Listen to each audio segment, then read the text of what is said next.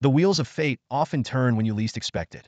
Lu Ming was just an ordinary college student, but during a routine morning jog, a mysterious force hurled him into a desolate, post-apocalyptic street. As he regained his senses, a bleak scene unfolded before him. Buildings overrun by weeds and moss, abandoned vehicles scattered haphazardly across the streets. Lu Ming removed his headphones, the cold sweat on his skin and the ache in his legs reminding him that this was no dream. Just as he attempted to take a step forward, a pale yellow barrier suddenly blocked his path, the pain from his forehead colliding with it reaffirming the harsh reality. Accompanied by a cheerful, generated voice. "Welcome, residents from Blue Star. Congratulations on becoming the 66,666 protagonists of the Jalan apocalypse."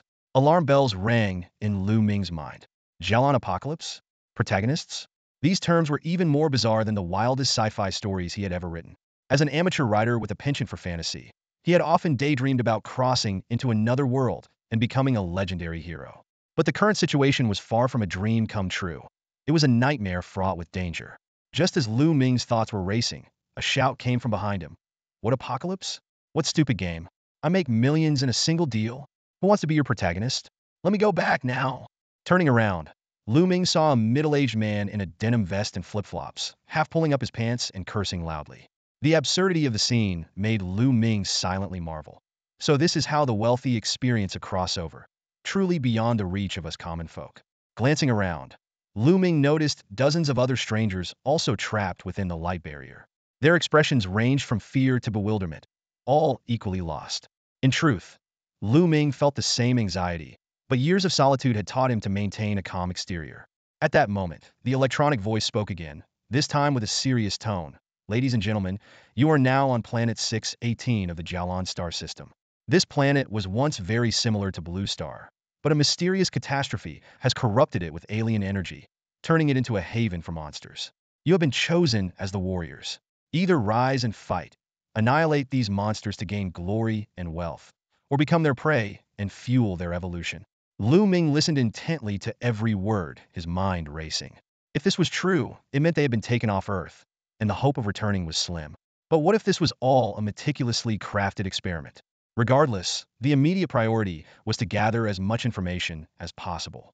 The electronic voice continued to announce 7 survival rules. From "destruction is rebirth" to "you are the god of this world." Each rule underscored the harshness and opportunities of this new world.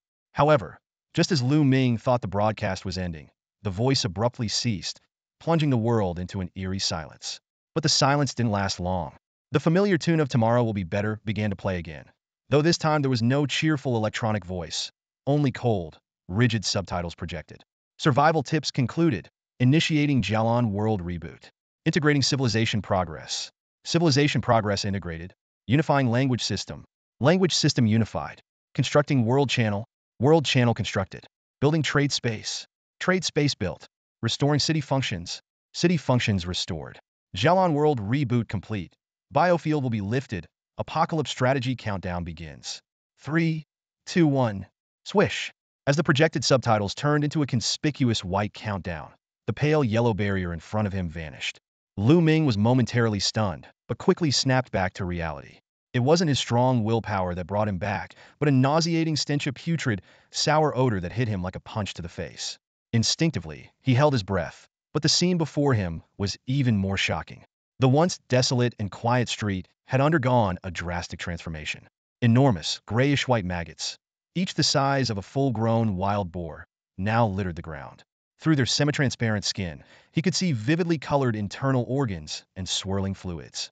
These grotesque creatures wriggled frantically, their abdomens secreting a thick, yellow-green mucus that corroded the weeds and deadwood on the ground. A gentle breeze blew, spreading the stench and making it unforgettable.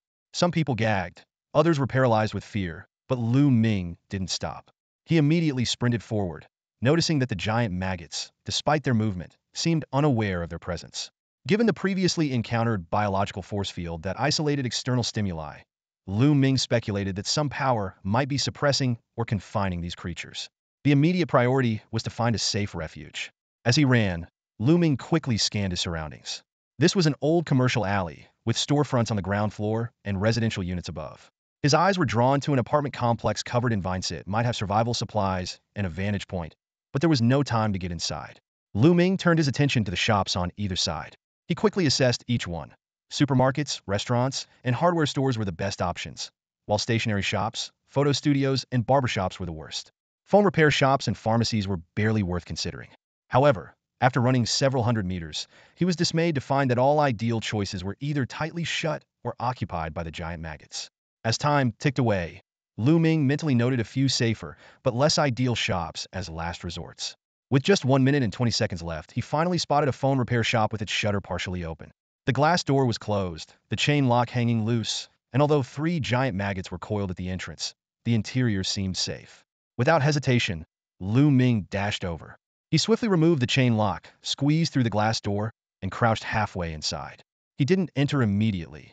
Instead, he carefully surveyed his surroundings, ensuring that every corner, including the ceiling, was free of danger. Once he confirmed it was safe, he jumped up, pulled down the shutter to seal off the outside, then closed the glass door and secured it tightly with the chain lock. In those few short minutes, Lu Ming went from shock to calm analysis, and finally to decisive action. Despite the nauseating and perilous environment, he maintained a clear mind and successfully found a temporary refuge. Huff! Huff! Huff! Lu Ming collapsed on the ground, drenched in sweat, as if he had just finished a marathon. His temples throbbed violently, and his breathing was rapid. Yet his eyes remained fixed on the countdown in front of him. 30, 20, 10, 5, 4, 3, 2, 1.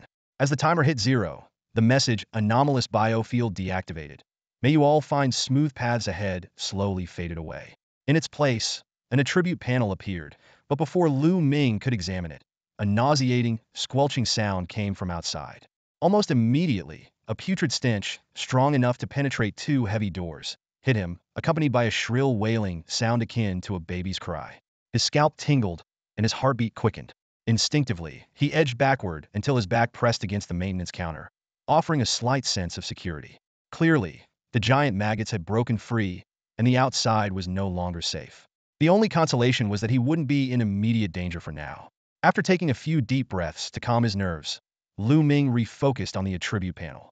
The layout was strikingly similar to a character interface in a video game. At the top was his ID photo, clear and lifelike, with an option to view a full-body image. Below there was a concise set of personal information. Name, Lu Ming. Gender male. ID number, 66666. Age, 24. Specialization level, not detected. When he clicked on Start Subject Scan, a set of universal functions appeared. Collection, World Channel, Market, Space Inventory. Though the information was sparse, each item piqued Lu Ming's curiosity. What intrigued him most was the not detected status next to specialization level. Everything felt increasingly like a game, yet disturbingly real. With a sense of experimentation, Lu Ming clicked on Not Detected. To his surprise, the sensation was as real as tapping a smartphone screen.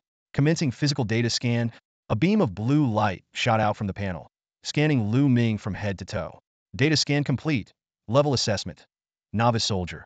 Instantly, his specialization level changed from Not Detected to Novice soldier. This seemed to be the power hierarchy in the post-apocalyptic world of Jalan. Clicking to view details. Novice soldier. Qualifies as a beginner hunter, slightly stronger than an average person. Consuming specialized crystals can raise the level. Current progress, 0-10. Specialized crystals. Precious energy forms that appear after purifying anomalous creatures. They contain vast energy, which can enhance specialization levels or serve as consumables, replacing most energy sources. After understanding his level and the method of enhancement, Lu Ming's expression darkened. This meant that the already dire survival situation had become even more challenging. The only known way to grow stronger was to face these anomalous creatures he'd. Well, since it can't be avoided, I have to accept it and focus on gathering information. Lu Ming took a deep breath to calm himself, then tapped the screen to open the general functions list. His eyes quickly scanned through each function until they landed on Collect. The description for the Collect function was straightforward. It allows for the rapid decomposition of biological corpses to extract essential materials. The usage was simple to just select a target and silently invoke the function, with an effective range of 1 meter. Lu Ming frowned as he noticed the limitation. It could only be used on biological corpses. Despite knowing it was unlikely to work, Lu Ming tried it on the repair counter and some phone accessories out of a faint hope. As expected, the system immediately prompted, non-collectible type, cannot use. He sighed and moved on to the next function. The World Channel function caught his attention. It was a large platform for all survivors to communicate, activated simply by silently invoking it. Lu Ming did so, and instantly, a blue chat window appeared beside the attributes panel, neatly divided into 4 sections: world, national, regional, and private chat. In the world section, messages in various languages scrolled by like a tidal wave. Although most of the content was hard to understand, Lu Ming was surprised to find that no matter which language's words he caught, he could comprehend their meaning in a localized way. This was clearly the effect of a unified language system. The interface thoughtfully indicated that clicking the message box would pause the automatic scrolling, allowing for manual browsing. Lu Ming did just that and noticed an interesting detail. Every sender was verified with their real name and photo. After glancing at the exchanges in the channel, Lu Ming quickly lost interest. Most of it was either boasting about one's country or insulting others. A meaningless war of words. Shaking his head, he switched to the national section. The national section's interface immediately felt more organized, with the unified language making the information more coherent. However, most of the chat content was venting negative emotions, resulting in a chaotic atmosphere with little useful information. Lu Ming then switched to the regional section, where the message scroll rate was noticeably slower, making it much easier to read. He began to carefully go through each message. Chen Hai was checking in on everyone's situation, and Wang Yang replied that he was hiding in a real estate office, lacking supplies but temporarily safe. Bao Zhengcheng shared his experience of finding instant noodles and bottled water in a barbershop, generously offering to share with others. This message immediately triggered a series of requests for help. However, Chen Hai calmly pointed out that everyone had basic water and food supplies in their space pouches, enough to last 3 to 5 days. He suggested that people should first use their own resources instead of rushing to ask others for help. This statement infuriated Fang Peng, who rudely retorted, "Who are you? My dad? Even my dad doesn't boss me around. So why should you?" Others chimed in, criticizing Chen Hai for being preachy. Watching these arguments, Lu Ming couldn't help but shake his head. Even in such a crisis, the complexities of human nature were still evident. He closed the chat window and decided to focus on more important matters. Chen Hai's voice rang out in the global channel, filled with anger and confusion. This is the apocalypse. It's not a natural disaster. There are no rescue teams coming to save you. His words were like a hammer, shattering the illusions of those still lost in fantasy. Voices around him echoed his sentiment, criticizing those hoping for aid. Everyone wants to survive, but instead of relying on themselves, they expect others to fill their greed with kindness. What kind of values are those? That's called exploitation. Uncle Bao's acts of kindness also came under scrutiny. Someone cautioned, "Uncle Bao, don't be so naive. In these times, who knows what kind of riffraff you're dealing with? If you give them everything, what about yourself? Don't show your wealth." These words sparked Fang Peng's displeasure, and he retorted sharply, "Who are you calling riffraff? If it weren't for the situation, do you think I wouldn't come over and teach you a lesson?" Jean Qi joined the argument, her tone dripping with skepticism and sarcasm. "Saying our values are messed up? Maybe you're just afraid Uncle Bao will share everything, leaving you with nothing. Pretending to be kind to gain favor, and then asking for things alone. I've seen plenty like you. One schemer after another. If that's the case, it's truly disgusting." Faced with these accusations, Chen Hai stood firm. "I'm different from you. I have my own principles." But his words were immediately mocked. "Principles? Can you eat those? Stop pretending to be noble. You're just too proud to ask for help and can't stand seeing others do well." As the argument intensified, Bao Zhengcheng tried to calm things down. "All right, this is my fault. Everyone, stop arguing. Chen has a point. We can't help everyone. Let's do this. 3 days instead of 5. If anyone can't hold on, speak up, and I'll help if I can." However, his goodwill was met with more suspicion. 3 days? Do you think you'll have anything left? You probably eat 3 meals a day, not caring about our survival. I bet he's just showing off, making up a good excuse to avoid angering us. Bao Zhengcheng? More like Bao full of deceit. Exactly, it's the apocalypse. Who would share their resources? You're fooling no one. Bao Zhengcheng chose silence in the face of these sharp accusations, but it only intensified the debate. See, now that his intentions are exposed, he doesn't dare to speak. People like him are even more disgusting than Dong. Lu Ming watched all of this quietly, deeply affected. He realized that the drastic change in circumstances had not only altered survival instincts, but also twisted human nature. Chen Hai and Bao Zhengcheng's avatars caught his attention. Chen Hai was a square-faced man with a stern look. While he wasn't exactly handsome, he exuded a sense of righteousness. Based on his behavior, Lu Ming guessed he might have been a principal person in the old world. Bao Zhengcheng, on the other hand, was a middle-aged man in his 40s, wearing glasses with a kind demeanor. Lu Ming thought, an ordinary office worker. Where would he find the energy to show off? That kind of sharpness had long been worn down by society. This argument made Lu Ming realize that excessive kindness in apocalyptic times could be dangerous. He decided to curb his benevolence and prioritize self-preservation. Helping others would depend on the situation and the people involved.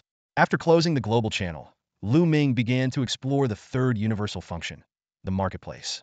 It was a convenient trading platform that could be accessed by mere thought. However, almost no one was selling anything yet, as everyone was still gripped by fear of the unknown. Finally, Lu Ming checked out the space pouch function. This concept reminded him of storage spaces in various sci-fi works.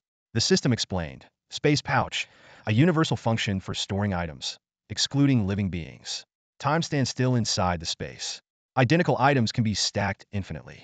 Upon death, the pouch drops and becomes ownerless. To open, simply think about it. Lu Ming mentally opened the space pouch, and a backpack interface appeared before him. It had 2 rows and 10 columns, totaling 20 slots. As Chunhai mentioned, the first 2 slots contained a 500 milliliters bottle of purified water and 2 compressed biscuits. But the third slot held a pleasant Surprizia golden gift box. Holding his breath, Lu Ming clicked on the gift box. 4 golden characters and a description appeared. Mystery gift box. Due to your number matching the survival guide batch, you are awarded a special lucky gift. Lucky grand prize? Lu Ming couldn't help but scoff. He was a bona fide unlucky guy, always getting the participation award at the supermarket and the guaranteed minimum in games. But just as he was silently mocking himself, a pop-up appeared before him, interrupting his thoughts. A mysterious gift box detected. Open it to get 3 draw chances. Open now? If you choose no, the gift box will be randomly transferred to a lucky person. Lu Ming was stunned for 3 seconds, his brain racing. Transfer? Is that even a choice? Without hesitation, he clicked Open Now. The system's notification sounded immediately. Congratulations! You have received 3 draw chances. Prizes will be randomly drawn from 4 categories: materials, skills, weapons, and special items. At least 1 high-level reward is guaranteed in 3 draws. Please choose your draw method. Single draw, 3 consecutive draws. Lu Ming took a deep breath and chose 3 consecutive draws. Lights flashed, and the system popped up 3 notifications in quick succession. Congratulations! You have obtained an S-level skill, Advanced Appraisal. Congratulations! You have obtained an A-level skill, Basic Swordsmanship. Congratulations! You have obtained an exclusive skill, Ascension. Lu Ming's eyes widened in disbelief as he stared at the results. 3 skills in a row. Besides the A-level gray skill, the other 2 were increasingly rare. Just as he was reveling in his good fortune, the gift box suddenly disintegrated and reformed in the air, transforming into 3 light orb-sewn gray, 1 gold, and 1 red. It shot towards him rapidly. Lu Ming wanted to show off his human reflexes and dodge, but before he could move, the 3 orbs hit him directly. Successfully learned S-level skill, Advanced Appraisal. Successfully learned A-level skill, Basic Swordsmanship. Successfully learned exclusive skill, Ascension. Instantly, a flood of unfamiliar information surged into Lu Ming's mind. He quickly opened his attribute panel, and sure enough, the information had changed. Name, Lu Ming. Gender, male. ID, 66,666. Age, 24. Specialization level, junior soldier. General functions, gathering, world channel, trading house, space pouch. Skills, basic swordsmanship A-level, advanced appraisal S-level, ascension exclusive. Lu Ming eagerly checked the skill details, naturally starting with the rarest one. Ascension, no rank. Category, exclusive skill. Effect, consumes a certain amount of specialization crystals to permanently upgrade any item by 1 grade. The same target cannot be upgraded more than once. Owned by Lu Ming. Skill trait, transfers upon death. Reading the skill description, Lu Ming felt his blood boiling. Upgrading any item by 1 grade meant that anything in his hands could evolve to a higher level.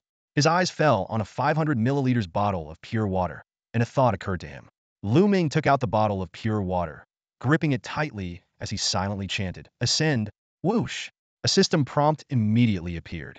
Ascending 500 milliliters pure water requires 1 specialization crystal. You have 3 free uses of the exclusive skill. Confirm to use 1 free use to ascend 500 milliliters pure water to 500 milliliters multifunctional sports drink. Options. Confirm to use 1 specialization crystal. Confirm to use 1 free use. Cancel. Staring at the option to use the free use, Lu Ming pondered. So, the system was considered enough to provide trial opportunities at the start. But using the free use on something worth only 1 specialization crystal would be foolish. It should be saved for something with a high cost, especially for options that enhance strength. since food is consumed and gone, but strength guarantees a continuous supply of food. Understanding this, Lu Ming prepared to cancel the ascension of the pure water. However, just before canceling, he noticed that he could view the information on the multifunctional sports drink. Driven by curiosity, he clicked to view it. 500 milliliters multifunctional sports drink. Category: Level 2 beverage. Effect: contains rich energy substances. Just 100 milliliters can relieve dehydration, fatigue, weakness, and other mild negative conditions. Shelf life: 3 years. The effects and shelf life were unexpectedly strong, far beyond any sports drink on Earth and incomparable to ordinary pure water. This indicated that level 2 beverages were likely hard to obtain, possibly only through opening supply boxes. What reassured Lu Ming even more was the considerate nature of the Ascension skill. Although level 2 items were always superior to level 1 items, being able to view detailed information before ascending was crucial. The biggest advantage was the comparison it provided. For instance, if a beverage could simultaneously solve dehydration and fatigue, then upgrading food for satiety would be a lower priority.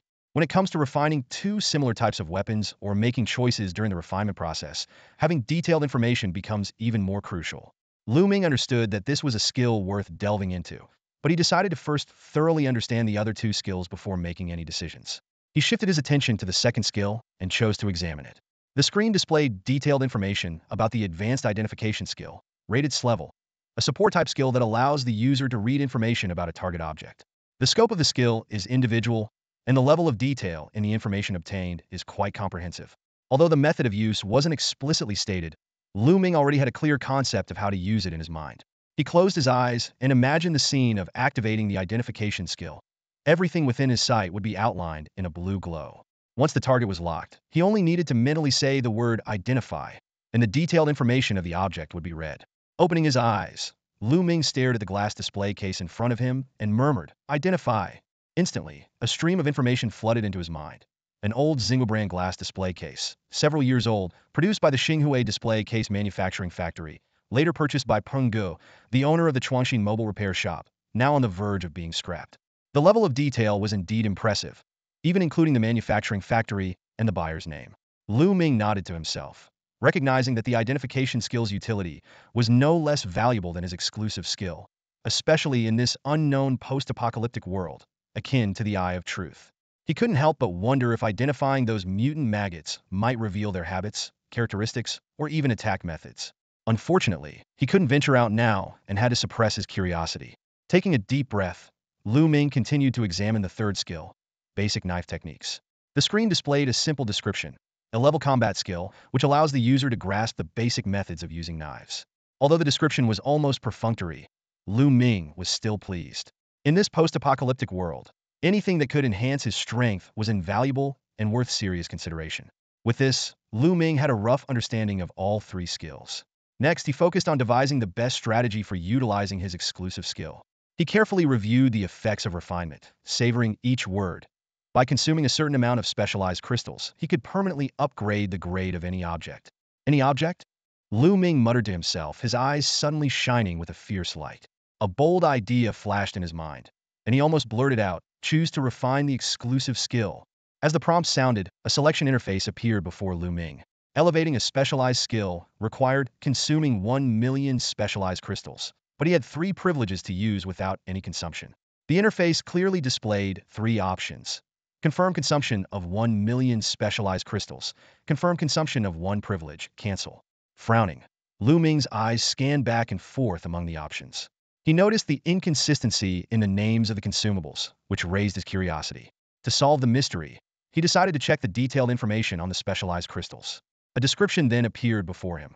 Specialized crystals, high energy matter, containing energy equivalent to 100 specialized crystal blocks. It's the top-tier energy currency in the Jalan galaxy, capable of replacing all energy consumption. Only by purifying a few mutated creatures is there a chance to obtain them, and these creatures are the overlords among the mutants. The description introduced another material, named specialized crystal blocks. Lu Ming immediately checked its information. Specialized crystal blocks, high energy matter, containing energy equivalent to 100 specialized crystals. It's a mid-tier energy currency in the Jalan galaxy, capable of replacing 90% of energy consumption. Purifying king-level mutant creatures has a chance to yield them. With this information, Lu Ming gradually pieced together the energy currency system of the Jalan apocalypse. specialized crystals, specialized crystal blocks, and specialized crystal bodies. However, the more he understood, the more shocked he felt. Just from the description of the specialized crystal bodies, he could glimpse the terrifying power of overlord-level mutant creatures, far beyond his current capabilities. Looking at the exaggerated consumption numbers on the interface, Lu Ming didn't hesitate and decisively chose confirm consumption of one privilege. Immediately, a new prompt appeared. Specialized skill successfully elevated to a higher level. Since this skill is appearing for the first time, please name it. First appearance? Lu Ming's heart skipped a beat as he realized this might be a unique skill. After a moment of contemplation, he softly said, Ultimate Elevation. The system instantly confirmed. Specialized skill named Ultimate Elevation successfully. In an instant, the information about elevation in Lu Ming's mind was replaced with new content, and the specialized skill section on his attribute panel changed from red to a dazzling array of colors. Ultimate Elevation. Category: Specialized Skill. Effect: consumes a certain amount of specialized crystals to permanently elevate 1 or 2 grades of any entity. The same target cannot be used repeatedly. Owner: Lu Ming. Skill characteristics: grade surpasses limits, undetectable, disappears upon death. Seeing the changes in skill level and effect, Lu Ming couldn't hide his joy. Even the wailing of the worms outside seemed melodious. This skill not only had an undetermined level, but also allowed flexible elevation of 1 or 2 grades. Most importantly, the skill characteristic changed from transfers upon death to disappears upon death, meaning the skill truly belonged to him and couldn't be acquired by others. Lu Ming still had 2 privileges left. After witnessing the immense cost of the ultimate elevation, he had a clear judgment on the use of these privileges. One word: valuable. In this apocalyptic world, expensive things must have their worth. It's an instinct forged by the survival environment. With a sense of experimentation, Lu Ming began testing what could be elevated on his body. He found that elevating clothes and miscellaneous items required minimal cost, generally within the range of 1 specialized crystal. However, skills and specialized levels that enhanced his strength required a large number of crystals. Elevating in a level ordinary swordsmanship skill by 1 grade required 10 specialized crystals, and 2 grades required 50, directly upgrading it to level exceptional swordsmanship. This indirectly gave Lu Ming an understanding of the official value of skills from a level to level. However, when he tried to elevate his level advanced appraisal skill, the staggering cost shocked him. Elevating it by 2 grades required 90 million specialized crystal bodies, almost equivalent to the cost of his specialized skill. This enormous amount made Lu Ming immediately decide that the second privilege must be invested in advanced appraisal. Ding ding ding. Just as Lu Ming was about to begin the process of enhancing his advanced identification skills, a male icon with a blue exclamation mark suddenly lit up on the side of his attribute panel. Curious, he clicked on it and discovered a notification about a video file being shared in the regional chat. Lu Ming quickly opened the regional section, where he saw the chat records flooding in like a tidal wave, filled with fear and shock. He carefully scrolled through the chat history and soon identified the video file that had caused such an uproar. The uploader was a young man named Yang, whose profile picture showed a fair-skinned face that looked barely over 20. Taking a deep breath, Lu Ming clicked on the video. The first scene was a view from a high window overlooking the street, with the camera focusing on 4 burly men armed with makeshift weapons. They were wrapped in multiple layers of clothing, with crude armor made from wrapped clothes on their arms and legs. Each held various butchering tools, clearly sourced from a nearby meat shop. Lu Ming surmised that these men had likely resorted to hunting the giant larvae outside due to a lack of edible meat. In the video, the 4 men quickly targeted one of the giant larvae and launched an attack. Their coordination was impeccable, and each strike was brutally effective. The larva was soon covered in wounds, with green blood splattering everywhere. Lu Ming noticed that this blood wasn't corrosive, unlike the yellow fluid he had seen before. From this, Lu Ming made a preliminary assessment of the giant larvae. Heavy, slow, fragile, and possibly limited in attack methods. He thought that with careful strategy and targeting them one by one, even a single person might be able to kill them.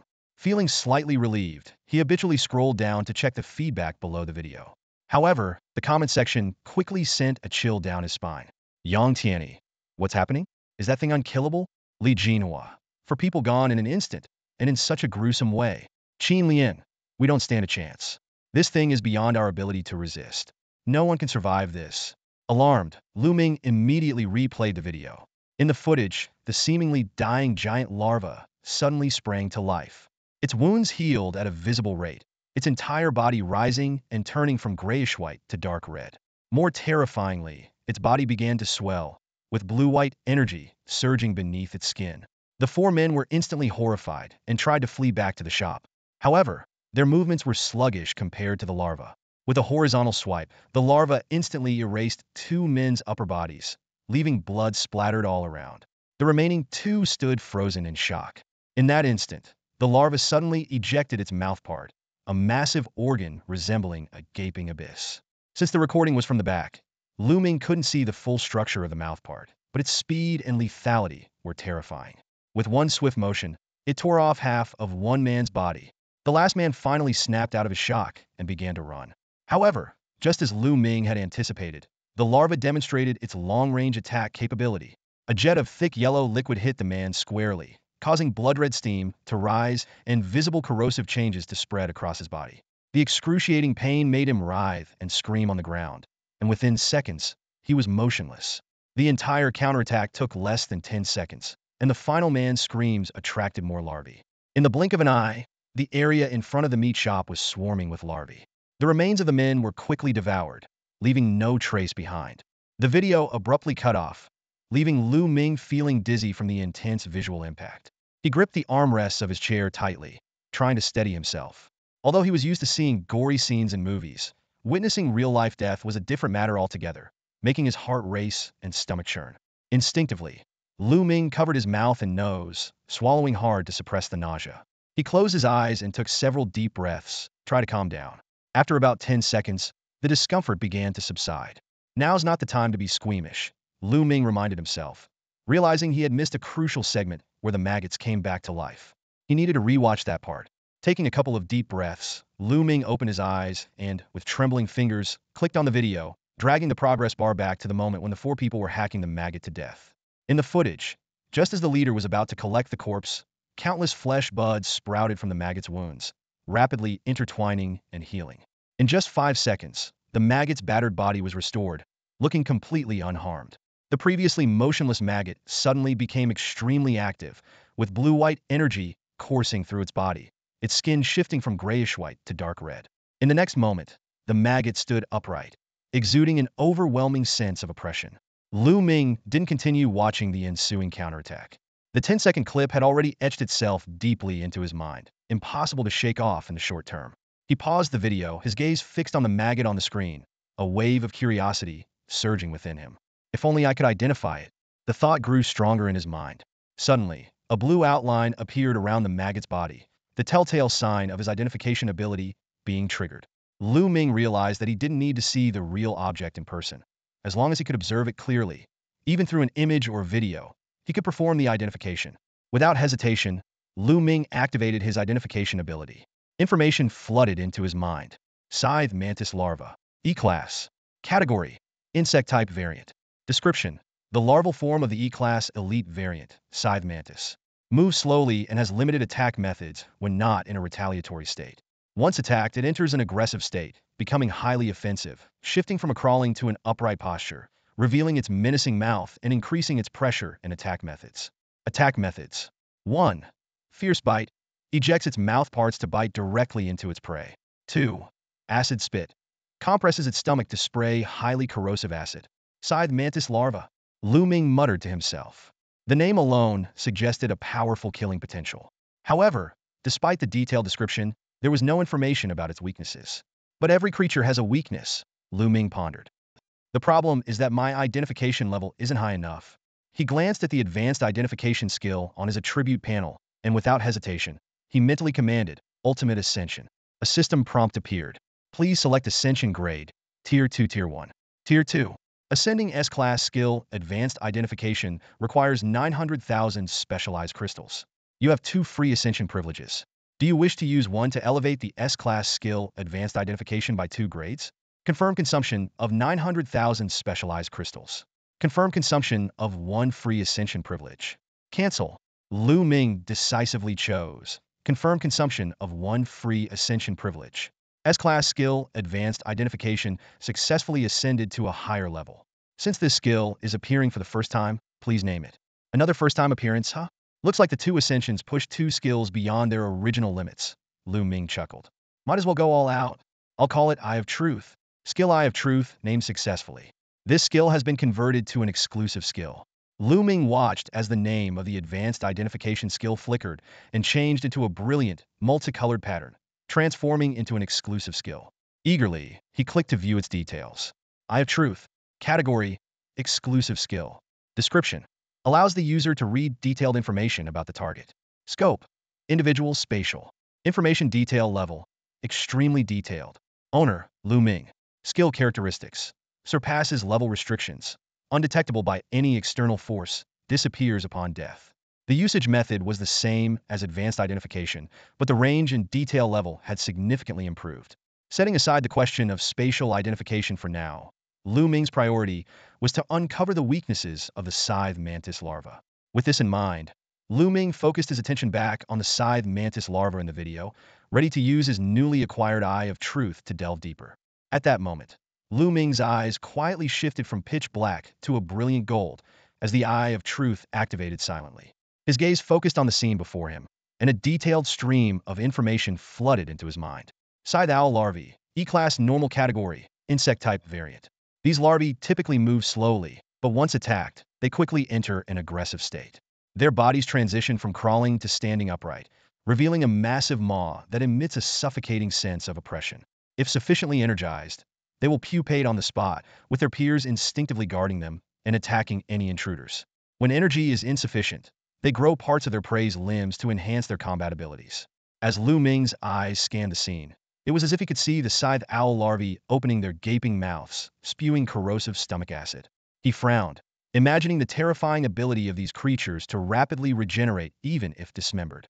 However, the Eye of Truth revealed even more. Each larva contained a core, their fatal weakness. To Lu Ming's surprise, every larva in the video had a red, baby fist-sized glowing point inside, each in a different location. Is that where the core is? Lu Ming felt a surge of excitement he could hardly contain. The Eye of Truth not only identified weaknesses, but also marked them visibly, akin to having an unfair advantage. But he quickly regained his composure. Seeing a weakness didn't mean it could be easily exploited. Lu Ming reminded himself not to be carried away by a moment of good fortune. Caution was key to survival in this dangerous world. Despite this, Lu Ming felt a wave of exhilaration. With this information, combined with his powerful sublimation skills, he might not claim to lead the entire world of Jalan, but he could certainly secure a spot in the top tier. The current survival challenges seemed to be less daunting now. Lu Ming took a deep breath, calming his mind as his fingers hovered over the chat interface. He had intended to close the window, but the scrolling messages caught his attention, prompting him to read a bit more. As he scrolled down, the earlier messages were filled with fear and negativity about the scythe owl larvae that had turned the tables and killed for people. It wasn't until Chenhai appeared that the tense atmosphere began to ease. Let's not be too pessimistic. Chenhai's words came through the text. At least we know they can't be easily killed and become more vicious after reviving. But as initial monsters, they must have a fatal weakness. Otherwise, it wouldn't make sense. Fong Pong immediately retorted, "You talk a good game, but it's all useless if we don't know their weakness. Without that, we're still stuck." Chenhai remained unruffled, responding calmly, "You're young and hot-headed. I won't argue with you. I'll prepare and let one in, then try to kill it. I'll record the whole process. If I fail, it will serve as a lesson. If I succeed, I hope it will inspire you. We have no way out but to push forward despite our fear." His words led to a 5-second silence. Lu Ming was deeply moved and even felt the urge to privately share the scythe owl larvae's weakness. But he quickly regained his composure and suppressed the impulse. "Yes, I'm being selfish," Lu Ming silently admitted to himself. "But isn't it human nature to feel jealousy, envy, and admiration for others because we can't achieve what they do?" He couldn't be as brave and selfless as Chun Hai and could only apologize inwardly. He had to maintain his advantage. After all, in terms of physique, he was just a slightly stronger than average person. He had no formal combat training, knew no martial arts, and the only knife skills he had were entry-level ones he had won in a lottery, which he had never used. The silence was broken by Fong Peng, who surprisingly said, "If you follow through, I sincerely apologize for my earlier words. If you succeed in killing it, I'll be the second to try." Chenhai replied, "That's more like a man." Fong Peng shot back, "Umph. I am a man. I don't need to act like one." Bao Zhengqing interjected to mediate, "Haha, that's the spirit. We were all inexplicably transported here, and if we aren't united, our chances of survival are even slimmer. We need to stay positive." Lu Yun, Li Gang, Fong Bo, and others chimed in, shifting the atmosphere from negative to enthusiastic. Someone mentioned looking for their loved ones, sparking a chorus of survive chants. Lu Ming recognized the power of a leader but doubted the viability of surviving as a team. Unless the leader was both strong and capable, one crisis could shatter the group. As for loved ones, Lu Ming smiled bitterly. He had none, which allowed him to remain calm. All his life, he had only relied on himself. Closing the chat window, Lu Ming surveyed the entire shop. He had the ability and knew the weakness. Now he just needed a weapon. He activated the ascension effect of his Eye of Truth to appraise the shop space. Instantly, every item in the shop was labeled. Starlight display cabinet, synthetic leather chair, generic decorations. Suddenly, one label caught his attention: repair toolbox. Perfect, that's the one. Lu Ming thought with delight. Just then, another label at the bottom of the display cabinet caught his eye. Stainless steel machete. A machete? Lu Ming murmured in surprise. What an unexpected find. Lu Ming quickly stepped over the counter and headed to the spot marked by the machete. His fingers carefully searched above the iron cabinet's bottom and soon touched a cold object. Holding his breath, he slowly pulled it out. It was indeed a classic machete, 60 centimeters long, with its blade still gleaming in the dim light. The moment he gripped the handle, a strange sensation surged through him. Thanks to his basic knife skills, the machete felt like a specialized weapon in his hands. Lu Ming swung it a few times, each movement displaying precise and elegant techniques, as if he were born with them. He marveled at the power of his skills, and continued to perform a few more intricate maneuvers until his muscles felt fully relaxed. Taking a deep breath, Lu Ming raised the machete and, as usual, activated his identification skill. A series of information instantly appeared in his mind. 420A stainless steel machete, tool category. Purchased by Gu, the owner of Innovation Mobile Repair Shop, from Qingbao to prevent personal threats during customer disputes. Status, sharpened. Durability, 80100. Note, durability below 50 may result in nicks. Below 30, there's a risk of breaking. When durability reaches 0, this item will be completely destroyed. Lu Ming raised an eyebrow. Durability? Shouldn't that be called wear and tear? He muttered to himself, realizing this setup seemed to align with game mechanics. Although he didn't fully understand it, 80 durability points were sufficient for the current situation. What surprised him more was that this machete, which could easily land someone in trouble with the law, was classified as a tool rather than a weapon. Lu Ming shook his head with a wry smile, but he still had an ace up his sleeve: ultimate ascension. Let's see what the machete will become after ascension, he murmured, then activated the ultimate ascension. A system prompt immediately popped up. Ascending 420A stainless steel machete requires 2 specialized crystals. You have 1 free ascension. Do you wish to use it to ascend the 420A stainless steel machete into one of the following items? 3 options unfolded instantly. Straight sword, broadsword, and katana. Lu Ming carefully considered the characteristics of each weapon. The straight sword, with its narrow and elongated blade, was ideal for piercing. The broadsword, with its curved and heavy blade, was perfect for slashing, while the katana was a mediocre choice that didn't excel in any particular area. Given the current combat scenario, Lu Ming quickly made his decision. The straight sword was undoubtedly the best choice, especially for dealing with the scythe owl larvae, where a precise stab to the core would result in an instant kill. As for the second-tier ascension, that would require at least 20 specialized crystals, far beyond his current capability. Lu Ming knew he had to choose between evolving his weapon to the first tier and enhancing his specialized level. He decided to test it in battle first. If the existing machete could easily kill the scythe owl larvae with minimal durability loss, he would prioritize saving up 10 specialized crystals to boost his own abilities.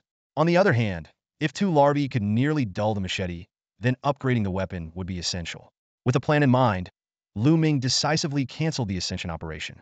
He turned his gaze toward the shop door, ready to begin his first hunt of the mutated creatures.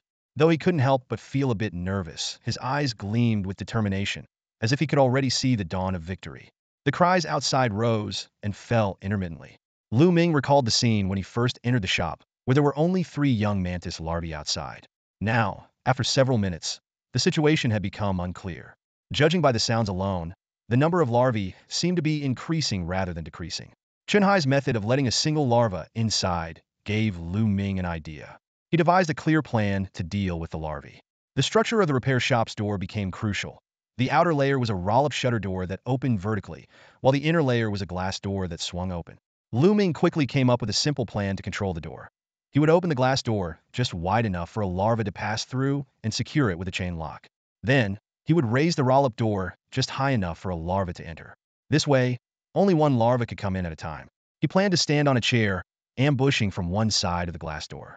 When a larva entered, He would use his body weight and the falling momentum to thrust a machete into the larva's body, destroying its core to kill it. However, Lu Ming was also aware of potential issues during implementation. The biggest risk was the fragility of the glass door if the larvae acted unpredictably and crashed into the glass, causing it to break or collapse. He would be in extreme danger. Time was of the essence, leaving no room for hesitation. Lu Ming swiftly got to work, using a screwdriver and wrench from the toolbox to secure the glass door with a chain lock. He twisted some data cables into a rope and looped it around the handle of the roll-up door, testing the rope's strength.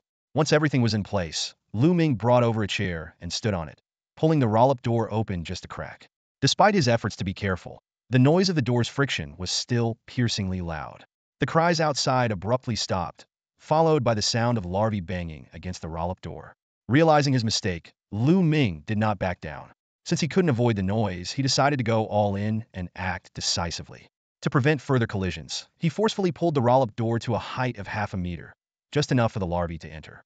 In an instant, a nauseating stench filled the air as a plump larva rushed into the shop. Even though he was mentally prepared, facing the alien creature he'd made Lu Ming's heart race and adrenaline surge. Holding his breath and suppressing his fear, Lu Ming activated his truth eye. The weak point of the first larva to enter was fully exposed but cunningly hidden on the underside of its abdomen. Stabbing from above might miss the target, requiring a follow-up strike.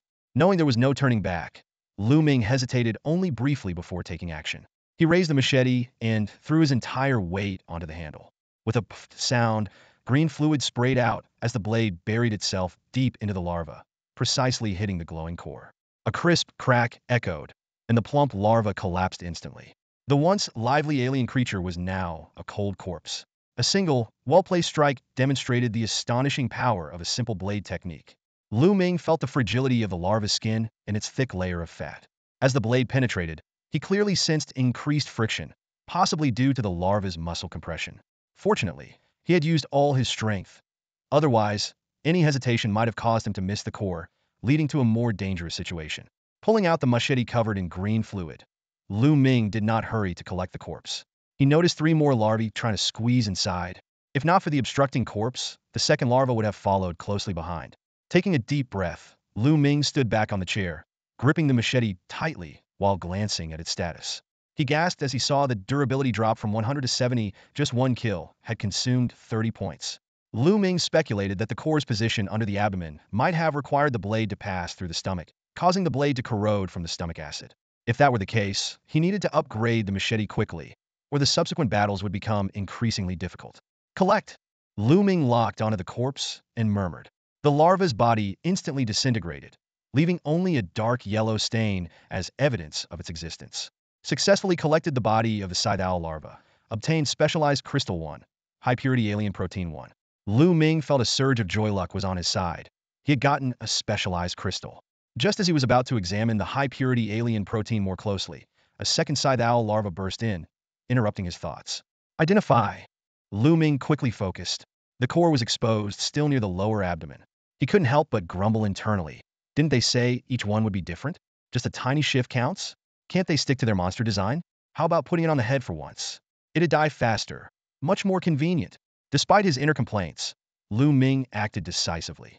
With the experience of his first instant kill, he was noticeably calmer this time. Most importantly, his basic swordsmanship gave him courage and confidence.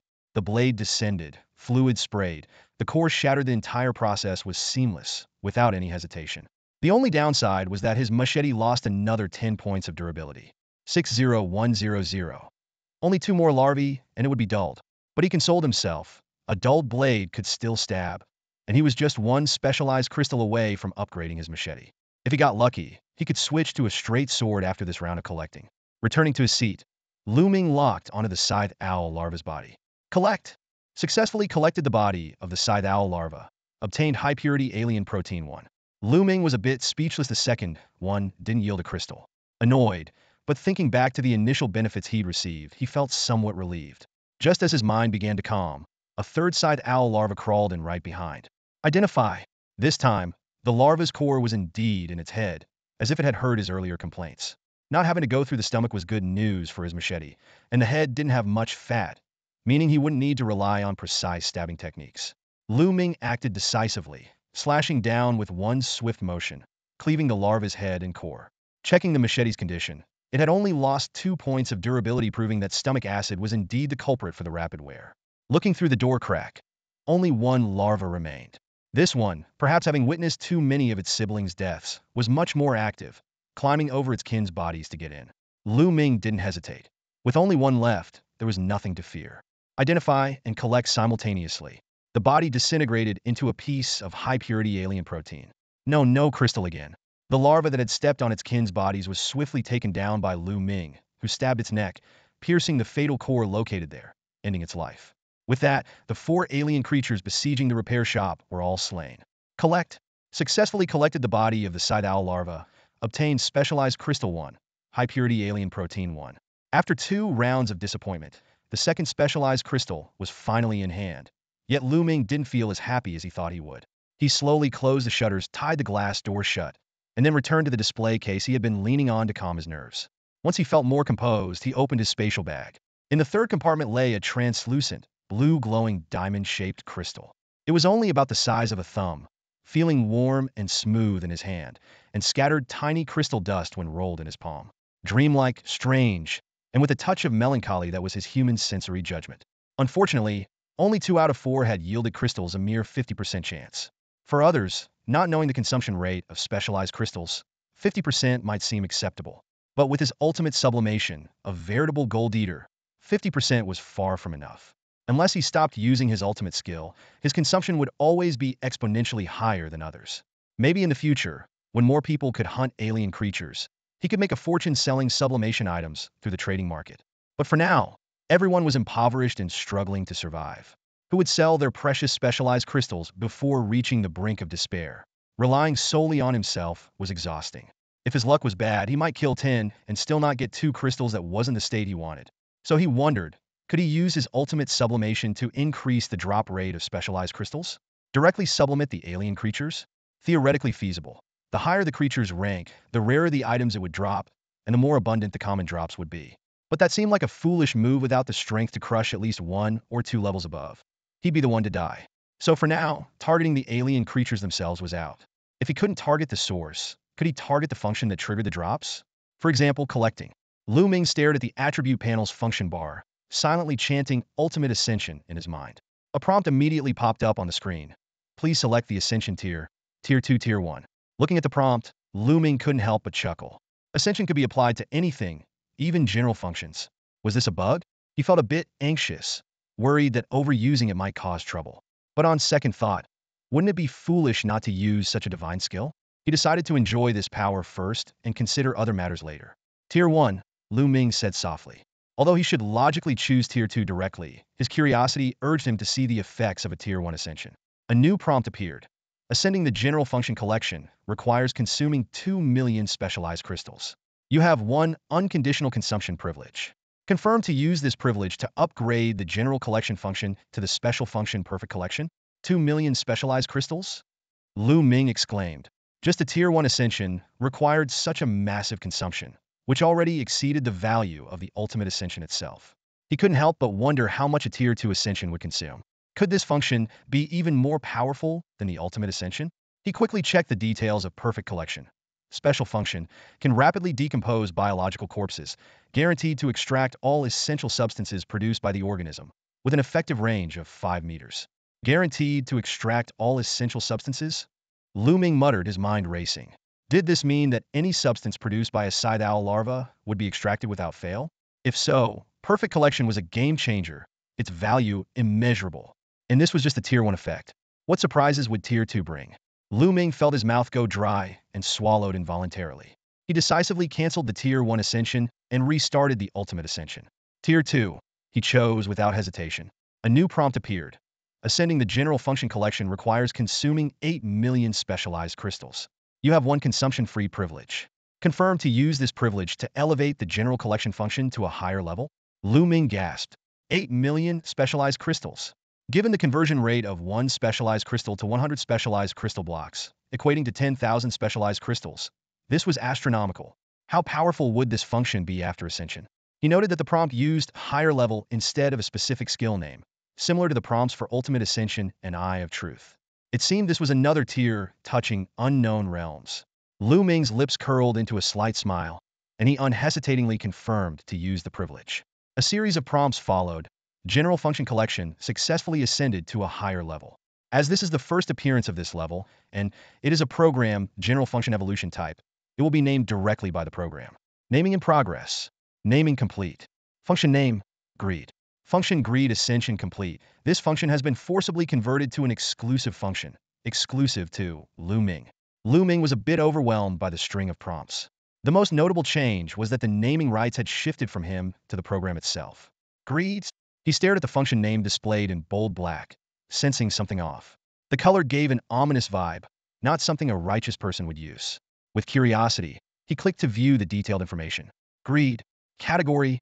Exclusive function. Effect. Can rapidly decompose biological corpses, extracting twice the essential substances produced by the organism. Usage. Silent mental command. Effective range. 10 meters. Will increase with the user's specialization level. Function traits. Greedy hand. Function traits. Exceeds rank limitations. Undetectable by any external force. Disappears upon death. Exclusive to Lu Ming. The information display had changed to a skill status. The effect description added a twofold extraction, but this alone seemed insufficient to justify the astronomical consumption of 8 million specialized crystals. Unless it hid other attributes, or the trait Greedy Hand had some incredible utility. Driven by intense curiosity, Lu Ming clicked on the Greedy Hand option. Greedy Hand. An insatiable, indiscriminate grasp for all things in the world. Allows extraction from biological corpses belonging to others. Extraction must be completed first. Extraction method is selectable. Lu Ming's pupils dilated slightly. He realized he might have acquired an extremely powerful, yet dangerous ability. This ability could not only help him gather more resources, but also potentially alter the game rules in special situations. He took a deep breath, pondering how to strategically use this new greed ability and the opportunities and challenges it might bring. Compassion allows for single extraction, obtaining a portion of the essence without preventing others from extracting. Ruthlessness enables double extraction, draining all essence and leaving nothing for others. Lu Ming stared at the flickering Greedy Hand's information panel in front of him, his pupils dilating slightly, and his Adam's apple involuntarily bobbing. He took a deep breath, unable to suppress his shock, and blurted out, "Holy crap, this feature was utterly outrageous. To directly steal someone's spoils?" Lu Ming's mind raced, imagining all the possibilities. If a team expended enormous effort to kill a king-level mutant creature, all he had to do was quietly approach, activate the ruthless mode, and reap the benefits effortlessly. It was practically making others work for him without their knowledge. Even capitalists would shed tears over this effect. Lu Ming muttered to himself, a smile creeping onto his face. He decisively closed the Greedy Hands panel, but found that his grin was almost reaching his ears. Lu Ming struggled to control his expression, his mind in turmoil. As someone who prided himself on being upright and kind, he shouldn't use such a devious feature. But the temptation was overwhelming. In the end, weighing morality against profit, Lu Ming made a difficult decision. He vowed to use it only when absolutely necessary, just a tiny bit. Huh? Lu Ming couldn't help but laugh, then quickly coughed to cover up his lapse and forced himself to regain composure. Now, the issue of crystal production was resolved, and the resources to upgrade his weapon were in hand. Lu Ming felt fully prepared, with no worries left. His gaze sharpened, as if he could already see the scene of those scythe owl larvae being utterly annihilated. Lu Ming gripped his machete tightly, staring at the dried residue on the blade, and said in a low voice, "Ultimate sublimation." Prompt. Please select the sublimation grade. The system's voice sounded. Grade 1. Lu Ming answered without hesitation. Prompt. Sublimating the 420A stainless steel machete requires consuming 2 specialized crystals. Lu Ming silently praised the system's intelligence. The prompts had become so concise after using his privileges 3 times. Confirm. He chose decisively. Prompt. Please select the sublimation direction. Straight sword, broadsword, katana. Straight sword. Lu Ming made his final choice. As soon as he spoke, the machete in his hand transformed into particles, swirling in the air and quickly reassembling. In less than a second, a straight sword with a sharp silver blade and a brownish-yellow hilt appeared in Lu Ming's hand. He gripped the hilt, feeling the new texture, both excited and expectant. Prompt. The 420A stainless steel machete has successfully sublimated into a standard weapon, traditional straight sword. The system's voice chimed in again, marking the completion of the upgrade. The blade is 80 centimeters long, 3 centimeters wide, and the handle is 15 centimeters long, weighing approximately 2 kilograms. This traditional straight sword is elegant and imposing, with a sharp, gleaming edge. Unfortunately, it comes without a scabbard. Lu Ming carefully examined the weapon in his hand, silently assessing its quality. The appraisal results showed traditional straight sword, black iron grade. This weapon is crafted using traditional techniques and local enhancements, boasting impressive sharpness and corrosion resistance. It can inflict significant damage on most E-class mutants, except for a few with exceptionally high defenses. The durability is rated at 500,500, 5 times that of ordinary weapons. Lu Ming was delighted. This perfectly shaped, razor-sharp sword seemed like the ideal weapon for dealing with the young scytheworms. Gripping the sword tightly, Lu Ming practiced a series of slashes, quickly familiarizing himself with the weapon in a matter of minutes using basic sword techniques. As he sheathed the sword, his appreciation for it grew. However, after slaying 4 young scytheworms, Lu Ming felt a bit thirsty from the prolonged tension. He glanced at the purified water in his backpack, but decided to endure for now. He planned to disassemble a few more worm corpses, stockpile some specialized crystals, and then upgrade the purified water to sports drinks to last longer in the shop. The shop's location was excellent, and Lu Ming was familiar with the environment, utilizing every corner to his advantage, making it an ideal spot for high-speed scytheworm hunting. With this in mind, he smiled slightly, opened the glass door, carefully adjusted the gap, and then lifted the rolling shutter with controlled force. Clang! The sound of metal scraping and the rolling shutter's movement instantly alerted all the nearby larvae within a 30-meter radius. They slowly wriggled towards the shop door, but were limited by the door gap and the height of the rolling shutter. Eventually, only one managed to squeeze through the glass door gap while the other 4 blocked the entrance, preventing others from entering. This time, Lu Ming didn't need to stand on a chair for a drop attack. Activating his Eye of Truth, he waited by the glass door. As soon as the larvae crawled halfway through, he swiftly decapitated them, followed by a precise strike to destroy the core, quickly finishing them off. Collect, Lu Ming murmured, but there was no response. The bodies remained. He paused, then realized and corrected himself. Greed.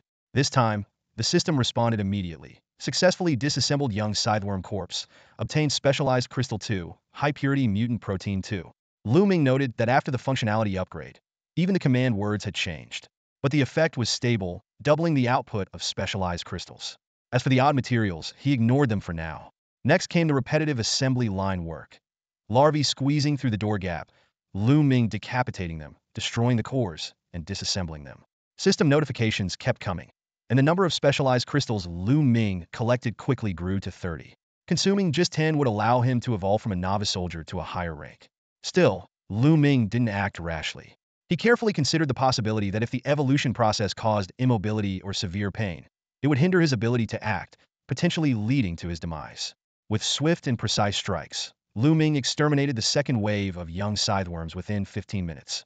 By now, his backpack contained 88 specialized crystals and 92 chunks of high-purity mutant protein. In total, he had killed 44 larvae, and the sword's durability had only dropped to 478,500. After some quick calculations, Lu Ming was pleasantly surprised to find that on average, it took 2 scytheworms to consume 1 point of durability. The quality of the sword was indeed excellent. Even conservatively estimating a loss of 50 points due to possible blunting, the remaining durability could still support hunting over 800 more larvae. Shaking off the green slime from the blade, Lu Ming felt a bright future ahead. However, his arm was sore. After all, he was still an ordinary person, and swinging a sword for 15 minutes straight was tiring, especially against physical larvae. He massaged his forearm, closed the shutter, and placed the sword on the display cabinet. Opening the attribute panel, he located the specialized level and tapped the novice soldier title. The system immediately prompted an upgrade notification. A notification sound indicated that the required number of specialized crystals in Lu Ming's spatial pouch had been reached. Without hesitation, Lu Ming chose to consume 10 crystals, elevating his specialization level to intermediate soldier. In an instant, 10 specialized crystals flew out of thin air, spinning and vibrating midair, transforming into 10 streaks of sparkling light. They zoomed precisely into Lu Ming's body, flooding his limbs and bones in a flash. Lu Ming's heart pounded violently, and veins bulged visibly on his skin. Waves of tingling pain, like electric currents, coursed through every corner of his body, almost making him cry out. However, he gritted his teeth, swallowing the pain, demonstrating a man's resilience. This extraordinary sensation lasted for about 10 seconds. Suddenly, an internal roar erupted from within Lu Ming, not the grumble of hunger, but the booming of energy surging. When everything settled, Lu Ming clenched his fist, immediately feeling his strength nearly double. He stared in disbelief at his significantly larger arm muscles, a wave of joy washing over him. The upgrade not only boosted his strength, but also improved his overall physical condition, filling him with exhilaration. Eagerly, Lu Ming checked the updated panel information. Name, Lu Ming. Gender male. ID, 66,666. Age, 24. Specialization level, intermediate soldier. Common functions, greed, exclusive world channel, trading house, spatial pouch. Skills, basic swordsmanship a level, eye of truth, exclusive ultimate ascension, exclusive. He immediately clicked to view the details of the intermediate soldier.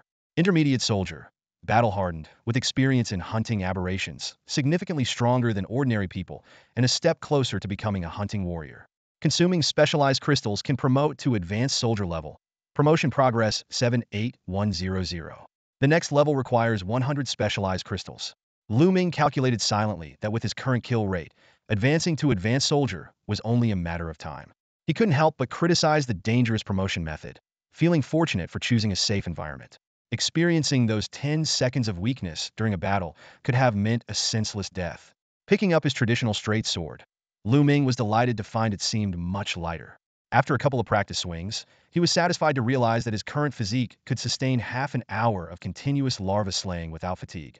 However, towards the end of his rapid larva farming earlier, Lu Ming noticed the glass door seemed to wobble a bit.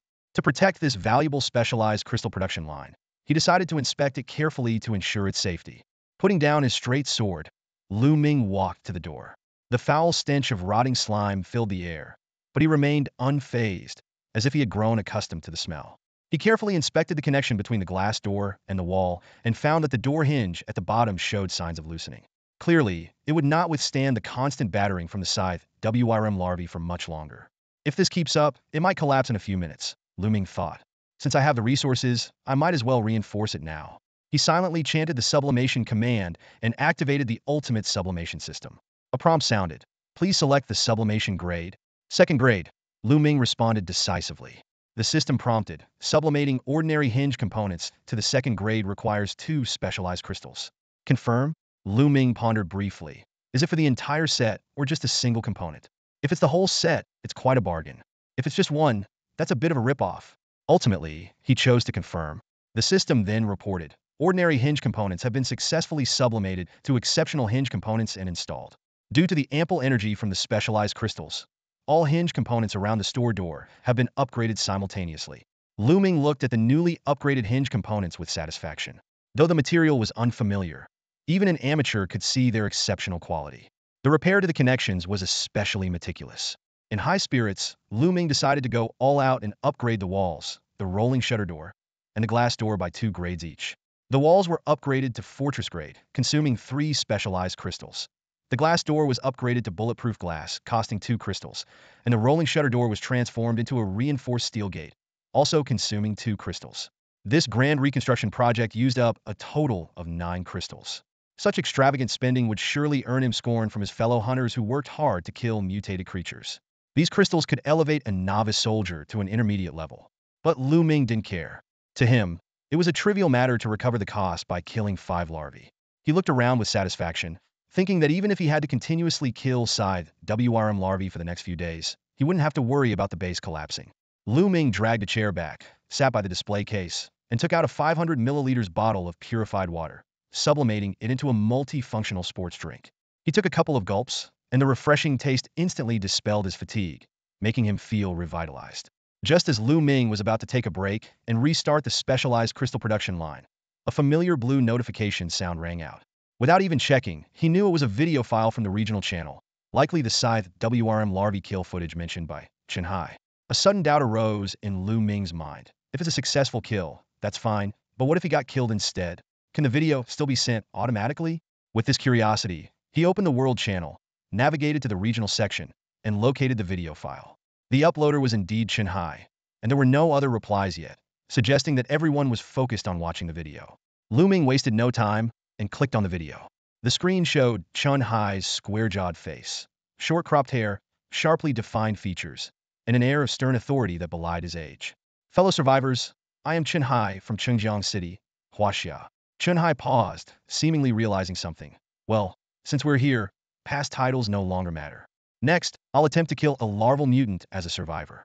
By the way, my initial specialization level was detected as Advanced Soldier. What? Lu Ming exclaimed. An initial detection of Advanced Soldier level? That meant Chunhai's physical capabilities were extraordinarily high. Coupling this with his mention of titles and huaxia, Lu Ming speculated. Could he be a retired Special Forces operative from a certain region in huaxia? Looking at Chunhai's face and recalling his words, the guess seemed quite plausible. Lu Ming couldn't help but marvel that some humans indeed started with such a high initial level. The specialized level of Chunhai has sparked quite a bit of discussion. Some had previously threatened to weaken his power, but now, given the apocalyptic isolation, they might be relieved. High-level soldiers possess comprehensive qualities about 5 to 6 times that of an average person, which is already the limit for most people. To go beyond that, one would need exceptional talent, superior genetics, and extensive specialized training. Chunhai promised to report his combat effectiveness accurately, translating it into the level of an average person, including both men and women. While he couldn't guarantee absolute precision, the error margin should be within 5. As he finished speaking, the camera suddenly zoomed out and fixed on the optimal position of the indoor surveillance facing the door and the interior space. The scene revealed a corner piled with appliance parts, indicating it was an appliance repair shop. The shop was spacious, with green double iron doors tightly shut, suggesting a combined home office setup. Next, we will conduct a solo test against the mutant maggot. Tester. Chunhai. The deep voice pulled Lu Ming's attention back to Chunhai. It was at this moment that Lu Ming realized how imposing Chunhai's physique was. Clad in a black, tight-fitting short-sleeve shirt and camouflage pants, standing about 1.85 meters tall, with broad shoulders and a muscular build, he exuded an unparalleled sense of security and strength just by standing there. Chunhai drew a modified fruit knife from behind his waist and displayed it skillfully in front of the camera, holding it like a dagger. Then, he picked up a rusty iron plate, about 40 centimeters long and 4 centimeters wide, with a sharply ground tip, clearly designed for penetration. Next, Chunhai grabbed a cross brace made of 2 steel pipes. The horizontal pipe was about 50 centimeters long, and the vertical pipe nearly a meter, with 4 or 5 rings on it, seemingly meant to be fixed on the arm. This device was obviously designed to counter the mouth-part bites of mutants, reminiscent of sticks used to clamp a crocodile's jaws shut. Chunhai swiftly fixed the cross brace to his left arm, gripped the sharp iron plate in his right hand, and strode towards the door. He gently pushed the door open, and soon, a plump larva poked its head inside. Unexpectedly, Chunhai didn't wait for the larva to fully enter, or even halfway through. The moment it showed its head, he decisively swung the iron plate down with force. Squish! The iron plate instantly pierced through the larva's head, with bodily fluids splattering everywhere. The prowess of a high-level soldier was undeniable. With just a bladeless, handleless iron plate, he effortlessly pierced the larva's head. However, what followed was even more astonishing. With just the strength of one arm, Chunhai swung the entire massive larva into the shop. Lu Ming was left utterly stunned, completely overwhelmed by this display of incredible power. Bang! The young side owl larva hit the ground 5 meters away with a heavy thud, green goo splattering everywhere. Chunhai quickly shut the iron door and analyzed in a low voice. It weighs about 50 kilograms. I used 80% of my strength. For an average person, it's best to lure it fully into the room and not take such risks. Before he finished speaking, Chunhai had already dashed to the dizzy larva. He raised a sharp iron plate and frantically stabbed at the creature's head. Green ichor flew in all directions, and within just 2 seconds, the larva's head was reduced to a pulp. 8 strikes to the head, each with solid impact. The head isn't particularly hard. Even a woman with a sharp weapon could do this with full force. Chunhai continued attacking while speaking. This level of trauma would be fatal to most creatures, but with these anomalies, it's not that simple. Lu Ming, using the eye of truth, observed that the larva's core was located at the front of its abdomen, close to the ground. Merely smashing its head wasn't enough. However, Chunhai seemed to have anticipated this and had already moved to the larva's back to continue his assault. Squish! The iron plate pierced the larva's body. Chunhai's eyes widened slightly before returning to calmness. As I suspected, the surface seems soft, but the muscles beneath the fat layer are extremely developed. There's significant resistance when the iron plate goes in, and the muscles further squeeze the blade. He went on. The 4 fighters in the first video only caused superficial wounds. Without a sharp-edged long blade, it's best not to attempt killing it recklessly. Even if you have one, use height and weight to assist your attack. When withdrawing the weapon, do it quickly, or it might get stuck inside. As Chunhai explained, he stepped on the larva and yanked out the iron plate with all his might. Seeing this, no one else dared to question him. Lu Ming was particularly impressed, thinking that this combat expert was indeed professional, hitting the key points almost every time. At that moment, the larva's wounds began to heal. Flesh buds wriggled wildly, and the skin turned from white to red. Seizing the opportunity, Chun-Hai delivered another stab to the larva's body, but unfortunately, he missed the core by 3 centimeters. He quickly pulled out the iron plate and noticed the corrosion marks on it, immediately adding, "There's a strong corrosive acid sac in the abdomen, possibly stomach acid or a specialized acid sac. Weapons that come into contact with it will be corroded, shortening their lifespan. If I were the designer, I'd hide the weak point near the acid sac." Chun-Hai continued to retreat. It's about to go berserk. It took about 8 seconds from the injury to now, 3 seconds slower than in the first video, possibly due to the extent of the trauma. If the injury reaches a certain level and it's not killed, it will enter the next stage. Lu Ming couldn't help but admire Chun-Hai's insights. Despite not having the eye of truth, Chun-Hai had managed to figure out most of the larva's characteristics in their first encounter. Although he was slightly off about the weak point's location, most of the larvae Lu Ming had killed indeed had their cores hidden near the abdomen, close to the ground. This area was both a visual blind spot and protected by stomach acid. Regarding the conditions for berserk mode, Chun-Hai's guess was slightly off. In reality, the larva would enter an enraged state 5 seconds after being attacked, regardless of the damage level. However, Chun-Hai's swift and fierce assault might have delayed the larva's response. Even so, Lu Ming remained deeply impressed by Chun-Hai's analytical abilities. At this moment, the scythe owl larva finally entered its enraged state. The crawling scythe owl larva suddenly underwent a shocking transformation. It seemed to be stretched by an invisible hand, instantly growing from half a meter to over 2 meters, surpassing Chun-Hai's height of 1.85 meters. Its chest cavity writhed open, revealing a meter-long crimson vertical mouth. Razor-sharp fangs pulsated menacingly, with yellow mucus oozing from its mouth and clinging viscously to the fangs. The previously dark eyes now glowed with a bloodthirsty red light, complementing the gaping maw in a terrifying scene. Lu Ming involuntarily swallowed, his muscles tensing up. However, Chun-Hai remained unperturbed. He raised his left hand, gripping a sharp iron plate in a cross stance, and calmly analyzed. After berserk, the mutant will stand up, revealing its ferocious appearance and entering an attack state. But as a soft-bodied creature, it loses mobility and can only stay in place. Although it might have the ability to jump, it's unlikely. Otherwise, it would have leaped to attack earlier instead of spraying acid. Chun-Hai continued, his voice low and focused. "Even if it can't move, we can't let our guard down. It will adjust its attack method based on the target's distance. At close range, it will sweep and tear, instantly ripping through an adult's body. At mid-range, it will launch its mouth, with an attack range exceeding a meter. And from beyond 5 meters, like where we are now, it will resort to its last attack method." As he spoke, Chun-Hai crouched slightly, muscles tensing, his eyes fixed on the larva's vertical mouth. He said gravely, "At this distance, it will spray highly corrosive acid. Based on previous observations, the effective lethal range is at least 20 meters." No sooner had he finished speaking than the scythe owl larva retracted its vertical mouth before suddenly snapping it open. A thick yellow stream of acid shot out like an arrow. Despite being prepared, Chun-Hai was still startled by the high-speed attack and executed a swift roll. The acid narrowly missed his back, which would have otherwise hit his head. Chun-Hai glanced back at the splatter range on the wall and took a sharp breath, quickly revising his assessment. Correction. Effective lethal range, over 80 meters. 80 meters farther than the effective range of most mainstream handguns. Lu Ming couldn't help but be amazed. Fortunately, he always managed to kill in 1 shot or finish off in 2. Otherwise, dealing with these creatures would have been a nightmare. His sharp eyes scanned the battlefield as he quickly analyzed the characteristics of these unusual beings. The terrifying destructive power of these creatures clearly wasn't suited for long-range combat. They were even harder to handle than larger caliber weapons. Lu Ming noticed that before each spray, the creature would close its vertical mouth, indicating that it needed to seal the chamber to compress the gas for the spray. A bold idea flashed through his mind. If he could prevent it from closing its mouth, all its attack methods would be nullified. Next, it's all or nothing. Let's hope my guess is right. Lu Ming muttered to himself, then shifted his attention to Chun-Hai, who was not far away. Chun-Hai let out a low shout, his body shooting forward like an arrow leaving the bow. His left arm, equipped with a cross-shaped brace, sliced through the air, creating a silver streak as he approached the menacing larva of the scythe owl.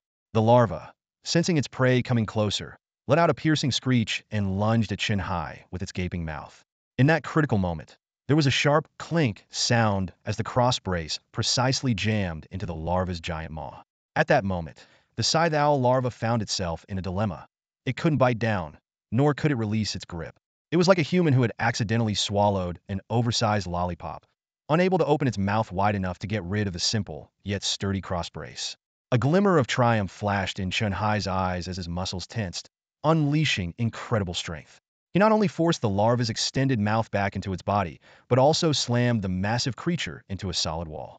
Then, Chun Hai's right hand, armed with a sharp metal plate, transformed into a deadly blade as he frantically stabbed the larva's soft abdomen. One stab, two stabs, 10, 20.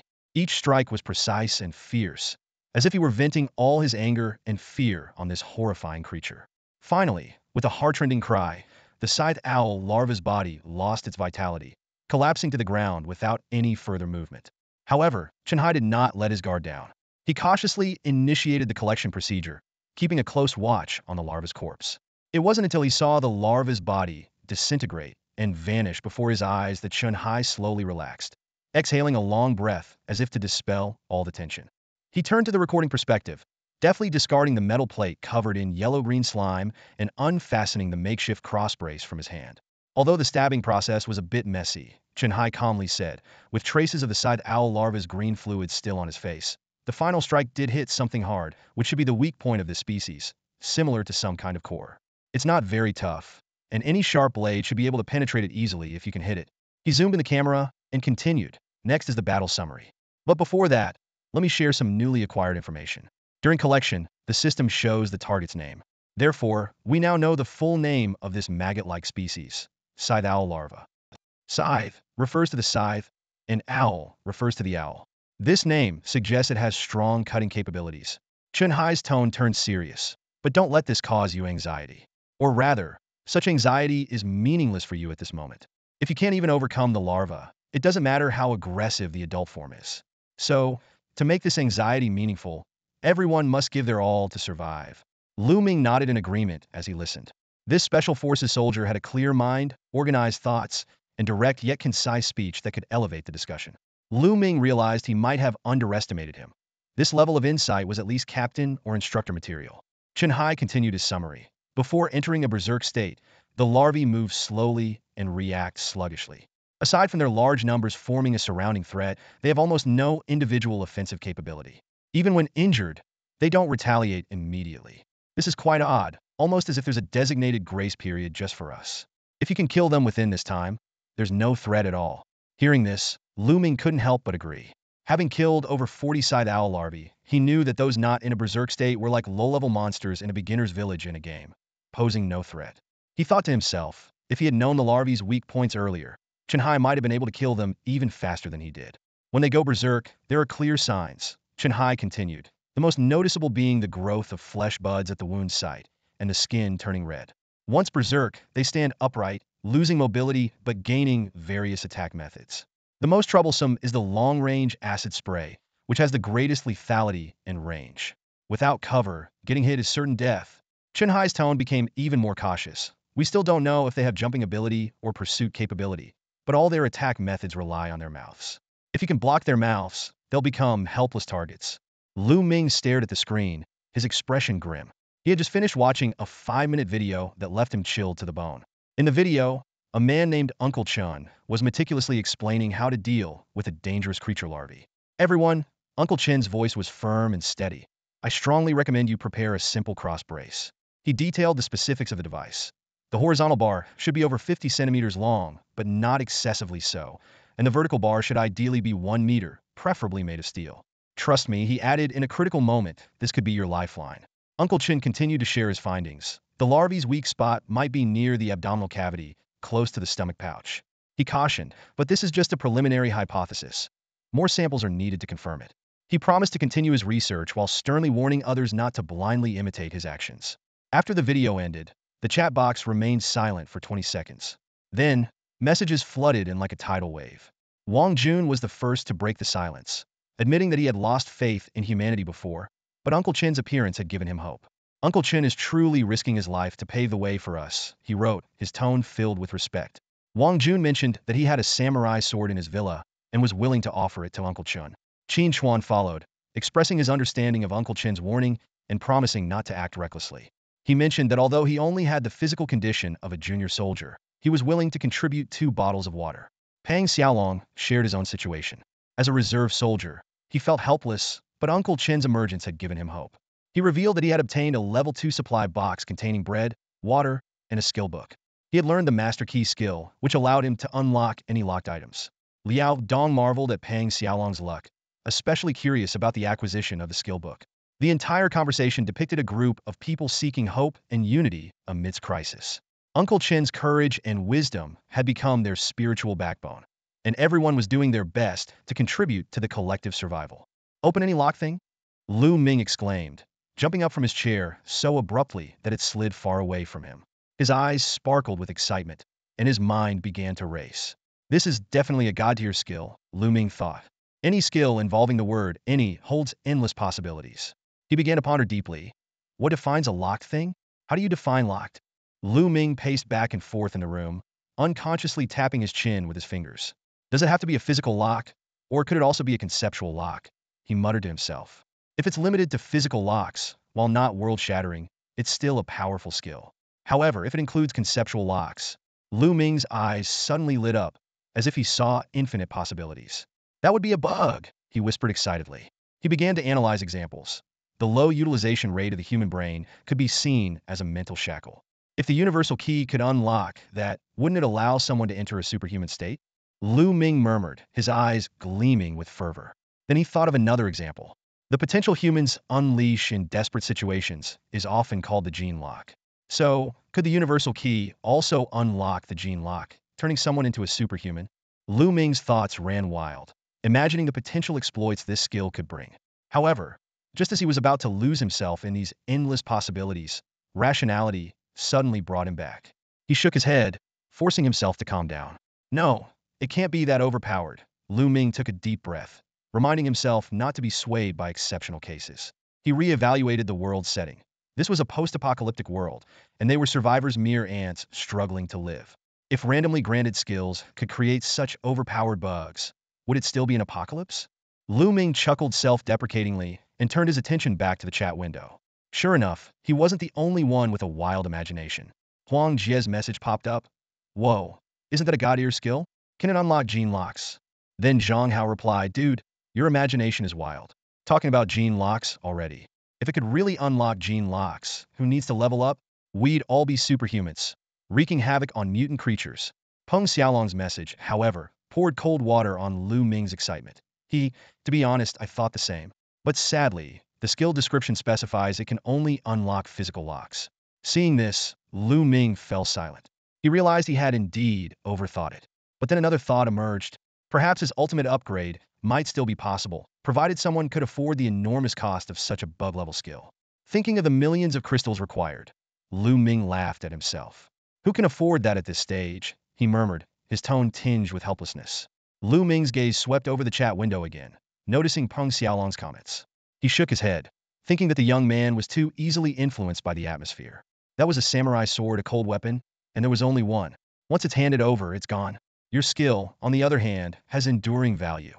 There might only be a few in the whole region, Lu Ming analyzed silently. Despite the unity brought about by Chen Hai's strength and personal charisma, it was only among those who liked to speak up. No one knew the actual size of the region or how many people it contained. It could be thousands, tens of thousands, millions, or even include other countries. Lu Ming began to consider potential threats. Boxers, martial artists, fitness enthusiasts, and those who enjoyed fighting all had a certain level of physical compatibility. Coupled with the combat techniques Chen Hai freely taught, these individuals had a much higher chance of killing larvae than ordinary people. If I get targeted by these people, Lu Ming shuddered, imagining the situation he might face. After all, names, numbers, and appearances were fully public.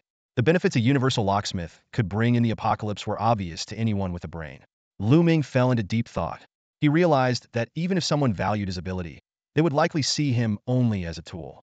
Whether the user had good or bad intentions, they wouldn't genuinely help him improve his specialized level. Even if they did, they would ensure he remained under their control.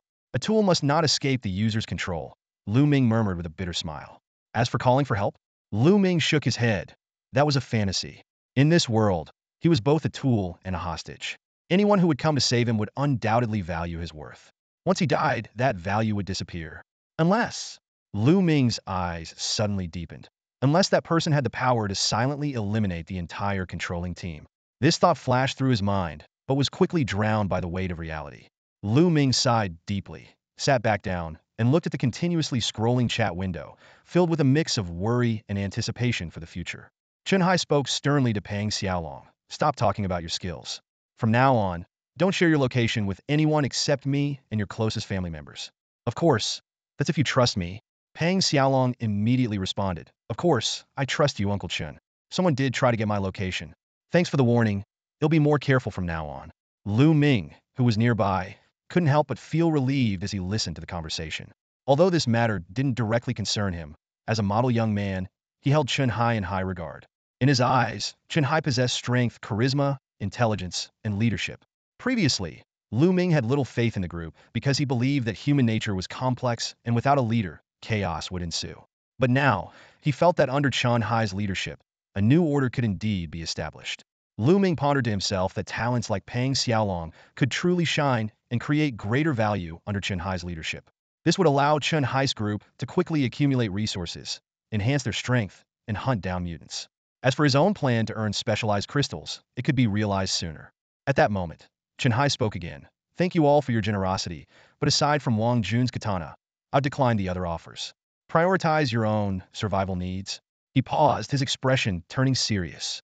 By the way, I have some bad news to report. Just now, I killed another scythe owl larva using the same method. This time, the larva didn't enter a berserk state because it died after I pierced its head. I felt the same hard sensation when I stabbed it, so I can conclude that the weak point location of the larva is not fixed. It can be in the abdomen, head, tail, or any part of the body. The channel fell silent at this news, followed by a flurry of messages. Lu Ming immediately closed the channel panel. Although anyone would be tempted to complain about the random weak points, with Chunhai around, Lu Ming wasn't worried that the group's morale would spiral out of control. On the contrary, with the addition of the katana, Chunhai's combat power would significantly increase. Even without knowing the larva's weak points, future unknown battles might be overwhelmingly in their favor. Lu Ming glanced ahead with a determined look, gathered the remaining multifunctional sports drinks, and picked up his straight sword as he walked towards the shop's entrance. He thought if not for his initial advantage, he might have ended up as a nobody. Given this strong start, he would never relinquish his position as the top in the area. Knowing the immense value of the supply crates, he needed to quickly enhance his strength to the point where he could effortlessly clear out the scythe owl larvae, and then step out of the shop. With this in mind, Lu Ming decisively pulled up the steel shutter, causing a loud noise that attracted the larvae within a 50-meter radius. Since his previous kills had almost cleared the area within 30 meters of the shop entrance, he chose to agitate the larvae first and then adjust the size of the gap in the bulletproof glass door. Once Lu Ming finished all his preparations, he stood by the door with his sword, and the scythe owl larvae began to swarm in like a conveyor belt, as if entering a slaughterhouse. The first larva poked its head through. Lu Ming's pupils instantly turned a brilliant gold, activating his eye of truth. His traditional straight sword flashed like lightning. Splat! Green liquid sprayed out, and his greedy collection ability activated. The system notification sounded. Successfully disassembled scythe owl larva. Obtained specialized crystal 2, high purity mutant protein 2.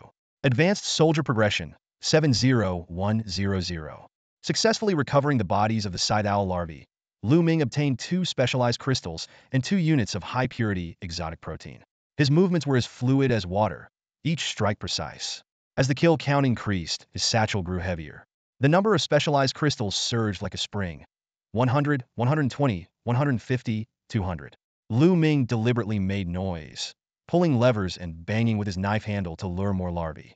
This repetitive process continued until the number of specialized crystals surpassed 300, finally reaching 340. After closing the gate and sealing the space, Lu Ming sighed. Too easy, he muttered to himself. Cutting a watermelon requires more finesse. This is more like popping the heads off, effortless. Opening his spatial satchel, Lu Ming took inventory. A 350 milliliters multifunctional sports drink, 2 compressed biscuits, 340 specialized crystals, and 364 units of high-purity exotic protein.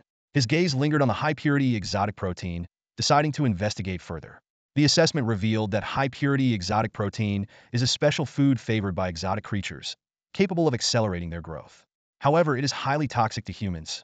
The options are either to use an exotic protein processor to remove the toxins or wait until reaching the Battle King level to consume it with natural resistance. Lu Ming pondered. This information seemed a bit advanced, but he decided to set it aside for future use. Turning to his character panel, Lu Ming chose to upgrade his specialization level. The system indicated that he had enough specialized crystals and asked if he wanted to consume 100 to advance to senior soldier. Without hesitation, Lu Ming selected yes. In an instant, 100 specialized crystals shattered, transforming into blue arcs of light that merged into his body. Compared to previous upgrades, this sensation was more intense. His veins wriggled under his skin, his eyes flashed blue, and glowing patterns coursed through him. Unable to contain himself, Lu Ming roared skyward, a shockwave radiating 2 meters around him. Clenching his fist, Lu Ming felt an unprecedented surge of power. 3 times, he exclaimed. 3 times stronger than a mid-level soldier. Is this the limit an ordinary person can reach? It's even more incredible than I imagined. Suddenly, his sports jacket emitted a sharp tearing sound. The fabric on his right arm ripped from shoulder to upper arm, revealing a robust bicep. Looking down, Lu Ming noticed his shirt had shrunk to above his navel, exposing a perfect 8-pack. His pants were also shorter, and his shoes started to feel tight. Lu Ming realized he might have grown taller overall. Although he didn't have a mirror, he remembered he could view his full-body image through the information panel. Opening his avatar, a 3-dimensional image unfolded. What greeted him was a face with sharp eyebrows and bright eyes, well-defined and masculine. His physique was equally impressive, muscular but not bulky, lean yet powerful. Staring at his transformed self, Lu Ming couldn't help but feel a bit astonished. Lu Ming stared at his reflection in the mirror, feeling a bit dazed. Was that really him, with those sharp features and smooth, jade-like skin? Instinctively, he touched his own face, conflicted emotions swirling inside him. Joy and fear intertwined, leaving him unsure of how to process it all. Is this still me? Lu Ming murmured to himself. Even Frieza from Dragon Ball couldn't achieve such a drastic transformation with all the Dragon Balls. He couldn't help but marvel at the whims of fate. Since the heavens had destined him to bear the burden of others' envy, he had no choice but to accept this harsh reality. Despite his new appearance, without a reference point, Lu Ming couldn't accurately gauge the changes in his height and weight. He grumbled about the peculiarities of the program. If it could project a mirror image, why couldn't it scale it proportionally in space? As Lu Ming continued to gaze at his reflection, subconsciously starting to estimate the changes, the outline of the Eye of Truth began to faintly emerge. His heart skipped a beat. Could this be an opportunity? With a hint of hope, he whispered, "Identify." In an instant, a stream of information unfolded before his eyes. Name: Lu Ming. Gender: male. ID: 66,666. Age: 24. Specialization level: advanced soldier. Height: originally 175 centimeters. Now 183 centimeters after 2 evolutions, intermediate and advanced. Weight: originally 62 kilograms. Now 85 kilograms after 2 evolutions, intermediate and advanced. General abilities: World Channel, Trading Post, Space Pouch. Skills: Basic Swordsmanship level. Personal information: Former resident of Blue Star, third-rate writer, orphan, average social skills, cautious and steady personality, somewhat selfish, legal citizen. Currently the 66,666th transferee in the Apocalypse of Jalan, survivor strategist. Overall evaluation: Lu Ming was astonished to find that the Eye of Truth could not only identify different species and objects, but also human beings. The crucial information was surprisingly comprehensive, though the term orphan irked him, feeling like a deliberate provocation. What caught him off guard was that the identification results for his exclusive skills were all question marks, and the overall evaluation section was also unclear. But these details were secondary. Lu Ming had only one thought in his mind. He quickly accessed the World Channel, selected the regional section, and located the recording of Chun Hai's defeat. Fixing his gaze on Chun Hai's figure in the footage, Lu Ming took a deep breath and once again said in a low voice, "Identify." With a soft sound, an intricately detailed information panel slowly unfolded before his eyes. Lu Ming stared at the astonishing personal information panel in front of him, each data point highlighting extraordinary capabilities. His gaze lingered on the specialization level, Ultimate Soldier King, for a moment, silently marveling. This wasn't just any high-ranking soldier, but something far beyond that. As he scrolled down, Lu Ming noticed that Chun Hai had general functions like gathering, world chat, marketplace, and inventory, but no special skills. This seemed odd, but he quickly understood the deeper Mia Ninja was a deliberate concealment. The personal history was even more jaw-dropping. Originally a resident of Blue Planet, former leader of the Huaxia Dragon Group, now serving as an instructor for the Dragon Group, codenamed Crane. Although Lu Ming was just an ordinary citizen with limited knowledge of the military, confined to special operations units and individual soldier programs, the legendary Dragon Group still made his heart race. Chen Hai's combat experience was staggering. He once single-handedly eliminated an entire team of A-class mercenaries, earning a formidable reputation in the Middle East, where he was known as the undying phoenix of Huaxia. He was upright, an exceptional leader, meticulous, calm, and extraordinarily patient, always able to accomplish seemingly impossible tasks. As the 66,666 transferee in the post-apocalyptic Jalan, Chen Hai's role was that of a survivor and strategist. Overall rating S. This rating piqued Lu Ming's curiosity even more. He clicked on the rating level, and a detailed data panel unfolded. Strength, 115,100. Agility, 95,100. Intelligence, 99,100. Spirit, 120,100. Overall, 429. Rating S.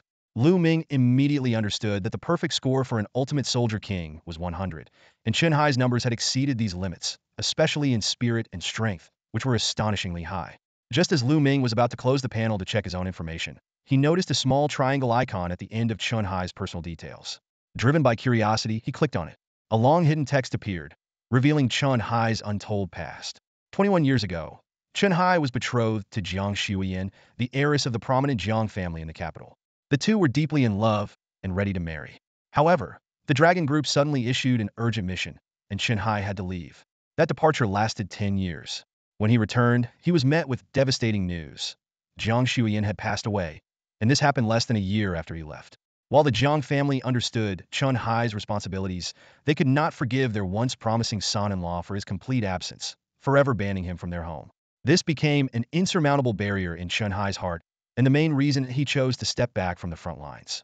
From then on, he never smiled again, numbing himself with relentless training. In the final hour before the transfer, the Dragon Group senior officials couldn't hold back any longer and delivered shocking news to Chen Hai. They handed him a photo of a vibrant, beautiful, and confident young girl. The officials told him that this was Jiang Shuiyan's child. Even more shocking, Jiang Shuiyan did not die of illness. She was assassinated in a family power struggle.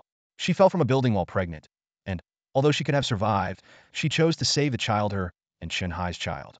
Stunned by the revelation, Chen Hai was overwhelmed with regret and sorrow, yet a new hope ignited within him. He rushed to the airport as quickly as possible, intending to fly to the United States. However, just as the plane took off, the great transfer occurred. After reading this hidden information, Lu Ming couldn't help but sigh. He noticed that the photo had a highlighted effect, indicating it could be clicked to view. This seemingly invincible warrior had such a heart-wrenching past. Lu Ming's finger hovered above the screen, hesitating. Internally, he wrestled with the dilemma.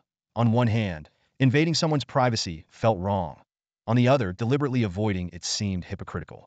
Ultimately, he found a perfect excuse, blaming it on his skill, eye of truth. After all, it's the skill providing the information, not me actively prying, he reassured himself, feeling significantly relieved. The moment he clicked on the photo, Lu Ming was stunned by the image before him. The woman in the picture was tall and perfectly proportioned. Despite wearing only light makeup, she outshone heavily made-up celebrities and social media influencers with maxed-out beauty filters. If he were to rate her looks, she would undoubtedly be a 95-plus goddess. What captivated him most was her aura. In the photo, she stood on with one foot slightly raised, shoulders relaxed, hands together, and a charming smile on her lips. This pose showcased her youthful, lively, and ethereal qualities. Lu Ming found it hard to believe that such a girl could be the daughter of a tough guy like Chen Hai, attributing it instead to Aunt Shuiyan's strong genes. Forcing himself to refocus, Lu Ming reminded himself that now wasn't the time to admire the photo. He should be paying attention to the evaluation data. However, just as he was about to close the photo, a thought flashed through his mind. Since he had the photo and the image, could he use the eye of truth to glean more information? This idea made Lu Ming sweat a little, feeling like he was playing a game of Russian dolls. He hesitated, wondering if this was a bit sleazy, but curiosity ultimately overpowered reason, and he convinced himself it was just normal curiosity. I've come this far. Would I still be a man if I didn't see it through? He comforted himself. So, Lu Ming reopened Chen Hai's information panel, clicked on the photo, and activated the Eye of Truth for an assessment. The result left him astounded. Name, Jiang Ling. Gender, female. ID, 02. Age, 20. Specialization level, Ultimate Warrior. Height, 176 centimeters. Weight, 63 kilograms. General functions, gathering, world channel, auction house, space pouch. Skills, elite marksmanship, iron gathering. Personal information, Originally from Blue Star, direct granddaughter of the prestigious Jiang family in Huaxia's capital. Mother passed away at her birth, and the family has concealed her father's identity. Displayed exceptional talent from a young age, began martial arts training at 5. By 20, she had earned titles such as Ancient Martial Arts Master, Red Belt in Muay Thai, Red-White Belt in Jiu-Jitsu, Master of Baji Quan, Master of Inch Boxing, Heavy Weapon Specialist, and Universal Firearm Expert, making her a prodigy in physical combat. Currently a survivor and strategist in the 6,666 transfer of the apocalyptic realm of Jalan. Strength, 107,100. Agility, 110,100. Wisdom, 95,100. Spirit, 90,100. Overall, 402. Rating, S. Lu Ming's mouth twitched uncontrollably. These titles and stats were simply unbelievable.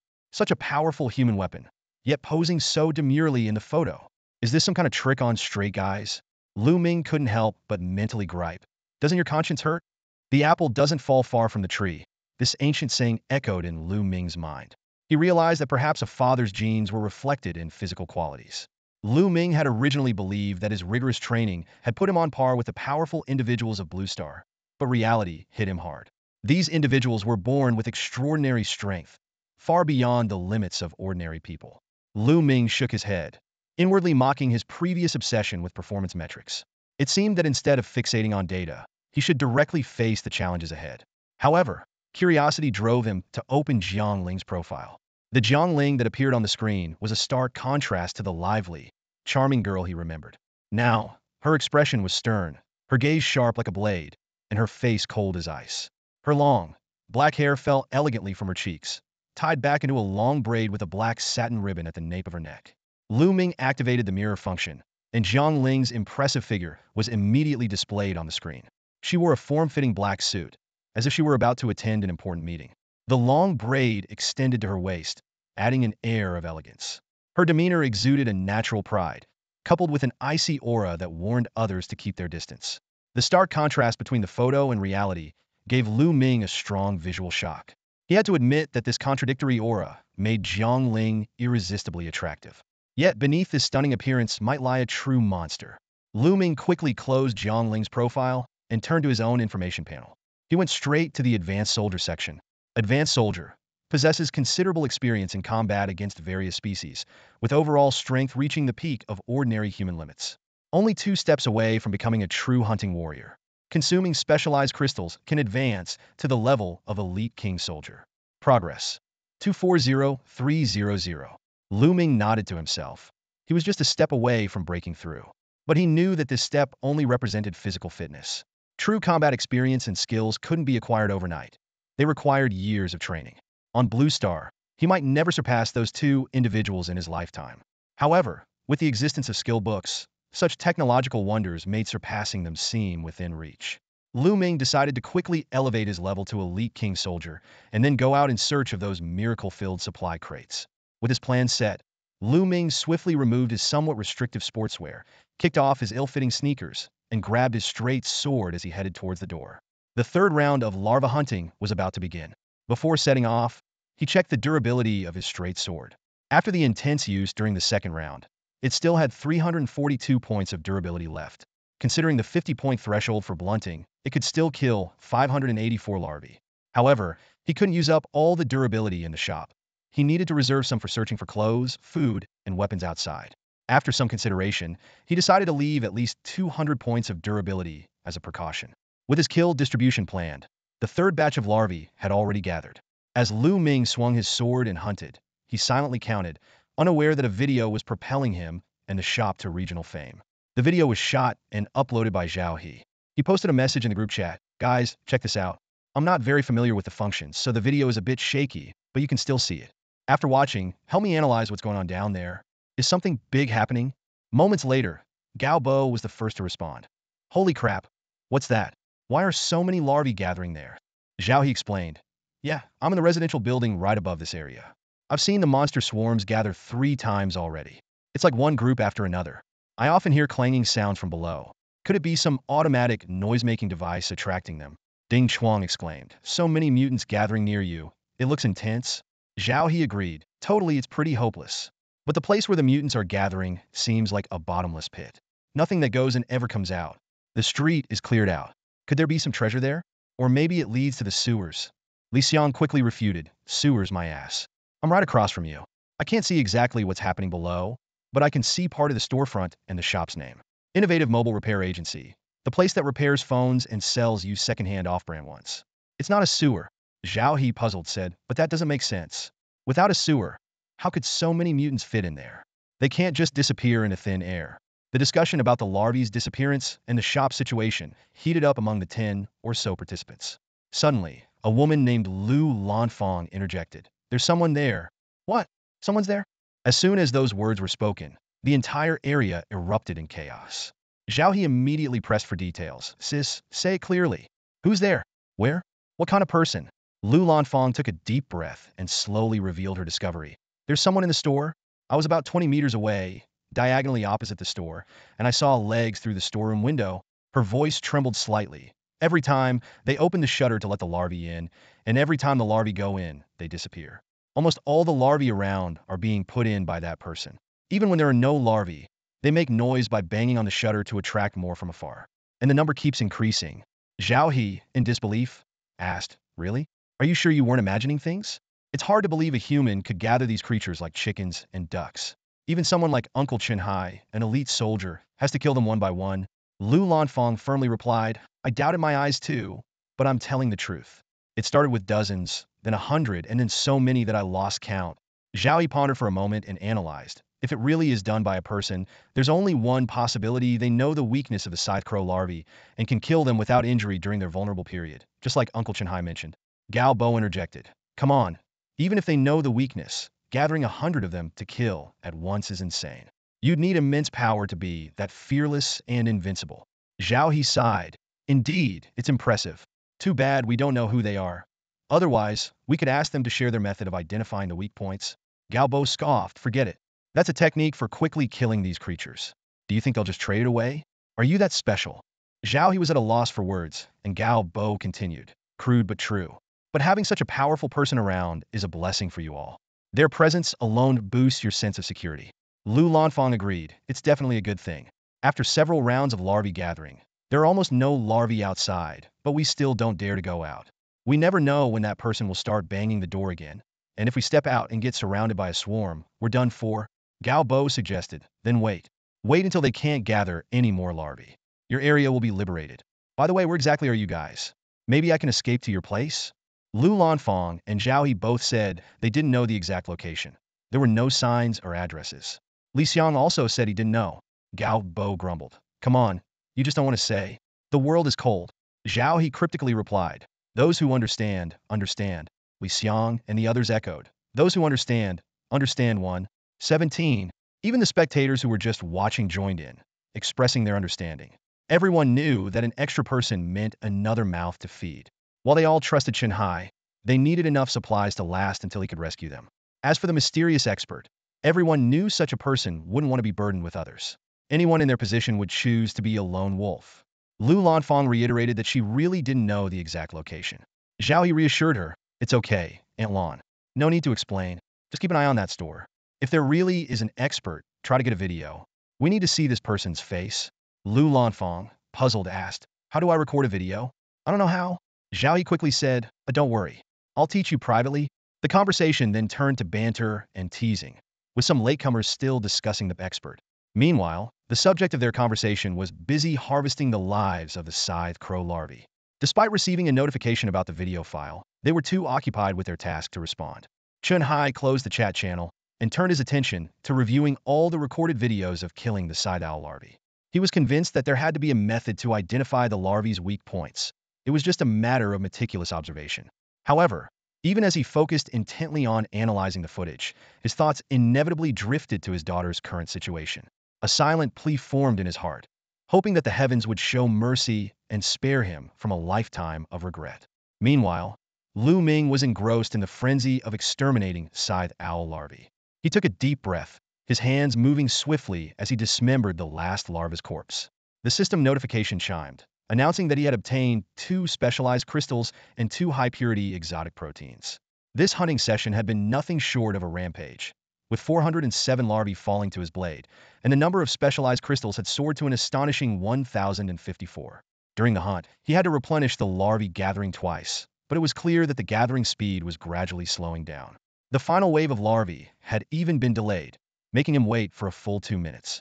This clearly indicated that the larvae in the nearby tunnels had been nearly wiped out by him. Lu Ming glanced at the durability of his straight sword, now down to 160. He needed to conserve the remaining durability for scavenging outside. He opened the information panel and clicked on the specialized level option. The system immediately prompted. Detected sufficient specialized crystals in spatial pouch. Consumed 300 specialized crystals to upgrade to Ultimate Soldier King. Without hesitation, Lu Ming chose yes. In an instant, the crystals gathered and shattered. A massive surge of specialized energy flooded into Lu Ming's body, radiating outward from his heart with overwhelming force. It felt as though his blood was being forcibly squeezed out of his body. Every bone, blood vessel, and internal organ trembled in excruciating pain. Veins bulged on Lu Ming's forehead, and his jaw clenched tightly. His handsome face contorted into a grimace of agony. The sudden, tearing pain layered upon the crushing sensation, completely shattering his tolerance. He collapsed to his knees, muscles taut and veins bulging. His iron-hard fists pounded the ground repeatedly, producing resounding booms. The 10 seconds of torment felt like an eternity. Finally, a foul-smelling black mist seeped from Lu Ming's body, rising into the air and eventually dissipating into the ceiling. Gasping for breath, drenched in sweat, Lu Ming remained kneeling, taking several minutes to recover before he could stand again, struggling to steady his heaving chest. Staring at his still trembling hands, he couldn't help but curse the grueling process. The pain was akin to having his bones broken. He even wondered if the specialized crystals contained the resentment of the scythe owl larvae. As he began to regain his composure, a strange odor reached his nose. Lu Ming frowned, trying to identify it. It didn't smell like the larvae's putrid slime. It was more like the grime under toenails. Could it be coming from his own body? In disbelief, he raised his arm and sniffed it, almost retching. He rubbed his hand, and a layer of sticky black sludge peeled off immediately. What the hell? Lu Ming exclaimed, taking a step toward the wall to wipe his hand. To his surprise, he stumbled and fell. Although it didn't hurt, the loss of balance felt odd. As he stood up again, he realized that his 80-kilogram body felt light as a feather. With a slight push of his palm, he floated upward. Recalling the previous pain, the foul smell, and the black sludge, Lu Ming suddenly understood. This was the process of cleansing and refining his body. The foul-smelling black substance was all the accumulated impurities being expelled from his body. Realizing this, Lu Ming's shock quickly turned to elation. He leaned against the wall and began a series of physical adaptation exercises, akin to rehabilitation training. He carefully moved step by step, finding his new balance and rhythm. As his movements became more fluid, his speed increased, and soon he was sprinting around the room. If anyone had been present, they would have been stunned by the sight. Lu Ming moved effortlessly through the 20-square-meter shop, as if gravity no longer applied to him. He ran from the floor to the walls, and from the walls to the ceiling, his movements smooth and unrestrained. After running several laps around the shop, Lu Ming stopped in the center. He bent his knees slightly and leaped upward. His body soared, and with ease, he touched the ceiling, continuing to rise until his head bumped against it. He paused for a second in midair before gently descending. With his feet back on the ground, Lu Ming looked around, a smile spreading across his face. "This is amazing," he whispered, thrilled by his newfound strength. The special effects you only see in movies were now happening to him. Lu Ming could feel the surge of power within him, and he was both excited and puzzled. With a light leap, he cleared a 3-meter-high obstacle, moving so fast he almost left an afterimage. His gaze landed on a glass display case a short distance away. Extending his right hand, his fingertips touched the surface of the case. With a slight exertion, he lifted the 100-kilogram case effortlessly with one hand, as if it weighed nothing. So this is the level Chen Hai and Jiang Ling operate at? Are they even human anymore? Lu Ming muttered to himself, deeply shocked. He opened his information panel and clicked on the Ultimate Warrior option. A pop-up appeared, displaying detailed information. Ultimate Warrior, capable of solo hunting initial juvenile variants. Just a step away from becoming a true hunting warrior. Absorbing specialized crystals can advance to junior hunting warrior. Advancement progress, 754-1000. Lu Ming frowned in thought. Jumping from 300 to 1,000 seemed like an impossible task for an ordinary person. Without his greed skill, even with a 50 specialized crystal drop rate, he would need to kill at least 2,000 scythe larvae. It would take at least 3 to 5 days to achieve this, unless he had team support. The foul stench lingered around his nose, occasionally invading his mind, making Lu Ming increasingly irritable. He realized that besides solving the issues of clothing, weapons, and resources, taking a bath was now a top priority. Picking up the traditional straight blade lying beside him, Lu Ming frowned slightly. With his increased strength, the blade felt light and lost its former heft. He played with it for a moment, then quickly came to terms with it. He would soon get a new weapon anyway. If it didn't work out, he could switch to a broadsword, which was both imposing and lethal. Lu Ming quickly fashioned a makeshift mask, tying the sleeves of a tracksuit behind his head and wrapping the hem around his neck. The stench immediately lessened. He opened the gate, bare-chested and barefoot, carrying the straight blade as he strode towards the street. Warm sunlight bathed his body, and Lu Ming longed to take a deep breath, but the smell on him made him hesitate. He sighed softly and started walking back in the direction he had originally come from. Soon, he passed by a tobacco and grocery store. In his memory, it had been occupied by more than a dozen larvae, which he had likely lured and killed. Lu Ming thought that the variants probably wouldn't spoil the food, so there might still be some supplies in the store. Just then, the entire shop was suddenly outlined in blue. Seeing this familiar effect, Lu Ming narrowed his eyes, his face darkening. Seriously? Even this? He muttered in disbelief. Despite all his calculations, Lu Ming never anticipated that the so-called spatial identification could be so unreasonable. Standing outside the store, he hadn't even stepped in yet, and could see the entire shop's layout. Let's give it a try. Identify, Lu Ming muttered to himself. As he whispered, it felt like an invisible ripple swept through the space. In an instant, countless item names appeared like floating labels in his view. These labels penetrated walls, precisely marking the location of each corresponding item. The densely packed labels stacked over each other, causing Lu Ming some visual confusion. Could this be the flaw of the bug's skill? He pondered. Can I make it show only resource-related labels? As soon as the thought occurred, the labels vanished and reappeared, showing only resource-related information. Labels for tools, cigarettes, alcohol, beverages, snacks, and daily necessities became clear, while other items disappeared. Lu Ming couldn't help but feel speechless, thinking, can it get any more specific? Just show food supplies? The labels reset again, this time only showing items like alcohol, beverages, snacks, and instant noodles. At this point, Lu Ming was thoroughly impressed by the power of the Eye of Truth. All right, you win. I'll stick with you, he praised inwardly, then thought, show exotic creatures food, drinks, tools, weapons, and supply boxes. After silently setting the new parameters, the identification information changed again. Just as he expected, the scythe mites were completely wiped out, the supply boxes were empty, and the other categories had displays. The most eye-catching item was a machete in the store's corner, indicating the owner had some level of preparedness. Even more exciting was that with more detailed identification categories, the precision of the information also increased. Especially for food, the labels now had color coding: black, red, orange, and white. Lu Ming quickly grasped the color system. Black labels indicated long-expired and toxic food, lethal upon consumption. Red labels meant expired food that wouldn't kill immediately, but would cause acute illnesses. Orange labels signified food nearing expiration that needed to be consumed soon. White labels indicated long-lasting items safe for collection and storage. Simple, straightforward, useful, and practically like cheating. Lu Ming smiled with satisfaction as he stepped into the store. As soon as he entered, a musty, decaying smell hit him. A few slightly disorganized shelves came into view, cluttered with various items, but almost all food and drink supplies were spoiled. Lu Ming picked up a bag of greenish-blue spicy strips and checked the production date, March 22nd, 2020, with a shelf life of 12 months. Comparing it to the current date displayed in the corner of the World Channel, May 27, 2025, he realized the disaster had been ongoing for at least 4 years. Looking around, he saw cigarettes, daily necessities, boxes of instant noodles, and various miscellaneous items scattered everywhere. Lu Ming didn't rush to collect them, but first retrieved the machete hidden in the corner of the counter. It was a curved blade machete, somewhat rusty and of lesser material quality than the one from the phone repair shop, but Lu Ming didn't mind. A hero doesn't question origins. Once refined, it'll be a treasure, he muttered, tossing the machete into his spatial pouch. As a self-proclaimed high-quality youth, Lu Ming was particularly picky about food. He only selected items with white labels, ignoring all others. After 10 minutes of careful search, he gathered the following supplies: 2 boxes of braised beef noodles, 3 boxes of known food spring water, 15 bottles of Pepsi, 10 bottles of Sprite, and 60 bottles of various other drinks. Then came the heavyweight items: 17 boxes of premium white liquor and 30 cartons of high-end cigarettes. Although Lu Ming himself had no need for cigarettes or alcohol, he knew these were precious luxuries in a post-apocalyptic world. More importantly, they had long shelf lives, 10 years for cigarettes and 20 years for white liquor, making them must-haves when found.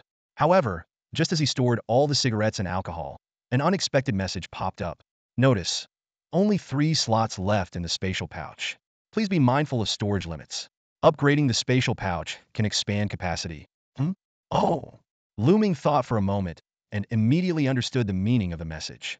The inventory had only 20 slots, and although identical items could be stacked infinitely, after equipping himself, only 2 slots remained. Lu Ming opened the inventory interface, his gaze lingering on the symbol next to the slot count. Upon clicking it, an upgrade prompt appeared. Consuming 40 specialized crystals would double the space. He hesitated for a moment before attempting to choose the ultimate upgrade. The system immediately presented options. Tier 2, Tier 1. After selecting Tier 1, the new prompt left him stunned. It required 3 million specialized crystals. Lu Ming scoffed and promptly canceled. After weighing his options, he decided to go with the standard upgrade. 40 specialized crystals vanished, expanding the space to 40 slots, with 18 currently in use. The system indicated that the next upgrade would require 80 crystals. Although he was tempted, Lu Ming restrained himself from upgrading further, saving the crystals for future needs. Leaving the tobacco and grocery section, Lu Ming began his adept search for supplies. Along the way, he encountered several survivors hiding in shops, but none sought his help. Instead, they eyed him with a mix of complexity and reverence. Lu Ming didn't think much of it, assuming his imposing physique and impressive gear had intimidated them. The solitude made Lu Ming feel at ease, reminiscent of his days of wandering alone. Just then, a clothing store came into view. The roller shutter was lifted high, but the glass door was securely locked.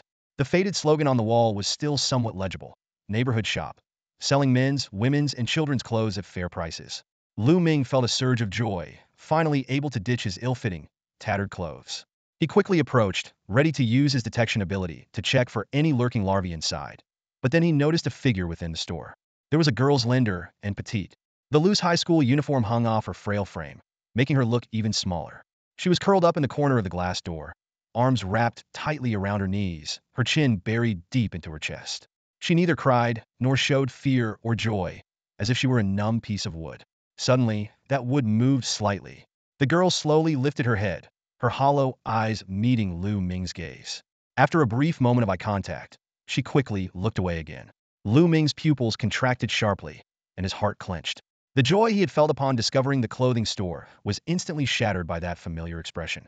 He gripped the straight knife in his hand tightly, forcing himself to turn away, pretending he had never seen her, and continued walking past the store. As he brushed past the girl, reality and memory overlapped. The curled-up figure in the dark corner was no longer a stranger, but his past self hugging his knees, numb and hollow. That was the unsaved him, trusting no one, caring for no one, and hoping for nothing. Compassion surged within his chest. But what could Lu Ming do? This was the apocalypse, a place where one had to fight tooth and nail to survive. He never saw himself as a savior of the world, even with several game-breaking abilities. All he could do was fulfill the dying wish of that person survive. Nothing more. Lu Ming forced himself to calm down. Someone like him? What did that have to do with him? It was a pity to pass up a nearby clothing store, but finding food was already difficult, and clothing stores were everywhere. He decided to adjust his mindset and head to the relocated intersection.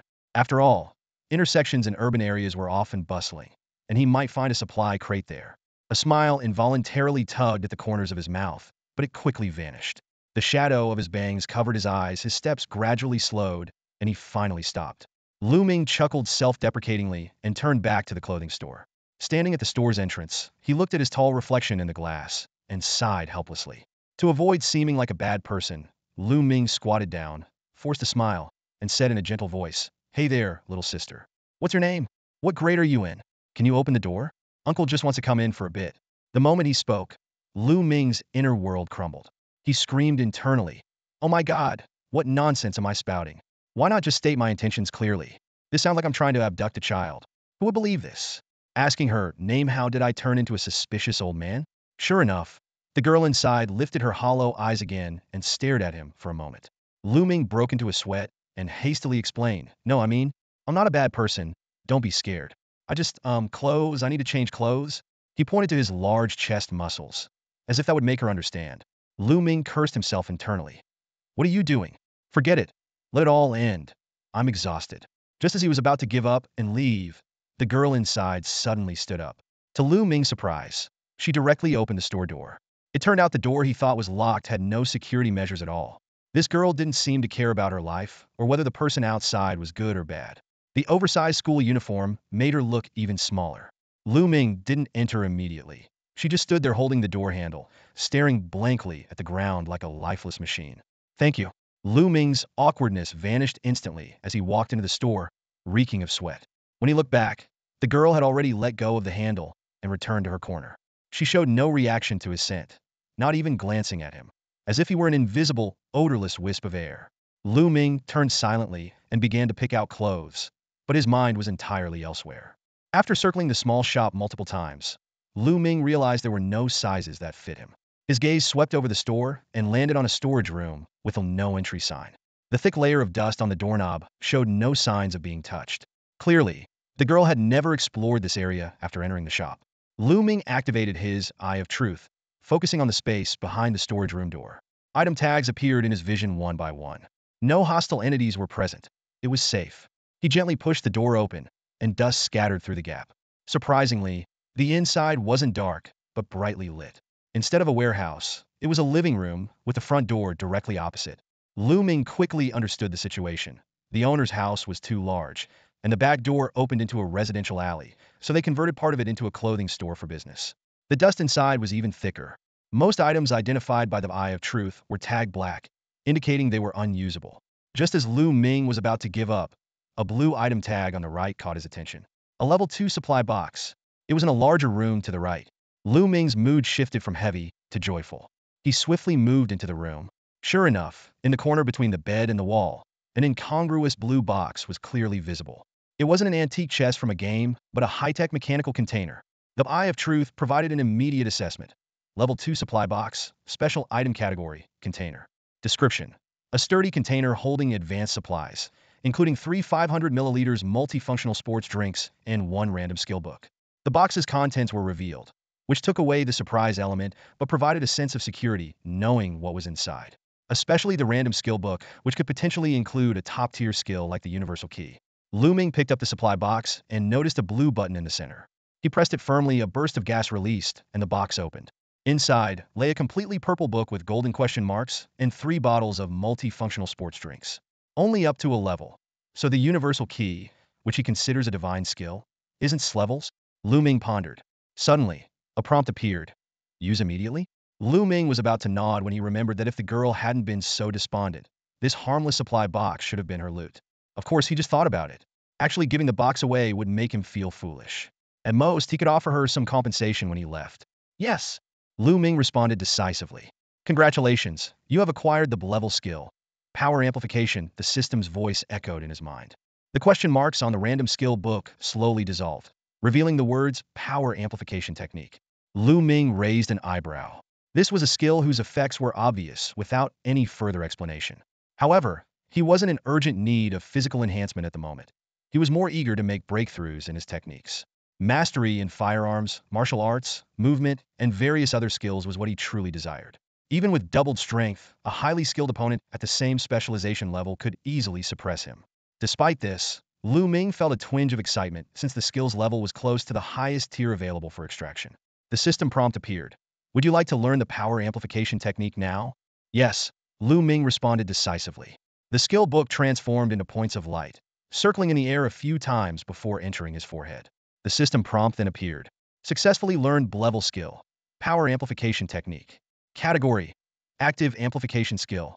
Effect: double strength for 10 minutes, followed by a 5-minute weakened state where all attributes are halved. Cooldown: 15 minutes. Lu Ming nodded to himself. This 10-minute burst skill was quite decent, and the subsequent weakened state was within an acceptable range. He immediately checked the ascension effects and the required costs. Ultimate Ascension, Lu Ming muttered. The system prompt appeared again. Please choose the Ascension tier. Tier 2. Confirm consumption of 2,000 specialization crystals to upgrade level skill power amplification technique to level skill power bestowals. Lu Ming frowned slightly. Only 2,000 specialization crystals to upgrade to level? Was the skill too weak, or was the cost gap really that wide? He chose confirm. The new skill information immediately appeared. Power bestowal level. Category: active amplification skill. Effect: triple strength for 30 minutes, cooldown of 1 hour. Feature: this amplification can be bestowed upon multiple targets simultaneously. The number of targets depends on specialization level. Looming couldn't help but marvel. The evolve skill not only increased the amplification multiplier and duration by threefold, but also completely eliminated the weakened effect. Although the cooldown seemed longer, it was actually quite practical.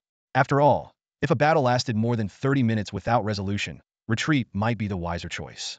After weighing the pros and cons, Looming decided to cancel the Ascension operation and prioritize this skill for future investment. He put away 3 bottles of sports drinks and watched as the supply crate vanished. Just as he was about to leave the room, Looming noticed a bathroom equipped with a shower. He quickly walked in, eagerly checking the facilities. However, the water heater was unresponsive to his attempts to operate it, clearly broken. Looming's mood plummeted. He realized that even if the water heater worked, the daily water supply might be contaminated with mutagenic toxins. This could be the case for the entire residential building, or even whole city. Was he going to give up on bathing? Would he have to endure this unpleasant odor until it naturally dissipated? Staring at the water heater, Looming suddenly had a bright idea. What if he upgraded this ordinary water heater by 2 tiers? Could it yield unexpected results? Ultimate Ascension. Looming decided to give it a try. The system prompt appeared. Please choose the Ascension tier. Tier 2. Upgrading a slightly malfunctioning water heater requires 3 specialization crystals. Please choose the Ascension direction. The system provided 2 options: all-purpose water heater and crystal diamond radiant water heater. Looming was surprised. He never expected a water heater to have different upgrade paths. He carefully checked the details. All-purpose water heater. Advanced category: appliance. Description: a practical water heater with features including self-power generation, self-operation, automation, and self-service. It can continue to add water and replenish energy even in a power or water outage. Looming's eyes lit up. This was exactly what he needed. Although it would consume some purified water, his current reserves were quite sufficient. After previous scavenging, he had 120 bottles of mineral water, plus sports drinks and other beverages, enough for continued use. Even if he ran out, with his current strength, he could easily go out and restock.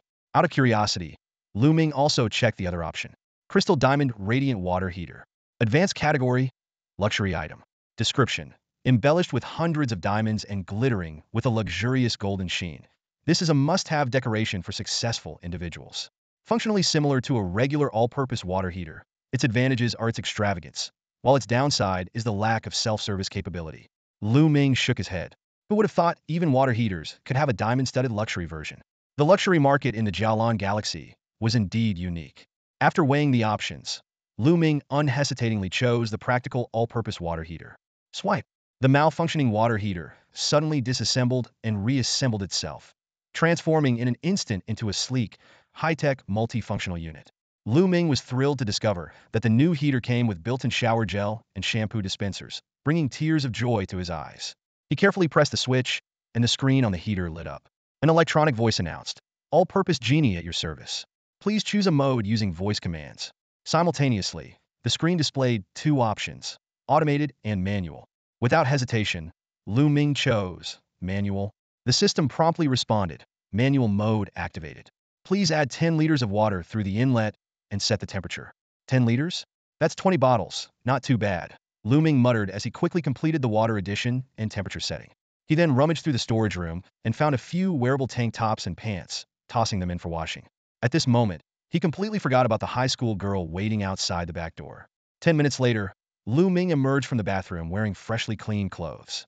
He stood in front of the mirror, frowning at his reflection. A loose white tank top paired with faded blue-gray jeans, a look that was far from impressive. Just as he was feeling disheartened, his eyes caught the ultimate enhancement option on the information panel. Inspired, he quickly began to operate it. In just 2 minutes, Looming's appearance was transformed. He now wore a black, form-fitting tactical vest that protected up to his neck, paired with pitch-black tactical pants, a pure black military belt around his waist, and stylish tactical boots. The entire ensemble was fierce and commanding, leaving a lasting impression. Looming marveled silently. Who could have guessed that enhancing the clothes to the second tier would not only add durability, stain resistance, and waterproof features, but also allow for custom styling? After careful consideration, he felt this outfit best suited his physique and the current environment. Satisfied, he clenched his fists and slowly walked outside. Opening the storage room door, he noticed again the figure curled up in the corner, hugging her knees. The girl seemed completely unaware of his presence, showing no reaction even though he had been inside for over 20 minutes. Driven by curiosity, Lu Ming decided to investigate. He wondered what could have caused a young girl to be so despondent. Identify, he silently commanded, activating the Eye of Truth.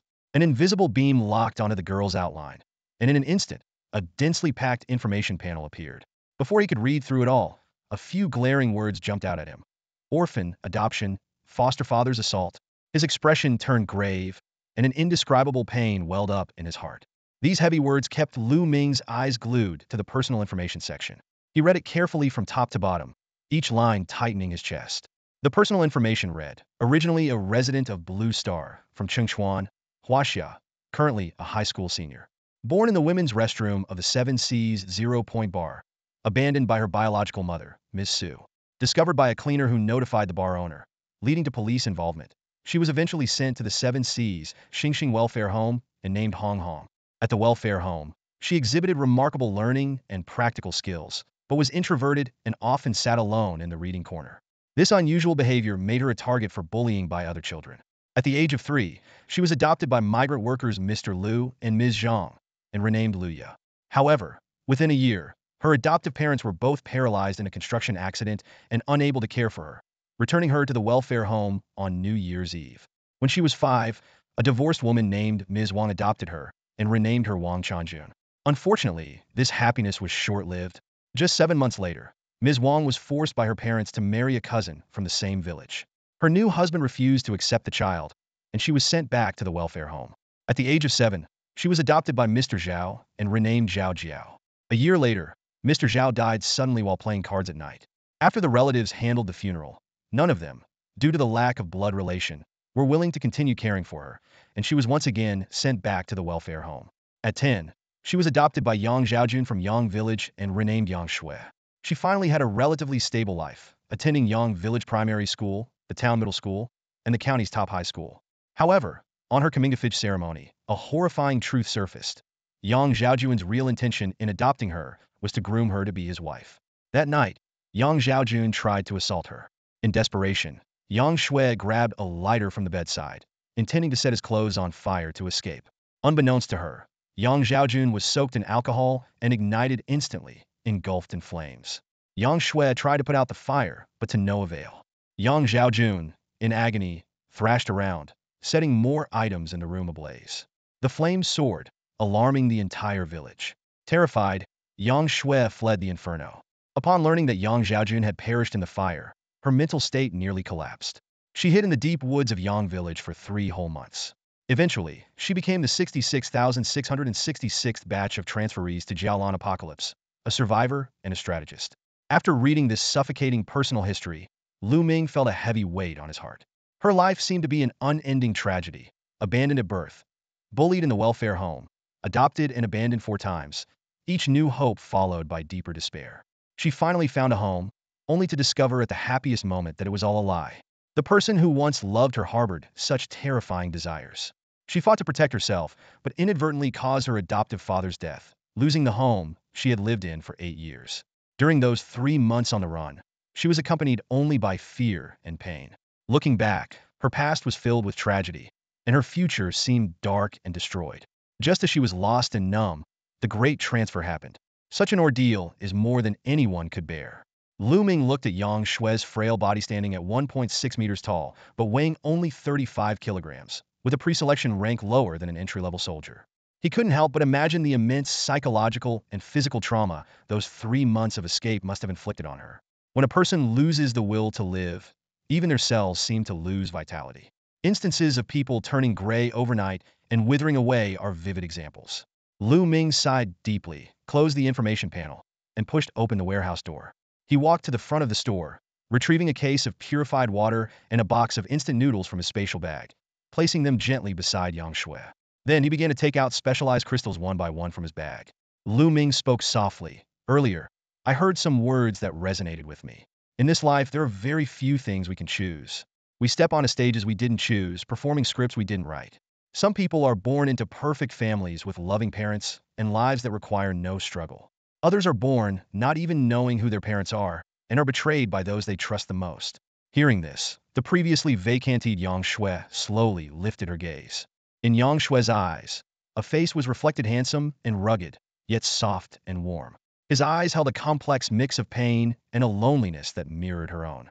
Lu Ming's hands methodically retrieved crystal-like gems from thin air, placing them carefully before her. Death is the simplest thing, Lu Ming said softly. If you're going to die, why not choose it sooner? If you couldn't make that choice earlier and have gone through so much tragedy, would you really give up now? He continued, the past is gone. If you think the fault is yours, then live on and bear this guilt. If it's not your fault, live on and make amends for all the suffering you've endured. As he placed the 20th specialized crystal down, Lu Ming's voice trailed off. He paused for a moment, then pulled a straight knife from his spatial bag and placed it beside Yang Shui. Don't worry, he added. This is your payment for letting me choose your clothes. As for the purpose of these crystals, you'll find out soon enough. Also, I have another suggestion. If you decide to live, carefully observe the energy patterns within those giant worms. Study their flow and identify the features. With your abilities, you'll surely discover something. Lu Ming stood up, slid open the glass door, and glanced at the rolling shutter above. He pulled it down halfway, leaving it at a height Yang Shui could easily reach. Whenever she decided to live, she could pull down this protective barrier. After completing all this, Lu Ming turned and left with a faint smile. Yang Shui's eyes followed his figure until he disappeared from sight, and the street returned to silence. Lu Ming's words echoed in Yang Shui's mind, and a glimmer of light gradually appeared in her hollow eyes. A hunger she hadn't felt in 3 months suddenly overwhelmed her. She grabbed a packet of instant noodles, tore it open violently, and began to devour it. The hard noodles cut her gums, and the tiny crumbs scratched her throat, but Yang Shui felt nothing. Only after finishing the entire packet and downing a bottle of water did she slowly lower her head. Pain radiated from her mouth, and silent tears streamed down her cheeks. Live on, she murmured, her voice hoarse but resolute. I must live on, to make up for all the suffering I've endured. Yang Shui's gaze swept over the specialized crystals and the knife beside her. She silently committed Lu Ming's features to memory, as if this was the first step in her new beginning. The confident demeanor lasted only a few minutes before Lu Ming's face showed a pained expression. He had lost a straight sword and 20 specialized crystals from his space pouch. Adding the cost of upgrading the water heater and a set of 6 clothing pieces, a total of 29 specialized crystals had vanished. He glanced at his inventory number, 685. He was now further from his goal of becoming a junior warrior. Lu Ming sighed softly, recalling how the old man had pulled him back from the brink of despair. Now he was doing the same for someone else. He thought to himself, if the old man knew, he would be pleased. As for Yang Shui's future, it would depend on her own choices and fate. Realizing he had just given away his primary weapon, Lu Ming quickly retrieved a rusty curved machete from his space pouch, preparing to upgrade it. Ultimate upgrade, Lu Ming muttered. A system prompt immediately appeared. Select upgrade tier. Tier 2 upgrading curved machete will consume 20 specialized crystals. Confirm cancel. Without hesitation, Lu Ming chose confirm. Select upgrade direction. Steel straight, sword wide blade, heavy sword steel guandao. 3 options appeared before him, each significantly different in design. The steel straight sword was sleek and elegant, with a sharp edge. The steel guandao was a long-handled weapon, both handle and blade of equal length, quite unique. The wide blade heavy sword was a long-handled sword with a broad and lengthy blade, reminiscent of a signature weapon from a certain game protagonist. Considering his combat style, Lu Ming decisively chose the wide blade heavy sword. Instantly, the curved machete disassembled and reformed amidst metallic sounds. A heavy blade, 30 centimeters in handle length and 150 centimeters in blade length, materialized and fell firmly into Lu Ming's hand. He estimated the weapon to be at least 80 kilograms, perfectly matching his preference for strength-based weapons. Eagerly, Lu Ming began to evaluate his new weapon. Wide blade heavy sword steel grade category. Weapon description. Handle length 32 centimeters. Blade length 155 centimeters. Blade width 15 centimeters. Weight 85 kilograms. Entirely forged from steel, combining traditional craftsmanship with advanced Jalan technology. The sheer weight alone delivers immense attack power, ideal for strength-based warriors. Durability. 1500-1500. Lu Ming nodded in satisfaction. The stats of this new weapon were perfect. With high durability and immense power, it truly embodied the saying, out with the old, in with the new. He examined the accompanying scabbard carefully, finding it to be a semi-embedded sheath designed ergonomically. With a simple trigger press, the large sword could be ejected, avoiding the awkwardness of traditional back-mounted sheaths in emergencies. However, with the convenience of his space pouch, The scabbard seemed somewhat redundant. Lu Ming glanced at the World Channel Time display. 12:35. Nearly 5 hours had passed since the Great Shift, leaving him with 5.5 hours before nightfall at 6 p.m. Determined to continue exploring, Lu Ming chose a different path, activating the Eye of Truth as he ran and searched. His goal was clear: weapons and supply boxes containing skill books. He would enter weapon shops to take some and visit places with water and specific foods, but he still hadn't found the coveted supply box. After another hour of searching, Lu Ming found himself in a narrow alley where a medium-sized factory suddenly appeared before him.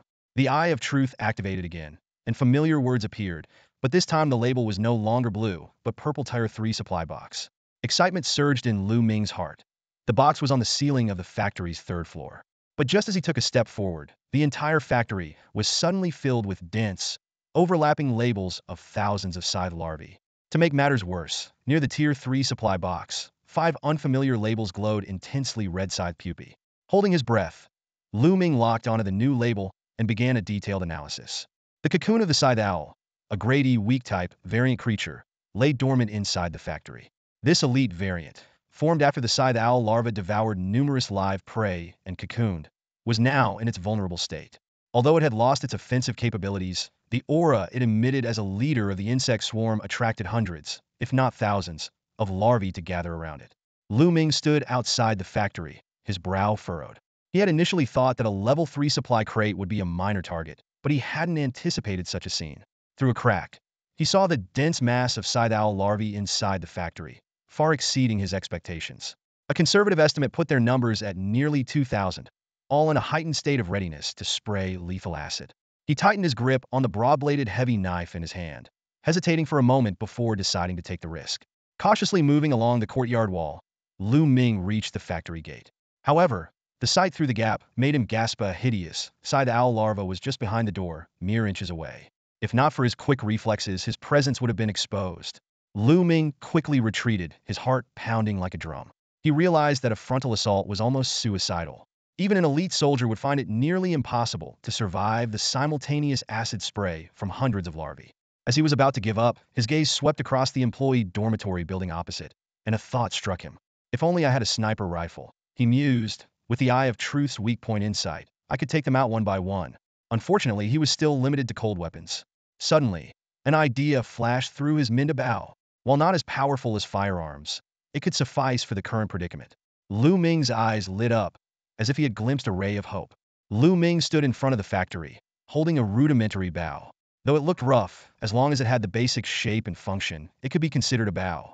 He was secretly pleased, thinking about using the ultimate enhancement to upgrade it by 2 levels, hoping it might come in handy. However, his excitement was short-lived. Lu Ming suddenly remembered a crucial archery skills. Without excellent shooting techniques, even with a bow, it would be difficult to hit the larva core from 80 meters away. Moreover, making arrows was also a challenge. He looked at the factory with disappointment, feeling a surge of frustration. Right before him was a treasure trove, but he couldn't find a good way to breach it. Should he really go back to upgrade to a junior warrior, and then try again? But that would not only be too slow, it also had drawbacks. The biggest problem was that the 5 pupae would hatch simultaneously, making it impossible for anyone, even a deity, to enter. Feeling stuck, Lu Ming opened his information panel, hoping to find a breakthrough from his skill combinations. His eyes scanned the screen and were drawn to the trading market. Several hours had passed, so there must have been quite a bit of activity. With a hopeful mindset, he clicked on the trading market. Sure enough, the list of items was no longer sparse, with the total number of pages reaching tens of thousands. Initially shocked, Lu Ming felt relieved after browsing the first few pages. The market was filled with various miscellaneous items, from pebbles and benches to moldy sheets, and someone even put a bed up for sale. Fortunately, there was a precise item type filter on the side. Lu Ming's eyes lit up when he saw the skill books option. He clicked on it, only to find a single lonely book. Basic military boxing, a level, priced at 100 bottles of 500 milliliters pure water. Lu Ming silently cursed, thinking that an 11 skill book priced at 100 bottles of pure water was outrageous. In his opinion, this book was worth at most 3 bottles of water, and that's only if he had it. For others, it might not even be worth half a bottle. After all, using military boxing against mutant creatures was akin to courting death. After a moment of silence, Lu Ming realized he was overthinking it. Anyone who could obtain a skill book at this point was either incredibly lucky or a capable individual who could move freely. Neither would sell high-level items cheaply right now. Analyzing the market demand, Lu Ming quickly identified his target weapons. In the apocalypse, weapons were symbols of confidence and courage. He quickly navigated to the weapons section and found a variety of items, although most were either unsharpened or more like props. After roughly estimating the price range, he found that the cheapest weapons required 5 bottles of drinking water or 10 portions of food, while the most expensive sharpened weapons needed double that amount of resources. To his surprise, people were actually buying these weapons. Lu Ming felt fortunate, thinking that durability was perhaps the most successful feature in an apocalyptic setting. Especially for high-level warriors and ultimate soldiers, weapon consumption would increase exponentially. They had abundant resources and endless opportunities. An idea formed in Lu Ming's mind. If he could sell more powerful weapons and request various specialized skill books in exchange, there would surely be people who couldn't resist the temptation and would willingly trade. This strategy might just open a new door for him. As for whether selling weapons would accelerate others' progress, Lu Ming wasn't worried at all. He confidently thought that no matter how fast others advanced, they couldn't match his pace. Moreover, selling weapons would not only enhance others' resource acquisition efficiency, but also boost the overall economic strength of the group. With increased purchasing power, he could buy higher quality blanks, craft more advanced weapons, in exchange for stronger skills to arm himself. Isn't this just reaping the benefits? With that thought, Lu Ming agilely leaped up to the second floor of the employee dormitory. He had previously used the Eye of Truth to thoroughly explore the place and confirmed that there were no dangers other than some expired food. He carefully leaned against the wall and gently closed the window, deciding to use the trading platform to amass the combat power needed to break through the factory. Lu Ming opened the trading platform interface and started searching for tool-type items. Instantly, hundreds of pages of information on kitchen knives, fruit knives, axes, and other items appeared before him. Although the prices were generally high, this wasn't a major issue. Tool-type items occupied an awkward position between weapons and supplies. In combat, their lethality was limited and unlikely to cause fatal injuries. In logistics, they couldn't be consumed and thus couldn't ensure survival needs. Therefore, many people listed these items hoping for luck, and when a genuine buyer appeared, the situation would be entirely different. Lu Ming quickly clicked on the consignment option and listed a 500 milliliters bottle of purified water, specifying the trade item as a knife. Almost instantly, the system notified him. Your consigned Nongfu Spring purified water has been successfully traded for a slaughter knife. This efficiency left Lu Ming secretly impressed. What pleased him even more was that the trading platform strictly protected the privacy of both buyers and sellers, making all transactions anonymous. This meant that no matter how outrageous the items he listed were, he wouldn't be targeted. Although he didn't fear being coveted, he detested the annoying harassment akin to flies and mosquitoes. Excited, Lu Ming listed 9 more bottles of water. As before, these were snapped up in an instant. Including the previously exchanged slaughter knife, his trading platform storage now neatly held 10 knives. For kitchen knives, 3 fruit knives, and 3 slaughter knives. Lu Ming carefully took out these knives, laid them on the ground, and began upgrading them one by one. To ensure his products were unique and ahead of the market, he spared no expense in upgrading all the knives to the second tier. All 4 kitchen knives were upgraded to fine steel straight knives, and the 3 slaughter knives were transformed into fine steel broadswords. He chose not to upgrade the slaughter knives to heavy-bladed knives, as that would significantly narrow the potential buyer base, especially losing the female market, which would be unwise from a business perspective. To Lu Ming's surprise, the upgrade path for the fruit knives turned out to be swords rather than knives. The system offered options including fine steel long swords, heavy-bladed swords, and fine steel daggers. The heavy-bladed sword looked extremely cool, and if he didn't already have a heavy-bladed knife and wasn't proficient in knife techniques, he would have definitely kept one for himself. In the end, he upgraded 2 of the fruit knives to fine steel long swords. After completing the upgrades, Lu Ming immediately started listing the items on the trading platform. He set all the fine steel weapons to barter, specifying the trade targets as various skill books, with archery being customizable for weapon type. Once done, he stared intently at the trading platform interface, his eyes gleaming with anticipation. These 10 second-tier upgraded fine steel weapons had consumed a total of 200 specialized crystals. If they didn't yield quick results, it would undoubtedly be a significant loss. But if he completed the trades and acquired a method for long-range kills, he could break through the factory gates. Awaiting him would be at least 4,000 specialized crystals and a level 3 supply crate. By this calculation, the return rate would be at least 20-fold. With this thought, Lu Ming's heartbeat quickened a bit. Unbeknownst to Lu Ming, the moment his items were listed, the entire national chat exploded. The auction house was abuzz with activity as 10 gleaming steel-grade weapons caught everyone's attention. Check the auction house. Someone's listed 10 steel-grade weapons, a player exclaimed. Judging by the types of weapons, they seem to be from our fellow countrymen. another player chimed in. Steel grade. Durability 1500, someone marveled. Wow, the best our team has is iron grade, and that was from a level 1 supply box. The discussions grew louder as players speculated about the identity of this big shot. Some suspected he had raided an armory, but this idea was quickly dismissed. Impossible, explained a player who was a regular on the world chat. So far, no one has discovered an armory in any region or country. Some speculate that the areas we've been transported to are actually the outskirts of Jalan 618, far from any armories. As the discussion deepened, players analyzed various possibilities. Someone suggested it might be the work of an elite military group, but this was questioned due to the need for advanced archery skills. The conversation soon turned personal. One player lamented, "I really regret using my beginner-level painting skills on myself.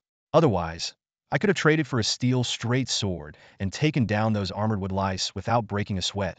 "Who doesn't?" another player agreed. "I have beginner-level cooking skills. In this post-apocalyptic world, what good is cooking? I can't even find food, let alone experiment with recipes." The discussion shifted to the survival conditions in different regions. Some mentioned the chaos caused by resource competition, leading to a discussion on the importance of human unity. "That's very true," a cautious player advised, "but I suggest we discuss this privately. This chat is real name verified, and you don't want to attract unwanted attention." Meanwhile, Lu Ming was waiting for the results of his consignment. Suddenly, countless messages appeared below his listed items, quickly surpassing 99.99. Lu Ming clicked on one at random and found they were all from anonymous users. "Hello, Big Shot. While I don't have any skill books, I'm sincerely looking to trade. Could I offer 3 bottles of 500 milliliters purified water?" One message read. Lu Ming smirked, thinking these people must take him for a fool. Many similar messages followed, with people offering what they considered valuable in exchange for the steel weapons. Just then, a system notification popped up. "Your steel straight sword consigned in the auction house has been successfully traded. You have received beginner-level tailoring mastery." The buyer also left a message. "Skill books are extremely rare. Could we trade in other ways? If possible, please add me as a friend. If you're worried, we can be anonymous friends." Lu Ming pondered this anonymous friend feature. He decided to respond to all the messages after all his weapons were sold, ensuring he got the best deals. Lu Ming was intently checking the messages from the trading house when the system notified him that his refined steel sword had been sold. He furrowed his brows slightly. "Proficient in basic cooking? Proficient in basic gardening?" he muttered under his breath, clearly uninterested in these life skills.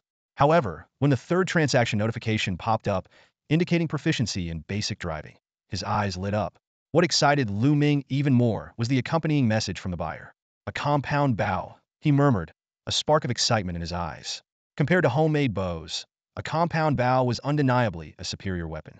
He immediately chose to add the buyer as a friend, but did so anonymously. The private chat window quickly opened, and the other party, who introduced himself as Chu Feng, expressed his displeasure at Lu Ming's anonymous behavior. Lu Ming ignored the pleasantries and got straight to the point, asking for details about the compound bow. Chu Feng thoroughly described the situation. They had just captured a stadium where they found 12 usable compound bows, 200 intact arrows, and a large amount of damaged equipment. He proposed an initial trade, 2 compound bows and 25 arrows in exchange for 1 refined steel weapon. Lu Ming quickly did the mental math and then offered a more enticing deal. 3 compound bows and 50 arrows for 1 refined steel weapon. His tone was firm, leaving no room for negotiation. Chu Feng seemed hesitant, but Lu Ming didn't give him much time to ponder. He astutely seized on Chu Feng's mention of damaged equipment and asked for specific numbers. Upon learning there were 18 broken bows and around 2,000 broken arrows, a smile played on Lu Ming's lips. "All right," Lu Ming said confidently. 1 refined steel weapon for all your damaged equipment. Including the previous deal, that makes a total of 5 refined steel weapons. Deal or no deal?" Chu Feng was silent for a moment, seemingly weighing the pros and cons. Finally, he succinctly replied, "Deal?" Lu Ming nodded in satisfaction, already calculating the potential benefits of this trade in his mind. "Wow!" Chu Feng responded so quickly, as if he were mistaken for a fool by the landlord's family. Lu Ming chuckled inwardly, knowing that Chu Feng didn't understand the true power of ultimate refinement and thus couldn't grasp his real motive for collecting scrap. Just then, a private message popped up on the screen. It was from Chu Feng. "Hey buddy, take the weapons off the market. Only 5 left, and we won't have enough to sell after that." His tone was urgent. Lu Ming's lips curled into a slight smile as he decided to play along with this anxious buyer. He quickly switched to another account and anonymously messaged himself. "Don't panic. The marketplace is the marketplace. Private deals are private deals. Meaning, there's plenty of stock. Chu Feng seemed convinced by this and messaged again. Whoa, you're awesome. Lu Ming casually replied, that's the truth. I think so too. Let's proceed with the trade. He then swiftly exchanged 5 cleavers for purified water and spent 100 crystals to upgrade them into refined steel straight swords. Next, Lu Ming clicked on Chu Feng's avatar and initiated an anonymous trade.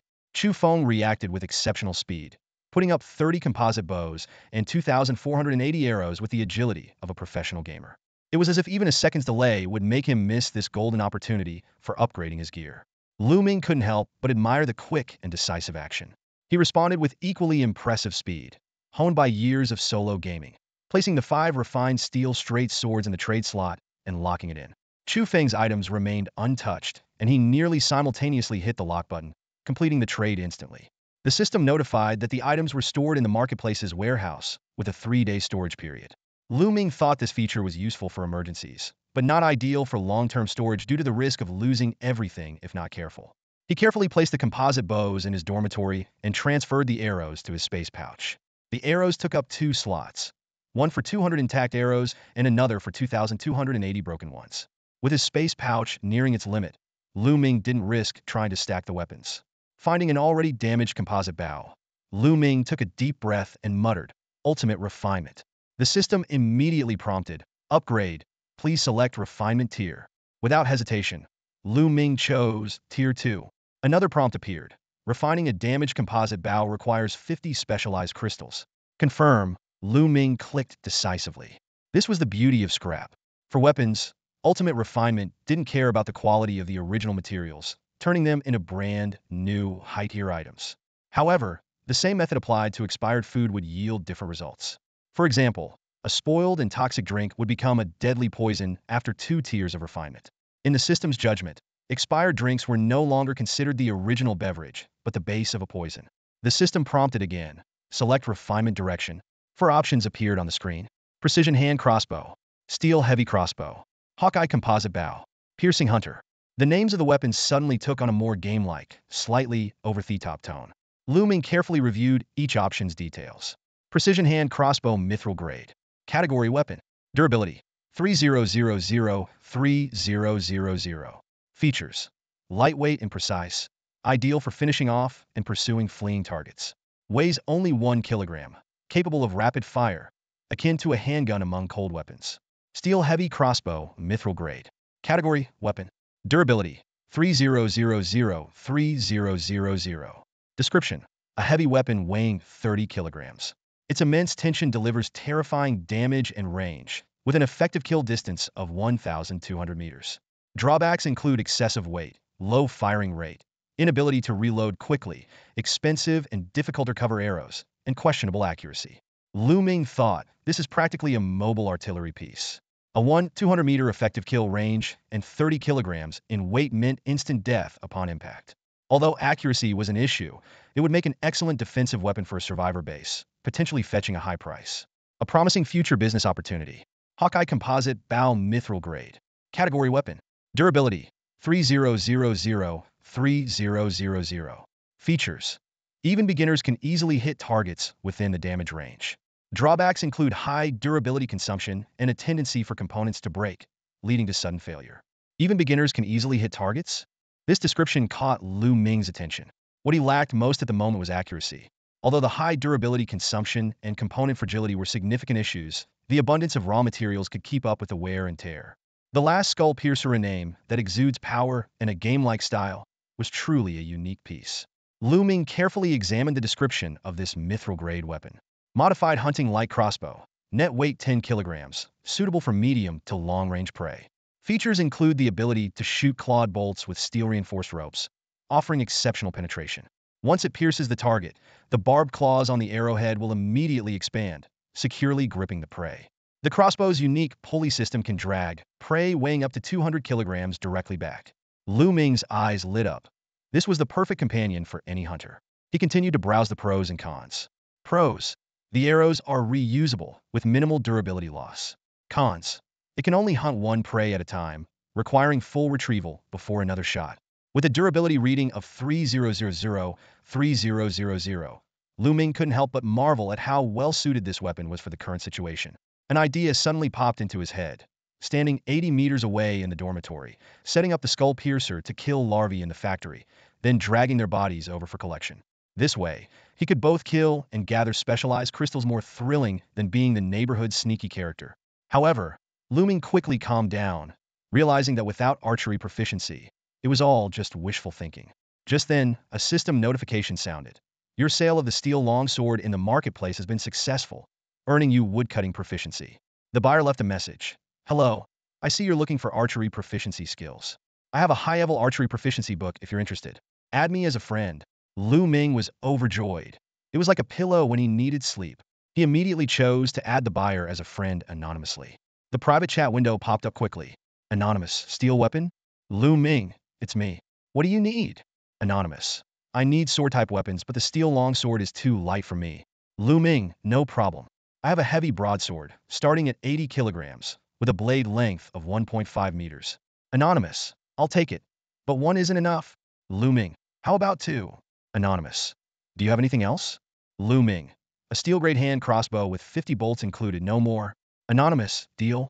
The transaction was swiftly completed, and Lu Ming was secretly pleased. This deal not only solved his archery issue, but also brought unexpected gains. Why not mithril? Lu Ming pondered, realizing that the high cost of mithril was beyond his reach. A mithril weapon required 50 specialized crystals, enough to upgrade 2.5 steel-grade weapons. He found a worn-out composite bow and chose a first-tier upgrade, using 20 specialized crystals to transform it into a steel-grade portable crossbow. The small crossbow, about 20 centimeters long, came equipped with a bolt slot. In terms of performance, it was nearly identical to a mithril-grade weapon, except for a reduced range of 40 meters and a firing limit of 5 shots. Lu Ming then took out 50 broken arrows, preparing for the ultimate upgrade. A system prompt appeared, asking him to select the upgrade tier. Lu Ming was surprised to discover that consumable materials could be upgraded in bulk. One specialized crystal could upgrade 10 composite arrows. He canceled the operation and reselected the 50 broken composite arrows. The ultimate upgrade began, and the system indicated that upgrading 50 broken composite arrows would require 5 specialized crystals. Lu Ming chose the portable crossbow bolt option. In an instant, the 50 bolts disassembled and reformed into 50 sleek, refined crossbow bolts. Just then, a friend sent a private message asking if he was ready. Lu Ming smirked and opted for an anonymous trade, placing the crossbow, bolts, and a broad-bladed heavy sword into the trade window. After a brief pause, the other party added a blue skill book, Lu Ming's coveted Archery Mastery Plus. Both parties quickly locked in and completed the trade. Lu Ming took a deep breath, inhaling the earthy scent of the book, as if he could smell money. This advanced archery mastery skill book would not only allow him to master advanced techniques for all ranged weapons, but also increase his attack range by 20. Without hesitation, he chose to learn it, and a blue glow merged into his forehead. Meanwhile, on the rooftop of an unknown high-rise, a woman in a suit was testing a giant sword taller than herself. She wielded it single-handedly, executing a seamless combo. As she evaluated the weapon, a shout from below asked if they had found the Chinese woman who had stolen 2 supply crates from their leader. The woman in the suit quickly donned a mask and crouched at the rooftop's edge. She saw 6 burly, buzz-cut white men in black suits conversing. They complained in rough American accents about their failed pursuit, fearing their leader's wrath. At that moment, the woman in the suit swooped down like a hawk. Blood and limbs flew everywhere. The surviving men stared in terror at the Chinese woman with the heavy sword and a smile on her face. The leader recognized her and immediately ordered a retreat. In that instant, the roles of hunter and prey reversed completely. The remaining 4 men, ignoring their leader's anger, fled for their lives. In the split second when the suited woman turned, she swung her heavy sword, creating a chilling arc of light. The sharp blade instantly severed a suited white man who couldn't escape in time, causing blood to spurt out. The remaining 4 broke into a cold sweat, their escape speed suddenly reaching its peak. The woman remained expressionless. She swiftly plunged her great sword into the ground and drew a portable crossbow. With a series of clicks, 4 arrows shot out, hitting the 4 fleeing individuals squarely in the head. Despite the arrows piercing their skulls, their bodies continued forward for about 10 meters before collapsing with a thud. Although the arrows had penetrated their brains, these elite soldiers still twitched and whimpered on the ground, their tenacious vitality prolonging their agony. The woman seemed unsurprised. She retrieved her heavy sword and walked unhurriedly towards the fallen men, beheading each one with precision and efficiency. After shaking off the blood from her blade, she quickly collected their spatial pouches. Having completed her task, she sheathed her great sword and gazed into the distance. One thought dominated her mind.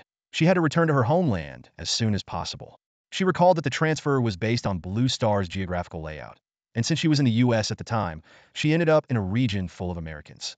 Now, she was deeply worried about her family's safety, but couldn't communicate on the national channel without revealing her identity. She decided to return to her homeland first, and then use local resources to try to locate her family. Switching scenes, we come to Lu Ming. He had just completed a skill learning session, and a wealth of shooting techniques flooded his mind, absorbed by every cell in his body. Opening his eyes, Lu Ming picked up a compound bow, drew the string, and notched an arrow, his movements smooth and effortless.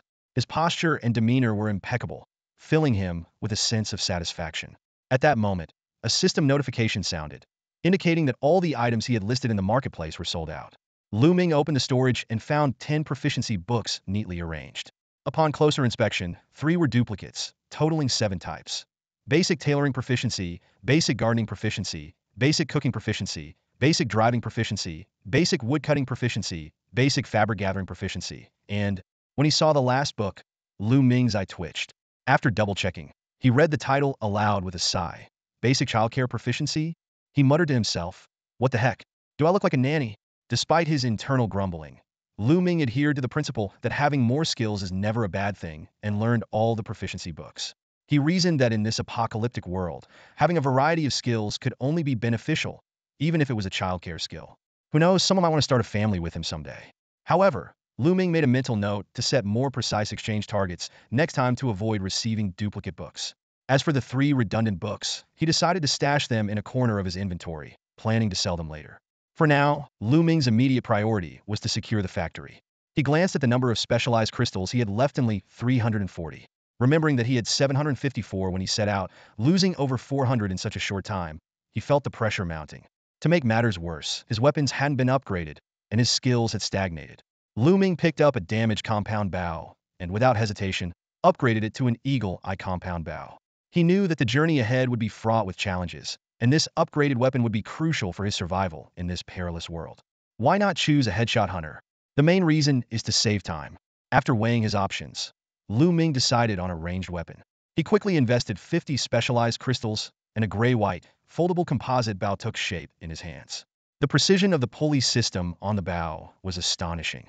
With a flick of his wrist, as if through muscle memory, Lu Ming unfolded the composite bow with a satisfying click, revealing its full, sleek form. The 50-centimeter draw length glinted coldly in the sunlight. For the arrows, he opted against the extravagant mithril grade and instead used 50 specialized crystals to upgrade 500 broken arrows to portable, composite steel arrows.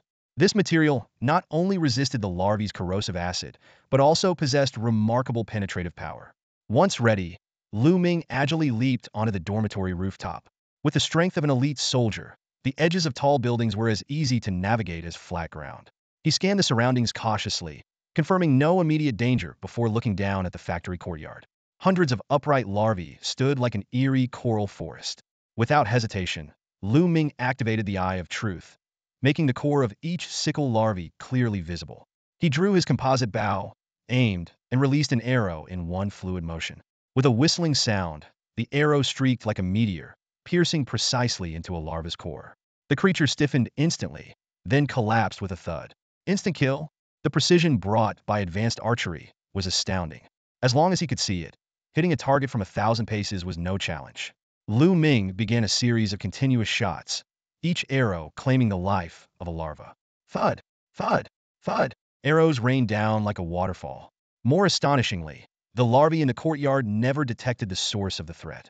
In just 20 minutes, the entire factory courtyard was silent. The Eye of Truth revealed no surviving larvae. Lu Ming checked his remaining arrows. Out of 500, only 182 were left, meaning he had killed 318 sickle larvae in that short time. This round was not only profitable, but highly lucrative. He deftly vaulted down, using windowsills and balconies to cushion his descent, landing steadily on the ground. Before entering the factory, he carefully scanned the area again to ensure no living creatures remained. As he stepped through the factory doors, he was hit not by a visual shock, but by a nauseating stench. The decomposing bodies of hundreds of larvae had produced a pungent odor, like aged wine fermenting. Even though Lu Ming thought he was used to such smells, this one made his head spin. He quickly activated his greed skill to start collecting resources.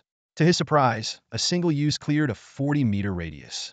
Checking his skill panel, he found that the range of greed had increased from 10 meters to 40 meters, now allowing area collection.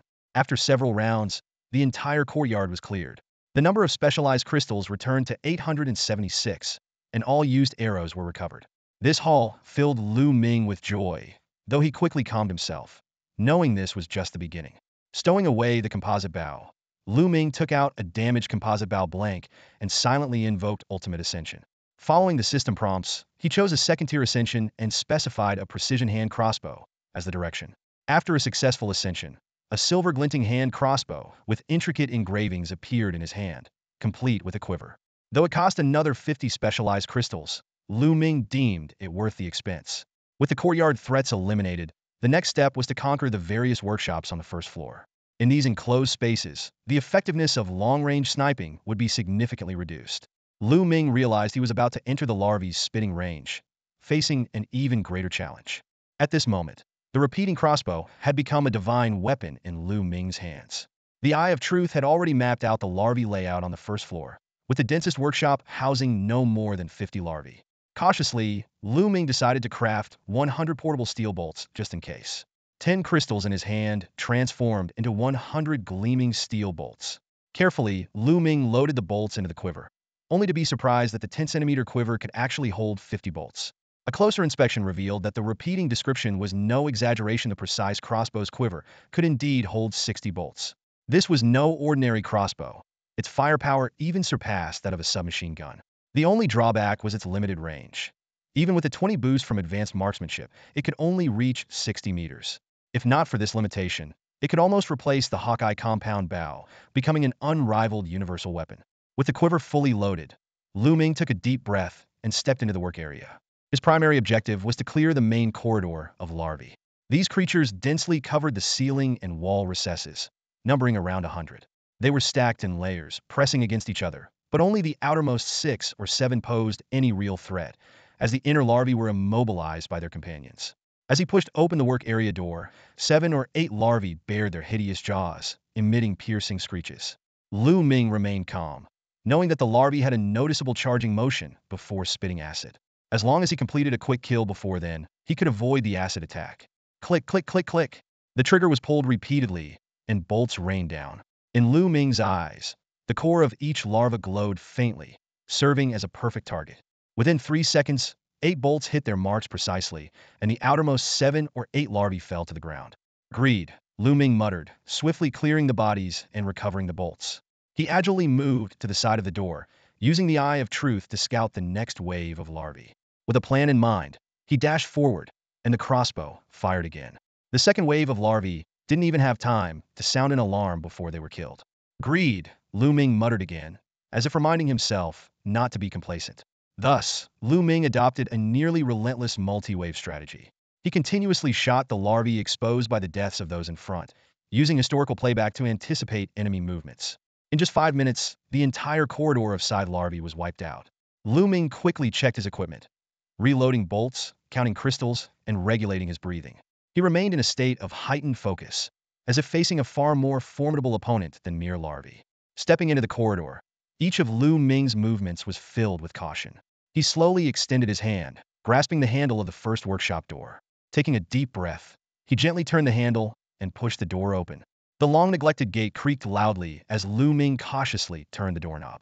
However, as soon as the door cracked open, a dozen streams of concentrated acid shot out like arrows. The immense impact, combined with the corrosive nature of the acid, shattered the entire door with a thunderous crash. Although Lu Ming had been prepared and quickly dodged to the side of the door frame, the power of the acid spray exceeded his expectations. The acid, after obliterating the door, splattered against the walls. It spread astonishingly wide. Even more shocking was that this spray was several times more powerful than what Shinhai had shown in his video, with the splattering acid drops shooting out like bullets. Unable to dodge completely, Lu Ming had to turn sideways, using his crossbow to shield his face from disfigurement. However, several drops of acid still hit his arm, hand, and thigh, instantly burning through his clothes and creating small holes in his flesh. The intense burning sensation felt like pouring hydrogen peroxide onto an open wound, contorting Lu Ming's face in pain. To avoid provoking further attacks from the larvae, Lu Ming gritted his teeth and suppressed his screams, though the fury in his eyes was unmistakable. Half of this anger was directed at the larvae. The other half was at his own carelessness. He realized that even with powerful tools and skills, he could not afford to be complacent. He also finally understood the fear that ordinary people felt when facing these scythe owl larvae in their aggressive state. These creatures, once in swarms, were not something one could handle up close. Ming quickly inspected his wounds and found that although the pain was excruciating, it was starting to numb, and there was no bleeding, which was a small mercy. More importantly, the scythe owl larvae weren't venomous. Otherwise, this mistake could have been fatal. Realizing he needed a shield against the acid, Ming had a quick idea and pulled out a broad-bladed heavy knife. Although not as large as the door panel, its 15-centimeter blade width was enough to serve as a temporary shield. Activating the Eye of Truth, he locked onto the core positions of all the larvae in the workshop, then dashed in and fired 6 crossbow bolts, each hitting a larva with precision. The larvae immediately retaliated, spraying acid once again. Ming dodged while quickly positioning the heavy knife by his side. This time, when the acid hit the walls and splattered, the knife blade blocked it, leaving him unscathed. With the acid threat neutralized, it was now a one-sided massacre. Half an hour later, Ming emerged from the last office, having cleared the entire first floor. He counted the specialized crystals, totaling 1,580, meaning he had eliminated 382 scythe owl larvae on this floor. A glance at the system clock showed it was already 3:15 p.m. The sun was starting to set, casting a golden hue across the sky. With 2.5 hours until nightfall, he had enough time to clear the remaining 2 floors and find a safe shelter for the night. Closing his spatial pouch, Ming looked up at the second floor. The larvae there were as numerous as on the first floor, but packed even more densely, almost without any gaps. This setup puzzled him. What was the purpose of the scythe owl cocoons having the larvae guard them this way? Were they trying to build a wall of flesh? This density actually limited the larvae's effectiveness, similar to the situation in the first floor corridors. While he wasn't sure about the exact layout of the second floor, the Eye of Truth suggested it was similar to the first floor, with separate departments and workshop areas. If there were more corridors, the situation might mirror that of the first floor, requiring caution against acid sprays and splatters from the larvae in the workshops. After a moment of thought, Ming opened his information panel, focusing on the specialization level section. He had initially planned to clear the entire factory at his current level and then strategically use the specialized crystals. However, to avoid further unexpected incidents, it seemed wise to level up first. In case he gained a strong resistance to corrosive acids or a physique that reduced damage, it would be an extra layer of safety. Ming calculated in his mind, but didn't start the ascension right away. He cautiously retreated to the innermost office on the first floor of the workshop, carefully checking the condition of the door lock. After confirming that the lock was intact, he locked the door from the inside and piled several heavy desks against it to form a temporary barricade. Turning to the window, he moved a few more desks to securely block it. Even after all this, Ming still felt uneasy. He turned and entered the document sample storage room. Every move he made was filled with extreme caution, as if he were making final preparations for an impending storm. The excruciating pain from previous ascensions and the injuries caused by carelessness had taught him the importance of being meticulous. In this perilous world, a single mistake could lead to death. After setting up multiple layers of protection, Ming took a deep breath and clicked on the specialization level. The system prompt immediately appeared. Detected sufficient number of specialized crystals in spatial pouch. Would you like to consume 1,000 specialized crystals to complete gene evolution? Evolution will promote you to the rank of junior hunting warrior and grant physique enhancement. Ming's eyes lit up. This was exactly the direction he had been hoping for. Without a moment's hesitation, he decisively chose yes. In an instant, 1,000 crystals surged out like a tide, each one shattering in midair and transforming into familiar blue arcs of light. These arcs were much thicker than usual, each as thick as a thigh, darting and swirling through the air, emitting a terrifyingly intense energy. Seeing this daunting scene, Ming involuntarily gulped and instinctively took a step back. He recalled the agony caused by the arm-thick arcs during previous ascensions. Would this much larger surge of energy tear him apart? However, there was no turning back now. Even if he fled to the ends of the earth, this energy would follow.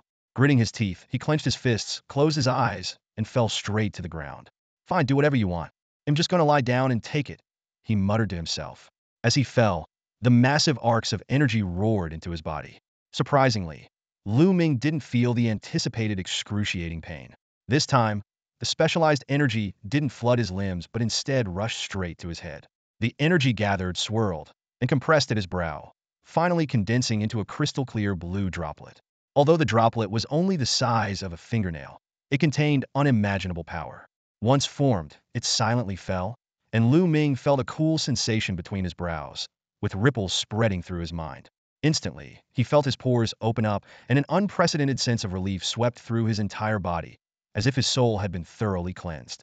This extraordinary feeling lasted for a full 20 seconds before gradually fading away. When Lu Ming opened his eyes and looked around, he was so stunned by the scene before him that he was left speechless. Smoke swirled slowly in the air, its path gradually becoming visible. Lu Ming took a deep breath and noticed that the air no longer had a monotonous scent, but was layered with various nuances. A gentle breeze seeped through the cracks of the warehouse, brushing softly against his skin, bringing an unprecedented clarity to his senses. Lu Ming raised his hands, feeling the flow of air between his fingers.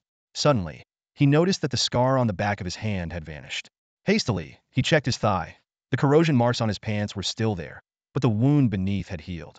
This discovery left him astounded, speculating whether it was a result of the advancement process or genetic evolution. At that moment, a notification interrupted his thoughts. Congratulations on completing your genetic evolution and awakening as a junior hunting warrior. As the first individual to achieve this, your awakening power has been boosted by 3 levels, and you have earned 3 lottery draws. Would you like to proceed with the draw now? Hearing the word lottery, Lu Ming immediately dismissed his thoughts about the scar's disappearance, not even bothering to ponder the meaning of awakening power. He knew his rise depended on the 3 lottery chances that came with the surprise reward. How could he stay calm when given another chance to draw? Yes. Lu Ming responded without hesitation. The system prompt continued. Prizes will be randomly drawn from 5 categories: resources, skills, weapons, special items, and miscellaneous. You are guaranteed at least 1 grade reward. Please choose your draw method: single draw or triple draw. Triple draw. Lu Ming blurted out almost instinctively. Immediately, the system displayed 3 consecutive messages. Congratulations! You've received a special item. Universal deduction coupon. Congratulations! You've received a Crade skill book. Advanced Steel Collection Mastery. Congratulations! You've received a special item. Tri-region map. However, right after the excitement, a warning message appeared. Insufficient space in your inventory. Please ensure at least 3 slots are free. Upgrading your inventory can increase capacity. Lu Ming frowned, thinking that the inventory capacity settings were indeed inadequate. He recalled the dozens of compound bows still piled up on the 2nd floor of the employee dormitory, waiting to be retrieved after the factory sweep. Despite his efforts to lighten the inventory load, it still wasn't enough. Glancing at his 580 specialized crystals, Lu Ming decided not to upgrade his inventory just yet. Instead, he chose to inspect the 3 items he had just won. First was the Universal Deduction Coupon. Category: Special Item. Effect: can be used to deduct 1 instance of specialized crystal consumption. Lu Ming exclaimed, "Wow, this is like a free pass." He realized that such a universal coupon must be extremely valuable, given that it was a reward for being the world's first genetic evolver. Obtaining a similar item in the future would likely require meeting such high standards again. Considering the need to upgrade his inventory, Lu Ming pondered whether to use the coupon. Although it was incredibly valuable, he thought that upgrading the inventory mainly enhanced storage capacity, which wasn't his highest priority. Ultimately, he decided to keep the coupon for now. Next, Lu Ming examined the 2nd reward. Advanced Steel Collection Mastery Crate. Category: Mastery Skill Book. Effect: allows for the recycling and utilization of steel. Feature: increases recycling conversion rate by 50. Without much thought, Lu Ming decided to learn the skill directly. Finally, he took out the reward he was most excited about: the map. Recalling the system's emphasis on the importance of maps during the transition, Lu Ming realized this could be an extremely rare item. To his surprise, it wasn't an ordinary paper map, but an electronic map embedded in a tablet. Tri-region map. Category: Special Item. Description: detailed map of 3 regions: Pinga District, Xinhui District, and Jintian District, marked with the locations of 6 level 3 resource boxes and 3 special areas. This brief description was enough to get Lu Ming thrilled. Not only did it cover 3 regions in detail, but it also marked the locations of 6 level 3 resource boxes. Upon closer inspection, the map divided the regions into light yellow, golden yellow, and orange yellow areas. These regions were arranged in an arc from south to northwest, with the light yellow area in the south named Jintian District. A golden area is centered with the name Xinhui District prominently shining above it, indicating the location of the innovative phone repair glass display case. An orange area is positioned above, clearly marked as Pinga District, 6 purple markers are scattered like stars across 3 regions. 2 in Pinga District, 2 in Xinhui District, and 2 in Jintian District, with no discernible pattern. Additionally, 4 markers of different colors stand out. 3 bright red markers occupy the central positions of Jintian District, Xinhui District, and Pinga District, seemingly warning of some danger. A white marker is hidden within the Kongbao Shoe Factory in the suburbs of Jintian District, almost overlapping with a purple marker in the same district. Undoubtedly, this white marker represents Lu Ming himself. Lu Ming's eyes roamed over the map, easily locating his original residence Jinsui Street, situated at the top of the map, near the border of Jintian District. Based on the distribution of the level 3 supply boxes and the conspicuous red core areas, Lu Ming deduced that all the transfer points were currently at the outskirts of each district. This implied that the levels of the alien creatures would be stronger towards the center. His attention was inevitably drawn to the 3 red markers, his intuition telling him that these were the most dangerous places in the entire area. Just as he was deep in thought, he snapped out of it and quickly put away the map. Now was not the time to study these details. He still needed to secure the level 3 supply boxes, and time was running out. However, there was one thing he needed to confirm the extent of his newfound strength. Closing his eyes and clenching his fists, Lu Ming focused for a moment, and his expression changed dramatically. The reason was simple. The power was overwhelming. If the overall strength of an elite soldier was 10 times that of an ordinary person, then a novice hunting warrior was 30 times stronger. What did this mean? If an ordinary person could lift 50 kilograms, a novice hunting warrior could effortlessly lift 1,500 kilograms. Could this still be considered human? It was utterly absurd.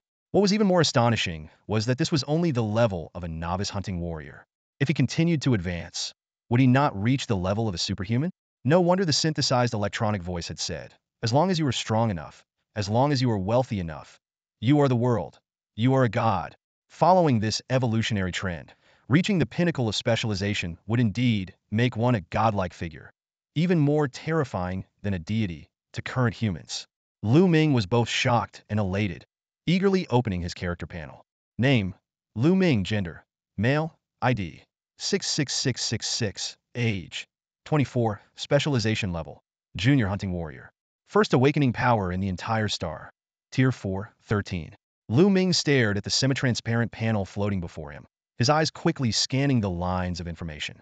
General functions: greed, exclusive world channel, trading house, space backpack level 2. The skill list was dazzling. Basic swordsmanship a level, Eye of Truth, exclusive ultimate sublimation, exclusive power amplification level mastery, and a series of basic mastery skills ranging from tailoring to childcare. His advanced archery and advanced iron collection mastery had reached level. Incredible! Lu Ming couldn't help exclaiming, his eyes sparkling with excitement. The panel's information was simply unbeatable, especially the rainbow emblem of the first awakening on the entire star, which was so dazzling it took his breath away. It was a pity that such glory could only be admired by himself, and not shared with others, leaving him slightly regretful. His gaze fell on awakening power, and Lu Ming remembered how he had been distracted by 3 lottery draws earlier. He quickly clicked on the detailed information. Awakening power category: awakening skill. Effect: upon use, enter a gene awakening state for a short period, with overall physical attributes skyrocketing by 4 times, lasting for 4 minutes. Cooldown: resets daily at midnight. Characteristics: consume specialized crystals to upgrade, with effects and duration increasing with level, maxing at Tier 10. Current tier: Tier 4, 1 initial 3 additional upgrades. Progress: 5801000. Damn it! Lu Ming couldn't help but curse, his brows furrowing. Specialized crystals again. He cursed the system's milking strategy, but soon forced himself to calm down and carefully analyze the effects of the awakening skill. A 4-fold increase in physical attributes for 4 minutes was indeed extraordinary. An individual with 30 times the strength of an ordinary person would directly soar to 120 times. More importantly, the effects and duration would increase with each level. Following this pattern, each tier might add 1-fold to the physical boost and 1 minute to the duration. At the maximum, it could reach 10-fold for 10 minutes. No wonder it had a daily cooldown. What delighted Lu Ming even more was that, due to the first awakening reward, his awakening power's upper limit was 3 tiers higher than others. This meant he would always be ahead in both effects and duration. At that moment, Lu Ming deeply understood the significance of the first mover advantage. He resolved that he could never be complacent in the future. Only diligence would maintain his edge. With mixed feelings, Lu Ming checked the information on the Junior Hunting Warrior. Junior Hunting Warrior: a qualified alien hunting warrior, has completed the mortal body transformation, stepping into a higher life level. Physical strength is comparable to a level elite aliens, able to self-preserve in the outer suburbs. Consuming specialized crystals can upgrade to intermediate hunting warrior. Upgrade progress 580-5000. Seeing the words specialized crystals, Lu Ming irritably closed the panel. He tilted his head back and rubbed his forehead, lamenting the long road ahead and the mounting debts. Weapons, skills, specialization level, awakening power each required specialized crystals, which was daunting. However, moments later, Lu Ming suddenly understood a critical point: the time factor. The 30-day mutation suppression period wasn't set without reason. It was to give survivors time to develop. According to the junior hunting warrior description, completing gene evolution was necessary for self-preservation in the outer suburbs. Clearly, advancing from a junior soldier to a junior warrior wasn't achievable overnight, but required a month's effort. With this realization, Lu Ming felt relieved. Many people hadn't even stepped out of their shelters yet, so why should he be in a hurry? With newfound determination, Lu Ming picked up his precision crossbow and strode towards the second floor. The road ahead was tough, but he was ready to face the challenges. With the boost from his specialized abilities, Lu Ming felt a qualitative change in his speed, reflexes, and observational skills. He moved through hallways, corridors, workshops, and various departments like a gust of wind, eliminating the larvae as effortlessly as crushing ants. 40 minutes later, 1,472 specialized crystals glittered before Lu Ming's eyes, the legacy left by the larvae on the entire second floor. Not only had his specialized crystals fully replenished, but they had also surged to an astounding 2,052. With the burden on his mind lightened, his enthusiasm for killing larvae soared. Lu Ming pulled out a half-finished bottle of multifunctional sports drink from his backpack and downed it in one go. The thirst and hunger dissipated instantly, but he felt a slight discomfort in his mouth. He mused that this was quite normal. People eat not just out of hunger, but often to satisfy their cravings. Just like in the late hours after dinner. Even when you're full, a friend's food photo can make you open a food delivery app and order some junk food. With this thought, Lu Ming made a silent vow. Once he cleared the entire factory, he would treat himself to a good meal, hunger or not. Click! The sound of a crossbow bolt being loaded broke the brief silence. Lu Ming attached the arrow magazine and activated the Eye of Truth. The distribution of larvae on the third floor instantly appeared in his mind. To his surprise, unlike the complex spatial partitions on the first and second floors, the third floor seemed to be one large open assembly line workshop. The larvae were densely packed, but arranged with a strong sense of hierarchy, much like the tiered seating in a movie theater. In this scenario, larvae in the front, middle, and back rows could all attack him simultaneously, with no attack limitations. Lu Ming thought the larvae clustered on the first and second floors were indeed just cannon fodder, perfectly validating his judgment. As for the difficulty of clearing them out, Lu Ming's lips curled into a slight smile. Before his genetic evolution, this might have posed a challenge, but now, he didn't even bother to frown. Click, click, click, click. In the stairwell leading to the third floor, Lu Ming dashed out like a bolt of lightning. His wrist became a blur as he fired the crossbow in rapid succession, precisely hitting the nuclei of 7 or 8 larvae and instantly collecting their relics. Before the larvae in the back row could spit acidic fluid, he fired another 7 or 8 shots, eliminating the crowded second layer of meat shields. The evolution of his senses and reflexes allowed Lu Ming to fully adapt to his body's new rhythm.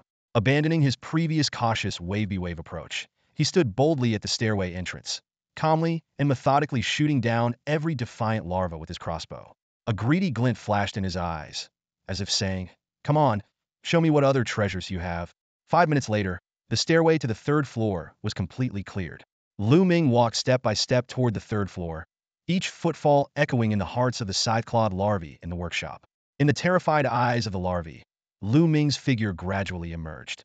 His arrival was like the descent of the Grim Reaper, here to harvest the lives of these pitiful creatures. Ka-ka-ka-ka! The sharp whistling of crossbow bolts pierced through the air, reducing the number of scythe owl larvae to double digits. The ground was covered with a thick layer of corrosive acid, emitting a pungent odor.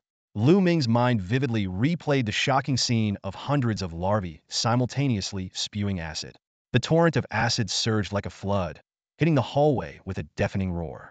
Thankfully, he reacted swiftly. Using his broad-bladed heavy sword to hang from the ceiling and taking advantage of the downward slope of the hallway, he narrowly avoided being engulfed by the acid. Despite his confidence in the elite-level strength of his mutated body, which he believed could withstand the acid without harm, he was reluctant to ruin his hard-earned clothes or waste precious drinking water to clean up. Moreover, Being covered in that yellowish slime would be extremely unpleasant, and accidentally swallowing even a drop would likely leave a lifelong scar. Lu Ming cautiously stepped forward, the soles of his standard issue shoes making a hissing sound as they touched the corroded floor.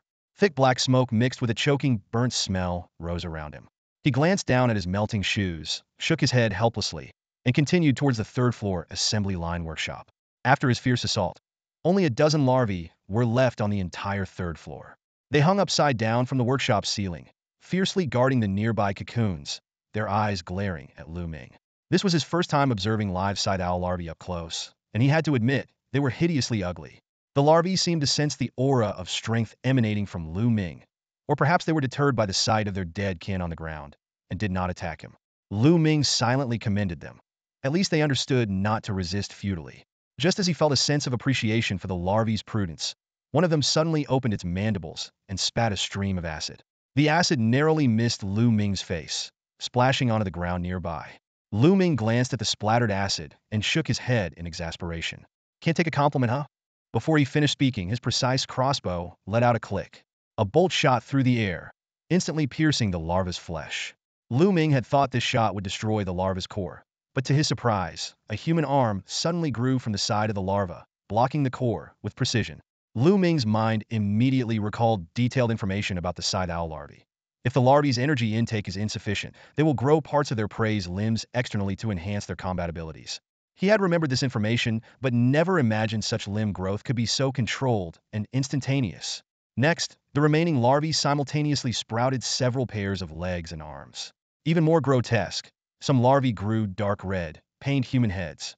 This scene was far more unsettling than their mere hideous appearance.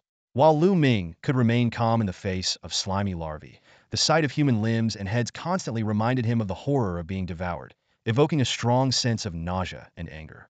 To Lu Ming, being devoured due to lack of strength was one thing, but using the bodies of his kind as trophies was the ultimate insult to him as a fellow human. At that moment, a piercing screech emanated from countless cracks on the larvae. The side owl larvae, having compensated for their species' deficiencies, lunged at Lu Ming from the ceiling with ferocious speed. The distance closed in an instant, and their mandibles shot out, poised to tear Lu Ming apart. In the nick of time, a slender silver light, accompanied by the whistling of a blade, sliced through the air horizontally. With a soft sizzle, a dozen larvae were simultaneously cut in half. The immense force, carrying a devastating wind, flung the severed larvae bodies like cannonballs against the wall. The splattered flesh resembled watermelons dropped from a great height, utterly mangled. These larvae could no longer regenerate, as their cores were shattered by the overwhelming force. They became the first batch of ants crushed by a giant, not by piercing their cores or hitting their weak points, but by collapsing under absolute power. Lu Ming looked up, his gaze falling on the 5 cocoons wrapped around the third-level supply boxes on the ceiling. They were pitch black, connected by a mysterious black tissue. Inside the cocoon shells, like living hearts, they throbbed powerfully. Under the gaze of the Eye of Truth, the evolution progress bar had already reached 50. Lu Ming's heart tightened as he realized the situation was more urgent than he had anticipated. In just 3.5 hours, the progress had leaped from 15 to 50, indicating that the entire transformation process might be completed in less than 10 hours. Lu Ming took a deep breath and gripped his broad-bladed heavy sword tightly. He had to act immediately, or the threat would become even greater. With a swift movement, he reached the nearest cocoon and thrust his blade precisely through its shell. A piercing screech emanated from within the cocoon, causing Lu Ming's eardrums to ache. He watched coldly as the life signs inside rapidly diminished until they ceased altogether. One down. Without delay, Lu Ming turned to the next target. Muscles taut, he sprang into the air, aiming for the ceiling. Midair, he drew his heavy sword and slashed horizontally. With 2 swift swoosh sounds, 2 more cocoons split open. Fatty tissue spilled out, covering the ground. Deprived of their essential nutrients, the life forms inside these cocoons could no longer develop. 3 down. As he landed, Lu Ming hurled his blade again, piercing through the 4th cocoon with precision. 4 down. Seeing only 1 cocoon left, Lu Ming felt a surge of joy. He leaped once more, his heavy blade aimed at the final cocoon. However, just as the blade was about to make contact, clang! A metallic clash rang out, and Lu Ming's pupils contracted. A silver blade, emitting a cold, eerie glow, shot out from the cocoon and effortlessly deflected his strike, which had been delivered with 80% of his strength. Alarm bells rang in Lu Ming's mind, and he instinctively withdrew and retreated. He backed up to the edge of the corridor, where the only winding stairway offered the best escape route. No matter what happened next, securing a retreat was always the wise choice. Activating the Eye of Truth once more, the information that appeared made Lu Ming gasp. The evolution progress bar had vanished, replaced by a new panel for a mutated creature. Mutated Scythe Owl E-Class Elite. Category: Insectoid Variant. Description: originally an E-Class Elite variant, it underwent a frenzied evolution after absorbing the energy from the other four-scythe owl cocoons. Its defense is astonishing, with a body covered in armor comparable to fine steel, making it nearly impervious to ordinary weapons. Though its legs are slender, their muscle activity is extremely high, giving it top-tier jumping ability and mobility among E-Class elites. It also has resilient feathered wings, allowing for low-altitude flight with limited endurance, but enough to gain an advantage in combat. This is a born hunter, highly aggressive with outstanding combat instincts. It adheres to the ultimate law of hunters either kill the prey or be killed by it. Once it locks onto a target, the prey cannot escape the fate of a death match. It will relentlessly pursue its target until one of them falls. More terrifyingly, even if the prey is killed by another variant, it will transfer its hatred to the interloper, pursuing them relentlessly regardless of their superior strength or even if they exist in a different dimension. Lu Ming quickly scanned the information panel of the mutated scythe owl, his sense of caution heightened. This elite variant not only possessed forelimbs as sharp as blades, capable of slicing through steel with ease, but also could take to the air with its wings and spray corrosive acid. More alarming was its berserk evolution ability, which allowed it to unleash scythe blade pulses. Looking up at the mutated scythe owl, slowly emerging from its cocoon in midair, Lu Ming noticed its nonchalant demeanor, as if it didn't regard him, a novice hunter, as a threat. This disdain infuriated Lu Ming. A glint of cold determination flashed in his eyes as he activated both his awakening power and strength multiplication technique without hesitation. Blue energy surged from his brow, coursing through his meridians to his limbs. Red energy erupted from his heart, infusing his internal organs. The two forces intertwined, generating an astounding power within him. He raised his broad, heavy sword, his figure like an arrow, and slashed fiercely at the scythe owl in midair. The blade clashed with the scythe owl's forelimbs, producing a piercing metallic sound. The seemingly indestructible sword shattered like paper, and the immense impact tore the scythe owl's body apart. Green fluid mixed with fragments of its innards fell from the sky, hitting the ground with a heavy thud and raising a cloud of dust. Despite its body being split in two, the remaining part within the cocoon struggled for survival. Lu Ming showed no mercy, grabbing its blade-like forelimb and swiftly decapitating it. The scythe owl's compound eyes, filled with shock, gradually dimmed as life quickly ebbed away. Lu Ming landed heavily, staring impassively at the still, resentful head. He cared little for notions of chivalry. In this war for survival between humans and variants, the only thing that mattered was staying alive. Enhancing skills and strength ultimately served the sole purpose of killing opponents more effectively. He casually tossed the scythe owl's remains to the ground, finally taking a good look at the creature.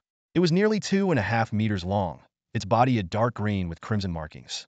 Its joints were lined with sharp barbs, and even in death, its scythe-like forelimbs glistened coldly, clearly designed for killing. Lu Ming couldn't help but marvel at the combined power of the awakening power and the strength multiplication technique. In terms of sheer strength, his power had increased eightfold in an instant, enough to give him an edge even against higher-tier variants. Even more exciting was the potential for further enhancement of these skills. Though he could immediately upgrade both abilities to a qualitative level, his years of experience told him that acting on impulse during moments of exhilaration often led to regret. Therefore, Lu Ming restrained his urge to upgrade, deciding to wait until he had calmed down to make a decision. Lu Ming decided to give it a little time and wait until all the details were thoroughly considered before making a decision. As night began to fall, he had plenty of time to think. His eyes gleamed with determination as he raised his hand towards the corpse of the mutated scythe owl and whispered, "Greed." Immediately, a system notification sounded in his mind. Successfully disassembled the mutated scythe owl's corpse. Obtained. Specialized crystals 30, scythe owl blades 4, scythe owl carapace 10, mutated blood 200 milliliters. Successfully disassembled scythe owl larvae 12. Obtained. Specialized crystals 24, high purity mutated protein 24. Notice: inventory slots are full. Unable to continue item collection. Increase inventory capacity to expand storage. Lu Ming chuckled softly. He had ignored the warning when there were less than 3 slots remaining, but now he had no choice but to upgrade his inventory space. Fortunately, he was now well-resourced, Thanks to the larvae from the second and third floors of the factory, he had accumulated an impressive 3,750 specialized crystals, with 4 more cocoons on the ceiling yet to be disassembled. He quickly opened his inventory and selected the upgrade option. The system immediately prompted, "Upgrading the inventory requires 80 specialized crystals. After upgrading, the inventory capacity will double. Proceed with the upgrade?" Without hesitation, Lu Ming chose yes. The inventory space expanded instantly, doubling in capacity. The system prompted again, "Inventory upgrade successful. Current capacity, 4080. The next upgrade will require 160 specialized crystals." Lu Ming frowned slightly. You get what you pay for. The cost of specialized crystals doubled with each upgrade. It was like easily spending $100 on a new skin in a game, but hesitating over adding an extra chicken leg to your lunch. He could splurge on specialized levels, weapons, and skills, but spending 160 crystals on inventory space seemed a bit much. He thought to himself, as long as it's enough. With the inventory limit issue resolved, Lu Ming turned his attention to the level 3 supply box he had been eyeing. He also couldn't ignore the 4 cocoons on the ceiling. "Greed," he whispered again. The system continuously prompted, "Successfully disassembled the withered scythe owl cocoon. Obtained. Specialized crystals 10. High concentration mutated fat essence 2. Successfully disassembled the withered scythe owl cocoon. Obtained. Specialized crystals 10. High concentration mutated fat essence 2. Successfully disassembled the withered scythe owl cocoon." After disassembling the cocoons surrounding the supply box, a purple, energy-infused supply box was exposed on the ceiling. Lu Ming leaped up, grabbed the box, and felt its heavy texture. He immediately activated the Eye of Truth. Level 3 supply box. Special item category. Container. Description. Contains a level contractable mutated egg. Lu Ming's heart raced as a flurry of thoughts flashed through his mind. A mutated egg? Level? Contractable? Isn't this a pet? Excitedly, he reached out to press the purple button. But just as his finger was halfway down, a wild thought popped into his head. Wait, a supply box is also an item, part of the category of things. So, is it possible that it could also be upgraded and evolved through ultimate ascension? Thinking about this, Lu Ming stared at the level 3 resource box hanging from the ceiling and silently chanted, "Ultimate Ascension." The system immediately prompted, "Please select the Ascension tier. Tier 2, Tier 1. This unexpected prompt made Lu Ming both excited and regretful. He was excited because, from now on, he could upgrade any resource box he obtained by 1 or 2 levels, gaining more valuable treasures. He regretted that he had been too excited in the clothing store and forgot to use the Ascension upgrade, wasting a level 2 box. Tier 2, Lu Ming chose decisively. The system prompted again. Ascending a level 3 resource box to a level 5 resource box requires consuming 3,500 specialized crystals. Confirm to consume 3,500 specialized crystals to ascend a level 3 resource box to a level 5 resource box. 3,500? Are you kidding me? Lu Ming exclaimed, immediately looking around warily. Is this program spying on me from some dark corners? He clearly remembered that, including the 4 insect pupae he had just collected, he only had 3,710 specialized crystals. Ascending once would almost deplete his stock. Lu Ming stared at the confirm and cancel options, hesitating. This Libra found himself in a dilemma. Upgrading would leave him broke, and he wasn't sure if the contents of the resource box would change. Not upgrading would leave him feeling dissatisfied. What if the level 5 resource box contained something incredibly luxurious and powerful? He paced back and forth, rubbing his chin in thought, even glancing out the window at the setting sun. Suddenly, Lu Ming realized it's getting dark. He glanced at the time display, 1734. In 26 minutes, it would be the day-night divide. Maybe I should take it back and study it. Lu Ming thought, preparing to store the resource box. The system prompted, "This item cannot be stored." Lu Ming was stunned for a moment. "Then I'll just carry it back." He picked up the resource box and started running towards the stairwell. However, as soon as he left the third-floor workshop area, the resource box disintegrated and vanished from his hands. He turned around abruptly and saw the resource box back on the ceiling. "Great, so I have to handle it right here, huh?" Lu Ming reluctantly retrieved the box and fell into another dilemma. Finally, he gritted his teeth and made up his mind. "Screw it, let's take a gamble. I refuse to believe my luck could be that bad after changing my fate. Let's do this." Ultimate Ascension. Tier 2. Confirmed. The purple resource box disintegrated and reformed in Lu Ming's hands, transforming into a golden box in the blink of an eye. "Golden Legend!" Lu Ming shouted in excitement. The system prompted, "Level 3 resource box successfully ascended to level 5 resource box." Lu Ming immediately activated the Eye of Truth to appraise it. The information window for the level 5 resource box popped up, Special item category container. Description. Contains 1 grade mutated egg. It's done. Lu Ming was ecstatic. So the contents don't change after ascension. Only the item's grade. From grade to scrade, purple to gold. This is definitely worth it. He pressed the golden button on the resource box with force, and the surrounding air pressure released. The lid retracted and folded, and the core slowly rose, showcasing a fist-sized, fuzzy, snow-white egg with a hint of pink. Lu Ming's eyes gleamed with an eerie light. They said mutated egg. I thought it would be dark and gross like the cocoon of the scythe owl. Didn't expect it to look so good, haha. He carefully picked up the egg, feeling its soft and springy texture, and even smelled a strange fragrance. Just as he was reveling in it, his whole body stiffened, and he instinctively looked around. Then he remembered this was the apocalypse. No one cared about his actions. Relaxing, Lu Ming rubbed the egg against his face. 3,500 specialized crystals. I should enjoy it a bit, right? Then he quickly sobered up. Oh, but not too much. What if I break it? At that moment, the sunlight outside suddenly dimmed, snapping Lu Ming out of his joy. He glanced at the time display again. Only 10 minutes remained until nightfall. Going back is out of the question and unnecessary. The dorm building across the way is quite nice. You can just move in with your bags. Lu Ming carefully tucked the embryonic egg into his pants pocket. It couldn't be stored in the space pouch. He made his way lightly to the window, took a deep breath, and leaped. The height from the 3rd floor was trivial for him, and he landed gracefully from the 10-meter drop without feeling a tingle in his feet. Like a shadow, Lu Ming slipped through the factory yard and effortlessly jumped to the 2nd floor of the staff dormitory. He swiftly gathered 27 compound bows laid out on the ground, his movements fluid and silent. Then, with another agile leap, he vaulted into a 4th-floor dorm room. Nighttime was when the mutated creatures were most active, and higher-level mutants preferred to hunt during these hours. Whether they wandered aimlessly or stayed on the rooftops was still unknown to Lu Ming. To be safe, he chose a dorm room in the middle of the building, not too conspicuous and easy to handle any sudden situations. After closing the window, Lu Ming didn't hesitate to use 20 specialized crystals to upgrade the room's defenses comprehensively. In this perilous world, he never skimped on his safety. In no time, the ordinary window transformed into bulletproof, soundproof glass. The hinge components were upgraded to an excellent level. The walls became fortress-like, and the door was equipped with explosion-proof capabilities. Even the curtains were replaced with perfectly sealed nano light-absorbing materials.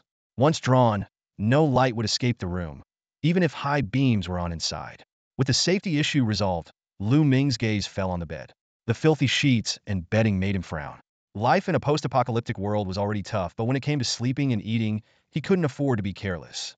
Another 3 specialized crystals were consumed, and the bed, bedding, and sheets were instantly transformed into a luxurious set that was both high-end and sophisticated. Looking at the soft and exquisite luxury trio that occupied half the dorm room, Lu Ming couldn't resist sitting on it. The comfortable sensation seemed to absorb his very soul, and he was tempted to lie down and rest for a while. But more important matters awaited him. Forcing himself to focus, Lu Ming brought the fist-sized, mutated embryonic egg in front of him. He whispered, "Identify." Immediately, an information panel unfolded before his eyes. Queen Spider S-Class Royalty. Category: Insect Royalty.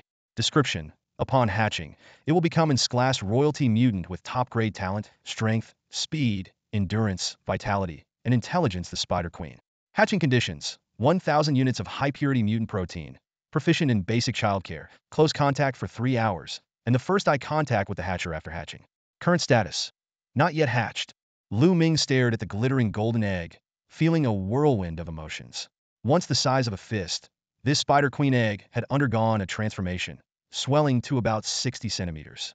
It was now pure white, its surface shimmering with radiant hues, resembling a piece of exquisite art. Eagerly, he activated the Eye of Truth to appraise it, but the information that appeared left him stunned. Primal Spider Egg. Category? Description? Lu Ming's excitement was extinguished in an instant. Not only were the grade and information all question marks, but even the name had changed. The word Spider Queen had vanished, replaced by Primal Spider. Although the term primal sounded quite prestigious, the ambiguity about its gender left him feeling somewhat unsettled. Holding the giant egg, Lu Ming suppressed his disappointment and carefully examined the hatching conditions. Hatching and bonding requirements: 5,000 units of high-purity exotic protein. Advanced babysitter expertise. Incubation for 12 hours in close contact. The first sight upon hatching must be the incubator. Current status: Not yet hatched. Compared to before, the hatching time had quadrupled. and the demand for exotic protein had increased fivefold. Lu Ming glanced at his inventory. 5,748 units of high-purity exotic protein would barely suffice. However, the requirement for advanced babysitter expertise, up from the basic level, posed a significant challenge. Lu Ming took a look at his remaining 190 specialized crystals and couldn't help but gasp. The cost to upgrade his skills would be substantial, and his savings were clearly insufficient. Despite this, Lu Ming didn't give up. He recalled how he had initially scoffed at acquiring basic babysitter expertise, but now he was grateful. This mysterious egg, whether it would result in a humanoid or a full human form, held endless possibilities. All right, let's embark on this hatching adventure. Lu Ming encouraged himself, ready to face the upcoming challenges. No matter how difficult the journey ahead might be, he was determined to hatch this unique egg and unveil its mysteries. Lu Ming opened his information panel and focused on upgrading his proficiency in basic childcare to the second level. The system prompted that ascending a level proficiency in basic childcare would require 50 specialized crystals. He felt a surge of joy, thinking this was perfect. He then confirmed the upgrade. With a faint glow, his basic proficiency smoothly upgraded to advanced. Feeling the new energy surge within him, Lu Ming once again thought about hatching the egg. Suddenly, the system displayed a message. Hatching intention detected in the egg, and conditions are met. Do you wish to remove the egg's thermal protection layer? Once removed, hatching must commence immediately, and the process will require close contact for 12 hours. If the egg is separated from the host, it will enter a hypothermic state, and after 10 minutes, it will die. Lu Ming frowned, puzzled. Why has the grade increased, but its resilience has decreased? At S level, it could last half an hour away from the host, but now only 10 minutes. Is this workable? He gently stroked the egg's surface, feeling a fuzzy texture that contrasted with its smooth exterior. Lu Ming muttered to himself, well, it looks like I'll have to be the surrogate caretaker and protect you. Taking a deep breath, Lu Ming confirmed the hatching process. The system immediately prompted. Thermal protection layer removed. 5,000 units of high-purity alien protein injected. Hatching phase initiated. Current progress 0. At that moment, Lu Ming suddenly felt the urge to use the restroom. He hurriedly but carefully placed the egg down and rushed to the bathroom. Moments later, he returned to his bed, relieved, turned off the system's warning alerts, and picked up the large egg again, covering it with a blanket. Lu Ming softly spoke to the egg. Little one, I skipped dinner and don't plan on sleeping, just to make sure you're safe. With this kind of dedication, you better treat me well in the future. He half-jokingly continued. If you're a boy, we'll be master and servant. If you're a girl, you'll call me master, and I'll call you wife. That's our deal. I'll count to 3, and if you don't respond, I'll take it as a yes. After counting to 3, Lu Ming chuckled at himself, realizing how childish he was being. It was just an egg. There was no way it could understand him. To pass the time, Lu Ming decided to check the World Channel and catch up on the latest gossip to while away the night. He secretly hoped that by tomorrow morning, he could bid farewell to his lonely survival journey. Unbeknownst to him, as he focused on the World Channel, the egg under the blanket faintly glowed. Inside the egg, a pair of ruby-like eyes slowly opened, but quickly closed again due to a lack of strength. A tiny, pink mouth softly murmured in a childish voice, "Contract established." The global chat remained as toxic as ever, seemingly stuck in a perpetual state of negativity. Lu Ming, feeling weary, switched to the national channel and was instantly refreshed. What was once a space for venting frustrations had now transformed into a hub of meaningful exchange. He clicked on the messages, pausing the scrolling screen, and began to read carefully. Foodie's message caught his attention. Encouragement for those who haven't taken the first step yet. Foodie vividly described his first encounter with the mutants. Their disgusting, bizarre, terrifying, and hideous appearance, their superhuman strength, speed, armor, and vitality. He acknowledged that these traits could induce fear, but quickly pointed out the mutants' weaknesses: low intelligence and lack of tactical understanding. Foodie encouraged, as long as we can figure out their attack patterns and fatal weaknesses, with a bit of physical fitness and the right tools, we can take them down solo. He also offered advice for those with less physical prowess. Team up, use the advantage of numbers, or leverage the terrain. He emphasized the importance of specialized crystals. First, gather 10 specialized crystals for yourself or a trusted leader to reach the level of an intermediate soldier. Foodie detailed how this upgrade could change the combat scenario and urged everyone to face the challenges bravely. Following this, Lu Sanlong chimed in. Not only do we need to take the first step courageously, but we must also quickly gather manpower. He proposed an ambitious plan to capture territories, establish safe havens, and gradually expand the human survivor base. Lu Sanlong urged different regions to plan ahead, stressing that mere survival and internal conflict were not viable options. However, Chen Lin raised a sharp concern. It's easy to talk about building a base, but what about food? What about supplies? He worried about the scarcity of resources, the strong monopolizing them, and the weak being exploited.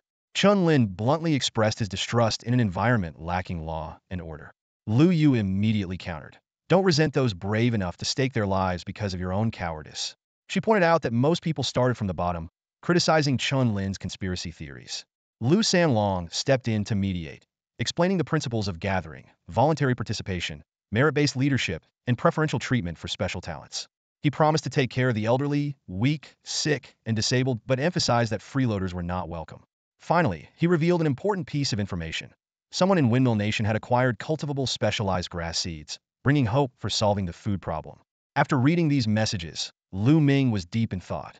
This new world was fraught with danger, but humanity was quickly adapting, seeking ways to survive. Despite the ongoing disagreements, the seeds of cooperation had been sown, and the future might not be entirely bleak. In this post-apocalyptic setting, a rumor about cultivable crops quietly spread, sparking widespread discussion. Although the details were vague, the possibility offered a glimmer of hope in the darkness.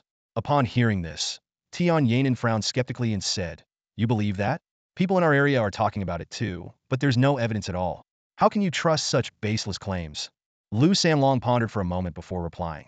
"It's true there's no solid proof, but having hope is better than despair. Besides, the truth will come out soon enough. In a few weeks or months, if you see a large number of such items in the trading market, you could be almost certain." Sun Yang shook his head, his expression serious. Would anyone risk selling it? Such precious resources would only invite trouble if exposed. And if the fruits themselves are seeds, selling them would be like handing over the seeds to others. Lu Sanlong dismissed the concern and countered. Watch them? Watch who? Transactions in the trading market are anonymous. You can't know the other party's identity or location. The outside world is full of dangers. Who would dare to act rashly without knowing the terrain? Without top-tier strength, who would make a reckless move? He paused and continued. As for the possibility that the fruits are seeds, it's highly unlikely. According to the rules of this world, special items always have their own unique logic. If that were the case, it wouldn't be called Chaluo seeds, but simply Chaluo, with a note saying it can be planted. Switching his tone, Lu Sanlong added, "You say no one would sell it. But is that really believable? This item could dominate the market and is a necessity. Keeping it for personal use would be a waste. Trading it for other resources would maximize its value. Maybe it's not suitable for sale initially, but once regional resources run low, it becomes a lifeline with endless business opportunities. Do you think a competent regional manager would miss such a chance?" Chun Lin interjected. "Who says it has to be a regional manager? Private cultivation and self-sale could be better." Lu Sanlong responded thoughtfully. "Then guess who spread this rumor and why?" He paused briefly before concluding calmly. "But it's too early to discuss this now. Everything depends on whether the rumor is true, right?" Lu Ming stared at the chat interface, his brow furrowed. Lu Sanlong's lengthy discourse was thought-provoking, yet it also raised doubts in his mind. This world is never short of smart people, especially in Huaxia. Those who manage to secure a place in their respective fields are invariably a blend of strength and wisdom. His thoughts drifted to Lu Sanlong, Fu Di, and Chen Hai. These individuals possessed both a spirit of selfless contribution and a consideration for their own interests. Lu Ming couldn't help but wonder why they chose to discuss these matters publicly on the national channel instead of privately. Was it really just pure goodwill? Being somewhat self-interested himself, Lu Ming tended to believe that Lu Sanlong's actions were not entirely altruistic. In this long-winded conversation, he seemed to see Lu Sanlong's hidden agenda of showcasing his wisdom and charisma. This not only boosted his reputation and influence in the post-apocalyptic world, but also solidified his position in his region, attracting more followers to his strategies. Lu Ming could almost imagine the reactions of others. Look how impressive our leader is, leaving everyone speechless on the national channel. Every word makes sense. Following him is definitely the right choice. Despite these thoughts, Lu Ming had no intention of mocking anyone. After all, the more united humanity is, the faster it develops, which is beneficial for someone like him, a bug in the system. Who doesn't like wealthy clients? Nevertheless, the conversation was not entirely without value.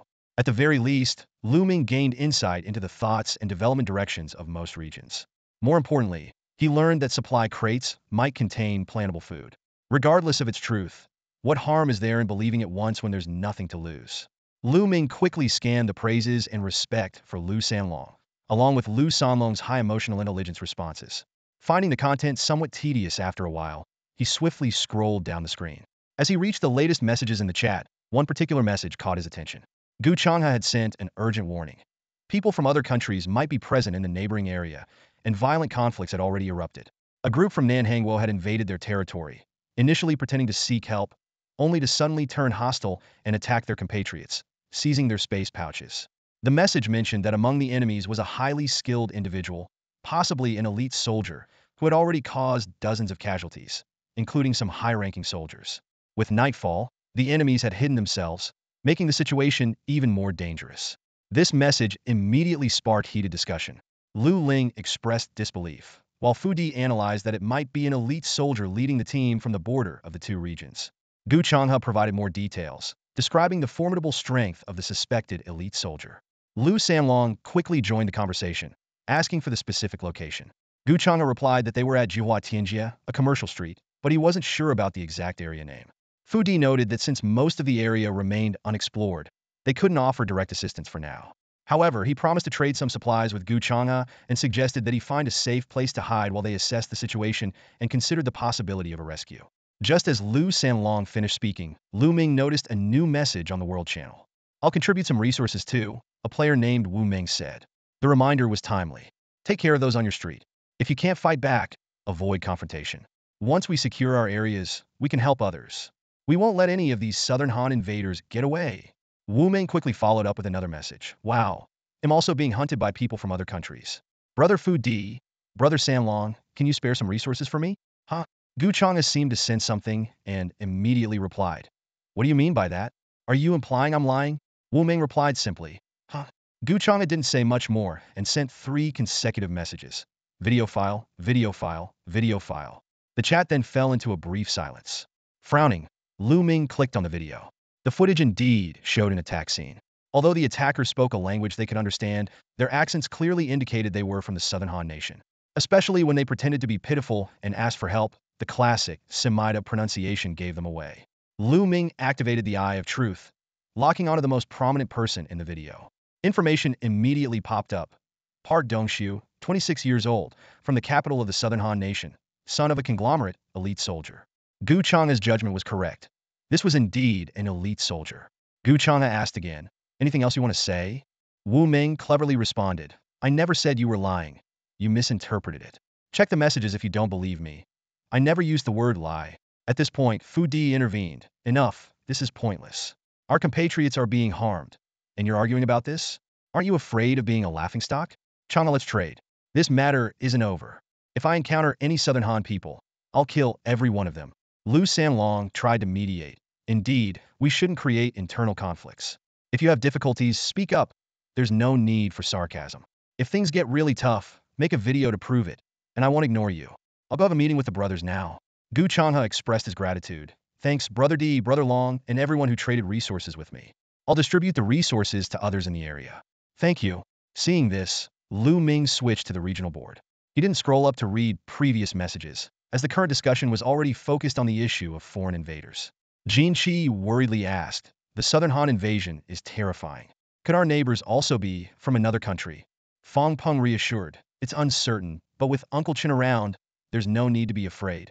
Chun Hai posted an important notice. "Tomorrow morning, I'll lead the main force of Chongping Street to start rescue operations around the area. I hope everyone will fully cooperate and gather together. Our compatriots are right. Only by uniting can we handle any changes." Fong Peng immediately expressed his support. "Of course, we support Uncle Chun. Before he arrives, I'll gather people from around Mengzi Street, so we can join him directly." Bao Zhengqing joked, "Haha, is this the same young man who initially opposed Brother Chin? You've changed." Fong Peng responded sheepishly, "Oh, Uncle Bao, please don't tease me.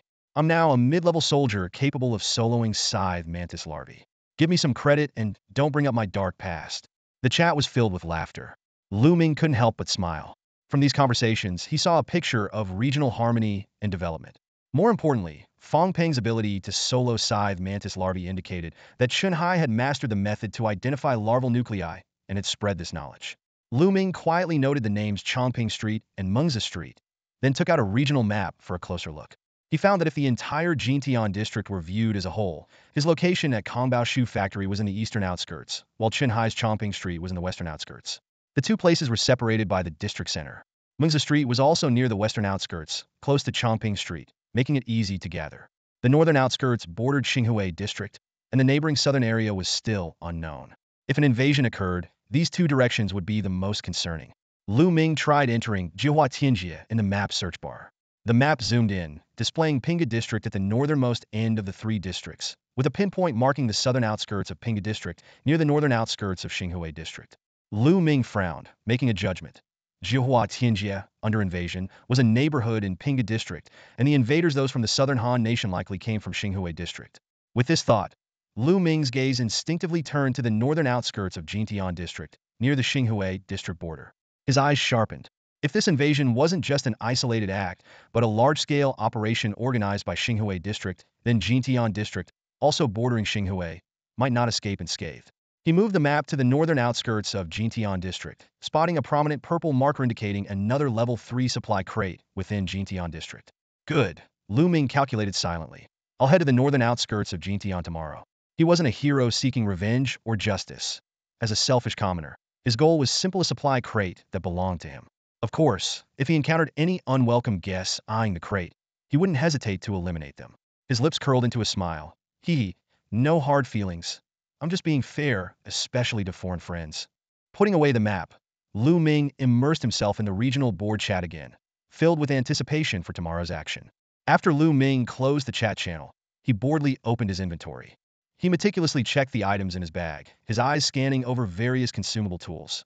140 specialized crystals glimmered at his fingertips, 748 units of high-purity alien protein neatly arranged, 2 compressed biscuits, and 3 bottles of 500 milliliters multipurpose sports drinks lying quietly beside them. Various drinks, dozens of boxes of instant noodles, and a varying quantity of cigarettes and alcohol filled the remaining space. In the weapons section, the blade of a broad, heavy knife reflected a cold light, while a precision hand crossbow and an eagle-eye compound bow lay in wait for the next action. 27 compound bow frames were neatly lined up, and aside from the 50 arrows traded, the rest were in good condition. Lu Ming calculated in his mind.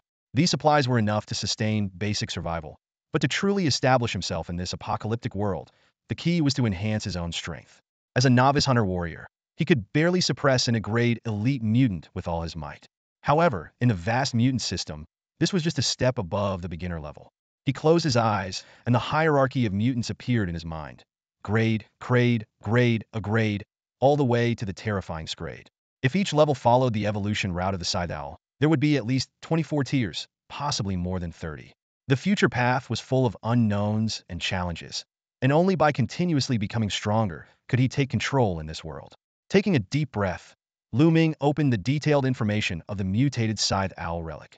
Lines of text appeared on the screen. Scythe Owl Blade E-Grade. Category: Mutated biological material. Description: the forearm of an E-grade elite mutated scythe owl, with hardness and sharpness comparable to refined steel. Can be used as a material for crafting specialized bioweapons. Usage requirement: intermediate forging mastery. Specialized bioweapons? Lu Ming's eyes lit up as he quickly clicked for more information. Specialized bioweapons. Category: specialized equipment. Description: bioweapons crafted using technology from the Jalan star system, made from mutated biological materials, capable of inheriting the skills of the original mutated creature. The number of inherited skills depends on the level of forging mastery and the rarity of the biological materials. The higher the forging mastery and the rarer the materials, the more skills are inherited and the more powerful the weapon becomes. Inheriting the skills of mutated creatures? Lu Ming was so excited he nearly jumped up. Compared to this, the refined steel weapons in his hand were practically worthless. Although the mutated Scythe Owl had never exhibited any skills, the name Scythe Blade Pulse was enough to spark his imagination. Perhaps it was an area shockwave or a long-range attack similar to sword energy. If the weapon came with such an AoE skill, it would not only be practical, but also incredibly thrilling to wield. Build it. It must be built. Lu Ming resolved internally. Lacking advanced forging mastery? Just trade for it at the market. Upgrade the skills as well. The future belongs to bioweapons. Amid his excitement, Lu Ming gently caressed the alien egg in his possession, as if he could already see its formidable form upon hatching. Calming his excitement, he began inspecting his 3 weapons, preparing to sacrifice one to acquire the forging mastery skill. Broad heavy knife refined steel grade. Durability 1460-1500. Precision hand crossbow mithril grade. Durability 1848-33000. Eagle eye compound bow mithril grade. Durability 236-43000. Lu Ming found himself in a dilemma. Although the broad heavy knife was the lowest grade, it was his main weapon. The precision hand crossbow had been crucial in their raid on the Kongbao shoe factory. The Eagle Eye compound bow, despite its fast durability consumption, had an impressive long-range kill zone and extra range from advanced archery mastery, making it an invaluable weapon. After careful consideration, Lu Ming decided to sacrifice the broad heavy knife. Despite his reluctance, he knew that to gain greater power, this was a price he had to pay. Lu Ming stared at the trading interface, calculating his next move. Mithril weapons were indeed valuable, but he felt it wasn't the right time to showcase them. He thought it best to wait until steel-grade weapons gained some traction before unveiling the mithril ones. He swiftly put up a broad-bladed heavy sword for trade, specifically requesting a forging proficiency skill in exchange, with no level restrictions. He even noted that if anyone had intermediate or higher-level skills, they could leave a message to negotiate further. He promised to check the messages every half hour and was also open to trading specialized crystals, supply materials, or other weapons. To Lu Ming's surprise, as soon as the weapon was listed, the message board exploded with activity. Clearly, many people were hiding in safe zones with nothing better to do than watch the trading house and chat channels. Messages flowed in like a tidal wave. Is it that guy who keeps listing steel-grade weapons? Is this a second-hand item? Either it didn't suit him, or his inventory is overflowing. But why is he so fixated on proficiency skills? Those don't have much combat value. The reason he's a top player is because he thinks outside the box. Let's not try to figure him out. Please, top player, I finally managed to get a basic tailoring proficiency book and have been waiting for you to list a weapon. Why the sudden switch to forging proficiency? You're amazing. Can you list a few more? Like you did at noon, with different trading options? I really want a steel weapon. The message board was filled with flattery, pleas for help, and requests to change the trade conditions. Lu Ming sighed. He wanted to meet everyone's demands, but his inventory of specialized crystals was limited, and he couldn't part with his long-held heavy sword. Reluctantly, he closed the trading interface. It seemed that trying to acquire specific items quickly was going to be difficult. Just then, the ding-ding of a message notification sounded from his friend list. Lu Ming opened the message tab to find a greeting from Chu Feng. Chu Feng, collecting proficiency books again, buddy? Lu Ming, why do you have any? Chu Feng, not really, just curious why you're hoarding so many. Planning to open a skills training school? Lu Ming, shut up. Can't I just be learning for fun? Chu Feng, come on, if you don't want to explain, just say so. Learning for fun is a pretty weak excuse. Lu Ming, whatever, I gotta go. Chu Feng, wait, I'm not here for small talk. Lu Ming, then get to the point. Chu Feng, I don't have proficiency books, but would you be interested in this? A random skill book. Seeing the random skill book tag, Lu Ming paused for a couple of seconds. Lu Ming, you'd really sell that? It's a random skill book. Chu Feng, I never like things with random elements. I'd rather trade it for something solid. So, are you interested or not? Lu Ming replied with a straight face. We'll see about that. But first, be honest with me. Have you ever tried to quit an addiction? A private message from a friend popped up on Chu Feng's screen, displaying an anonymous message from Lu Ming. Chu Feng stared at the screen, his fingers hovering over the keyboard, hesitating before replying. After all these years of playing penguin games, I'm fed up with random settings. Want to make a deal? Chu Feng typed back. Lu Ming's eyes lit up, quickly understanding Chu Feng's hint. He chuckled and began typing rapidly. Penguin games, huh? I get it. Name your price. Chu Feng took a deep breath, as if weighing his options. After a moment, he started typing. I'm not asking for much. From a level to a level, let's settle in the middle. I'll sell it as a clever skill book for 8 steel-grade weapons. Lu Ming raised an eyebrow. Clearly, the other party had done their homework, but he knew he held the upper hand. How about 4 weapons? Lu Ming countered. Chu Feng seemed taken aback by the response and quickly typed back. Come on, friend. I'll call you big brother if it helps. This isn't like selling clothes. This item is rare. Our team got seriously injured just to get this. 7 weapons, no less. Lu Ming stared at the screen, his mind already made up. He calmly replied, I sympathize with your team's loss, but that's irrelevant to the deal. This is a gamble, and you're shifting the risk of a bad draw to me. If I end up within a level skill I already know, I'll be at a loss. How about I meet you halfway? 5 weapons. Chu Feng seemed at a loss for words and reluctantly replied. Big brother. Knowing victory was near, Lu Ming gave his final offer. This is the best I can do. You can specify the weapon types, but any more and the deal's off. For Lu Ming, 8 or 10 steel-grade weapons weren't a big deal, just 200 specialized crystals. but he wanted to assert a strong stance. He monopolized steel-grade weapons, and not hiking the price was already generous. After all, it wasn't Lu Ming who initiated the deal. Chu Feng was silent for a while, possibly weighing his options. Finally, he replied, "Deal." Lu Ming didn't waste time and asked directly, "What types do you need? Straight sword, broad heavy sword, or daggers?" Chu Feng replied, "3 straight swords, 1 broad heavy sword, and 1 broad heavy sword." "Wait a moment," Lu Ming responded.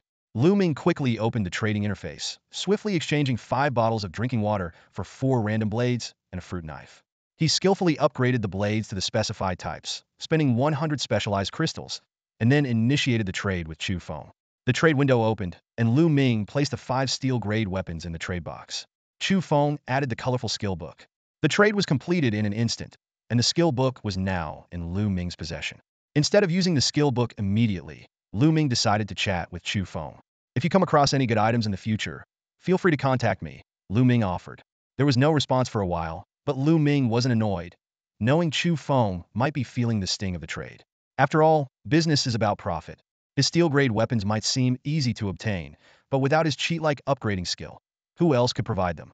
Besides, they were far from building a solid relationship yet. However, Chu Feng's team seemed capable. They could tackle large, dangerous locations and find valuable loot. Such clients were worth fostering. "I could offer you priority access to any steel-grade ranged weapons I get," Lu Ming added. "Ranged weapons? Steel raid? Priority access? What do you mean?" Chu Feng asked, intrigued.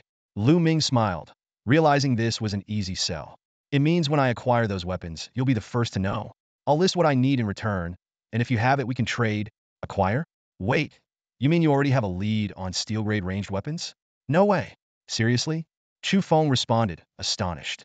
Lu Ming chuckled. Not only did he have a lead, but the lead was provided by Chu Feng himself. "Why would I lie? Anyway, I need to check on something." Lu Ming lifted the blanket. Just moments ago, he thought he felt the egg he was holding move. Was it just his imagination? "Check on something? Do you have a child with you?" Chu Feng asked. "Or maybe a wife," Lu Ming replied. "Anyway, I need to focus on mastering forging. Talk later." With that, Lu Ming closed the chat window and checked his listings for broad, heavy swords, searching the message board for keywords related to forging mastery. He had expected a pleasant surprise, but Lu Ming stared dejectedly at the overwhelming number of posts on the forum. Thousands of useless comments discussing mastery in forging piled up like a mountain, making him frown. "What a waste of time," he muttered to himself. Then, a thought struck him, and his eyes lit up. Why not try the random skill book first? Maybe I'll get lucky and hit the forging mastery jackpot. Meanwhile, Chu Feng stood frozen in place, his expression as complex as an abstract painting after just completing a trade. He kept replaying the words he had just heard, mumbling in disbelief. What kind of nonsense is this? How can a child also be a wife? Wang Defa. He knew the apocalypse could erode morals, but on the very first day, he shook his head in exasperation. What kind of people are these? Back to Lu Ming. He picked up the random skill book, his finger already hovering over the yes option. Suddenly, he stopped dead in his tracks. A thought flashed through his mind. The last time he got carried away and forgot to upgrade his skills, it had led to a huge loss. He almost made the same mistake again. He reminded himself to always upgrade anything, no matter the cost, or it would be a waste of potential. Determined, Lu Ming chose no, declining the use prompt. He closed his eyes and silently chanted, "Ultimate upgrade." A system prompt immediately popped up. "Please select upgrade tier, tier 2. Upgrading the random skill book will consume 200 specialized crystals. Do you wish to consume 200 specialized crystals to upgrade the random skill book to a higher tier random skill book?" Lu Ming was stunned. An upgraded random skill book is still a random skill book, and it only costs 200 specialized crystals? He doubted his eyes and triple-checked before finally tapping on the upgraded skill book tag. The information panel popped up instantly. Random skill book. Special item. Lu Ming realized. The upgrade raised the minimum quality, not the maximum. Using 200 crystals to eliminate E and D tiers was definitely a bargain. But this also made him more aware of the rarity and value of steer skills and items. Opening the skill book, Lu Ming glanced at the pitiful 40 specialized crystals left in his backpack and gave a wry smile. It seemed he couldn't use the random skill book just yet. He tossed the book into his inventory and turned his attention to incubating an egg. He gently stroked the fuzzy surface of the eggshell, inhaling its faint fragrance. The sensation was oddly similar to petting a cat, something he could do for a whole year without growing tired. Lu Ming glanced at the chat window. The time displayed was 6:58 p.m. The room, with its tightly drawn curtains, was enveloped in silence, the soundproofing evidently doing its job. As the clock struck 7 o'clock, a piercing chime suddenly rang out, seemingly ignoring all the soundproofing measures. In an instant, the surroundings plunged into darkness. Lu Ming's room was already dim, relying solely on the faint glow from the chat window for illumination. Without that light, it would have been pitch black. He pondered the issues with the power system, unsure if the specialized crystals could replace electricity. At that moment, he wished he could turn on a light to dispel the long night. Just as this thought crossed his mind, a burst of colorful light emanated from under the blanket, quickly turning into a soft white glow. Lu Ming lifted the blanket, momentarily stunned, then felt a surge of warmth in his heart. This Yedobebran little one was so considerate. He couldn't help but think, how could he ever bear to make you do hard labor in the future? He tucked the blanket back in, holding it closer, as if to express his gratitude. Meanwhile, messages flooded into the chat window. Lu Ming focused his gaze and saw chaos unfolding. The first message was from Luo Enshu. "Oh my god, did you hear that?" After the chime, it sounds like a beast horde outside, with all kinds of strange howls and cries, and the noises of blades cutting and large jaws chewing. Next was Kai Hao's reply. "It's more than that. I even heard the buzzing of wings and the sound of something swiftly flying by. Just now, something landed on my roof, sounding like metal scraping. It was excruciatingly loud." Li Tong's message was filled with fear. "The shop door is being hit. I'm so scared. It feels like they could break in at any moment." Chen Hai tried to calm everyone down. "Everyone stay calm. This is probably the agitation of the nocturnal mutants. Those sounds aren't targeting you. They're likely just collisions as they pass by. Remember the initial program warning. Do not show yourself at night. As long as you're not discovered, there won't be any fatal danger. So keep quiet, control your fear, and don't make a sound. Get through tonight, and you'll be fine tomorrow." Fong Peng agreed. "Listen to Uncle Chen. I'm scared too. A terrifying mutant left huge scratches on the shelter door just now, but it didn't try to come in. Keeping a steady mindset is crucial." Bao Zhengcheng suggested. "Believe in yourself. If you're really scared, find a corner, under the bed, or inside a cabinet to hide. Open the regional chat channel. With so many people accompanying you, nothing will happen." Despite the varied content, the overall atmosphere in the chat was relatively positive. Lu Ming couldn't help but wonder if the outside was as terrifying as they described. He looked out the window and activated the Eye of Truth. Instantly, hundreds of mutant tags scattered across his vision. Everywhere he looked, there were mature scythe owls. No wonder the initial electronic warning was so solemn. Without overwhelming strength, moving at night was absolutely forbidden. Lu Ming felt a silent relief in his heart. In this situation, who would dare make a move? He could handle one scythe owl, but facing hundreds, even self-preservation would be a challenge. At the moment Lu Ming averted his gaze, a strange new tag streaked across the sky at an astonishing speed. Where it passed, scythe tags fell like rain, quickly turning gray. Lu Ming, ever alert, seized the opportunity and intercepted the information. The panel displayed, Tyrannical Owl King, a level king class, Insect King clan. This is the absolute ruler of the scythe owl tribe, standing 4 meters tall with a massive build, and possessing the terrifying power to sweep through 100 elite-level variants. It has an extreme penchant for hunting and fighting, making it one of the most aggressive entities among the insect clans. By day, it guards its territory nest, protecting the larvae produced by the queen. By night, it patrols the territory, killing other variants to provide energy for the queen. The Tyrannical Owl King is known for its violent and ruthless nature, destroying everything in its path regardless of its mood, including skyscrapers. However, it is currently under the influence of a specialized energy, temporarily preventing it from unleashing its destructive power on buildings. In terms of abilities, it boasts 4 deadly moves: Mithril Slice, which can cut through anything; Spinning Scythe Piercer, a rotating thrust attack; Massive Acid Compression Cannon, capable of corroding mithril-level equipment; and Cross Pulse, a powerful blow integrated into its forearms. Its characteristics include an ever-increasing combat prowess, an astonishing high-level regeneration ability, and even the release of a devastating vengeful strike upon true death. Its only weakness lies in its heart, which has mutated into a core upon reaching the king stage. These cores are located in its head, chest, waist, and tail tip, each with the hardness of mithril. Only by destroying all 4 cores can it be completely killed. Reading this, Lu Ming took a sharp breath. He had thought that the level elite mutated scythe owl was already formidable, but this was something far more terrifying.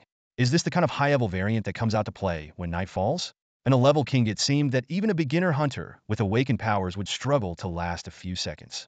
Lu Ming's previously buoyant mood turned heavy as lead. If an level king was already this overwhelming, what kind of nightmare would an level king be? Words like world-shattering and earth-rending seemed inadequate to describe such a threat. He had once considered himself a superhuman among men, but in the face of these variants, he was still an ant. This stark contrast weighed heavily on his mind. He had to become stronger, much stronger. He couldn't afford to be complacent with minor achievements like others. To go further, he had to move forward steadily, without a single misstep. With newfound resolve, Lu Ming closed the panel and chat windows related to the tyrannical Owl King and began to use ultimate sublimation to explore everything he could access, including details in the panel about height, weight, age, and gender. He needed to understand the changes brought about by every advancement and unlock his full potential. As time ticked away, the long night was gradually consumed. By 6 a.m. the next morning, just as Lu Ming was about to succumb to sleep, a crack finally appeared in the primordial spider egg that had been incubating all night. However, at the very moment this crack appeared, 8 mysterious figures located at the core of the planet simultaneously opened their eyes. After a brief pause, 8 pairs of eyes of different colors and shapes closed again. A flicker of doubt crossed Lu Ming's mind. How is it possible? There couldn't be anything in this world with a stronger genetic lineage than theirs. He shook his head, dismissing the thought. It must be an illusion. Returning to the perimeter, the sound of an egg cracking suddenly reached his ears, making Lu Ming nearly jump. But he quickly controlled himself, worried that the egg might lose heat if it wasn't fully hatched. He carefully sat back down, holding the egg with both hands, eyes fixed on the tiny crack, eagerly awaiting the moment of life's emergence. Crack! The eggshell continued to break, with web-like fissures rapidly spreading from the initial crack. In just a few seconds, the cracks encircled the entire shell. Crack, crack, crack! The eggshell trembled incessantly, with tiny pieces of shell falling away. Finally, with a crisp snap, the eggshell split into two, revealing a gap about 3 centimeters wide. Through this gap, Lu Ming could clearly see delicate, white, and crystalline strands of hair with faint star-like specks. Without a doubt, this was a human trait, at least semi-humanoid. Lu Ming thought, even if it were a young boy, such lustrous white hair would definitely be striking.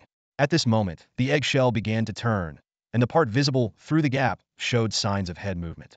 It first tilted left, then right, making Lu Ming quite puzzled. Is it looking at something? But aren't I right in front of it? Why not take a look at its handsome master first? Could its vision be blocked by the hair? Just as Lu Ming was about to try parting the strands of hair, the egg suddenly shook violently. The uplifted eggshell slowly rotated half a turn, and in the next second, a pair of deep red, gem-like, clear eyes came into Lu Ming's view. Realizing it had been facing away from him, Lu Ming understood. Gazing into those eyes, Lu Ming found himself lost.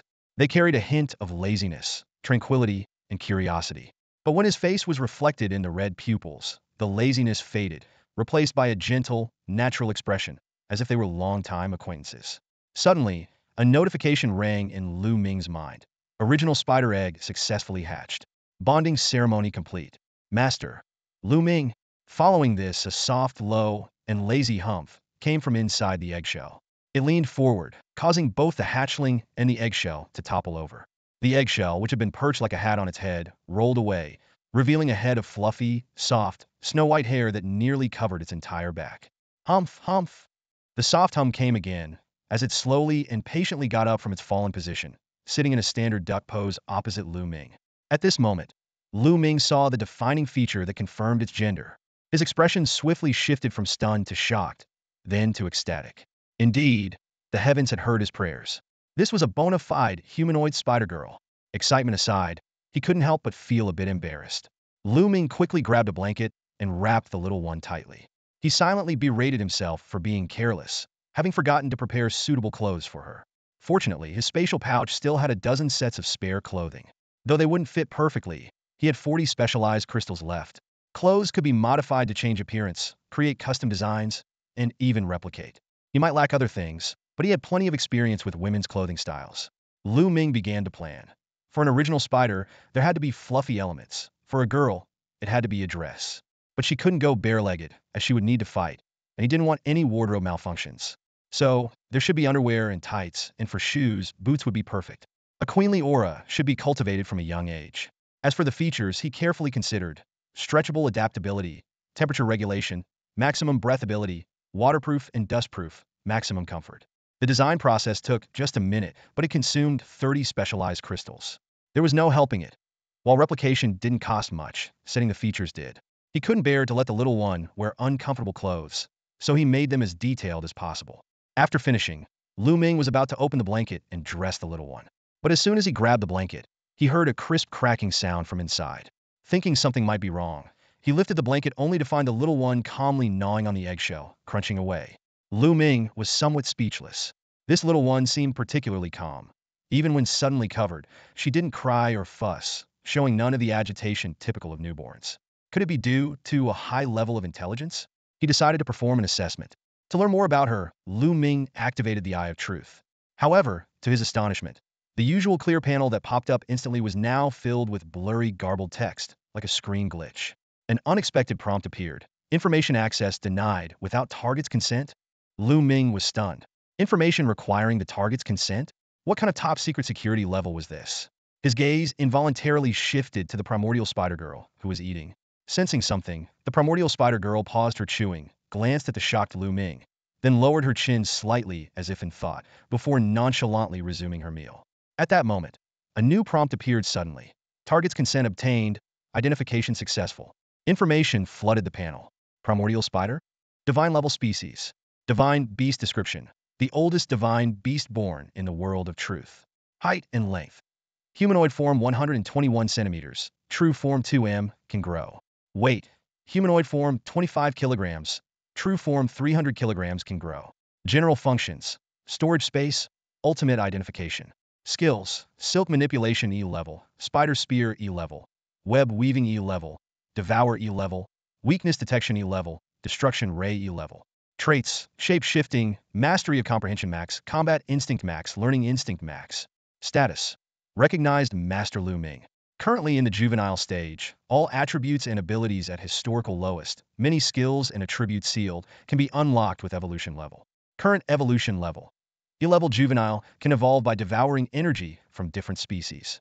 Evolution progress. 300, 10000. Lu Ming's eyes widened, waves of shock surging in his heart. This was beyond impressive. It was earth-shattering. The primordial spider was a divine-level creature, the oldest divine beast. Although currently in its juvenile stage, its potential was limitless. 6 skills, 4 traits, and 2 general functions. Its future growth was unimaginable. Especially that destruction ray, the name alone hinted at immense power. The only thing that caught Lu Ming's attention was the 3 question marks on the panel. Curious, he clicked on the question marks, and a prompt immediately popped up. The primordial spider has not yet been named by its master. Would you like to name it now? So that's it. This newly born creature didn't have a name yet. Lu Ming's mind flashed back to an anime he had watched where the protagonist was a spider named Komoko, later renamed Shiro. He looked at the primordial spider in front of him, seeing some resemblances. But using Shiro felt a bit inappropriate since it wasn't a name he came up with himself. Lu Ming fell into deep thought. After a moment, he softly said, Primordial, Snow White. Got it. Proceed with naming. Please name. First Snow. Please confirm. Confirm. Prompt. Primordial spider first Snow named successfully. And so, this mysterious primordial creature now had a name First Snow. Lu Ming looked at the panel again and found that the question mark had changed to First Snow, perfect and complete. Just as he was feeling delighted, he saw First Snow take a bite out of half an eggshell with a crisp crunch, then turn to look for the other half. Although Lu Ming had seen some creatures eat eggshells for nutrition, he couldn't quite explain the exact reason behind it. While he was pondering, the panel suddenly changed. Lu Ming uttered a soft huff and turned his head, only to be stunned by what he saw. The panel displayed Primordial Spider, First Snow, Divine Level Species, born from the ancient beast of the world of truth. Height, Human form 122 centimeters, True form 2.3 meters, can grow. Weight, Human form 25 kilograms, True form 360 kilograms, can grow. General abilities, Storage space, Ultimate appraisal. Skills, Thread manipulation a level, Spider spear a level, Web weaving a level, Devour a level, Weakness detection a level, Destruction ray a level. Traits, Form transformation, Mastery of understanding max, Battle instinct max, Learning instinct max. Status, Recognized master, Master. Lu Ming, currently in infant stage, all attribute and ability indicators at historic lows, many skills and attributes sealed, cognitive development not yet begun, can gradually unlock and enhance with increased mutation levels. Current mutation level, a level ordinary, can advance by devouring heterogeneous biological energy. Advancement progress. 200,150,000. Lu Ming was shocked. Just by eating half an eggshell, the mutation level had forcibly increased by 1 level? What exactly did the eggshell contain? He stared intently at the eggshell, and the appraisal effect of the eye of truth quietly emerged. Primordial spider eggshell. Category: special item. Description: a sturdy shell that protects the primordial spider embryo, not only possessing considerable defensive strength, but also containing an astonishing amount of essence energy, serving as the first batch of food for the newly born primordial spider. Contains heterogeneous biological energy, 18,000. 18,000 points of energy. Doesn't that mean it could level up again? As soon as Lu Ming had this thought, the value updated in real time, instantly decreasing by 1,000 points. It turned out that First Snow had taken another small bite. Lu Ming suddenly felt conflicted. Clearly, only by devouring items containing heterogeneous biological energy could the advancement progress be increased. He recalled the heterogeneous protein and body fat in his bag. They didn't seem to show energy values before, but were marked as favored by heterogeneous creatures. First Snow's birth was also related to them, so theoretically, they should be able to increase the progress. With doubts in mind, Lu Ming took out the protein from his bag and re-examined it. High-purity, heterogeneous protein. Category: special food. Description: a high-nutrition substance favored by some heterogeneous creatures. Consuming it provides a substantial energy boost, accelerating their growth rate. However, it is highly toxic to humans, and consuming it without processing could be life-threatening. It is recommended to use a heterogeneous protein processor to remove toxins, or rely on one's resistance after reaching the War King level. Contains heterogeneous biological energy 1. Lu Ming was stunned. He remembered that the first time he checked, there was no energy value. Had he missed it? He then inspected the 8 clumps of body fat essence collected from the scythe owl cocoons. High concentration, heterogeneous body fat essence. Category: special food. Description: a high-calorie nutrient favored by some heterogeneous creatures. Consuming it provides a huge energy boost, accelerating their growth rate. To humans, contains heterogeneous biological energy 5. All the items now displayed energy values. Lu Ming pondered that this change seemed unrelated to First Snow's birth, as her appearance hadn't directly affected him. The cause had to be something that happened between the first time he checked the protein information and now. Level? Or skill? Suddenly, Lu Ming's gaze fell on advanced nanny proficiency. His mouth twitched involuntarily. Could it be this? Advanced nanny proficiency level. Category: proficiency skill. Effect: gain highly advanced nanny experience, including but not limited to dressing, cleaning, care, grooming, and handling injuries at various stages of childcare. It also allows for insight into the nutritional energy values of food, enabling balanced and reasonable feeding to promote the healthy growth of the nurturing target. Insight into the nutritional energy values of food, no doubt, this was the key. Lu Ming realized that this seemingly incongruous nanny proficiency was actually a powerful nurturing skill. It not only helped care for First Snow, but also allowed him to accurately grasp the energy values of various foods, providing the best nutritional balance for First Snow's growth. The value of this skill far exceeded his expectations, paving the way for the nurturing journey ahead. Just as Lu Ming was marveling at the effectiveness of the nanny proficiency, he suddenly felt a slight weight on his chest, followed by a clear, soft touch. Looking down, he saw that it was Chu Shui, who had just finished eating all the eggshells and was now lying in his arms, her small face pressed against his chest. This unexpected display of affection made Lu Ming a bit nervous, as no one had ever treated him this way before.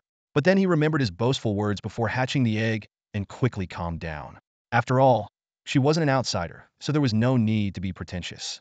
Gently stroking Chu Shui's silky long hair, his gaze fell back on her status panel.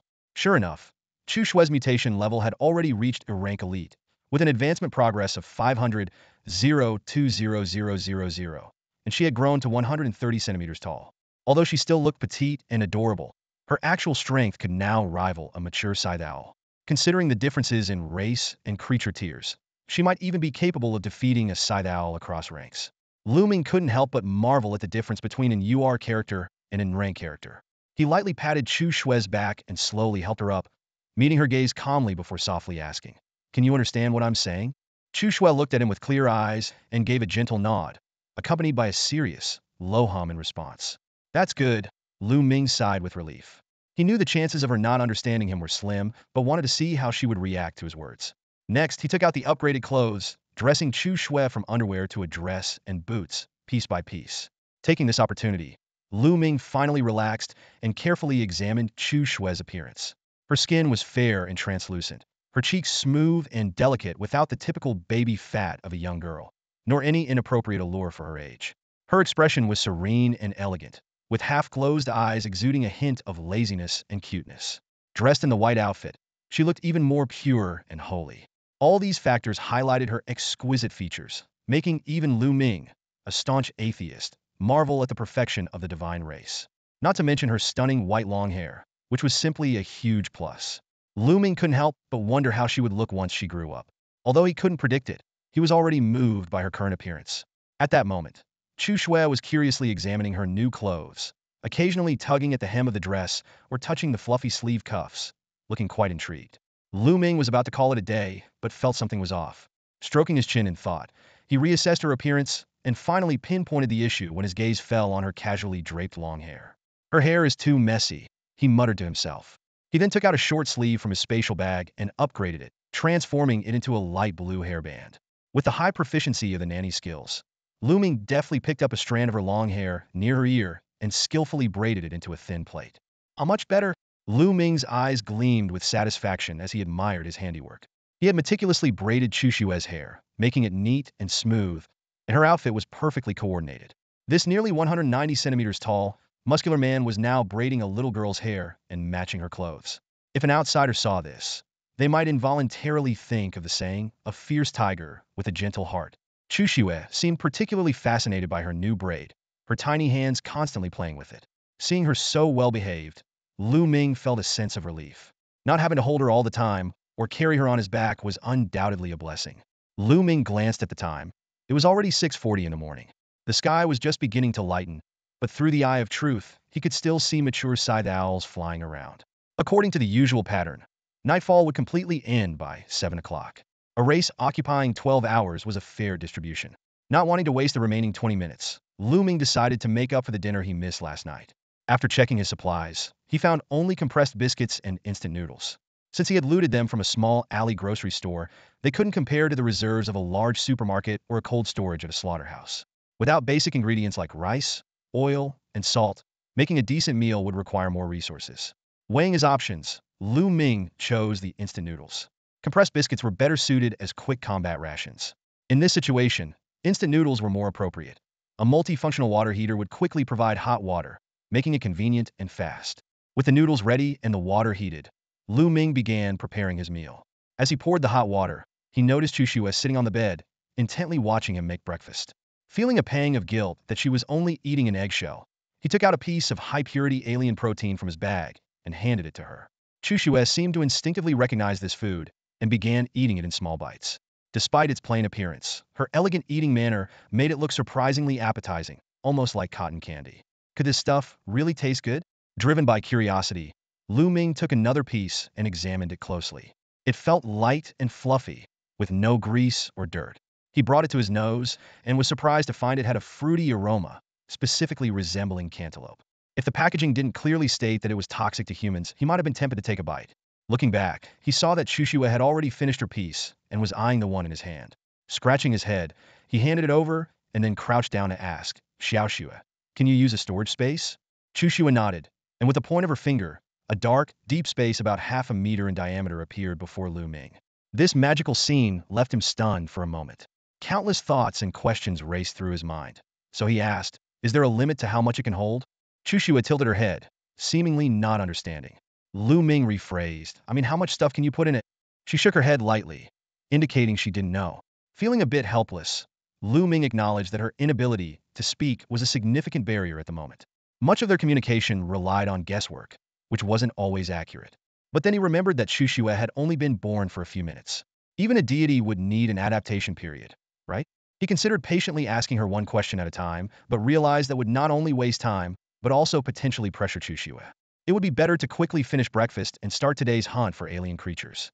This would not only help him improve, but also advance Chu Shui's mutation level. Perhaps during this process, they could solve their communication issues. With that in mind, Lu Ming took another piece of high-purity alien protein and asked, "Can this be stored in there?" Chu Shui nodded slightly. With her confirmation, Lu Ming proceeded to place over 700 pieces of alien protein and 8 pieces of body fat essence into the space.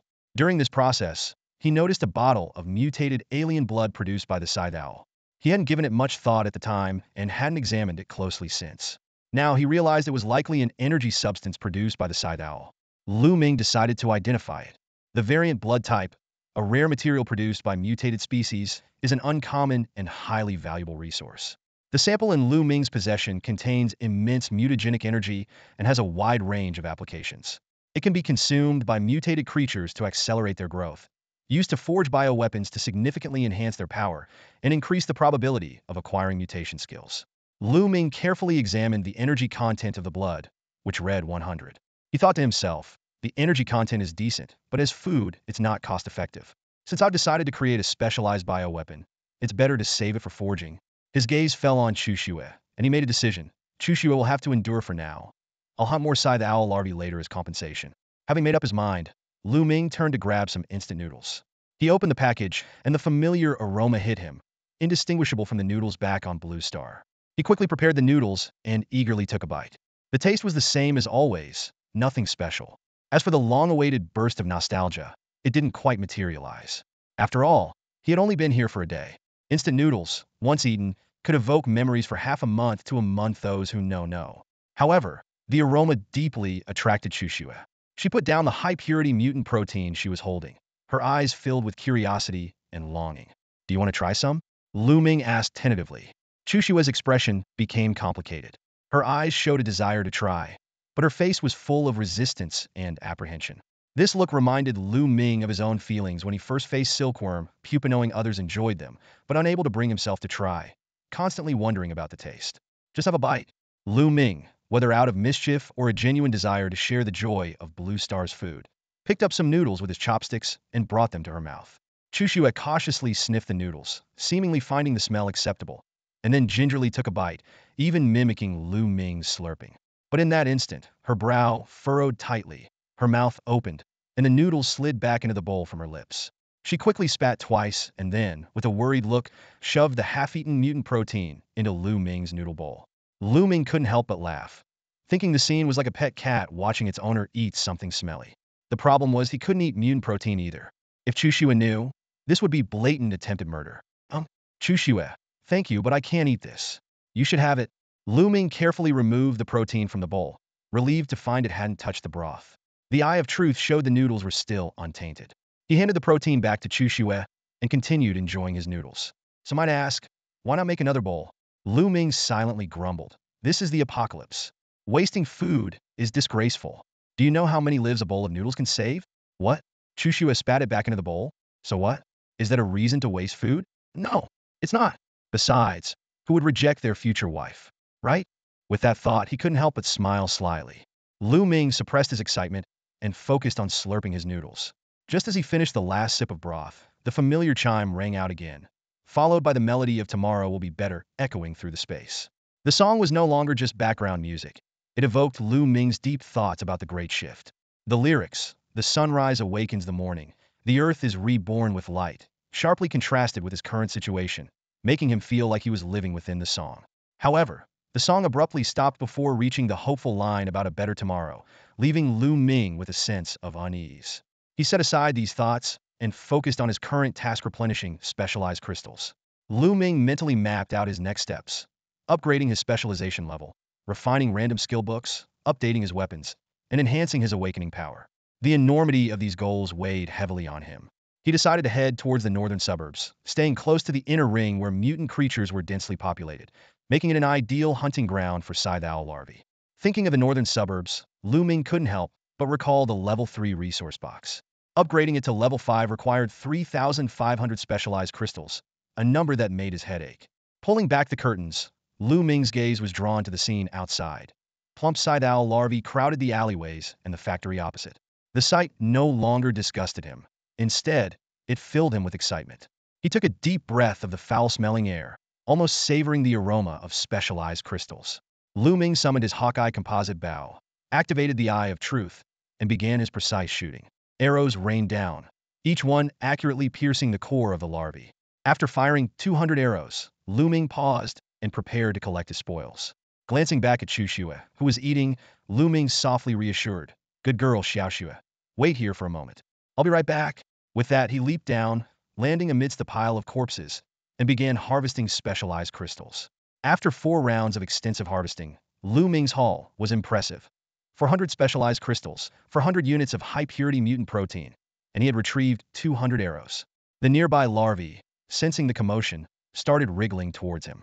Unfazed, Lu Ming was about to leap back to safety when a surprising figure appeared in his sight. Xiaoxue.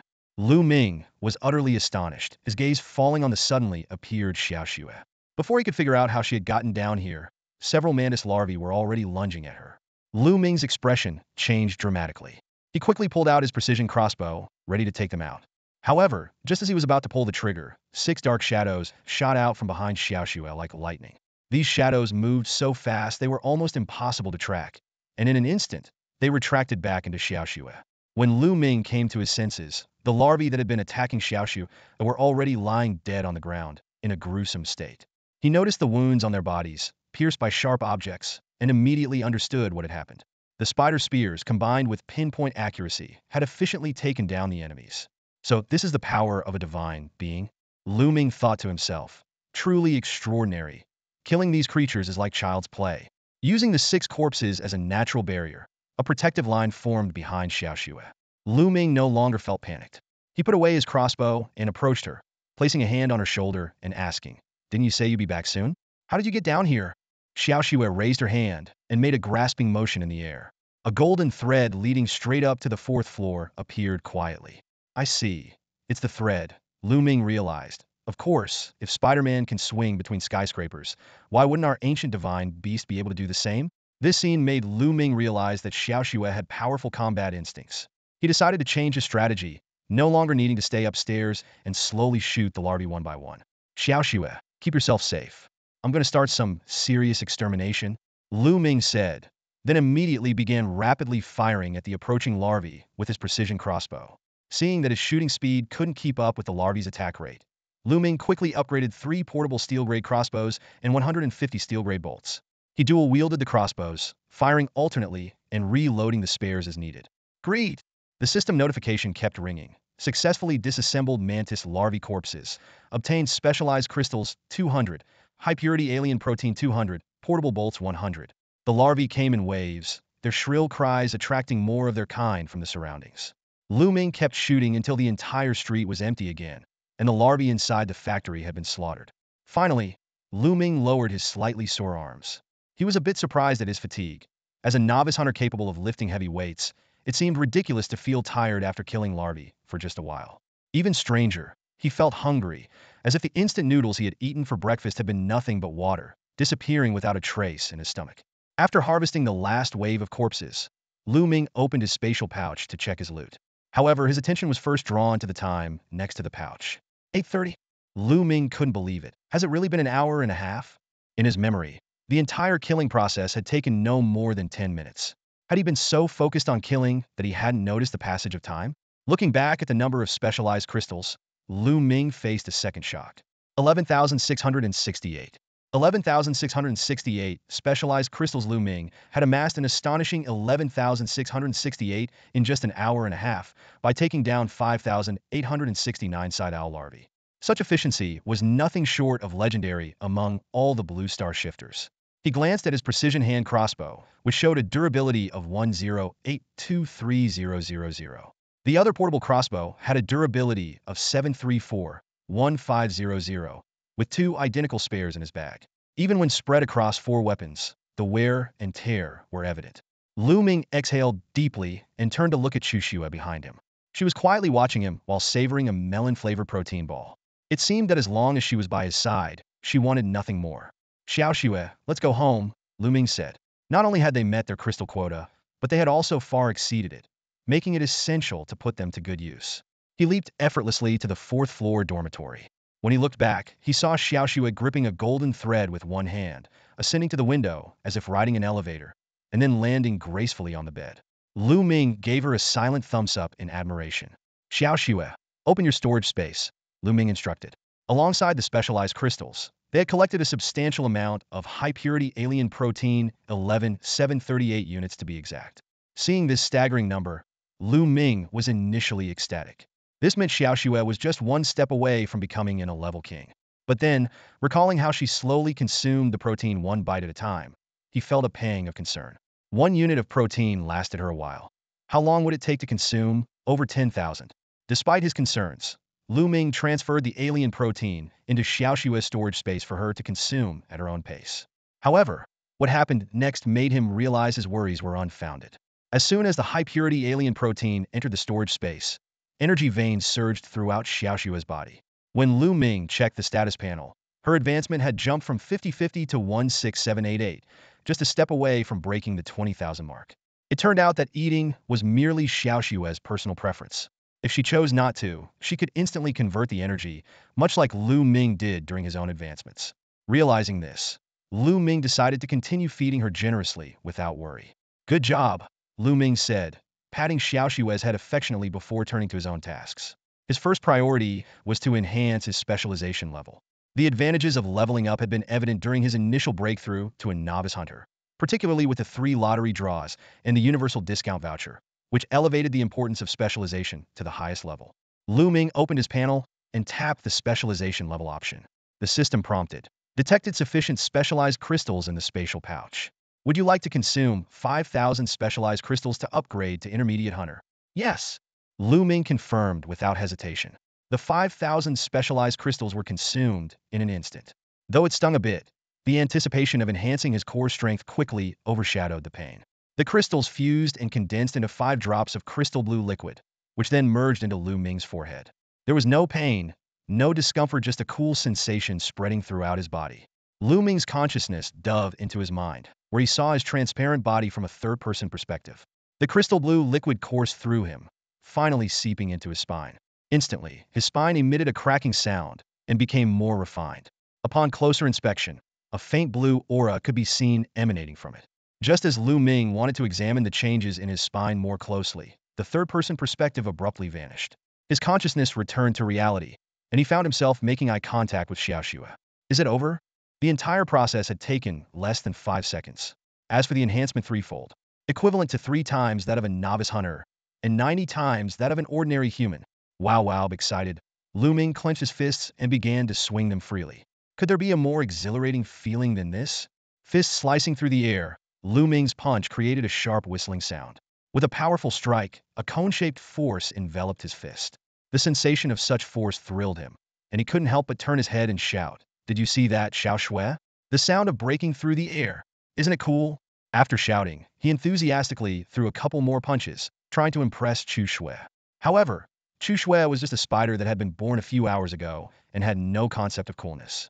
Realizing his mistake, Lu Ming's face turned red with embarrassment.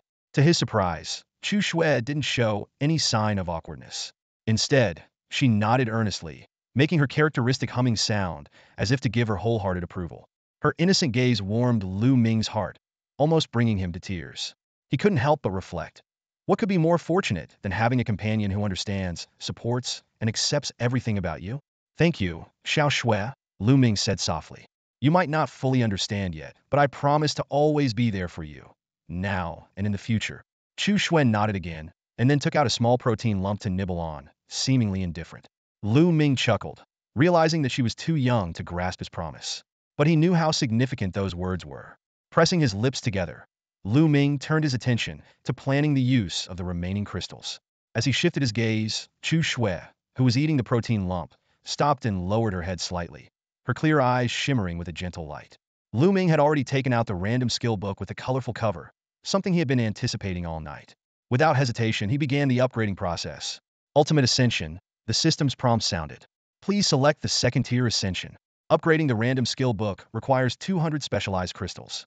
Do you wish to use 200 specialized crystals to upgrade the random skill book? Yes. Lu Ming answered decisively.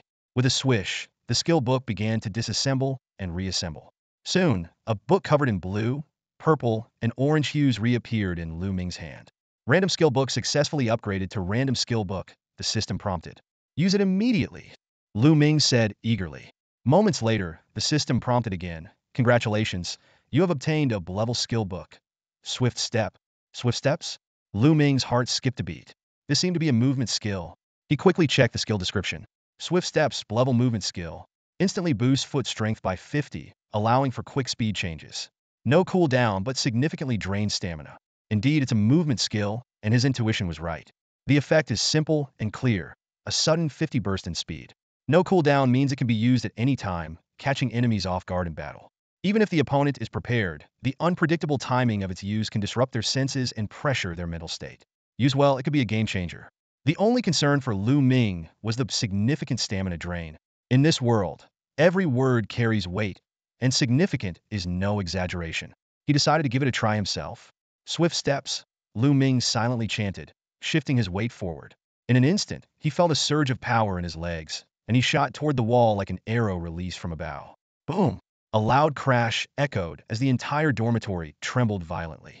Dust rained down from the ceiling, but when it touched Chu Shui's head, it slid off as if hitting an invisible barrier, landing on the bed instead. As for Lu Ming, he was now deeply embedded in the fortress-grade wall. Struggling, he pushed against the wall and awkwardly pulled himself out. Lu Ming realized he had made a mistake. He had just advanced to a mid-level hunting warrior, and his body hadn't fully adapted to the new strength. The sudden burst of speed was too much to control. As for the stamina drain from swift steps, he hadn't had time to fully experience it. He just felt an intense hunger. However, the attempt wasn't entirely fruitless. At least it indirectly proved his current physical strength was astonishing.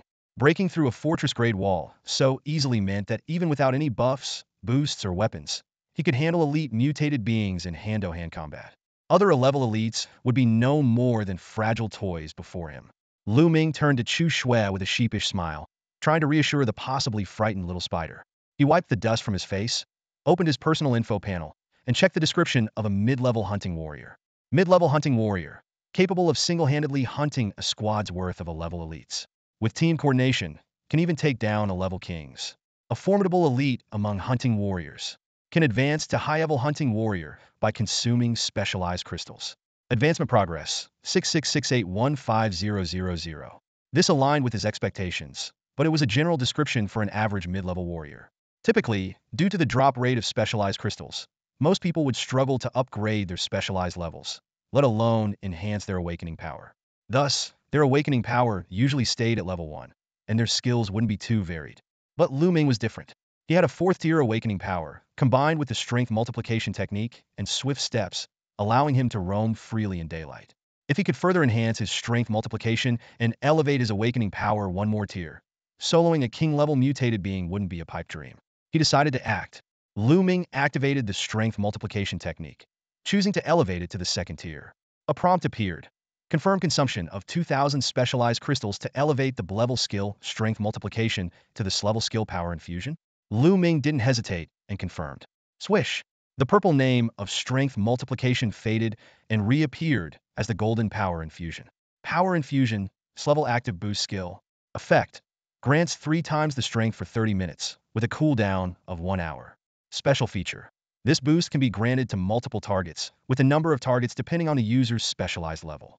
Current user's specialized level. Mid-level hunting warrior can grant boost to 2 targets. With a 3-fold strength boost and the ability to grant it to 2 targets, he was even more confident in sweeping through the daylight. In fact, even venturing out in the brief night wouldn't be a problem. Not to mention, he had an evolving level queen spider. At this moment, the outskirts posed no threat to him. He checked his specialized crystals 4668 left. Lu Ming pondered for a moment and decided that the priority was to enhance his awakening power and swift steps. Elevating the awakening power by 1 tier required 1,000 crystals. As for swift steps, he hadn't tried upgrading it yet, so he decided to check it out first. Ultimate enhancement, Lu Ming murmured. A prompt appeared. Please select. 2nd tier, Lu Ming decisively chose. Lu Ming stood before the upgrade interface, his eyes fixed on the flashing prompt. The system informed him that upgrading his level skill, swift steps, to this level Godspeed would require 2,000 specialized crystals, and asked if he wanted to proceed. He tapped the screen to review the details of Godspeed. This level skill's effects were enticing. It could instantly triple his speed with no cooldown period. However, this powerful ability came with a significant drawback: intense stamina consumption. Lu Ming weighed the pros and cons. Upgrading the skill would transform it from a localized boost in foot speed to an overall speed leap, but the number of times he could use it might decrease due to the severe stamina drain. However, he quickly thought of using multifunctional sports drinks to replenish his stamina, much like stamina potions in games. He hesitated for a moment, considering whether he should save swift steps for now and invest more crystal resources into awakening power instead. But soon, he decisively brushed aside his doubts and made up his mind. Upgrade! Do it! Lu Ming shouted in his mind. He knew that the stronger the skill, the better.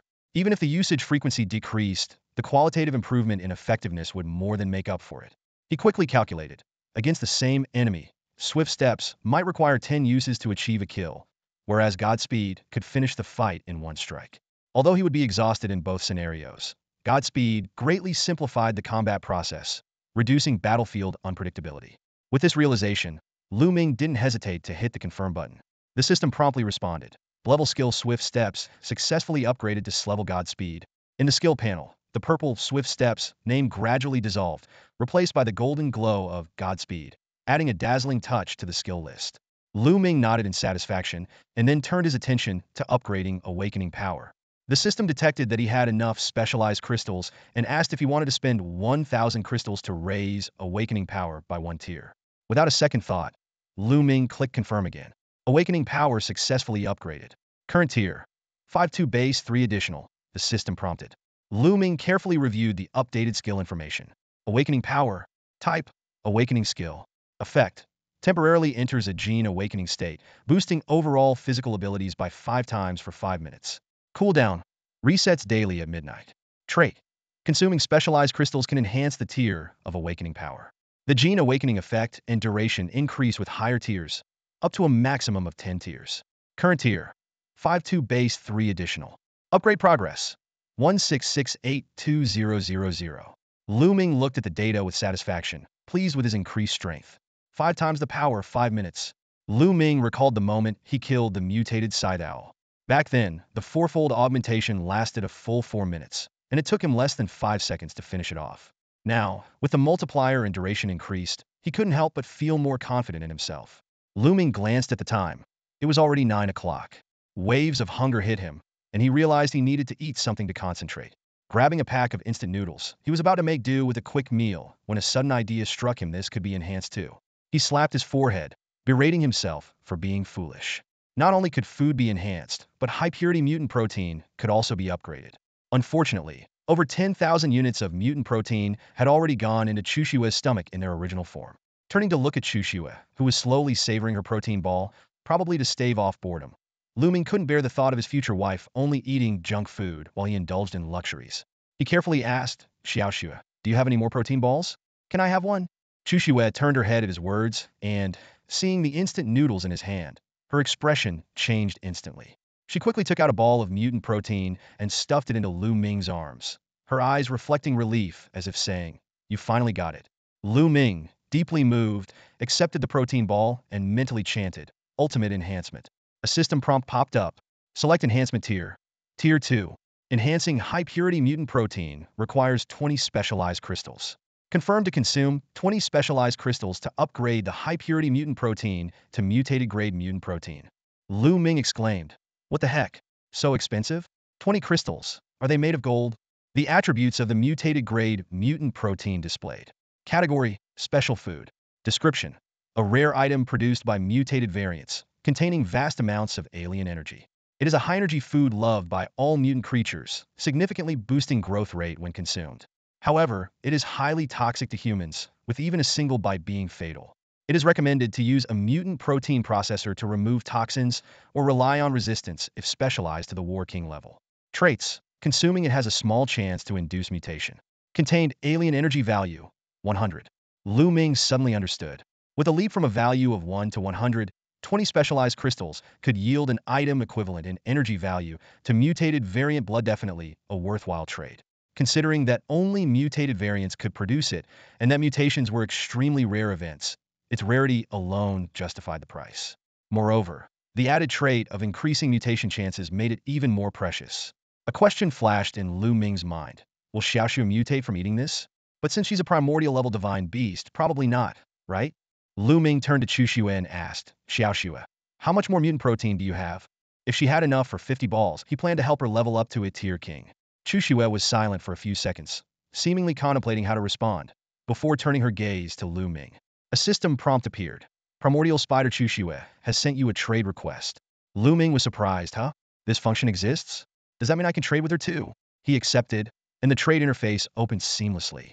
Chu Shue efficiently placed 650 balls of mutant protein into the interface. Lu Ming quickly waved his hand. No need, just 50 will do. Chu Shue thought for a moment and took back 550, leaving exactly 100 balls. Lu Ming felt both speechless and touched, thinking that she was still worried he wouldn't have enough to eat. He decided not to refuse Chu Shue's goodwill, concerned she might misunderstand his intentions. After the trade, Lu Ming attempted to enhance the 50 balls in bulk. The system prompt indicated it was possible. Enhancing 50 balls of mutated grade mutant protein required consuming 1,000 specialized crystals. Without hesitation, Lu Ming confirmed, thinking it was his responsibility to provide for Xiao Shue's needs. Seeing 50 purple protein balls added to his inventory, Lu Ming curiously took out one and sniffed it. Alright, this one's blueberry flavored, just like a Snow Lizzie marshmallow. The kid will definitely love it, he thought. Seeing the more enticing protein ball in Lu Ming's hand, Chu Shue suddenly felt that the mutant protein she was holding lost its appeal. Lu Ming noticed the little one staring at him. Without hesitation, he pushed the mutated protein into her mouth and signaled for her to open her storage space. As obedient as ever, Chu Shue immediately reached out and activated the space's entrance.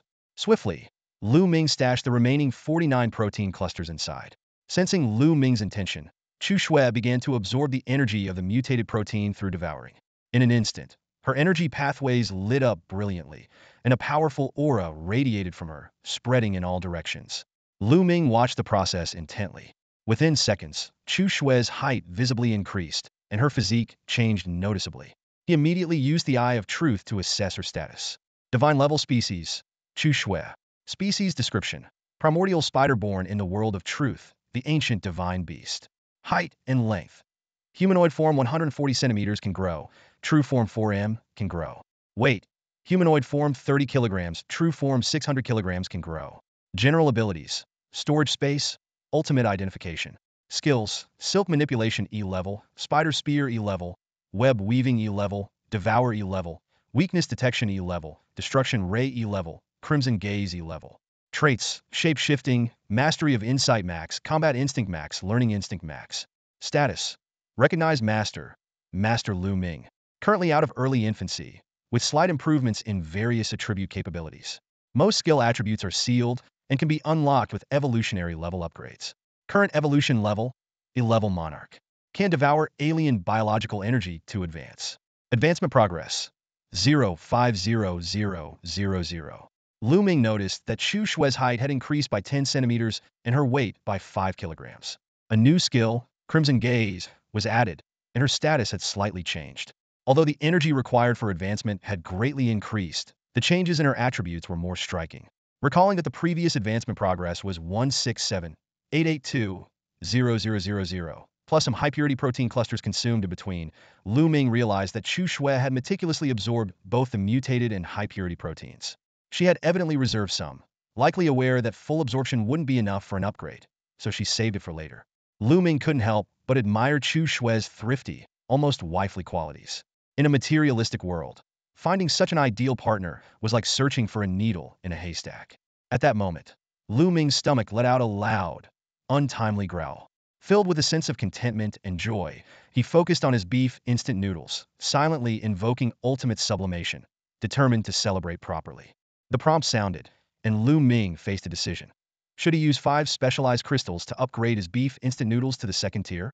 He pondered briefly, recalling his regret over the initial snow rations earlier, but now felt more at ease.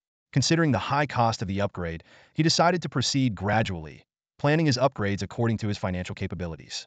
Confirm, Lu Ming chose decisively. He watched as the packet of beef noodles began to disassemble and reassemble in his hands, completing the upgrade in an instant.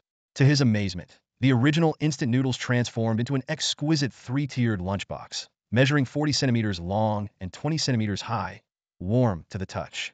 A system prompt quickly followed. Beef instant noodles successfully upgraded to a luxury ratatouille meal. Luxury ratatouille. Isn't this a gourmet set? Lu Ming muttered to himself, surprised by his good fortune. Finding a comfortable spot to sit, he carefully opened each layer of the lunchbox. The sight before him was breathtaking. Salt and pepper shrimp, stir-fried beef with scallions, white-cut chicken, crispy roast duck, assorted marinated platter, boneless fish fillet, lettuce and oyster sauce, Hakka stuffed tofu, stir-fried bamboo shoots, and a large bowl of American ginseng chicken soup. The top 2 layers offered a balanced mix of 10 dishes, The bottom layer was filled to the brim with rice. The portion was just right for Lu Ming at the moment. As he prepared to dig in, he suddenly remembered the initial snow behind him. Instant noodles were a no-go, but this proper gourmet meal should be fine, right? He thought. However, when he turned to look at her, she seemed to sense his intention and slightly averted her gaze, clearly indicating her refusal. Lu Ming shrugged helplessly. He guessed that the previous instant noodles had left a bad impression on her, or perhaps human food was burdensome for her kind. As a human, he knew that dietary differences could affect relationships. I need to reach the War King level soon. With a better physique, we can have more shared experiences, Lu Ming silently planned. While devouring his meal, Lu Ming quickly browsed the trading market. His broad-bladed heavy knife still hadn't sold, and the messages had piled up. Searching for forging expertise yielded irrelevant chatter. It seemed that his plan to create biological weapons was not feasible in the short term. Habitually scrolling through a few pages of idle chat, Lu Ming suddenly noticed a heavily downvoted message. Big shot, I have the skill book you need, but I don't want a weapon. I need you to do something for me. If you complete it, I'll give you the skill book directly.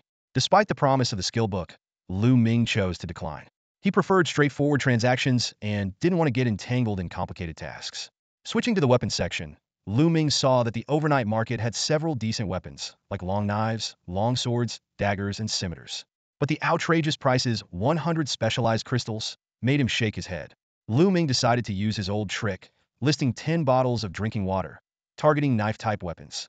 While the precision crossbow was effective against scythe owlets, facing elite-level scythe owls required heavy melee weapons. Soon, the system notified him of a successful trade. Your listing of Farmer's 3 Punches Pure Water 10 has been successfully traded for a rusty long knife. Satisfied, Lu Ming stored the long knife in his space bag and closed his eyes, silently chanting, Ultimate Upgrade. The system immediately presented options. Please select the upgrade tier. Lu Ming unhesitatingly chose the second tier. Upgrading the rusty long knife requires 50 specialized crystals. Confirm, the system asked. After Lu Ming confirmed, the system prompted him to select an upgrade direction. Giant ring knife, crescent moon knife, or mithril meow knife. As the upgrade proceeded, the long knife began to evolve into a more majestic and refined weapon. Both the blade and the handle exhibited mithril-level quality. The giant ring knife, in particular, stood out with its imposing size, enough to intimidate anyone who saw it. The crescent blade, a symbol of the martial Saint Guan Yu, is undeniably impressive. However, due to its long handle, it didn't suit Lu Ming's personal preferences and was thus excluded. He had once watched a demonstration of the mithril Miao Dao on a video platform. The slender, long blade, with its powerful and sweeping movements, seemed like a good choice. Yet, in the end, his eyes settled on the giant ring blade. No man can resist something big, Lu Ming thought to himself, and I am a true man. With a series of cracking sounds, the rusty long blade shattered piece by piece within the spatial pouch.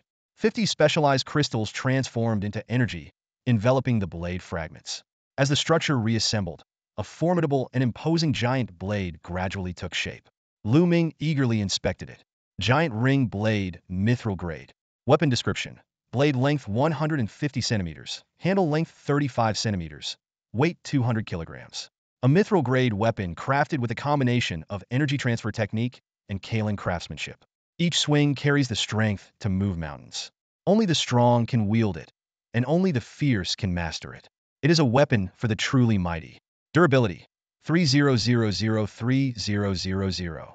200 kilograms. Lu Ming marveled. This thing could crush a person if thrown at them, let alone being wielded by a mid-level warrior like me. He couldn't help but feel proud of his choice. 1 word, strong. 2 words, unbeatable. 3 words, unstoppably strong. After finishing the last sip of chicken soup, Lu Ming patted his belly with satisfaction, feeling incredibly refreshed. At this moment, he was full of energy, fully equipped, and in peak condition. Stretching his muscles, Lu Ming faced the northern outskirts, sensing it was time to set off. He secretly hoped to find some level 2 storage boxes along the way, but the map only showed level 3 supply boxes, leaving him a bit disappointed. As he took out the map of the 3 regions to plan his route, Lu Ming remembered that the map hadn't been upgraded yet. Should I give it a try? He thought. Ultimate upgrade. A system prompt popped up. Select grade. Level 2. Upgrading the 3-region map requires 100,000 crystal shards. Confirm? Cancel. Without hesitation, Lu Ming chose to cancel. That's outrageously expensive, he muttered. No wonder it was singled out at the start. But compared to those super items costing millions or tens of millions of crystal units, this is relatively reasonable. Recalling last night's experiment with upgrading specialized crystals, Lu Ming organized his thoughts. A level 1 upgrade can convert 100 specialized crystals into one specialized crystal shard. A level 2 upgrade requires 10,000 specialized crystals to get one specialized crystal unit. This aligns perfectly with the energy ratio he had learned before. One specialized crystal unit, 100 specialized crystal shards, 10,000 specialized crystals. What does this mean? Lu Ming pondered. It means that although the upgrade maintains the original ratio, each upgrade requires an additional specialized crystal as a feed. Reflecting on the events of the past day, all the target groups aiming for ascension had never experienced such an outlandish phenomenon. Lu Ming stared at the specialized crystal in his hand, his thoughts churning. This anomaly led him to a possibility. Perhaps specialized crystals couldn't be fused or exchanged for higher-grade crystal materials. His mind raced as he analyzed the implications of this discovery. The unexpected boon of ultimate ascension had granted him a unique opportunity to upgrade lower-grade crystals to higher-grade ones. Lu Ming realized that for others to obtain high-grade crystals, they would likely have to collect them from the corpses of grade, or even grade elite variants.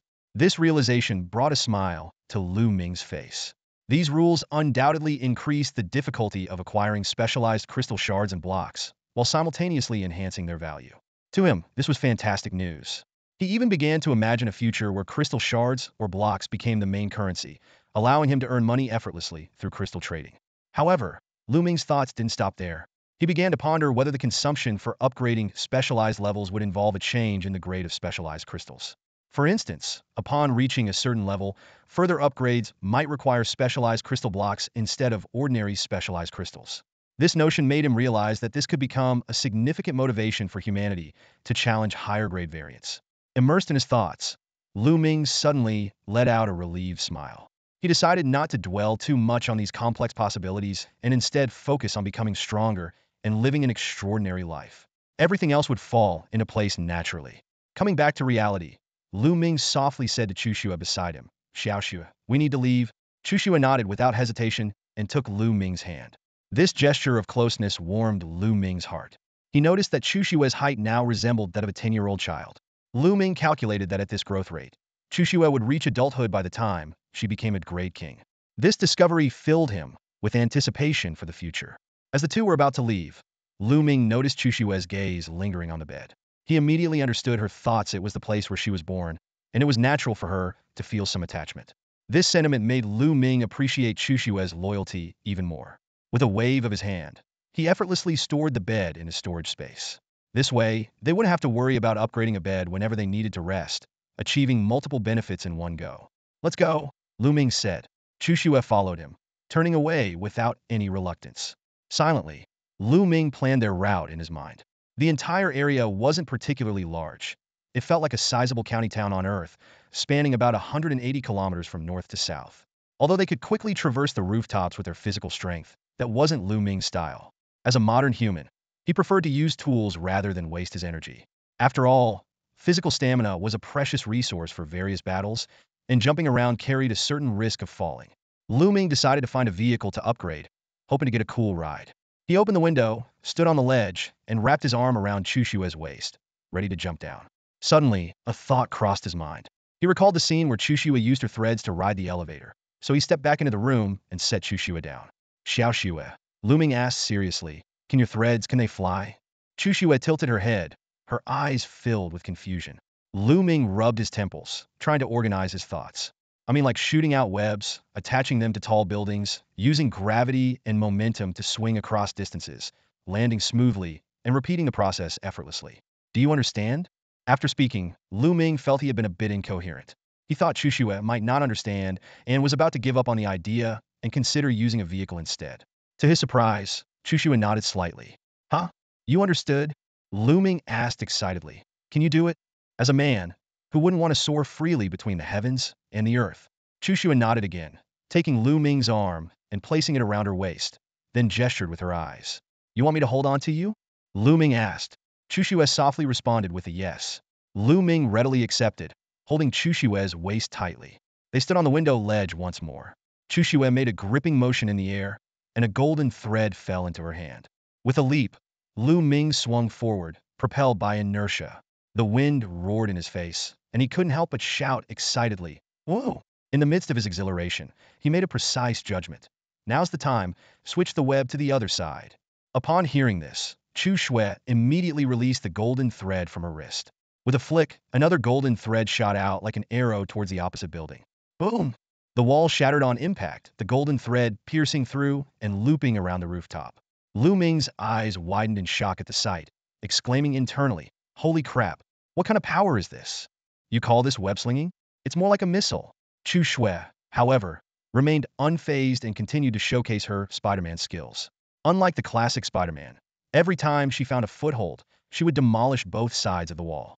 Lu Ming felt fortunate that this was a post-apocalyptic wasteland, with all buildings abandoned. Otherwise, he wouldn't have been able to afford the damages. Boom! Boom! Boom! With these explosive sound effects as their backdrop, the two sped through the streets. As they passed over a residential area, Lu Ming noticed someone below hunting side owl larvae. The person felt a sudden gust behind him and, thinking he was under attack, turned around in a panic. He saw a muscular figure swinging by on a golden thread, executing a perfect midair transition. Coincidentally, this person was recording a video of his kill, and his camera captured the entire scene. He couldn't help but exclaim, "Holy shit!" This shout instantly attracted nearby larvae, forcing him to duck into a shop, slam the door shut, and catch his breath. Despite the scare, he was more excited than anything. He quickly edited the video, removing his own part, and uploaded it to the regional forum. The comments section exploded. "Did you see that? Spider-Man, real-life, web-slinging. Not a single fake detail. Oh my god, that's amazing. I want to learn that too. What level do you need to be to use that move? Or is it a skill you have to learn? Who knows?" Should have stopped them to ask. Stop them? I couldn't even catch their tailwind. Suddenly, someone posted a new video, claiming, "How it's a fleeting glimpse. Look closely, this is the real deal." 30 seconds later, the comments section blew up again. "No way. Is that an angel? How can someone be that beautiful? How old is she? Didn't Uncle Chin say there were no underage transferees? Does that matter? It doesn't matter. Look closely, that girl has white hair and red eyes. Her features are almost CG-like. Can humans look like that? Damn, now that you mention it, you're right. By the way, who's that handsome guy? He looks pretty fit. Yeah, he's on par with Uncle Chun. Too bad he's a freak. Indeed. Indeed 1. Indeed 2. Indeed 3. Indeed 10086. Suspended in midair, Lu Ming glanced at the video file and smirked. His joy was being shared by the masses, earning him the label of pervert. But so what? A man can be a little twisted, can't he? As for attracting attention, let it come. Lu Ming recalled the days when he had to lay low and grow stronger, fearing the jealousy and betrayal of others. Now his power was on a different level altogether, and this kind of exposure was no longer a threat. Both he and the girl in his arms, Chu Shui, had surpassed the capabilities of ordinary humans. If you're still worried, then level up again, Lu Ming thought to himself. When the gap in strength is like a chasm, any thoughts of backstabbing will vanish. The weak no longer see you as one of their own. They revere you like a god, letting you come and go as you please. As his thoughts wandered, the rush of wind from his descent heightened his senses. Lu Ming let out his signature catchphrase, "Whoa!" After a few more times, his excitement waned, and his mind grew clearer, entering what could be called a sage mode. Navigating for Chu Shui while scanning the surrounding buildings with his eye of truth, Lu Ming's primary need was no longer foot. A packet of instant noodles and 5 specialized crystals were as good as a gourmet meal. He shifted his focus to searching for supply crates and weapons. However, as they passed through the streets, not a single supply crate or weapon was in sight. Lu Ming speculated that either the starting area was inherently barren or they were still in the outer ring, already picked clean by others. After a day of experience and a night of rest, the more adaptable survivors had begun to team up to hunt scythe owl larvae. Though clumsy, their kill rate was quite high. Understanding this, Lu Ming stopped fixating on residential areas and started looking for police stations in each sector. Unfortunately, after searching the surroundings, he couldn't even find a taser or a baton. Unable to figure it out, he guessed that these weapons were either confiscated by the military during the disaster or destroyed by the mutants. The former seemed more likely. In extreme fear, if civilians got hold of weapons, it would lead to chaos. With this reasoning, the central police stations and command centers in each area became the core places for storing firearms. Lu Ming checked the map and searched for the district headquarters, only to find something surprising. The regional headquarters in Jintian district was marked with a red cursor on the map, as were the other 2 districts. They're practically giving it away, Lu Ming muttered to himself. Want powerful weapons? Go find them. I put all the weapons in the area, right there. What is this, a trap from One Piece? Despite his frustration, Lu Ming's desire for firearms remained strong. But before heading to the headquarters, he needed to assess the situation. After all, it was the core area of the entire region, with mutants of unusual types and levels. Given his cautious nature, he needed to prepare thoroughly. There was no rush.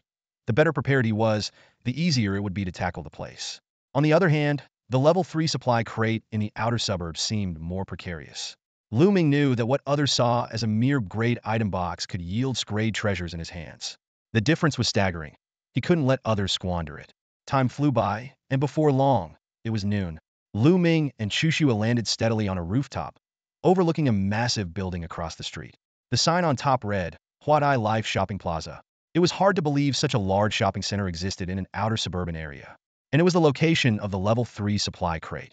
Gently massaging Chushua's shoulders to relieve her non-existent fatigue, Lu Ming's gaze locked onto the empty plaza platform. There were no larvae in sight, only traces of sticky acid. His eyes narrowed, and his expression grew serious. Someone had beaten them to this place.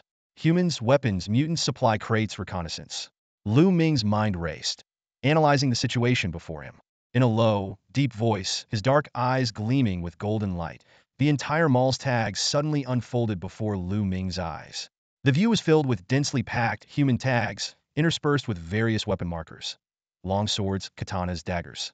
Suddenly, a series of side owl tags appeared in his sight, ranging from larvae to adult forms, and even mutated forms. Their sheer number was alarming. What shocked Lu Ming even more was the presence of 3 conspicuous supply box tags in a corner on the 5th floor, one each of level 1, level 2, and level 3. Just as he was taken aback, a large red tag flashed with a faint glow, bearing the words Quasi-Queen Side Owl in bold characters. Lu Ming immediately conducted a detailed assessment. Information flooded into his mind. Quasi-Queen Side Owl, E-Class Quasi-Royal Species, Insect Queen Race. This was an individual on the verge of maturing into a queen, with a body length of 10 meters, extremely gluttonous and drowsy, with astonishing reproductive capabilities.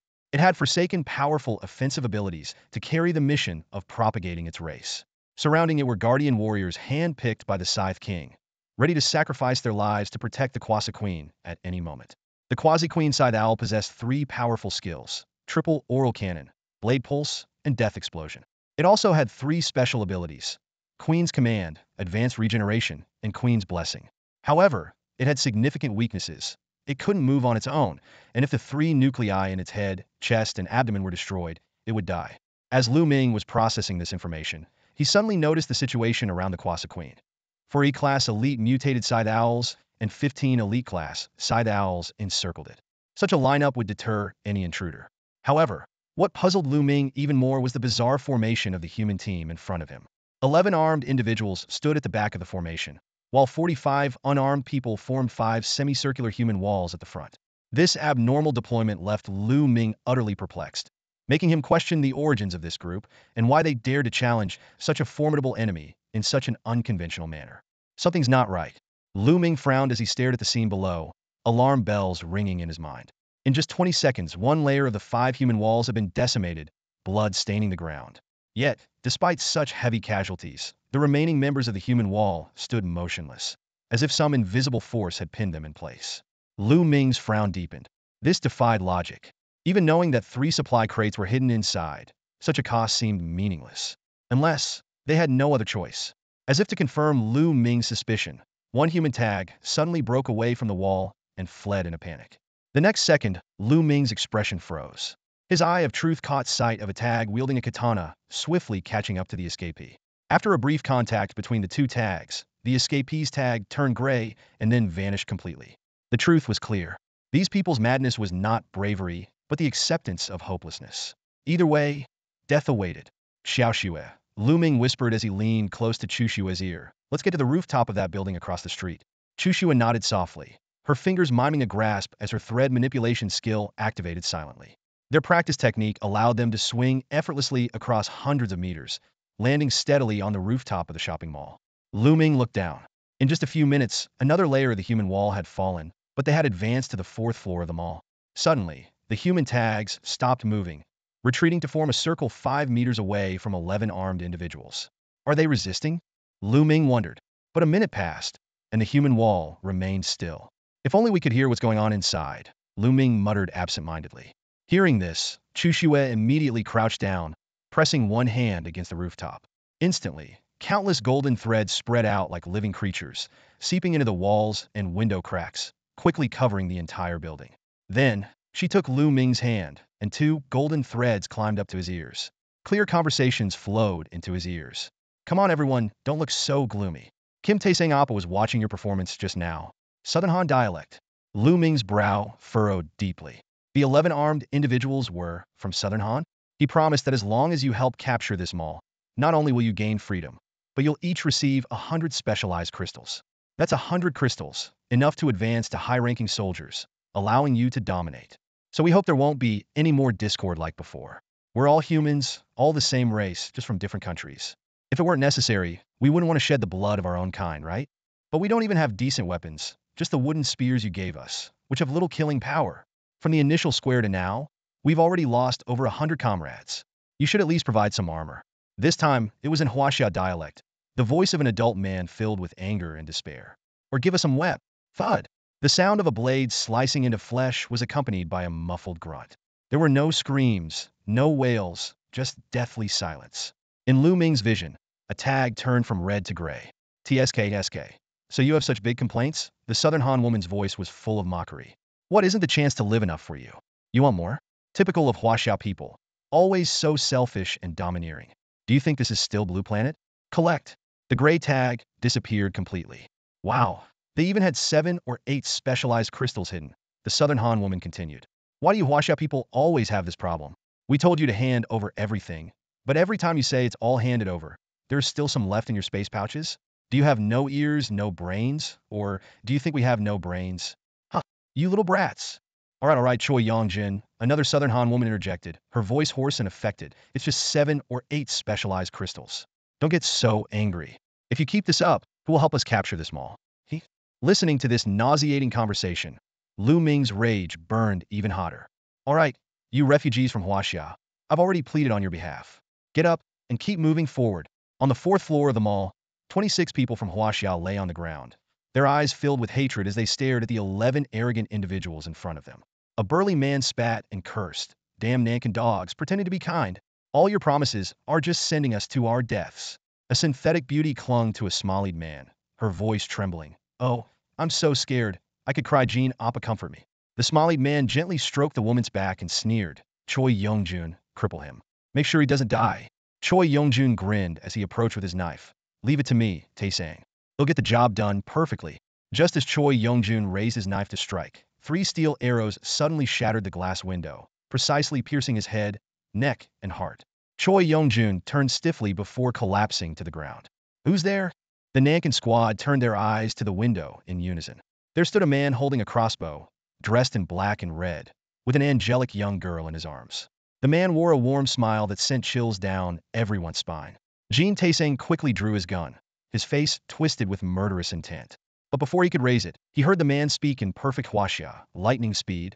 No sooner had the words left his mouth than the man vanished like a ghost. The crowd looked around in confusion, but Jean Taesang sensed danger and turned pale as he spun around. It was too late. A massive blade had already pierced his chest. The blade twisted violently, leaving a blood-soaked, 15-centimeter wide hole in his chest. Tai Xiang. The artificial beauty gasped, her eyes red with anger as she rushed forward. She had barely taken 2 steps when a massive blood-stained blade pressed against her throat. She watched helplessly as Jean Tai Xiang's lifeless eyes stared blankly, his body collapsing to the ground like a dead dog. At this moment, even the most oblivious person understood what they were facing a truly formidable opponent. The middle-aged man who had been cursing in rage suddenly became excited and shouted at Lu Ming. Master, kill them, kill these Nanon dogs. They invaded our territory yesterday, stole resources, and slaughtered our people. They even used us as human shields when there was nothing left to take. Such cruelty. Over 300 of us, reduced to just a few dozen. Master, avenge us. Avenge our fallen comrades. Lu Ming sneered. Avenge you? Why should I? His words left not only the dozens of Huaxia people stunned, but also the Nanhan group momentarily bewildered. So, he wasn't with them. The Nanhan people felt a glimmer of hope. Perhaps there was still room for negotiation? The middle-aged man was taken aback. You're not here for us? Lu Ming laughed mockingly. For you? Don't be ridiculous. Over 300 people couldn't fight back or hide. What value do you have for me to save? Get those useless fools out of here. If you delay any longer, You'll be my meat shields. You! The middle-aged man's face turned icy, about to retort when a crossbow bolt whizzed past, leaving a deep gash on his face. Don't make me repeat myself. Leave! Lu Ming's voice was as cold as ice. The man clutched his wound in pain, shocked by the murderous intent in Lu Ming's eyes. He finally realized that this person wasn't here to save them and didn't even consider them compatriots. The dozens behind him, already terrified, exchanged glances and quickly fled downstairs. The man gave Lu Ming a complex look before following the crowd out of the mall. Once everyone had fled, Lu Ming turned his attention to the remaining 9 Nanhan individuals, a smile playing on his lips. The artificial beauty, seeing Lu Ming's complete lack of national sentiment, immediately adopted a fawning demeanor. She cautiously pressed down Lu Ming's giant blade and revealed her assets, pulling down her neckline. In a coquettish voice, she said, "Appa, you're so brave. Jin Tai Xiang is nothing compared to you. I guess you like obedient, clingy girls who know special tricks to keep you comfortable, right? How about me?" As she spoke, she flicked her tongue across her lips, exuding seductive charm. However, just as she thought she had left a good impression on Lu Ming with her allure, her seductive expression was replaced by pain. Her brows furrowed, and her gaze slowly dropped. The massive blade she had pushed down had deeply pierced her chest. When she looked up again, she was met with Lu Ming's cold, disdainful eyes. A powerful foot stomped on her once prized face, obscuring her vision. With a squelch, the blade was pulled out, and blood sprayed everywhere. The woman fell into a pool of blood, convulsing briefly before becoming a lifeless corpse. Tisk tsk. How disgusting, Lu Ming said with disdain. A technological product that's not worth a single strand of my Xiaoshua's hair. And you dare covet my looks? Pathetic. He swung the blade, the blood and blade energy spraying out, leaving the blade gleaming coldly. Having faced death in countless battles, Lu Ming had long since become desensitized to killing. To him, these were merely bodies, empty shells. Xiaoxue, bind them, Lu Ming commanded. Xiaoxue's small hand moved gracefully, weaving threads into a net that enveloped the remaining 8 Nanhan individuals, binding them tightly. After completing this task, Lu Ming raised his hand and muttered, "Greed," and the 3 corpses were swiftly disassembled and absorbed. Lu Ming successfully disassembled 3 bodies: Jin Taixiang, a novice hunting warrior; Park Hannah, an elite soldier; and Choi Yongjun. The system's notification sounded in his ear, informing him that he had gained a substantial amount of specialized crystals and beginner warrior energy liquid. This unexpected windfall made Lu Ming raise an eyebrow in thought. So that's how it is, he muttered to himself. Human bodies can yield specialized crystals too, and the amount is exactly half of what's needed for advancing in specialization. Lu Ming recalled that his greed skill allowed him to double his harvest, and the realization dawned on him. His gaze swept over the 8 people tightly bound by spider silk, and a smile crept up the corner of his mouth. The 8 shivered uncontrollably under his glance, feeling a chill run down their spines. At that moment, the system prompt sounded again. Unclaimed spatial pouches detected nearby 3. Would you like to acquire them? Of course, Lu Ming responded without hesitation. Immediately, a plethora of supplies flowed into his spatial pouch. Specialized crystals, silk, food and drinks, weapons and ammunition, and even some peculiar personal items. While thrilled with the initial haul, Lu Ming couldn't help but chuckle at the sight of those odd items. The system alerted him that his space was full and asked if he wanted to integrate the newly acquired 160-slot spatial pouch. Lu Ming agreed gladly, and his space expanded instantly. He continued to recover the remaining 2 pouches, gaining even more supplies and some bizarre personal items that left him both amused and perplexed. When the system notified him of the space being full again, Lu Ming stood still, lost in thought. The mountains of supplies and the inexplicable personal items before him made Lu Ming realize that he was standing at the threshold of a new world. This world was brimming with opportunities, but also fraught with dangers. And he was about to embark on an unknown journey. A small but cunning country, each member more devious than the last. As Lu Ming looked at the mountain of items in his spatial pouch, he couldn't help but frown. These things were of unknown origin, a mishmash of oddities that looked like they had been looted from some store. His gaze swept over the colorful array of items, and a wave of disgust rose within him, making him reluctant to even touch them. Sort out the pouch and destroy everything on the spot, Lu Ming ordered decisively, especially targeting the incomprehensible odd items. With a flash of light, the system prompt sounded. Space in the pouch is now sufficient. Resuming recovery of remaining items. Successfully recovered remaining items. Obtained space crystals 660. Space crystals? Lu Ming muttered in confusion, his eyes moving to the last slot in his pouch. There, a stack of purple triangular crystals emitted a faint glow. Upon inspection, the system provided a detailed description. Space crystals. Special item category. Consumable. Description. Special crystals obtained from disassembling ownerless spatial pouches, containing magical spatial power. Collect 1,000 to unlock a special feature of the spatial pouch. Lu Ming thoughtfully repeated, disassemble ownerless spatial pouches. Unlock a special feature. This discovery piqued his interest. Suddenly, the system prompted again. Detected space crystals in the pouch. Special feature panel for the spatial pouch is now available. Accompanied by a sound like pages turning. A new interface unfolded on the right side of the pouch, resembling a talent tree from League of Legends. The interface was divided into 2 columns. Support traits and functional traits, each with 5 traits arranged in 5 tiers.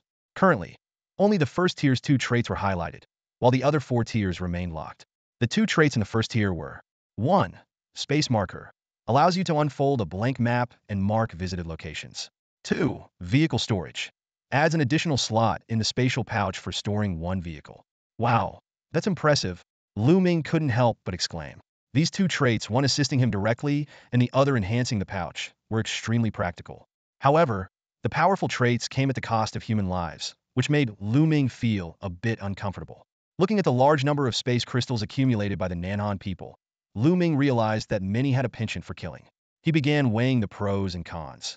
If he chose to attack, he could righteously uphold justice while looting. If he chose to retreat, he could use the trait of the greedy hand to intercept others' loot, create conflicts, and reap the benefits. Either way, he could easily harvest space crystals without any moral qualms. Unfortunately, the current number of space crystals was insufficient to unlock a new trait, which left Lu Ming somewhat disappointed. He couldn't help but imagine how powerful these traits would be if evolved to the second tier. Lu Ming's gaze fell on the 2 80-slot pouches in the space. He quickly checked their information. Ownerless spatial pouch. Category spatial container. Description. Spatial backpack that has lost its owner. Cannot be used for direct storage operations. Can inherit slots to a smaller pouch or be disassembled into space crystals. This description matched the one for space crystals, but the cannot be used for direct storage operations part intrigued Lu Ming. He guessed it was to prevent players from nesting pouches within pouches, finding the design quite reasonable. As for disassembling these pouches, Lu Ming decided to consider it later, as more pressing matters required his attention now. Xiao Xue, release them, Lu Ming softly told Xue in his arms, adjusting his hold on her. Xue obediently opened her small hands, and the spider silk entangling the 8 Nanhan people instantly dissipated. Lu Ming re-examined the group. Among the 8, there were 2 women and 6 men. Most of the men were pale, with one even having wet his pants in fear. The women were trembling all over, seemingly in a state of shock. Hey! Lu Ming's cold voice broke the silence, startling the 8 people so much that they dropped their weapons. Seeing their nervousness, Lu Ming gave a seemingly gentle, but actually threatening smile, focusing his gaze on the most unpleasant-looking person. Tell me, Lu Ming asked calmly, was this invasion a personal decision, or were you following orders? Faced with Lu Ming's question, the 8 remained silent, none daring to speak. Seeing this, Lu Ming sneered and suddenly swung his giant ring blade. With a swoosh, the man Lu Ming had been staring at vanished from his spot. Before the others could react, a loud crash came from behind. They turned to see the man pinned to a distant beam, blood spurting from his mouth and nose, writhing in agony. Lu Ming's voice was chilling in the silence. Don't get it wrong. There's no option of staying silent when I ask a question. Lu Ming's voice, dark and eerie, pierced their ears like the call of a vengeful spirit, snapping their attention back to him. 2 South Han women instantly dropped to their knees, trembling uncontrollably. One of them stammered, "If we tell you, will you let us go?" Lu Ming smiled warmly and slowly uttered, "Of course not." At the first 3 words, a fleeting hope appeared on the woman's face. But the last 2 words crushed her, plunging her into deeper despair. Lu Ming consoled softly, "Don't look so grim. I haven't finished speaking." He paused, then continued, "If you answer my questions earnestly and help me take over this mall, letting you go won't be a problem. Not only that, but each of you will get 1,000 specialized crystals. It's not a dream." His words caught the attention of all the South Han people present. Lu Ming went on, 1,000 crystals, enough to elevate you to a novice hunter-warrior, making you a force to be reckoned with. So, I hope we won't see any more unpleasant scenes like earlier. His tone suddenly turned stern. We are all humans, all the same race, just from different countries. If it's not necessary, I don't want to spill the blood of my own kind. Don't you agree? These words left the South Han people bewildered, as if they had heard something similar just moments ago. Lu Ming didn't give them time to think, issuing a final ultimatum. So, what's it going to be? Do you want to end up like the guy back there? Or will you accept my proposal? You have 3 seconds to decide. Ready? 3. I'll talk. I'll talk. One woman hurriedly shouted. At this moment, they were truly feeling the terror of a death threat. Trembling, the woman revealed the truth. It was Jin Taixiang's brother, Jin Jinghe, who initiated the action. He found a map showing the outer zones connected and proposed hunting humans. He said hunting humans is easier than hunting mutants and guarantees specialized crystals. Lu Ming interrupted. So you changed your strategy, abandoning the fight against mutants to target humans. He asked thoughtfully, does that mean you also kill people from your own country? The woman hesitated for a moment, then nodded slightly. Jin Jinghe said the weak don't deserve to live. It wastes resources. It's better to sacrifice themselves and become nourishment for the strong. Wise words, Lu Ming said, holding Chu Shue in one arm, his tone dripping with sarcasm. He thought to himself, this survival philosophy fits the harsh reality of the apocalypse. But knowing that such a person is nearby, he couldn't let him grow unchecked. He continued, what level is Jin Jinghe now? The woman shook her head and quickly added, we lost contact after leaving the Xinhui district, so I don't know his current level. But when we left, he was at the peak of the Soldier King level. Lu Ming pondered. When they left, Jin Jinghe was only at the peak of Soldier King level, and now a day and half had passed. Jin Taixiang, his brother, had already become a novice hunter-warrior, so Jin Jinghe would only be stronger. Mid-level? Though unlikely, it wasn't impossible. If he focused solely on leveling up rather than awakening powers, he could indeed reach mid-level warrior status. After all, according to his theory, killing humans guarantees specialized crystals, with the weak nourishing the strong. You did well, Lu Ming sincerely praised, then issued orders. Everyone else, pick up your weapons and advance in a half-surround formation. He turned to the South Han woman who had answered, coldly instructing, and you, hold your weapon and stay behind them. If anyone takes a step back or tries to flee, kill them on the spot. I don't need to explain how. You should be quite experienced. The woman from Nanhan had a complicated expression on her face, but in the end, she picked up the katana and aimed it at her former teammate. The others, seeing this, were filled with reluctance and helplessness, but silently took up their weapons and began moving toward the interior of the 4th level. Lu Ming, holding Chu Shue, followed at the rear. As they passed the corpse of the Nanhan man impaled by the giant ring blade, he muttered, greed. In an instant, On Jaehyun's body disintegrated, and Lu Ming acquired 410 specialized crystals. Another elite warrior, he thought. It seems hunting humans is indeed the fastest way to obtain specialized crystals. Lu Ming carefully calculated. Ordinary people are like basic soldiers.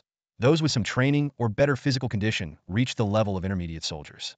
Killing 20 intermediate soldiers would yield 100 specialized crystals, enough to advance to a high-level soldier.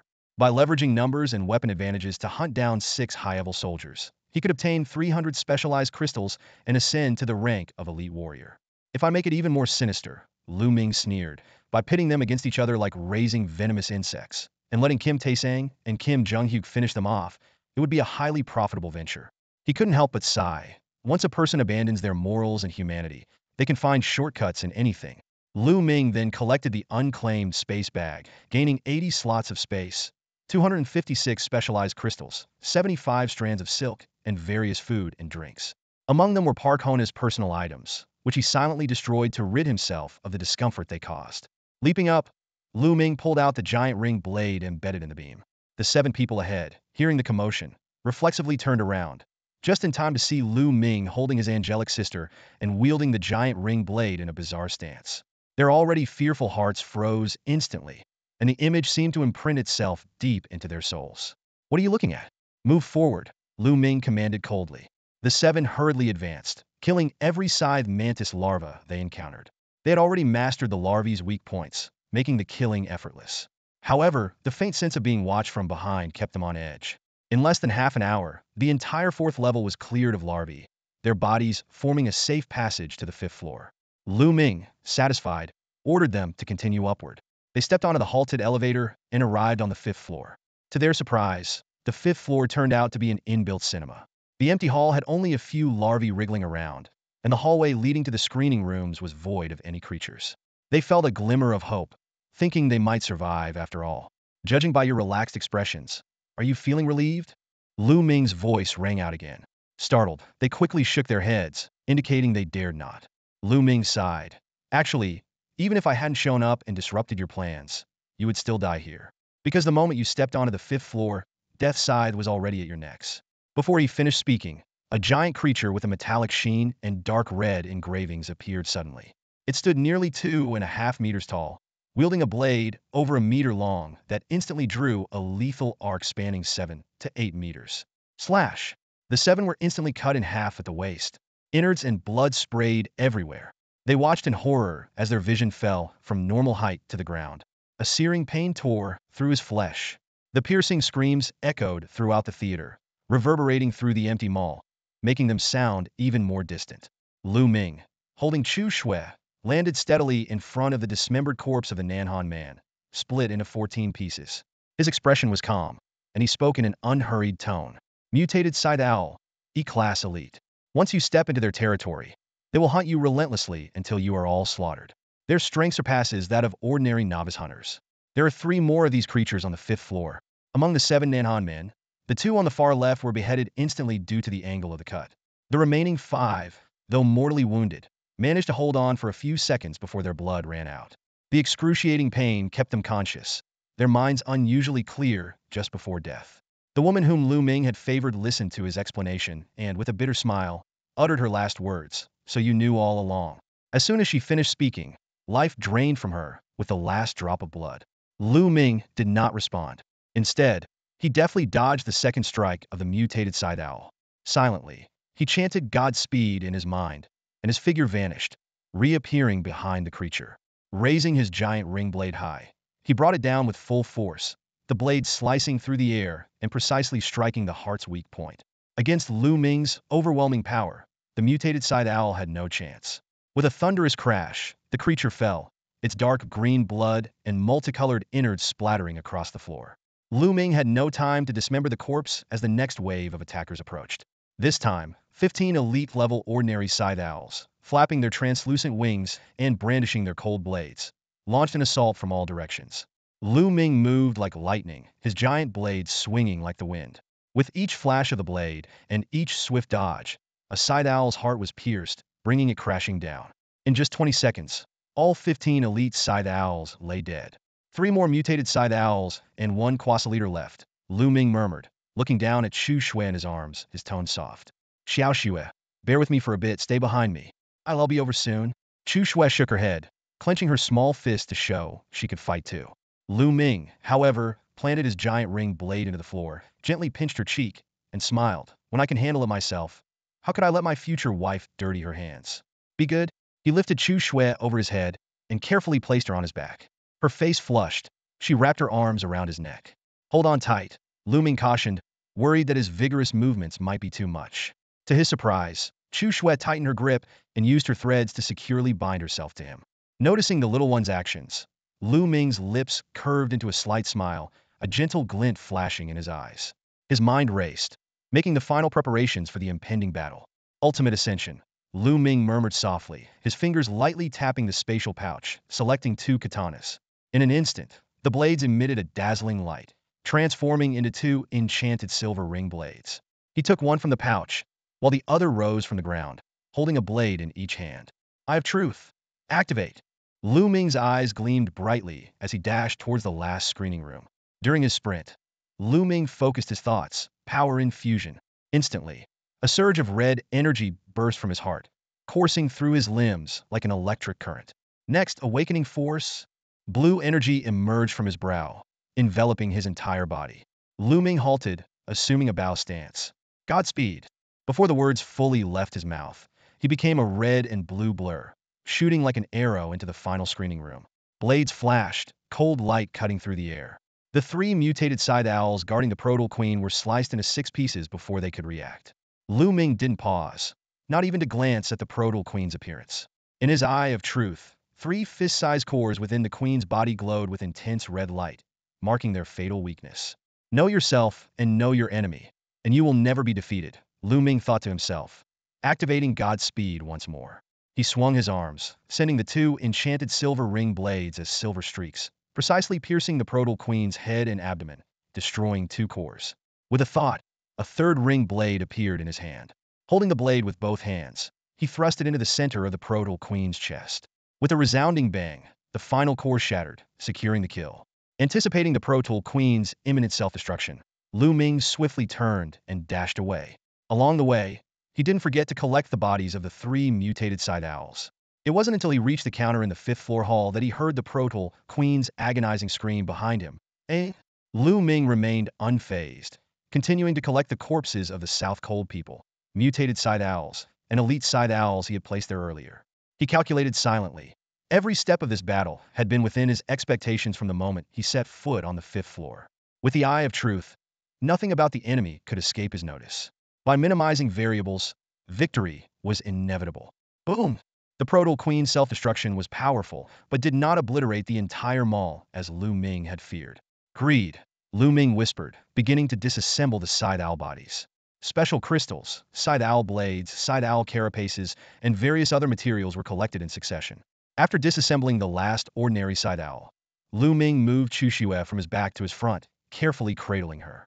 He assured himself that this was not an excuse to be close to Chuxue, but to prevent her from stepping on the various fluids left by the side owls.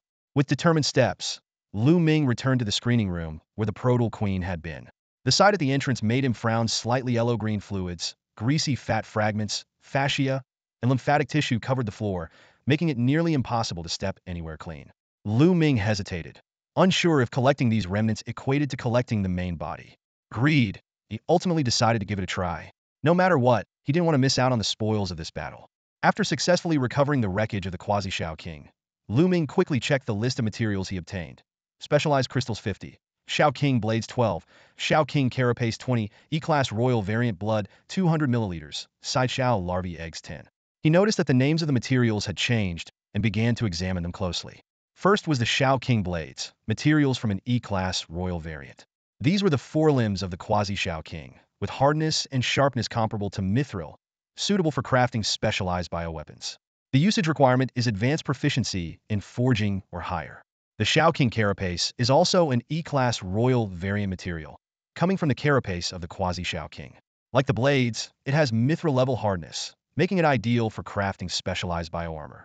The usage requirement is similarly advanced proficiency in forging or higher. Lu Ming nodded to himself.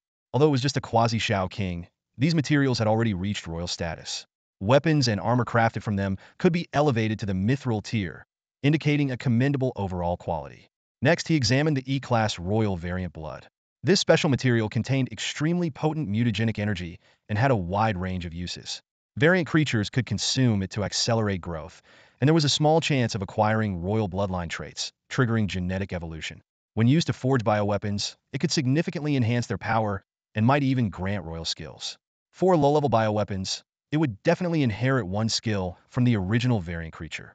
The mutagenic energy value in the blood was as high as 500. Lu Ming marveled silently and decided to store this blood carefully, knowing it would prove invaluable in the future. Finally, he focused on the item he was most interested in, the Sideshao larvae eggs. These were E-class larvae eggs that would hatch into Sideshao larvae, a type of insectoid creature. With proper nurturing, they would evolve into highly aggressive and extremely loyal E-class elite Sideshao. The conditions for hatching and bonding included high-purity variant protein 5, basic proficiency in nurturing, close contact incubation for 10 seconds, and the hatchling seeing the incubator first upon hatching. Currently, these eggs had not yet begun to hatch. Lu Ming recalled the power of the Sideshao. As adults, they resembled evolved flying mantises, with royal variants capable of easily hunting down several mid-level hunters. Although this batch of larvae could only grow into elite Sideshao, reaching at most a level of ultimate elite soldiers, which would be impressive for others, it seemed somewhat lacking for Lu Ming. However, a slight smile curved Lu Ming's lips as he thought to himself. With these larvae eggs in my hands, there's a chance to defy the odds. He had already begun to outline an ultimate ascension plan in his mind. When the notification sounded, Lu Ming chose to upgrade the side owl larva egg to the 2nd tier. The system prompted that the upgrade would consume 1,000 specialized crystals, which made him pause. Memories of previously upgrading a grade mutant larva egg to Scrade with just 3,500 crystals flashed through his mind, but he quickly realized that it was the supply crate that had been upgraded, not the egg itself. Lu Ming felt a wave of relief. If he hadn't exploited the design loophole of the supply crate, directly upgrading a grade mutant larva egg to Scrade would probably have cost over 10,000 specialized crystals.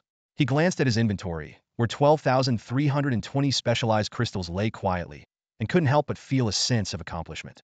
Recalling the time when he had only 663 crystals left before reaching the northern suburbs, and comparing it to the ample rewards he reaped from disassembling 11 Nanon corpses, Lu Ming felt a surge of gratitude.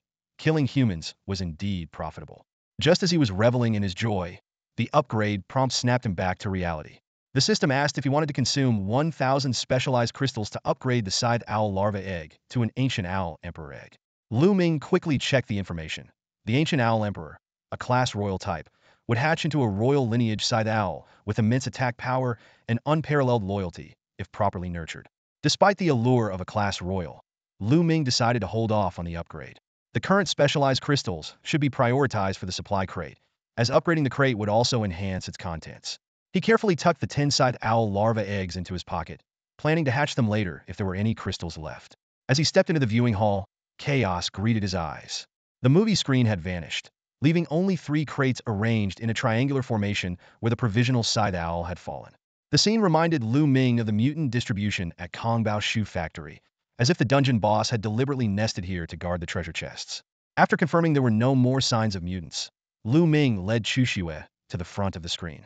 The 3 crates glowed with purple, blue, and white halos, with energy coursing through their surfaces. Following the principle of upgrading from low to high, he first appraised the white primary supply crate.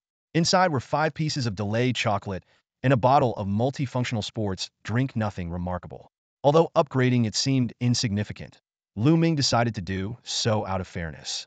The system indicated that the upgrade would consume 200 specialized crystals, which he found somewhat painful, but he ultimately chose to proceed. In an instant, the white crate dissolved and reformed into a purple tertiary supply crate. The contents also evolved. The 5 pieces of chocolate turned into 5 packs of multi-flavored gourmet chocolate, and the sports drink upgraded to a 100 milliliters vial of intermediate warrior energy liquid. Lu Ming nodded in satisfaction, pleased with his decision. Lu Ming opened the supply box, his gaze immediately falling on the vial of intermediate warrior nutrient solution. He recalled obtaining a basic nutrient solution from dissecting Jin Taixiang's corpse earlier, and felt a surge of anticipation. Picking up the test tube, he carefully observed the light blue liquid inside, its cool and soothing appearance making it almost irresistible to taste. Identify, Lu Ming whispered. The system promptly responded, intermediate warrior energy solution, 100 milliliters, category, consumable. Description, instantly restores all physical stamina to peak condition upon consumption. Effectiveness significantly reduced for those above the intermediate hunter-warrior level. Lu Ming's eyes lit up, a stamina potion that fully restores energy in an instant. This is a real treasure, he thought. Especially for someone with my speed, it's an essential tool for both combat and escape. He then considered an upgrade. Let's try a second-tier upgrade. Ultimate upgrade. The system prompted, upgrading the intermediate warrior energy solution requires 100 specialized crystals. Confirmed to consume 100 specialized crystals to upgrade the intermediate warrior nutrient solution to the ultimate warrior nutrient solution. After a moment of contemplation, Lu Ming muttered, as expected, it aligns with the specialized level advancements. Only enhancements imbued with one's realm can truly evolve, not just major upgrades. He decided to cancel the upgrade for now. Next, Lu Ming's eyes landed on a box of chocolates. The packaging was exquisite, adorned with colorful ribbons and gold threads, containing monochromatic chocolate pieces inside. Although they looked tempting, Lu Ming had always been indifferent to food. He casually tossed the chocolates into his spatial pouch and paid them no further attention. Finally, Lu Ming's focus shifted to the second-tier supply box. Remembering his previous disappointment, he vowed to make up for it this time. Identify, he commanded. The system replied, second-tier supply box, special item category, container. Description, contains a primary mastery selection book. Lu Ming was initially surprised, then overjoyed. Isn't this the forging mastery book I've been wanting? And it can be upgraded twice. Without hesitation, he ordered ultimate upgrade. The notification sound made Lu Ming frown. Upgrading the level 2 supply box required 1,500 specialized crystals, which seemed a bit sudden. However, he quickly came to terms with it, knowing that the crystals were meant for this purpose. Confirm. With his decision, the level 2 supply box began to disintegrate while the level 4 supply box reformed. Unlike the dazzling golden glow of the level 5 supply box, the level 4 box emitted a warm orange-yellow light. At this point, Lu Ming had encountered all supply boxes from level 1 to level 5. They were classified by color, from low to high: white, blue, purple, orange, and gold. Lu Ming carefully proceeded with the identification. He knew that many fatal mistakes stemmed from habitual thinking, and he couldn't afford to skip any steps. The special item category of the Level 4 supply box, container description. It contains an advanced mastery selection book. Lu Ming nodded to himself. It was the same item, just upgraded from basic to advanced. He pressed the orange-eared button, and the box lid retracted, revealing a blue skill book. Advanced Mastery Selection Book, Special Item Category, Skill Book Description. Upon use, you can choose one skill from Advanced Childcare, Advanced Driving, Advanced Tailoring, Advanced Cooking, Advanced Gardening, Advanced Forging, and other mastery skills. Seeing choose one instead of directly acquiring it, Lu Ming's mind sparked a bold idea. If the supply box could be upgraded once, and the selection book could be upgraded once, could the acquired single skill be upgraded again? Acting on his thought, he decided to find out the truth through practice. Ultimate upgrade. The system notification sounded. Please choose second tier. Upgrading the Advanced Mastery Selection Book requires 2,000 specialized crystals. Confirm to consume 2,000 specialized crystals and upgrade the Advanced Mastery Selection Book to a Master Level Mastery Selection Book. Master Level? Lu Ming was startled, but quickly frowned again. The consumption of specialized crystals seemed excessive. Advanced Mastery was a level skill, and after a second-tier upgrade, Master Level should be in a level skill. If it were a single skill upgrade, the cost would cap at 1,500 would be typical.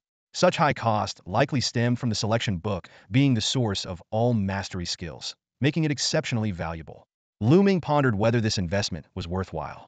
If the upgraded selection book couldn't further upgrade the chosen forging mastery, he might lose 1,000 to 1,500 specialized crystals.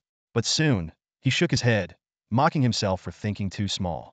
Even if it failed, he would lose only 1,000 crystals, which he could recover by killing 500 scythe mantis larvae or a novice hunting warrior. However, if successful, he could obtain a mastery skill that could surpass level in the future. In the long run, it would be immensely profitable. Confirmed. With his decision, the blue Advanced Mastery Selection Book disintegrated, and the particles reformed into a purple Master Level Mastery Selection Book. The system prompted, detected Master Level Mastery Selection Book. Use now. Yes. Please choose the mastery skill to acquire. The book disintegrated into a panel displaying hundreds of mastery categories.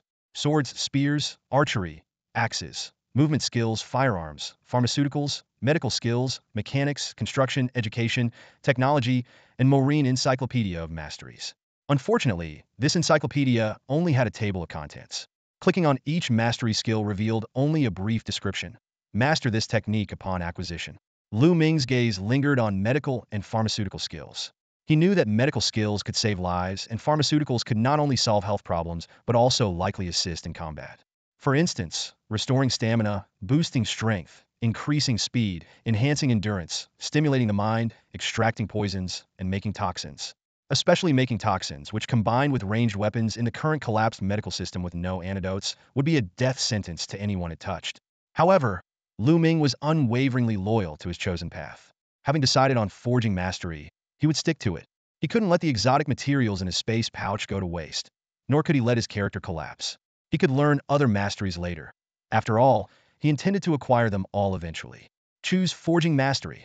The system prompted. Congratulations on acquiring the level skill Master Level Forging Mastery.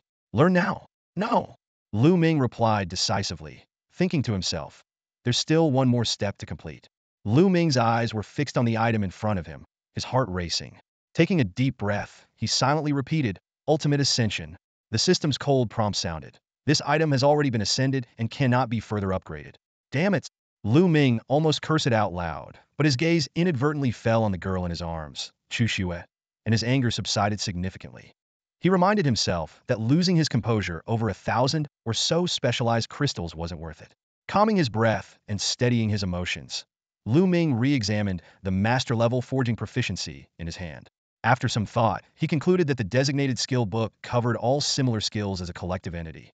Using Ascension on the collective entity was equivalent to ascending all the individual skills within it. However, for the random skill book, the Ascension seemed to target the grade range, meaning the skills within it could still be upgraded after Ascension. With this understanding, Lu Ming's frustration dissipated considerably. He reassured himself that this risky investment was inevitable, and doing it now might save him from greater losses later. With a composed mindset, Lu Ming proceeded with the learning operation. The system prompted, confirm learning master-level forging proficiency? Confirm. Lu Ming decisively chose. Meanwhile, in an abandoned building on the outskirts of the Xinhui district, a bloody scene was unfolding. Covered in blood, Jinjinga sat atop a pile of 3 or 4 bodies, holding a steel-grade katana. He coldly looked down at the man lying on the ground, Song Chengxian. Chengxian, considering we grew up together and are close friends, I'll allow you to say your last words, Jinjinga said calmly. Song Chengxian's bloodshot eyes widened as he rasped, Jinjinga, you will pay for this. Before he could finish, the sharp katana pierced the back of his head. The blade twisted, killing him instantly. That wasn't a good last word. I'll pretend you didn't say it, Jinjinga said coldly. But the strength you and these compatriots provided will be etched in my heart forever. I promise you, I will take this gift from my dear friends and reach the pinnacle of this world. The achievements that Greater South Korea couldn't accomplish on Earth, I, Jinjinga, will realize here. Collect! At Jinjinga's command, the scattered bodies disintegrated instantly. Gazing at the specialized crystals in his spatial pouch, Jinjinga's face lit up with an excited, maniacal smile. Just 1,000 more? Only 1,000 more specialized crystals, and I'll ascend to a high-level hunting warrior. Then, while hunting dream moth larvae, I'll wait for Zhao Renjun from Pinga District and my foolish brother to return with full loads, and I'll kill them to immediately ascend to the ultimate warrior level. Jinjinga laughed wildly to the sky. From then on, in this new world, I, Jinjinga, will be the king. I, Jinjinga, will be the emperor. This is exhilarating. Ha! This is the paradise I've always wanted. This is the world worthy of my existence. Back in Jintian District, the skill book in Lu Ming's hand disintegrated in a burst of purple light. As the light slowly merged into his brow, he felt an influx of forging knowledge and experience, as if long-dormant memories had been awakened. Master-level forging expertise appeared at the bottom of his skill list. Lu Ming carefully examined the description of this rank skill. It granted mastery in forging exotic creature equipment, a master-level certification, and the ability to forge equipment up to the supreme source power level. To use it, he simply needed to mentally activate the forging function, which would open the equipment forging interface. By placing exotic creature materials into it, the system would automatically identify and display the corresponding equipment recipes. The skill also came with 3 special traits: a 40 increase in forging success rate, a 10 increase in the probability of inheriting exotic creature skills, and an additional 1 chance of inheriting more than 2 skills. Lu Ming couldn't help but mutter, seriously? Does forging rely on luck too? His gaze shifted between the level 3 supply box in front of him and the new skill he had acquired. Eventually, he suppressed the urge to open the box and decided to test out the forging function first. With a mental command, a surprisingly simple interface appeared before him. There were 25 slots on each side labeled main material and supplementary material. In the center was a high-tech mechanical forging furnace with 5 slots arranged in a pentagonal shape, labeled weapon. Surrounding the furnace were 4 slots labeled probability materials. Seeing this interface, Lu Ming couldn't help but complain. Isn't this just a modified version of some game's enhancement system? Couldn't they put a bit more effort into making it look advanced? Despite his skepticism, he knew he had to use it. Lu Ming took out the King Owl blade from his spatial pouch and placed it in the main material slot. Considering the previous issues with material compatibility, he decided to proceed cautiously and avoid material enhancement for now.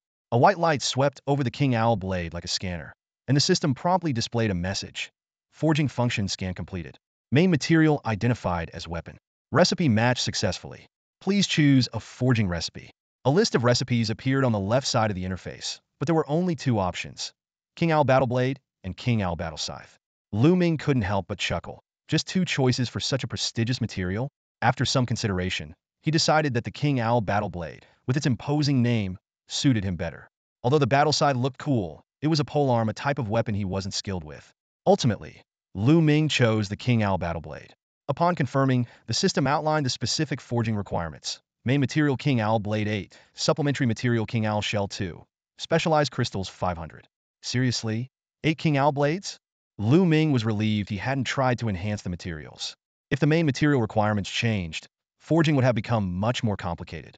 He decided to play it safe and proceed with standard forging.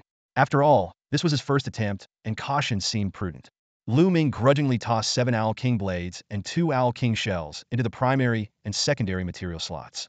Instantly, the central mechanical forge lit up, with energy pulses flickering like erratic currents. A system notification popped up. Owl King Battle Blade primary and secondary materials and specialized crystals are sufficient. Amplification materials have not been inserted. Current forge success rate: 110 base 70, Master Smith bonus 40. Owl King skill inheritance probability: 15 base 5, Master Smith bonus 10. Probability of inheriting 2 or more skills: 1.5 base 0.5, Master Smith bonus 1. Lu Ming furrowed his brows, calculating silently. A base success rate of 70 for a mithril-grade bioweapon was unexpectedly high, and with the Master Smith's proficiency, it skyrocketed to 110. However, the skill inheritance rate was only 15, and the chance of inheriting 2 or more skills was a meager 1.5. Although he had some rare blood that could increase the probability, he decided to save it for later, in case he needed it for refining materials when crafting the final weapon. Taking a deep breath, Lu Ming decisively pressed the confirm button. Buzz! The forge roared to life, its intense light gradually shifting. After a flash of dazzling golden light, a system notification left Lu Ming stunned. Perfect forge! Congratulations on crafting an Owl King battle blade with full skill inheritance. What? Lu Ming exclaimed in disbelief as he retrieved the weapon, his initial bewilderment quickly replaced by amazement. The newly forged weapon was visually striking. The hilt and guard retained the distinct characteristics of the Owl King shell, while the blade resembled a broad, straight sword. The tip was not the usual curve but a clean, angled edge. Most captivating were the vein-like cracks running along the blade, hinting at hidden mysteries. Eagerly grasping the hilt, Lu Ming felt a strange, mystical sensation flood his consciousness. This blade seemed alive, not just an inanimate object. As he touched it, the previously dim cracks suddenly burst into a brilliant green glow, as if awakening from slumber. Even more astonishing, the light pulsed rhythmically with Lu Ming's heartbeat. Wow! No matter how many times he looked at it, he couldn't help but be amazed. Lu Ming carefully examined the Zio King battle blade in his hands, his eyes sparkling with delight. This secret silver grade, Class E King level bioweapon was something he couldn't put down. A blade length of 150 centimeters, handle length of 33 centimeters, blade width of 22 centimeters, and a net weight of 500 kilograms. It was a perfect blend of master-level forging techniques and Class E King-level exotic materials. Incorporating top-tier bioengineering from the Jalan star system, it was designed specifically for specialized warriors to harness exotic energies. Lu Ming couldn't hide his excitement. This weapon had not only triggered an incredibly rare perfect forge, but also inherited all the skills of the Tyrant Zio King. He silently listed the inherited skills: Secret Silver Slice, Scythe Penetration, Massive Acid Compression Cannon, Cross Pulse, Specialized Bio Energy 10001000, Exotic Bioactivity 600060000. His Adam's apple bobbed, his eyes shining with intense excitement. This perfectly forged bioweapon was incredibly powerful. Its total length of 183 centimeters gave it an astonishing attack range, and its 500 kilograms weight was intimidating. Only an intermediate hunting warrior could hope to wield it effortlessly. Lu Ming casually swung the blade a couple of times, the sound of it slicing through the air like music to his ears, making him feel intoxicated. As he reveled in the moment, a sudden furry sensation on his neck snapped him back to reality. He looked down to find Chu Shui in his arms, her eyes drowsy, either sleepy or captivated by his heroic stance. Realizing he couldn't hold Chu Shui forever, Lu Ming glanced around and picked a relatively clean spot. From his spatial bag, he took out a luxurious 3-piece bedding set. He initially wanted to try setting the bed up in midair, but found that the system didn't allow such an operation. Slightly disappointed, he settled for placing the bed on the ground. Gently laying Chu Shui down, Lu Ming intended to continue studying the Zio King battle blade, but Chu Shui grabbed his hand and placed it on her head. Lu Ming paused, then smiled knowingly and softly stroked her hair. Chu Shui nodded earnestly, pulled the blanket up to her nose, and gently closed her eyes. At that moment, a warm feeling surged through Lu Ming's heart, making even the divine-like Zio King battle blade lose its allure. He focused on Chu Shui, his fingers weaving through her snowy white hair until her breathing became steady. Worried about applying too much pressure, Lu Ming carefully stopped his movements. Suddenly, a strand of golden thread appeared from his ring finger, connecting to Chu Shui's hand at the same position. Lu Ming was first surprised, then found it unbelievable. How could Chu Shui, an original exotic being of this world, know the marriage symbol of Blue Star? He quickly brushed it off, assuming it was just a coincidence, a bond formed out of her fear of him leaving.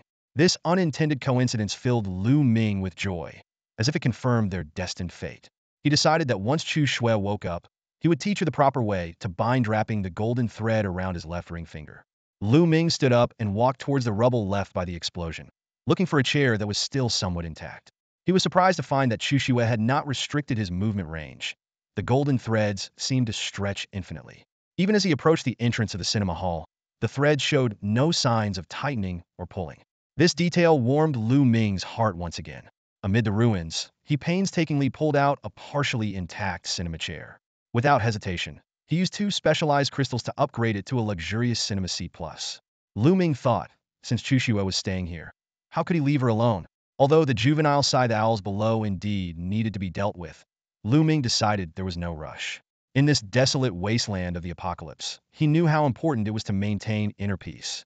Otherwise, prolonged repression could easily distort a person's nature. Carrying the upgraded luxurious seat, Lu Ming positioned it on the other side of the bed, directly facing the cinema hall door, standing guard beside Chushua. He opened his spatial pouch and took out the Owl King's battle blade that he had obtained earlier.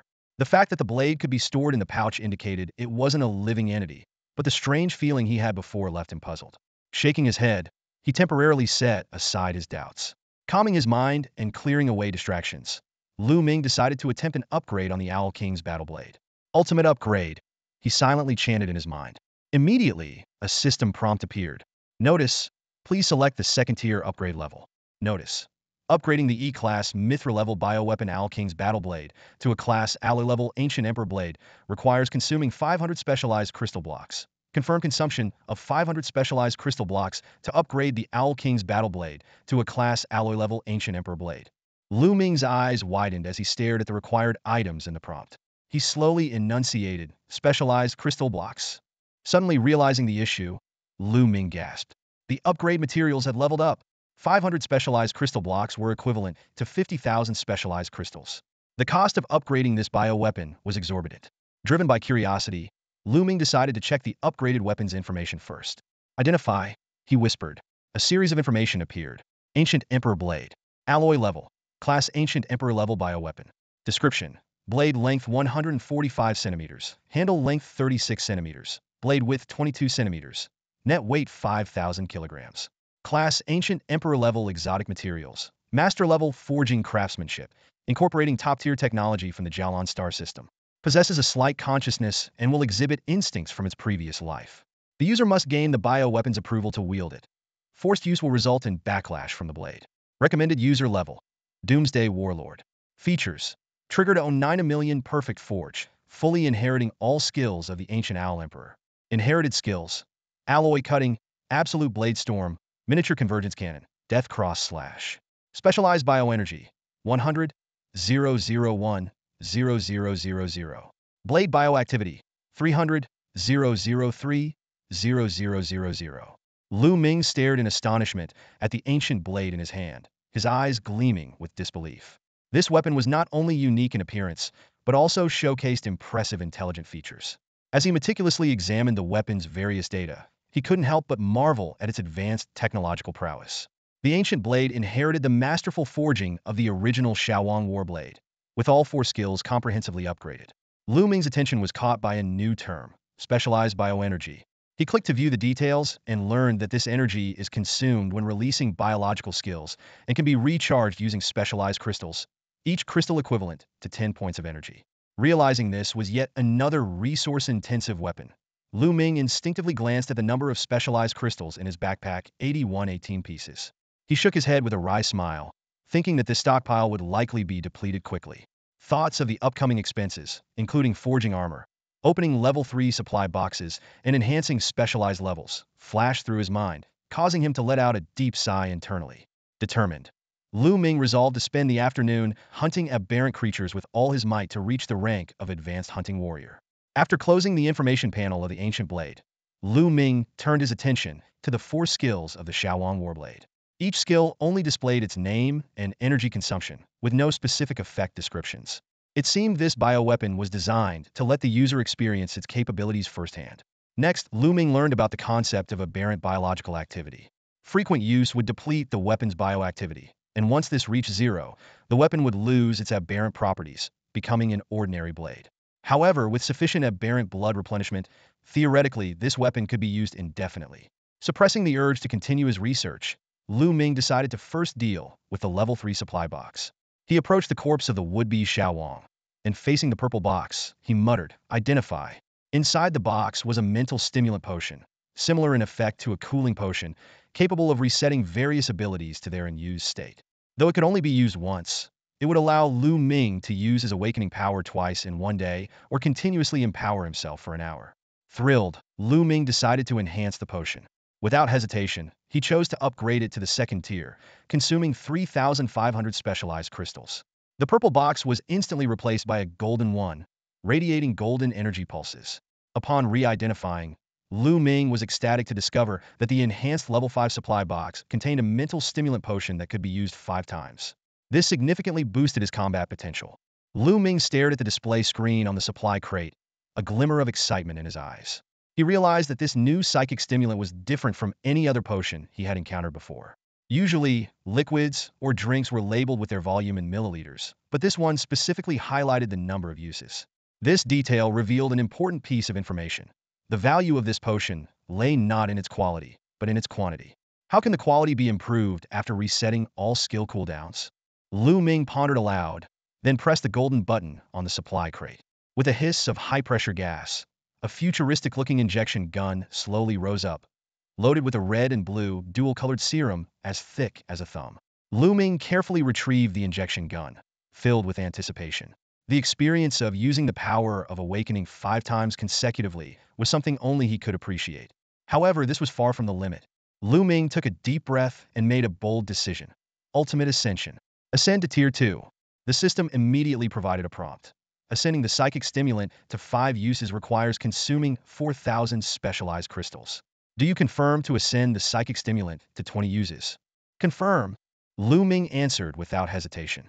It was one of the rare moments he didn't complain about the high cost of ascension. In fact, faced with such an astonishing increase in uses, he would find a way to secure it even if it cost 10,000 specialized crystals. This was undeniably a true life-saving tool. A psychic stimulant with 20 uses, combined with the max level power of awakening, many could maintain its use for 200 minutes.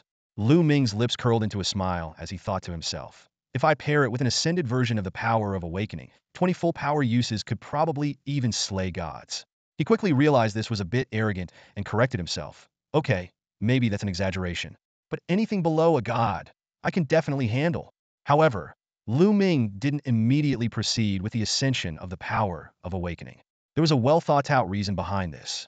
He was concerned that the cost of specialized crystals needed to level up the power of awakening would increase dramatically after ascension. For instance, if it originally required 1,000 specialized crystals to level up from 1 to 2, it might skyrocket to 10,000 or even tens of thousands after ascension. If that happens, it would take forever to level up, and its power might not even match the max level power of awakening.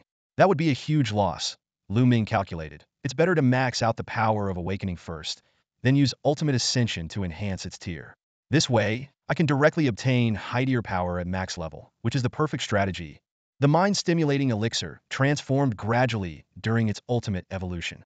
The thumb-width potion expanded to the thickness of a wrist, and the texture and craftsmanship of the syringe improved along with it, eventually enveloped in a strange, pulsating energy.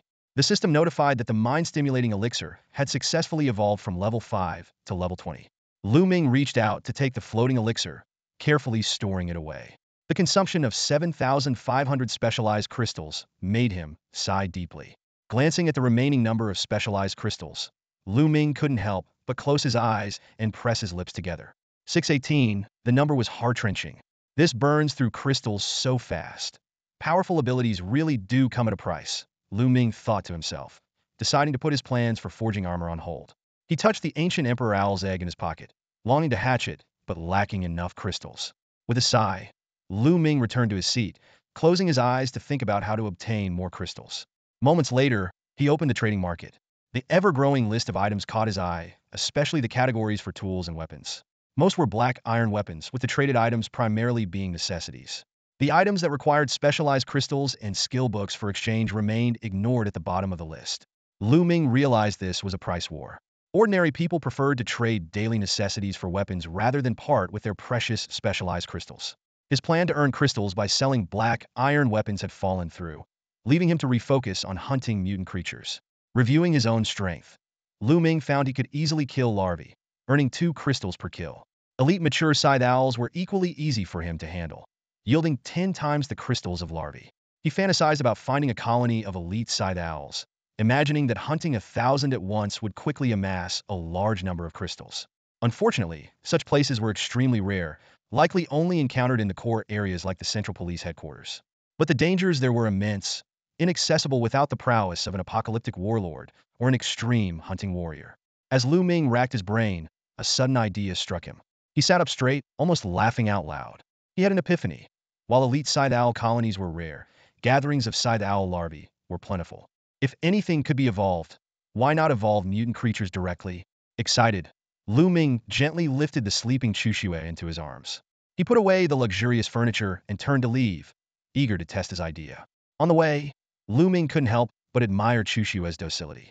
She merely blinked open her eyes when he picked her up, recognizing him before drifting back to sleep, unbothered by the disturbance. This made Lu Ming cherish his angelic companion even more. Maintaining a steady pace, Lu Ming returned to the fourth floor of the shopping mall. The corridor of corpses left by the South Han people divided the space in half. Roughly estimating, there were still about 1,000 side owl larvae here. If the evolution succeeded, it would mean a profit of 20,000 levels. Lu Ming approached the nearest side owl larva and silently chanted ultimate evolution. The system prompted him to choose a second-tier evolution, informing him that evolving an 11 larva to an 11 elite side owl would cost 100 specialized crystals. 100? Lu Ming was incredulous. Is this reasonable? Killing one elite side owl only gets me 20 crystals. This would make me lose 80 crystals. Reluctantly, Lu Ming canceled the operation and tried evolving a scythe owl pupa instead. The system indicated that a first-tier evolution would cost 20 specialized crystals. What the heck? Lu Ming's face darkened, filled with frustration. He canceled the operation again, falling into deep thought. Lu Ming stared at the corpse of the strange creature before him, feeling a deep sense of frustration. He had thought he had come up with a brilliant ascension technique, only to realize that the effort and the output were completely disproportionate. Do I really have to stick to the conventional way of killing monsters? He sighed, preparing to casually collect the corpse he had deliberately left behind. Just then, a sudden spark of inspiration flashed in his mind. What if, instead of living beings, he tried ascending the corpses? Would the results be any different? Although the idea seemed absurd after all, living beings and corpses were essentially the same thing. How could they be treated as two different materials for ascension? Lu Ming decided to give it a try with a what-if mindset. Ultimate ascension, he murmured. The system immediately responded. Please select the ascension grade, second grade. Then, another prompt appeared. Ascension of the scythe owl larva's corpse does not require specialized crystals. Confirm ascension to scythe owl corpse? Lu Ming was stunned, blinking in disbelief at what he saw. He reread the system prompt carefully, his mind racing. Is this really a freebie? He muttered to himself, uncertain. Confirm. Lu Ming hesitated, then repeated more firmly to solidify his resolve. Confirm. As soon as he confirmed, the scythe owl larva's corpse began to disintegrate and reassemble. In the blink of an eye, a tumor-long elite scythe owl corpse appeared before him. The body was intact except for a hole in its chest, perfectly aligning with its weak spot.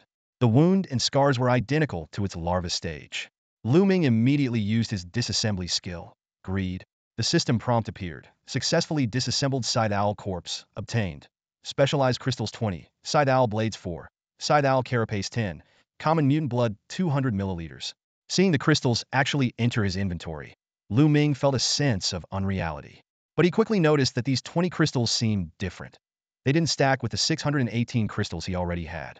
He quickly retrieved the scythe owl blades and carapace, finding the same situation. Furrowing his brow, Lu Ming formed a highly probable hypothesis. To verify his guess, he took out a separately placed specialized crystal and silently chanted, Ultimate Ascension. The system's reaction confirmed his suspicion. Case solved, Lu Ming muttered. These are source-bound items, no doubt. Materials obtained from an ascended corpse cannot undergo further ascension. He compared this mechanism to the common concept of bound and unbound items in games. Binding determines if an item can be traded, while source-bound determines if it can be ascended. No objections, it's perfectly reasonable. Lu Ming looked at the corpse of the mutant in front of him, a hint of excitement rising in his heart. Although it seemed that the crystallization and materials lost the chance for sublimation, in reality, the materials and crystals obtained had shifted from the output of a low-level mutant to that of a high-level one. Isn't this another form of material sublimation? Even more exciting was the fact that all of this came at no cost. Lu Ming didn't fully understand why there was such a significant difference between living creatures and corpses, nor did he know how the ultimate sublimation determined its pricing. However, based on his understanding, the sublimation of living beings was a defiance of evolutionary biology, not only enhancing their current state, but also altering their future potential. It was a complete game changer. On the other hand, a corpse was just a soulless mass of meat, merely food or fertilizer. Naturally, sublimating food and fertilizer was much cheaper than sublimating genes and future potential. As for why it was free, Lu Ming speculated that the ultimate sublimation didn't consider the current mutant corpses as viable food or fertilizer for humans, categorizing them as waste. Sublimating waste into high-grade waste still resulted in waste. However, in Lu Ming's eyes, these so-called wastes gleamed like gold. Without hesitation, Lu Ming pulled out his crossbow and loaded the bolts. The desire to kill surged within him, and the scythe owl larvae before him seemed like mere beginner-level monsters. Thud, thud, thud, thud. The bolts rained down, and the wriggling larvae fell one after another. In less than 10 minutes, nearly 1,000 larvae had turned into lifeless husks. It was now time for the ultimate sublimation. Lu Ming started with the second gear, but quickly realized that the corpses couldn't be selected in bulk and had to be processed one by one. He felt a twinge of frustration, silently cursing the unconventional path he had chosen. Over 1,000 scythe owl larvae made the sublimation process excruciatingly long. However, once he saw the results of the sublimation, all his impatience vanished. In 40 minutes, 1,150 scythe owl corpses yielded an astonishing bounty: 23,000 specialized crystals, 4,600 scythe owl blades, 11,500 scythe owl shells, and 1,150 bottles of 200 milliliters ordinary mutant blood. Such gains made him feel that even another 40 minutes would be worth it. Lu Ming couldn't help but feel a bit regretful. If he had thought of this method earlier, how much more crystal income could he have gained from the corpses he'd missed before? Especially those 11 Nanhans. If he had upgraded their corpses by 2 levels before harvesting them, it would have meant a fortune of 20,510 crystals. However, he quickly let it go, knowing that in the future, he would handle similar situations even better. After ensuring the surroundings were safe, Lu Ming found a restroom marked "No Admittance." He opened the panel and touched the specialized level option. The system immediately prompted, detected sufficient specialized crystals in the spatial pouch. Consume 15,000 specialized crystals to upgrade to Advanced Hunting Warrior. Without hesitation, he selected yes. The 15,000 specialized crystals in the spatial pouch decomposed and condensed into 15 drops of crystalline blue liquid, which penetrated the pouch and drilled into his back. The familiar cool sensation returned, and his consciousness began to settle. Lu Ming entered that mysterious and profound state of inner vision once again, clearly seeing the 15 drops of crystalline blue liquid pass through his clothes and flesh, evenly seeping into his spine, spreading outwards. Wherever they went, they left crystalline blue marks on his vertebrae, as if unveiling gems hidden within his bones. Lu Ming focused intently on these minute changes, completely unaware that in reality, his spine was emitting a strange blue glow through his skin and flesh. At that moment, Chu Shui, who was lying in his arms, sensed the changes from Lu Ming's advancement and slowly woke from her slumber. Lu Ming felt Chu Shui's gaze upon him. He watched as her small hand gently clenched, and instantly, golden threads spread out from the lounge like a spider's web, swiftly covering the entire mall. After completing this magical act, Chu Shui nestled back against Lu Ming's shoulder. Outside the mall, a gentle breeze stirred, lifting a few fallen leaves. As the leaves brushed past the shopping plaza, they suddenly split in two, revealing a dense network of cuts before turning to ash and dissipating. Simultaneously, the scythe owl larvae in the surrounding alleys seemed startled, scurrying away from the mall as if a primal fear was driving them away. Back in the lounge, 5 minutes later, Lu Ming abruptly opened his eyes, a fleeting azure gleam in them. His vision cleared, meeting Chu Shui's upturned red eyes. "Xiao Shui is awake," Lu Ming greeted with a smile. Chu Shui responded softly, wrapping her arms around his neck and pressing her forehead against his cheek.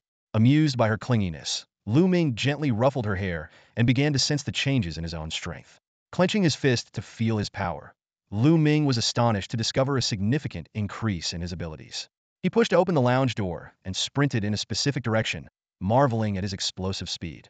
If a mid-level hunting warrior was 3 times stronger than a novice, then a high-level hunting warrior was 10 times stronger. For an ordinary person, this would be a 300-fold increase in physical capabilities. Momentarily dazed, Lu Ming realized he might have transcended the realm of ordinary humans. He deeply understood that with a sufficiently high specialization level, becoming godlike was not an unreachable dream. Opening his information panel, Lu Ming checked the description of a high-level hunting warrior. High-level hunting warrior, a seasoned expert among hunting warriors. E-class elite variants are no longer a challenge. Their true targets are the king class. Experienced warriors can confront E-class king variants hidden and even gain the upper hand. Consuming specialized crystals can advance them to the ultimate hunting warrior level. Advancement progress. 861825000. Lu Ming took a deep breath, momentarily setting aside the daunting advancement requirement, and retrieved the Scythe King battle blade from his spatial pouch. Previously, he had refrained from using it to avoid disturbing Chu Shui's rest and found the crossbow more convenient. Now, he finally had the chance to test the skills of this bioweapon. Gripping the battle blade tightly, Lu Ming focused his mind, silently chanting, "Cross pulse." In an instant, a blue glow burst forth, enveloping the blade in a solid aura. A surge of information flooded his mind, instantly enlightening him on the skill's intricacies. Lu Ming lowered his center of gravity, his wrist deftly twisting as the Scythe King battle blade slashed horizontally and then lifted vertically with lightning speed. Two beams of particle light, each 10 meters long, shot out in a perfect cross pattern. Sand and stones flew wildly, demolishing everything in their path. The particle blade sliced through everything like paper. A massive trench cut through all 4 floors of the mall, piercing walls and extending dozens of meters before stopping. At the cut edges, steel glowed red-hot, concrete turned black and smoked, and the plastic structures of the children's playground on the 4th floor melted into twisted shapes. Lu Ming stared in shock at the scene of devastation before him, gaining a visceral understanding of the power of a king-level variant. He quickly analyzed the might of this attack. Cross-pulse, a 300-meter kill radius, near instantaneous travel speed, almost at the limit of its range though not supersonic, fast enough to overwhelm intermediate hunters. Even advanced hunters could suffer severe injuries if caught off guard. However, Lu Ming frowned as he pondered. The cross-shaped release seemed somewhat wasteful. A horizontal slash could clear a 10-meter radius. Wasn't the vertical slash redundant? If the skill could be separated, it could increase the number of attacks and coverage area, offering more flexibility. Unfortunately, whether this skill could be split remained unknown. The information he received about the skill's release was rather cryptic, more like an undeveloped instinct, possibly originating from the biological traits of the Savage Owl King. Determined to experiment further, Lu Ming silently chanted, "Cross pulse." His wrist moved reflexively, and the blade began to carve a cross. Just as the cross was about to form, Lu Ming forcibly altered the blade's trajectory, making the upward vertical slash deviate to form an angle. The skill didn't break, and this discovery filled him with excitement. But as joy appeared on his face, a resisting consciousness suddenly seeped from the hilt into his hand, reaching his brain. Lu Ming's brow furrowed, and his gaze fell on the guard of the Owl King's battle blade. There, the carved head of the Owl King had blood-red eyes that glowed even brighter than before. Strangely, as he stared into the eyes, he felt a sense of anger gazing back at him. As Lu Ming pondered, the blade suddenly trembled, the eyes dimmed rapidly, and the anger vanished. Confused, he scrutinized the blade, but found nothing unusual. This was no illusion. It was the biological weapon instinctively resisting his manipulation, though its low grade prevented it from truly backfiring. Unnoticed by Lu Ming, the little snow creature in his arms had just shifted its gaze away from the Owl King's blade. Its deep red eyes returned to a calm hue, and its icy gaze softened to a lazy look. It glanced at Lu Ming, who was still puzzled, and a faint smile appeared on its lips. Shaking his head, Lu Ming decided to continue experimenting with splitting the skill. He steadied himself, gripped the blade, and silently chanted "Cross pulse" again. This time, the instinctive release vanished, and 2 particle blades flew out parallel as he intended. Although the result was satisfying, the sudden ease of the process made Lu Ming uneasy. The blade had clearly resisted earlier. Why had it yielded so quickly? Filled with doubt, he decided to try a few more times. Cross pulse, cross pulse, cross pulse. He unleashed the skill 3 more times, and 6 particle blades crisscrossed, turning the wall in front of him into a lattice of cuts. Lu Ming gazed at the destruction, feeling a mix of excitement over mastering a new skill and caution towards the blade's strange behavior. It wasn't just his imagination. The sensation of drawing the blade was genuinely exhilarating. Lu Ming was pleasantly surprised to find that this skill seemed to have no cooldown and could be used repeatedly. However, just as he was reveling in this newfound joy, the Owl King's warblade suddenly became too hot to hold. He glanced down and saw that the entire blade had turned a glowing red, radiating intense heat. Lu Ming instantly grasped the underlying secret. The bioweapon skills indeed had no cooldown, but they came with their own limitations overload. Frequent use of bioskills would cause the weapon to overheat, accelerating its wear and tear. He quickly checked the details of the Owl King's warblade. Specialized bioenergy, 880-1000. Exotic bioactivity, 300-06000. After using the cross-pulse skill 6 times, the specialized bioenergy consumption was normal, but the bioactivity had halved, effectively losing half its life. Lu Ming felt a slight pang of guilt, but wasn't overly concerned. He had ample reserves of exotic blood, and this was a good opportunity to observe how the Owl King's warblade absorbed exotic blood to replenish its bioactivity. Xiao Xue, let me put you down first, Lu Ming said softly to the girl in his arms. Wielding the blade with one hand was indeed inconvenient, so he carefully set her down beside him. From his spatial pouch, he took out 200 milliliters of exotic blood. He intended to pour it directly onto the blade. However, as soon as the exotic blood neared, the entire blade seemed to come alive. Several mercury-like tendrils emerged, intertwining and forming a bullseye's cavity. Lu Ming immediately recognized it as the feeding channel of the Owl King's warblade. He removed the stopper from the test tube and poured the blood into the cavity. Instantly, the sound of gulping could be clearly heard. Although the scene was somewhat bizarre, Lu Ming couldn't help but be fascinated. A weapon that could consume, and with a relatively graceful manner, was far superior to the voracious state of a scythe owl larva. As the red, bloody energy gradually filled the blade, the bioactivity of the Owl King's warblade recovered by 50 points. Lu Ming quickly calculated. 200 milliliters of ordinary exotic blood contained exactly 50 points of bioenergy. The same amount of mutated exotic blood contained 100 points, and the blood of E-class royal exotics contained a whopping 500 points. The latter two were too precious to use casually, as they could increase the probability of the weapon inheriting exotic skills. In contrast, ordinary exotic blood was abundant and could be used freely. Once depleted, it could be easily replenished by hunting larvae, making it a renewable resource. Bang! A crisp sound interrupted Lu Ming's thoughts. The empty blood test tube shattered into fragments in his hand, and then disintegrated into powder. Lu Ming looked at the pale green powder in his palm and gently tilted his hand, letting it fall. This scene once again confirmed the world's stringent rules. The test tube that came with exotic blood would automatically disintegrate after use, leaving no extras. Everything was meticulously accounted for. Seeing that Lu Ming didn't take out more exotic blood, the Owl King's warblade seemed to think he wasn't planning to feed it further and began to retract its feeding cavity. Lu Ming quickly exclaimed, "Hey, trying to stop it with a human call." He didn't expect a response, but to his surprise, the feeding cavity paused and then extended back towards his hand. "Wow, you can understand human speech? And you're just a Mithra-level bioweapon?" Lu Ming exclaimed in surprise, his eyes widening.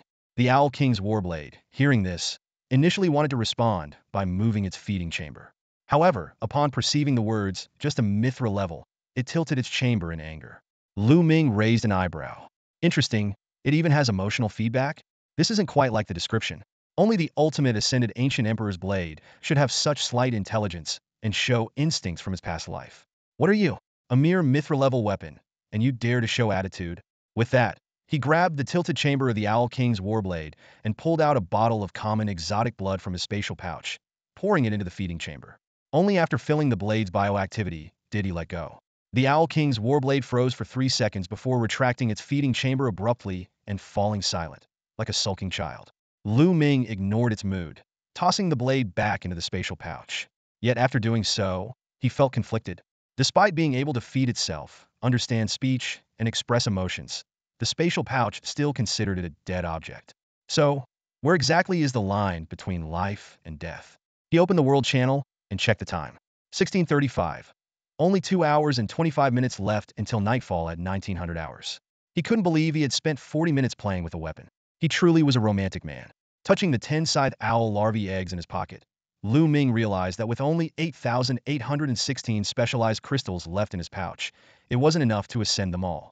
He turned and picked up Chu Shui, saying, "Let's go get some more scythe owl larvae corpses." Reflecting on his thoughts about the spatial pouch's judgment of life and death, he had an idea. Since killing larvae and collecting specialized crystals simultaneously was inefficient, why not spend the entire day killing larvae or other exotics? Given the spatial pouch's ability to store dead objects infinitely, he could bring everything back to the safe haven. Then he could spend the long night refining and breaking them down for specialized crystals. This way, he could save time by focusing on one task at a time and avoid being seen by others while refining. A win-win-win situation. Chu Xuen nodded lightly, a golden thread appearing in her hand. With experience, she knew it was her time to shine. But just as she was about to take Lu Ming flying, he adjusted her skirt, scooped her up, and cradled her in his arms. "This time it's my turn," he said, placing her hand around his neck. "Hold tight," Lu Ming reminded, looking ahead as he sprinted forward. Just before reaching the 4th-floor wall, he burst into Godspeed. The combination of his sprint and Godspeed turned him into an arrow, piercing through the wall and flying towards the opposite building. Screech! In an instant, they crossed hundreds of meters, landing on the rooftop opposite. The sheer inertia slid him for over 10 meters before stopping. The soles of his shoes were gone, but the friction of his bare feet against the concrete only made them slightly warm. So this is the strength of a high-level hunter? Lu Ming marveled. Facing these scythe owl larvae heathen, they wouldn't even be a threat. Their acid spit would just be like a splash of water. Unfortunately, he had wasted a good pair of shoes just to experience the speed. Kicking off the remnants, Lu Ming went barefoot again. He realized he needed to craft a set of bioweapon armor, as regular clothes couldn't withstand his body's demands. Standing on the building's edge, he surveyed the surroundings, muttering, where could there be a dense cluster of larvae? Chu Shui, hearing this, pointed southwest, indicating Lu Ming should head that way. Lu Ming looked into her clear eyes and smiled. Let's go there. He crouched, then leapt, easily hopping from rooftop to rooftop without using Godspeed.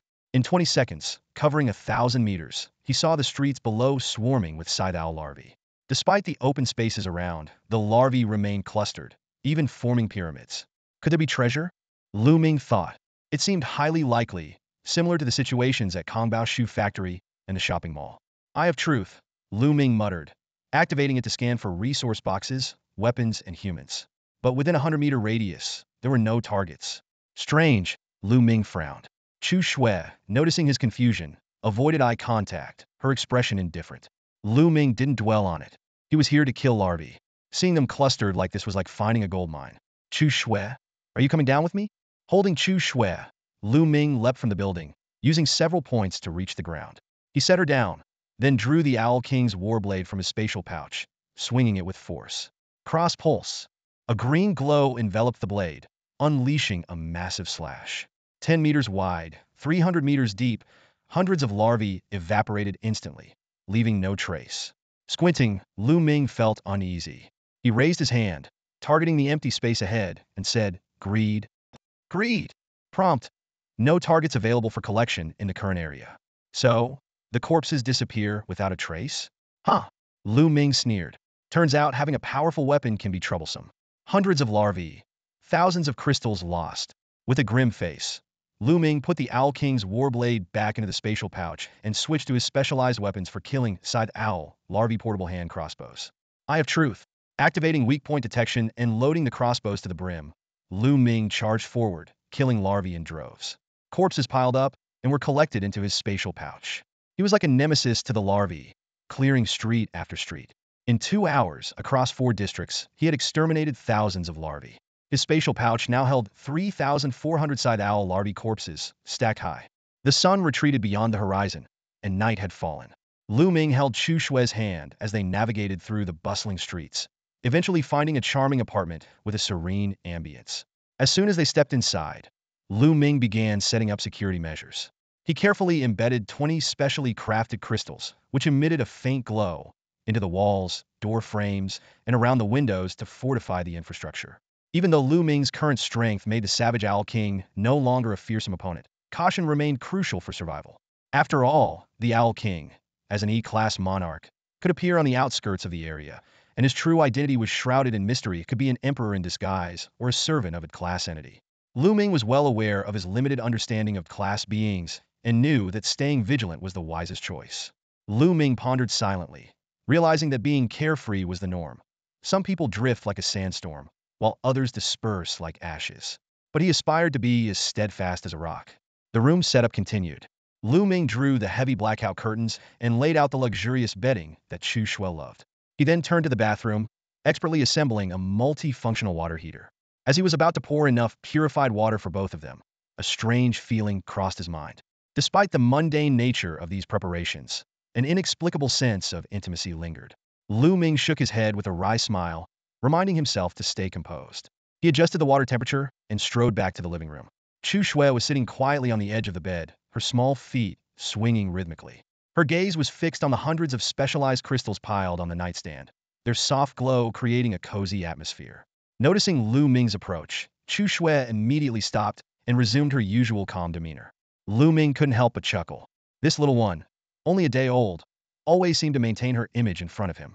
He asked softly, Xiao Shui, do you want to have dinner first, take a bath? Or he trailed off, suddenly realizing the familiarity of his words, and quickly coughed to regain his composure. silently reminding himself to stay graceful. Chu Shui replied softly, "Let's have dinner first." Nodding, Lu Ming took out a few vials containing exotic blood. He stared at the bluish-green liquid inside, feeling a bit puzzled. Unlike protein bars, which could be eaten in small bites, was this blood meant to be drunk directly? He glanced at Chu Shui's delicate lips and then at the label that read exotic blood, feeling a sense of reluctance. Driven by curiosity, Lu Ming uncorked one of the vials and brought it to his nose for a sniff. To his surprise, the blood had no foul smell. Instead, it exuded a faint, sweet fragrance. He recalled that when he had fed the savage Owl King's sword earlier, there had been no pungent odor either. Could this really be blood? Unconsciously, Lu Ming swallowed, feeling an unexpected craving for the blood. Quickly, he handed the vial to Chu Shui, afraid of succumbing to an inappropriate impulse. Chu Shui gracefully accepted the vial and took delicate sips, her movements light and serene. Once again, Lu Ming found himself swallowing. This time not just because of the blood's allure, but also because the scene in front of him was inexplicably captivating. He shook his head, reminding himself of the tasks he still needed to complete.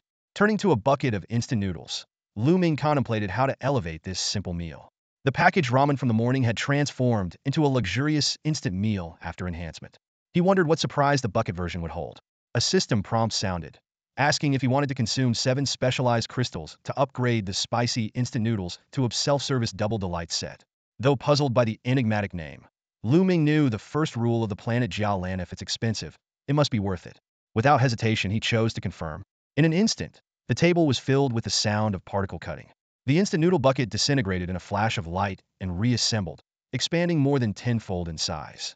When the light faded, the first thing that caught his eye was a steaming pot. A single pot that divides 2 worlds, instantly recognizable by anyone on Earth. Yes, it's hot pot. Lu Ming opened the self-service dual-sharing set, and the sight before him was a pleasant surprise. The pot with the divided broth had a small, single-person stove beneath it, resembling a multifunctional water heater, equipped with a crystal-powered inlet. Neatly arranged beside it were small strainers, chopsticks, bowls, and plates. The most eye-catching items were 10 fresh-keeping boxes and 2 packs of hot pot base. Lu Ming eagerly lifted the lids to reveal 5 meat and 5 vegetable ingredients: beef rolls, lamb rolls, tripe, duck blood, quail eggs, napa cabbage, enoki mushrooms, romaine lettuce, asparagus lettuce, and tofu. Although there were no shrimp paste or beef tripe, having hot pot in a post-apocalyptic world was an immense blessing. Lu Ming quickly assembled the divided pot, poured in purified water, and adjusted the temperature to bring it to a boil. In a minute, the water was warm, and he promptly added the hot pot base while starting to unpack the fresh ingredients. 3 minutes later, steaming dishes were ready on the table, and Lu Ming's eyes were filled with joy as he ate. This hot pot was like an upgraded instant noodle, inheriting the 3-minute quick cook feature, though it lacked dipping sauces. Chu Shui sniffed the enticing aroma of the hot pot, her worried expression gradually turning into one of resignation, as if she was getting used to the scene. Just then, Lu Ming turned around with a bowl in his hand, gesturing with a piece of cooked beef. "Want to try some?" Chu Shui quickly shook her head, taking out a protein ball from her storage space and elegantly eating it with some mutant blood. Lu Ming shrugged, lamenting that Chu Shui couldn't appreciate the culinary delights of Earth, and decided to enjoy the hot pot alone. Meanwhile, on the other side of Jintian district, Chen Hai sat alone in a room of his villa. He held a dry, compressed biscuit in one hand and gently stroked a photograph with the other. The woman's face in the photo brought a deep sense of regret and tenderness to his eyes. Suddenly, a call came from outside the door. "Uncle Chun." Chun Hai carefully put away the photo and got up to open the door. Standing outside was a tall young man, around 20, with a humble smile on his face. "Thought you might be resting," the young man said. Chun Hai stepped aside to invite him in, chuckling. "I'm middle-aged, not old. Can't sleep at this hour. How's old Bao doing?" The young man sat on the edge of the bed and replied casually. After disinfecting, his fever went down. "He's dreaming now, with a bunch of people taking care of him, so I can't even get in to help." Then, with a playful tone, he complained, "He's at that age and still doesn't know how to be cautious. Always rushing to the front when killing larvae, afraid he won't die. And when dividing resources, he takes just enough to eat, afraid he'll take too much." Chun Hai smiled, a hint of confusion in his eyes. The young man curled his lips, his tone full of disdain. "What's so great about that? Call it bravery if you want, but honestly, it's just foolishness, big-time foolishness, like a martyr. On Blue Star, you'd get bullied, and in the apocalypse?" He paused, his voice dropping a few notches. "In the apocalypse, if it weren't for you, Uncle Chun, I wouldn't have survived 2 days." After speaking, the young man lowered his head slightly, scuffing the ground with his toe in silence for a couple of seconds. Suddenly, his voice softened, his eyes flashing with a complex light. But seeing Uncle Bao like that, I can't help but admire him. In all these years, I've never met anyone so genuinely kind. He looks frail and speaks politely, but when he fights, he's like a war god. The young man's excitement grew as he gestured animatedly. Maybe you didn't notice, Uncle Chun, but at first, the newcomers didn't dare go near the larvae. But after seeing Uncle Bao's fighting stance, they were like a bunch of triggered kids, especially the younger ones. They swarmed in like locusts, taking down one after another. Once they took that first step, everyone found their confidence and went wild. Now they're all fans of Uncle Bao. Oh, and me too. But of course, I admire you more. Chen Hai looked at the young man, his face breaking into a kindly smile. In that moment, his thoughts drifted to his own soldiers. These young men, about the same age as the one before him, bore the weight of their nation's duty, risking their lives yet maintaining their enthusiasm, energy, and cheerfulness. They would share stories about their missions with him, just like this. Now, Chen Hai couldn't help but worry about their safety, wondering where they were and if they were okay. In the dim candlelight, Chen Hai suddenly noticed the corrosive marks on the young man's face from acid splashes. Instinctively, he reached out to inspect them. The young man quickly dodged, nonchalantly saying, "Oh, this? It's nothing. Compared to Uncle Bao, these little injuries are nothing." Chen Hai's hand paused midair before he gently patted the young man's shoulder. People say scars are a warrior's honor, but in my opinion, the best warriors don't get injured at all. He changed the subject. "All right, you didn't come just to chat, did you? What's up?" "Oh, I almost forgot." The young man realized, quickly opening his chat log to report to Chen Hai. "While everyone was gathered, I made a detailed data chart. After a day's search and rescue, our team has grown to 307 people. We have one primary hunting warrior, which is you. No extreme soldiers yet. 2 advanced soldiers, one of whom is me, and the other is Brother Wang Yong, a former Sonda coach. 200 intermediate soldiers and 107 primary soldiers, most of whom are women." "Wow!" Chen Hai's mouth dropped open in surprise before he laughed. "Who would have thought? You can actually do this? Is this the same Fong Peng who used to be so hostile in a regional channel?" Fong Peng blushed, looking slightly embarrassed as he explained. "Uncle Chen, give me a break. That black history is almost becoming an anthem. Every new person hears about it. And some even call me the guy who wanted to take down Uncle Chun. I've said it a million times, it was just the stress and frustration from the transfer. In reality, I'm a good kid who respects the elderly and helps with chores. It was all a misunderstanding." Chen Hai laughed heartily. "I'm just surprised, that's all. Don't worry about it. Go on." Fong Peng shook his head helplessly and continued his report.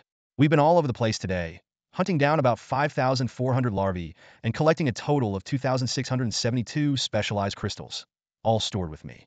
If we want to upgrade our members towards becoming extreme soldiers, counting me and Brother Wang Yong, we can make 7.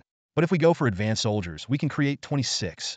However, we unanimously decided on the third option, which is to save up until we have 5,000 and promote you to an intermediate hunting warrior." "Nonsense!" Chen Hai scolded in a low voice.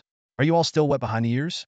Developing 26 advanced soldiers plus you and Wang Yong makes 28 advanced soldiers, each leading 7 intermediate soldiers for carpet-style hunting. The crystal collection rate would skyrocket." "But we've been a burden on you for so long," Fong Peng said, dejected. Chen Hai countered. "What? You want to burden me even longer?" "No, that's not what we meant," Fong Peng hurriedly explained, his voice filled with urgency and remorse.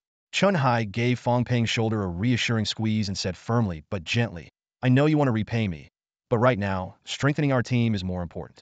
When everyone reaches the level of advanced warriors, that's when we'll truly be on solid ground. The strong will lead the weak, and the weak will gradually become strong. It's a gradual process. As for my promotion, I can handle it myself.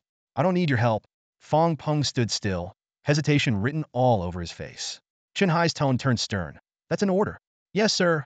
Fong Peng immediately stood at attention and saluted, his military discipline shining through. Chen Hai gently tapped his chest with a clenched fist, a slight smile on his lips. "Now that's more like it. Go get some rest." "Yes, sir." Fong Peng turned to leave, but a flicker of frustration flashed in his eyes. Just as he was about to step out the door, Chen Hai called out, "Fong Peng." Fong Peng stopped and looked back at Chen Hai, who spoke each word with grave determination. "We will all survive, every single one of us." Fong Peng's eyes sparkled at these words. He stood at attention once more. "Yes, sir." Watching Fong Peng close the door behind him, Chen Hai touched the photo inside his shirt and murmured softly, "You'll make it too." As Fong Peng walked down the corridor, his spirits lifted, and he began to hum a tune. Suddenly, a voice filled with years of experience echoed from the corner. "I told you, he wouldn't accept it. Uncle Chen would never take it." Fong Peng was startled and almost cried out. Wang Yong, you scared the hell out of me. In the darkness, a spark flared, revealing a tall, handsome man with a cigarette in his mouth. He wrapped an arm around Fong Peng's shoulders, laughing. Where's the respect, kid? Call me brother. Fong Peng pouted. Does it matter? It's the apocalypse, and you're still smoking. You should teach me some combat skills instead. Wang Yong took a drag of his cigarette and chuckled. I'll teach you, don't worry. Everyone needs to learn. Your combat stance, though it's painful to watch. But you have to promise me something. Fong Peng raised an eyebrow, suspicious. What is it? Wang Yong flicked his forehead. What are you thinking? Do you think I'm that kind of person? Just save me a few packs of cigarettes whenever you find some, Captain Fong. Fong Peng punched him lightly. I told you not to call me that. Fine, I'll save you some, but you really should quit. Once they're gone for good. Wang Yong flicked the ash from his cigarette. I just enjoy this one thing. I'll quit when there's none left. Besides, who knows how many days we have left to enjoy it. Shut up, you jinx. We will all survive. Fine, fine. Who doesn't want to live? I haven't even gotten married yet. Let's go see Uncle Bao. Let's go. Scene change. A woman in a suit was holding a cup of instant noodles, with a hand-drawn, incomplete map spread out on the table. Her eyes darted between the map and the full moon outside the window. She marked a position on the paper. She thought to herself, it will take a long time to get back to where my people are. But the improvement in my physical abilities has been surprisingly easy. I had reached my limit on Blue Star, but here, I keep breaking through. Intermediate hunting warrior, hopefully. I'll encounter a few more elite soldiers or beginner hunting warriors tomorrow. They're all murderers anyway. I might as well act as an agent of justice and deal with them. After finishing her noodles, the woman lay down fully clothed, placing her steel broadsword by her side and holding a portable crossbow, always alert to her surroundings. Back at the apartment, Lu Ming, who had scraped the hot pot clean, patted his full stomach, trying not to burp to maintain his image. He glanced at the mess on the table, which was not only unsightly, but would soon start to smell. The greasy odor from the hot pot would quickly turn into a torment. Lu Ming put the pot and dishes into his spatial bag, planning to deal with them tomorrow. As he noticed the lingering smell in the air, an idea struck him, and he said, recycle the air. Unfortunately, the spatial bag did not respond to his command. Feeling full and content, Lu Ming wanted to lie down and rest. However, the 3,400 larvae corpses in his bag and the 10 mantis larvae eggs in his pocket silently urged him to keep working. Reluctantly, Lu Ming got up, released the corpses in batches, and began the process of sublimation, greedily collecting the results. An hour passed, and Lu Ming's fingers started to feel stiff from the repetitive motions. He had processed over 2,000 larva corpses, forming muscle memory, but his attention began to wane, and his eyelids grew heavy. Just then, a sudden system notification interrupted his thoughts. The weapon broadsword you listed on the trading market failed to sell and has been returned to your storage box. Please check. Lu Ming snapped back to reality and quickly opened the trading market interface. Sure enough, the steel-grade broadsword was lying safely in the storage box. He remembered that after mastering forging, he had immediately thrown himself into bioweapon research and spent the afternoon slaughtering larvae to refine their corpses, completely forgetting about the sword listed for sale. Upon closer inspection, the sword's durability was at 1460-1500, nearly new.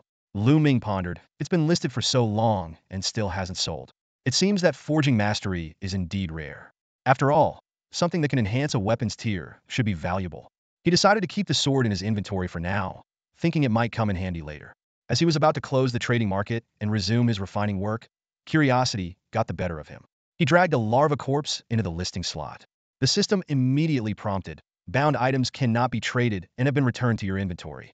Lu Ming chuckled at himself. If mutant corpses could be traded, would I need to go out and kill mutants myself? I'd just sit in a factory, list specialized crystals on the trading market, and trade one crystal for one corpse. Every transfer on Blue Star would be working for me. Wishful thinking. Shaking his head, he refocused on his task. Another hour passed, and he finally processed 3,400 larva corpses. Lu Ming tallied the haul. 68,000 specialized crystals, 13,600 side blades, 34,000 shells, and 3,400 bottles of mutant blood. Including what he already had, he now possessed 76,591 specialized crystals, 18,260 side blades, 45,650 shells, and 4,504 bottles of 200 milliliters standard mutant blood. This bounty was enough to elevate Lu Ming to a position of considerable wealth. The sheer quantity of scythe blades and shells left him momentarily unsure of how to handle them. These are top-tier materials for crafting bioweapons. Even if they're just steel grade, they're not something to be casually sold right now. Better hold on to them, he calculated. As for the mutant blood, it equated to 225,200 points of mutant bioenergy. This should be more than enough for Chu Xue to break through several times, and there will be plenty left to nurture 10 future ancient owl emperors.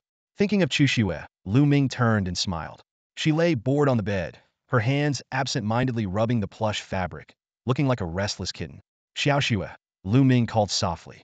At the sound of his voice, Chu Xue's body stiffened, and she quickly looked up at him, her eyes gleaming with barely concealed joy. That look made Lu Ming's heart skip a beat, warmth spreading through his chest. He recalled a scene he had once witnessed.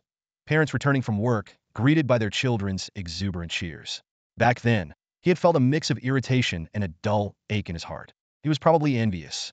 Until the old man entered his life, until they built trust, until he saw the old man returning with a tricycle loaded with boxes, until he heard the old man call his name. Even though he wasn't good at expressing emotions back then, hearing the old man's voice always filled him with an uncontainable happiness, much like Chu Xue now. This feeling was probably called anticipation. Shaking off the memories, Lu Ming squatted down in front of Chu Xue, gently smoothing her hair, and asked with a smile, bored. It was clearly a rhetorical question. Chu Xue earnestly shook her head, her gaze as clear as ever. Liar. Lu Ming smiled silently and continued, almost done. Once I help you level up and hatch those 10 eggs, we can rest together. Chu Xue's eyes immediately brightened, and she nodded more vigorously than usual. Seeing her reaction, Lu Ming's smile deepened. He silently invoked Identify. Chu Xue's stats appeared, showing only a slight progress in advancement, with no other changes. Current aberration level. A rank king, capable of absorbing energy from alien creatures for advancement. Progress. 200,500,000. Chu Xue calculated in her mind. With a requirement of 50,000 energy points, her reserves should be enough to level up twice. She waved her hand gently, and a black vortex appeared instantly before her. Lu Ming watched the sudden vortex, silently marveling at Chu Xue's progress. Skills that once required incantations now could be cast instantly and silently. Chu Xue quickly sorted out 996 bottles of ordinary alien blood and unhesitatingly threw them all into the black hole. Her red pupils lit up sharply, and countless cyan glows swirled around her body before settling back down. Lu Ming scrutinized Chu Xue, sensing a subtle change in her, but unable to pinpoint what exactly. He checked her aberration level and advancement progress directly. Current aberration level. Drank juvenile, capable of absorbing energy from alien creatures for advancement. Progress. 010,000. It's doubled, Lu Ming thought, but it's expected. The next level will probably require at least 200,000. For a deity-level being, this growth requirement is quite reasonable. Xiao Xue, open the space again, Lu Ming instructed decisively. This time, he put in 2,000 bottles of alien blood in one go. A cyan light halo transformed into a flowing wind, spiraling upwards around Chu Xue. In Lu Ming's eyes, Chu Xue's height noticeably increased.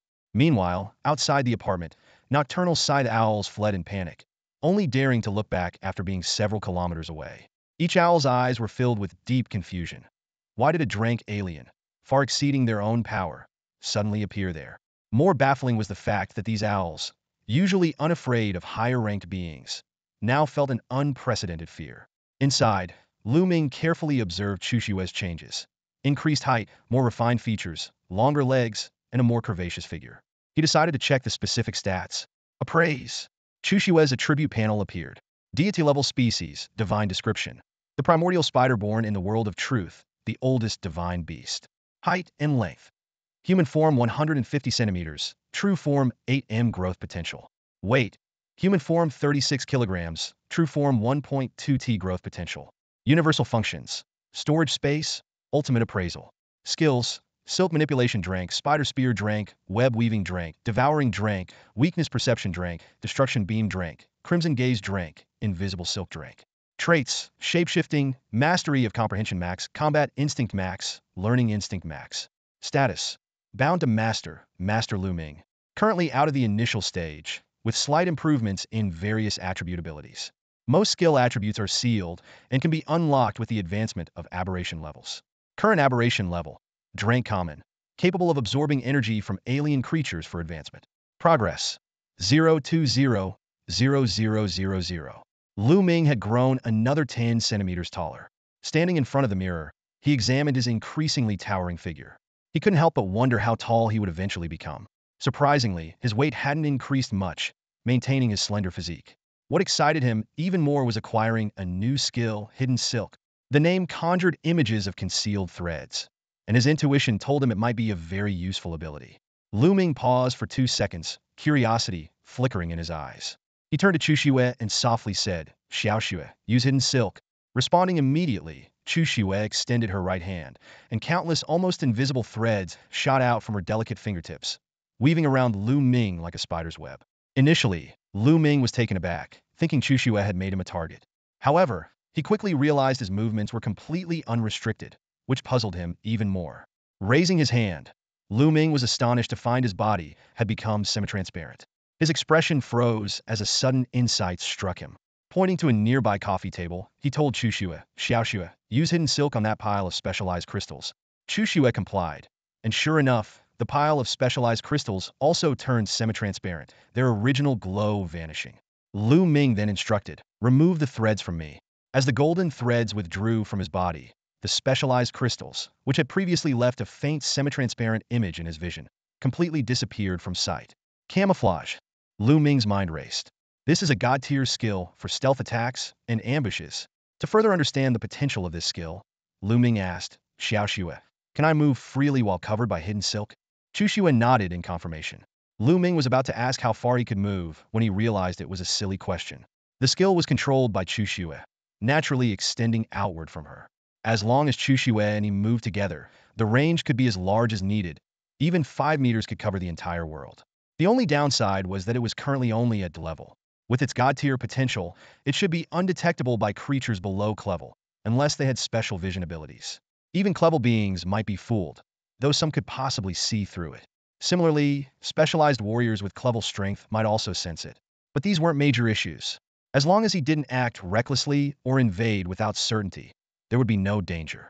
Given the current situation, other transfers reaching this level seemed highly unlikely. After organizing his thoughts, Lu Ming made a firm decision. Among the remaining 76,000 specialized crystals, aside from the sublimation of the scythe owl larvae eggs, he needed to enhance his specialized level. Because tomorrow, he planned to attempt to conquer the core, the regional headquarters. The emergence of hidden silk also served as a wake-up call. Since Chu Shue could create a camouflage state, and the skill wasn't marked as unique, it meant other creatures could possess similar abilities. Humans might even achieve this through skill books. If you were caught off guard and attacked by an invisible enemy, it would be frustrating, even if not fatal. To prevent this possibility, Lu Ming decided to rely on the Eye of Truth. He activated it, setting it to detect camouflaged and invisible units, focusing on the coffee table, and silently initiated an appraisal. One by one, labels for 100 specialized crystals appeared, even clearly revealing those wrapped in hidden silk. This demonstrated the Eye of Truth's exceptional effectiveness, and he immediately set these conditions as permanent parameters for the Eye of Truth. That's enough, Xiao Shue. Lu Ming indicated to Chu Shue that she could retract the hidden silk skill. Now it's their turn. He pulled out 10 side owl larvae eggs from his pocket and silently initiated ultimate sublimation. The system prompt immediately appeared. Select the sublimation level to Tier 2. Sublimating 10 side owl larvae eggs in bulk requires consuming 10,000 specialized crystals. Confirm to consume 10,000 specialized crystals to sublimate 10 scythe owl larvae eggs into 10 ancient owl emperor eggs. Confirmed. Lu Ming responded without hesitation. Particles began to disassemble and reconstitute into a new form. Besides the eggs doubling in size, the previously blue-patterned eggs transformed into a new version dominated by red and covered in black patterns. The system promptly provided new information. Ancient Owl Emperor. Clubble Royal Class. Royal Larvae Egg. Description. Upon hatching, it will give birth to a royal lineage of ancient scythe owls. Properly nurtured, it will evolve into an extremely powerful and loyal natural hunter, the Clubble Royal Ancient Owl Emperor. Hatching bond conditions. 100 units of alien energy, mastery of basic child-rearing skills, 30 minutes of close incubation, and the hatch creature must see the hatcher first. Looking at the newly transformed eggs in his hand, Lu Ming calculated silently. This just used up 10,000 specialized crystals. Enough resources to promote 2 elite warriors to intermediate hunting warriors, or 10 elite warriors to junior hunting warriors.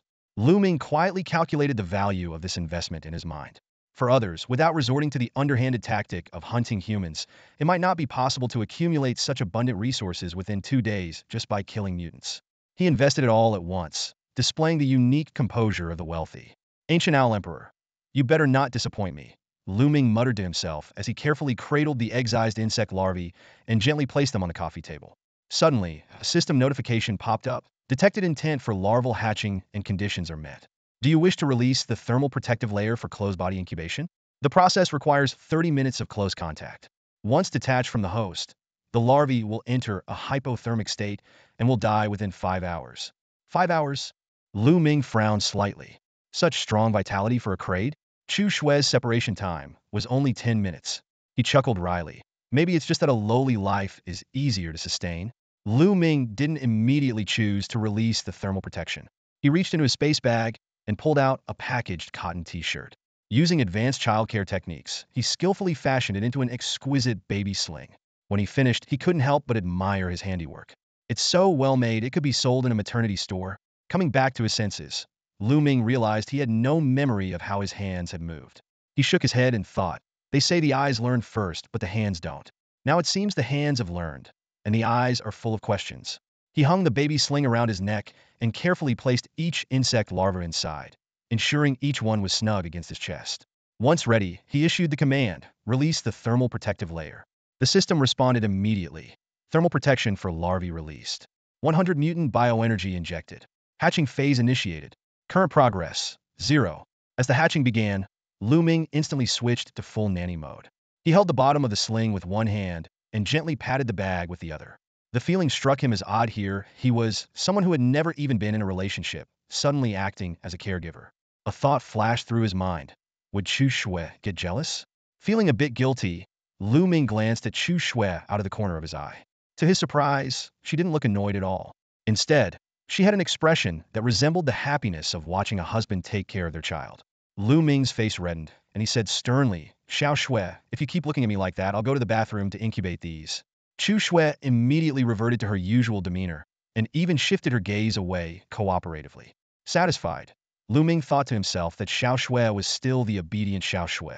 However, as he refocused on the ancient owl emperor eggs, Chu Shui quietly shifted her gaze back, her eyes sparkling with a renewed light. Crack! Half an hour flew by in an instant. The sharp sound of eggshells breaking came from the nursery pouch, interrupting Lu Ming's sidelong glances at Xiao Shui. He immediately snapped back into his caretaker role, focusing intently on the movements within his arms. Crack, crack, crack, crack. A series of rapid bursts made Lu Ming jump to his feet. It's happening! It's happening! He instinctively shouted, then quickly corrected himself. No, wait, it's hatching. Lu Ming swiftly removed the nursery pouch and carefully placed it on the coffee table. He spread out his t-shirt and, using the blue light from the specialized crystals, closely observed the changes in the eggs. One by one, 10 ancient owl emperor larvae emerged, revealing their rounded red heads. Judging by the size of their heads, their bodies were likely only as thick as a finger. After hatching, the larvae all turned their gaze toward Lu Ming, staring at him for a few seconds before lowering their heads to voraciously consume their eggshells. This scene reminded Lu Ming of when Xiao Shui was born, though these larvae were far less graceful in their eating.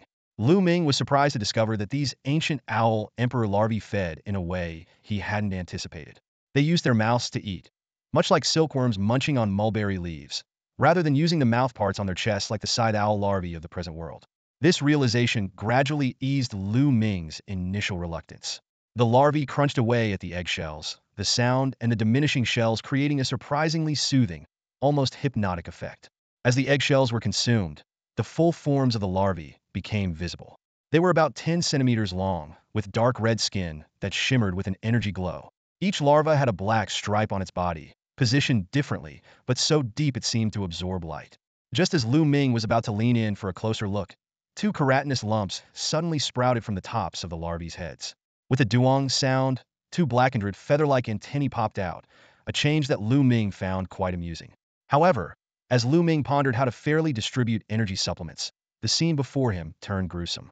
The 10 larvae, having finished their eggshells, began to fight each other viciously. They tangled and bit, and in no time, 2 larvae lay dead. What the heck are you doing? Lu Ming exclaimed. Not enough food? If you need more, ask me. I have plenty. Why fight each other? He was about to intervene when Xiao Shui's silk threads held him back. Xiao Shui shook her head solemnly, indicating that this was normal behavior. Resigned, Lu Ming sat back down, watching as one larval corpse after another fell, his heart aching. Each larva represented a stack of 1,000 specialized crystals, and the loss pained him deeply. In the end, only one larva remained. The brutal internal battle finally concluded. The lone survivor, barely clinging to life, immediately lunged at a fallen comrade's body, ravenously devouring it. Even as the act of tearing at the flesh aggravated its wounds and caused blood to splatter, it paid no mind. As each corpse was consumed, the surviving larva underwent astonishing changes. Its injuries healed rapidly, its size increased, and the black stripes multiplied. By the time it had devoured all 9 bodies, the owl emperor larva had completely transformed. It grew from the size of a thumb to a full 2 meters in length, its form now entirely different from that of a scythe owl larva. Instead, it resembled a giant snake. Its dark red skin was covered in black patterns, and its previously soft exterior had evolved into a sturdy, smooth armor. Under the crystalline blue light, its body reflected a deep, cold metallic sheen, exuding an awe-inspiring sense of majesty. The newly evolved emperor owl larva raised its body, revealing a chest and abdomen covered in dark red scales. Even in its juvenile state, it exuded a formidable sense of pressure. Lu Ming met the gaze of this peculiar creature and slowly extended his hand. The emperor owl larva, as if understanding Lu Ming's intentions, moved its feathered antennae-adorned head closer and gently nuzzled his palm. Witnessing this affectionate scene, the pain Lu Ming felt over the loss of 9,000 specialized crystals instantly dissipated. He secretly rejoiced, feeling that all his sacrifices had been worthwhile. Eagerly, Lu Ming began to examine the data on the emperor owl larva. Identification: ruthless emperor owl larva. Sea level. Category: mutant insect emperor larva. Description: a rare bloodline of the ancient emperor owls, with a mother capable of birthing up to 3 larvae. Typically, the 3 larvae would engage in combat until a single leader emerged. However, due to unknown reasons, this larva devoured 9 of its kin, surpassing the bloodline of its ancient ancestors and mutating into a ruthless emperor owl. Its aggressiveness, killing desire, and hunting skills have increased several-fold. It is absolutely loyal to its master and will never betray. Length: 2.1 meters. Weight: 10 kilograms. Skill: projectile poisonous needles. Status: bonded with Master Lu Ming. Ready to advance to the pupa stage, but unwilling to do so due to an unfulfilled wish related to a sense of identity. Current mutation level: Crade juvenile. Can absorb energy from alien creatures to level up. Level up progress: 900,000,800,000. After carefully reading the information about the emperor owl larva, Lu Ming felt a surge of excitement. He realized that the sacrifice of the 9 larvae was not in vain. In fact, it was a significant gain. The mutated ruthless bloodline not only brought an astonishing boost in abilities, but also provided a whopping 900,000 units of biological energy. If he had to gather this amount on his own, it might have taken an entire day. This explosive amount of alien biological energy made Lu Ming glance involuntarily at Chu Xue. If the advancement of a class royal larva was already this astounding, what kind of terrifying spectacle would it be when Chu Xue, a god-level being, advanced to Crade? A shiver ran down Lu Ming's spine, and he quickly redirected his focus back to the emperor owl larva. The mention of an identity wish in the status panel made Lu Ming ponder. Tentatively, he asked, "Do you want me to give you a name?" To his surprise, the emperor owl larva showed remarkable intelligence, fully understanding his words, and bowed its head in submission. Feeling increasingly satisfied, Lu Ming clicked on the title panel's 3 question marks. Prompt: the ruthless emperor owl larva has not been named by its master. Would you like to name it now? Yes. Prompt: please provide a name. Tyrant. Prompt: please confirm. Confirm. Prompt: ruthless emperor owl larva tyrant has been successfully named. Seeing Lu Ming had given it a name, the young tyrant emperor larva immediately displayed astonishing vitality. Its slender body zipped around Lu Ming like a black lightning bolt. Each movement left deep grooves on the floor as its black armor and red scales scraped against the surface, as if declaring its presence. Witnessing this, Lu Ming's expression became complicated. He couldn't help but imagine that if the floor were made of steel, this little creature might actually spark a fire. However, he quickly realized a troubling fact. This was only a C-grade larva, not even reaching B-grade yet. Such destructive power made him deeply concerned about the A and S-grade variants. Various possibilities swirled in his mind. Could a grade variants be interdimensional beings or some ultimate life forms? And Scrade-Cald, they be the legendary old ones? Otherwise, how could all 66,665 previous transferees have perished here without exception? What exactly is this so-called Galaxy 618? As Lu Ming's thoughts raced, a sharp pain suddenly shot through his calf. Reflexively, he straightened his right leg and looked down to find the tyrant wrapped around it, nuzzling affectionately. However, this affection was at least 10 times stronger than before, each touch feeling like being scraped by steel wool. Damn it, I can't take this. Lu Ming groaned inwardly, realizing that his current physical condition couldn't handle such intimate contact. Tyrant. Lu Ming called out its name sternly. Sure enough, regardless of the creature, being called out so seriously would instinctively elicit a reaction. The tyrant immediately straightened its body, looking up at its master like a loyal servant awaiting orders. Lu Ming bent down and gently patted its head, his tone tinged with helplessness. I appreciate the affectionate gesture, but our physiques are different. Your steel armor is something I can't handle right now, so ease up. The tyrant tilted its head, its antennae making a couple of stretching motions, seemingly not fully understanding its master's words. Lu Ming, too tired to explain further, simply pointed to the corner of the living room and commanded, "Go pupate." This time the tyrant understood. It visibly paused, as if it had forgotten it still needed to evolve. Then, it eagerly rushed to the corner, adhering itself straight to the wall and starting to secrete fluids to form a protective cocoon. Watching this, Lu Ming remained silent, inwardly praying that the creature didn't have the destructive tendencies of a husky. Otherwise, he would have to consider turning it into weapon materials to minimize losses. Looking down at his calf, Lu Ming couldn't help but chuckle bitterly. His standard issue shoes were already ruined, and now his pants were too. Glancing at the floor, which looked like it had been run over by a muddy tire, he sighed inwardly. Great, the signs of a house destroyer are already showing. The future. Well, whatever, this apartment is a gift from nature anyway. As for his clothes, he had planned to change them with biological equipment materials. After all, the tyrant had just been born. It deserved a chance. But if it indeed exhibited husky-like behavior after evolving, he would have to bid it farewell. In this post-apocalyptic world, he couldn't afford any uncertainties. Turning his gaze back to where the tyrant was, he saw a massive black cocoon, 1/2 meter in diameter and 2 meters high. Lu Ming focused intently and silently assessed it. Tyrant Emperor Pupae. Grade C. Category Weak. Description. The pupal form of a C-grade, mutated tyrant emperor, evolved by absorbing large amounts of mutated biological energy. Upon completing the pupation process, it will evolve into a C-grade elite tyrant emperor. Currently, it possesses no skills or offensive capabilities and is extremely fragile. Due to its bond with its master, it is considered a traitor by other insects and will not have larval protection. Traits none. Weakness. Severe injury results in death. Pupation progress. 0-10 hours. 10 hours. Lu Ming glanced at the time display. It was already 10:32 p.m. The evolution would complete by 8:32 a.m., just in time. Well then, it's late. Time to sleep. Lu Ming stretched and turned to ask Xiao Xue, do you want to take a bath? Xue immediately jumped off the bed, came over to Lu Ming, and held his hand, indicating she wanted him to lead the way. Feeling a bit awkward, Lu Ming quickly clarified, I didn't mean it that way. I meant you go first, and then I'll go. Xue let go of his hand and quickly walked into the bathroom. Lu Ming, thinking she finally understood, was about to praise her when, as soon as Xue entered the bathroom, she poked her head out within seconds, her bright eyes urging Lu Ming. Her gaze seemed to say, me first? You next? Why aren't you coming in yet? Lu Ming sighed and rubbed his forehead, feeling exasperated by this little sprite's antics. 40 minutes later, Lu Ming lay in bed wearing button-up pajamas, his left hand resting on his forehead, feeling a slight flush on his cheeks. The lingering images in his mind left him bewildered. Surprisingly, he ended up in the bathroom with Xue, although it wasn't exactly a shared bath but more of mutual assistance. While Xue was bathing, Lu Ming, fully clothed, helped her.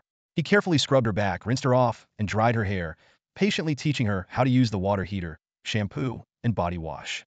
Thanks to Xue's impressive learning ability, she quickly mastered the use of these everyday items.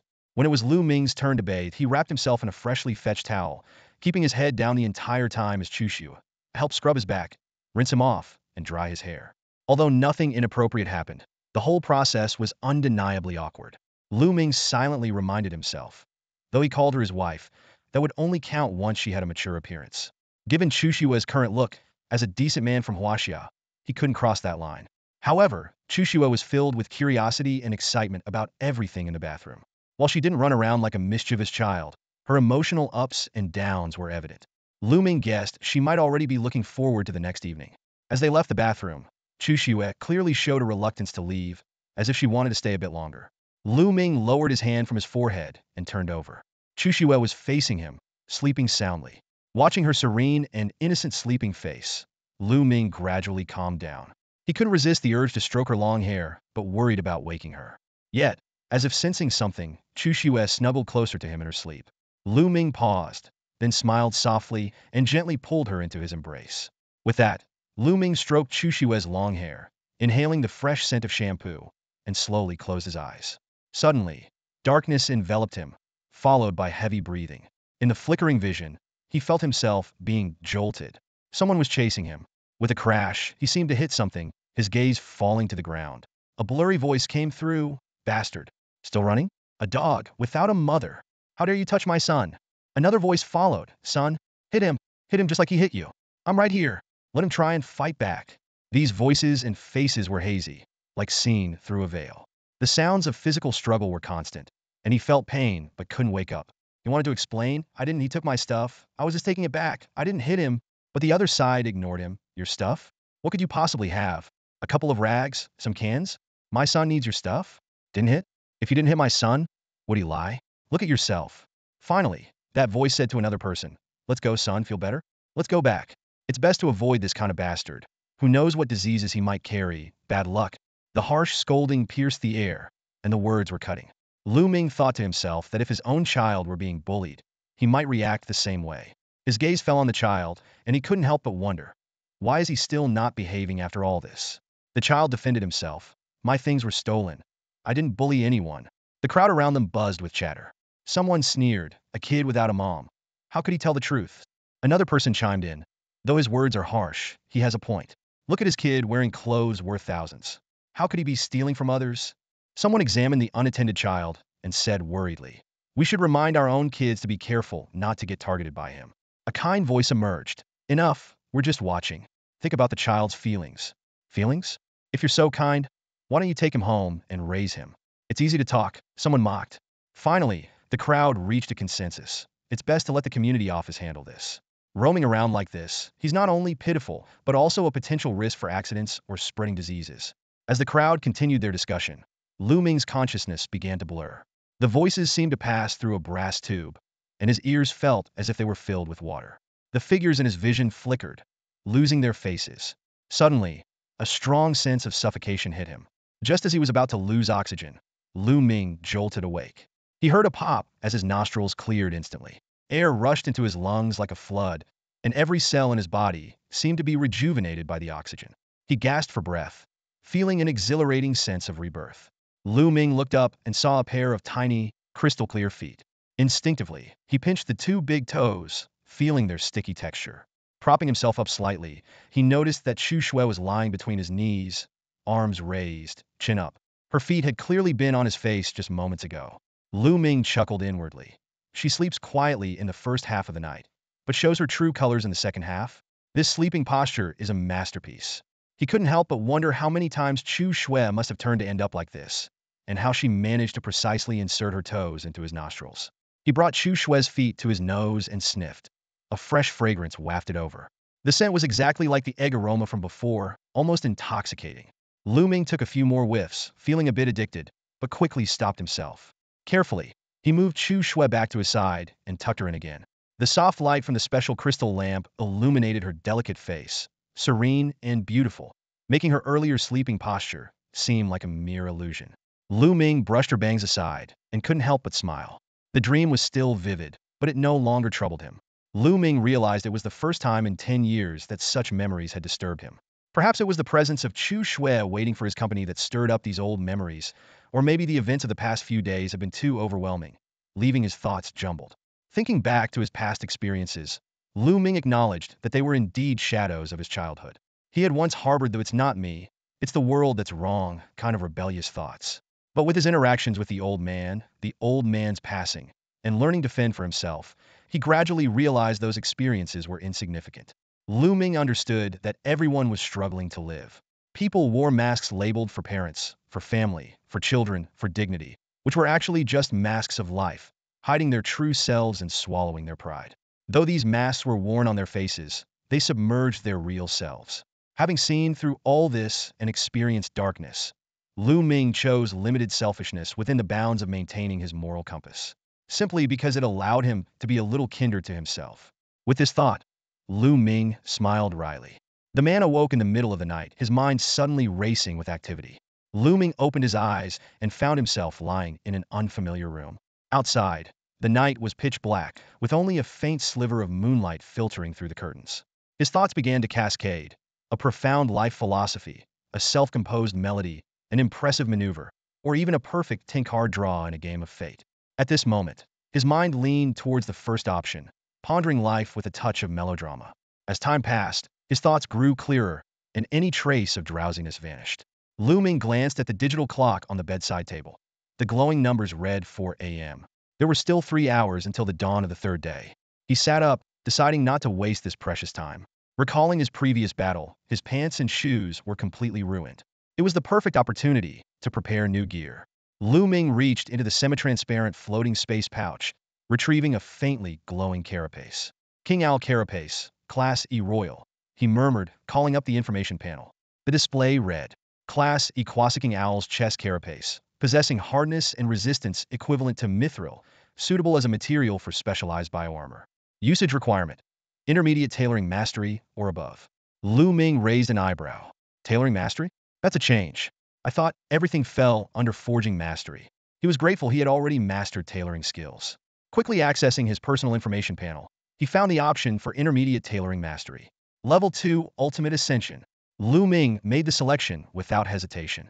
A prompt immediately popped up. Ascending intermediate tailoring mastery requires 50 specialized crystals. Confirm ascension to advanced tailoring mastery? Without a second thought, he clicked confirm, watching as the gray intermediate tailoring mastery text dissolved, replaced by the blue glow of advanced tailoring mastery. New information appeared. Advanced tailoring mastery. Class C, master the craft of making bioarmor and gain advanced certification. Tailoring skills are now fully mastered, allowing the creation of alloy-grade armor. Usage. Mentally activate tailoring function. Open the armor crafting interface and place biomaterials to automatically generate armor blueprints. The main material determines the type of armor, with success rates increasing with higher mastery levels. Attributes were listed. Advanced. Armor crafting success rate increased by 10. Advanced. Inherited biocharacteristics probability increased by 2. Advanced. Probability of inheriting more than 2 biocharacteristics increased by 0.2. Lu Ming read the attributes carefully, a satisfied smile spreading across his face. He began contemplating the differences between bioweapons and bioarmor. The former inherited the creature's skills, while the latter inherited its traits. This professional distinction seemed quite logical to him.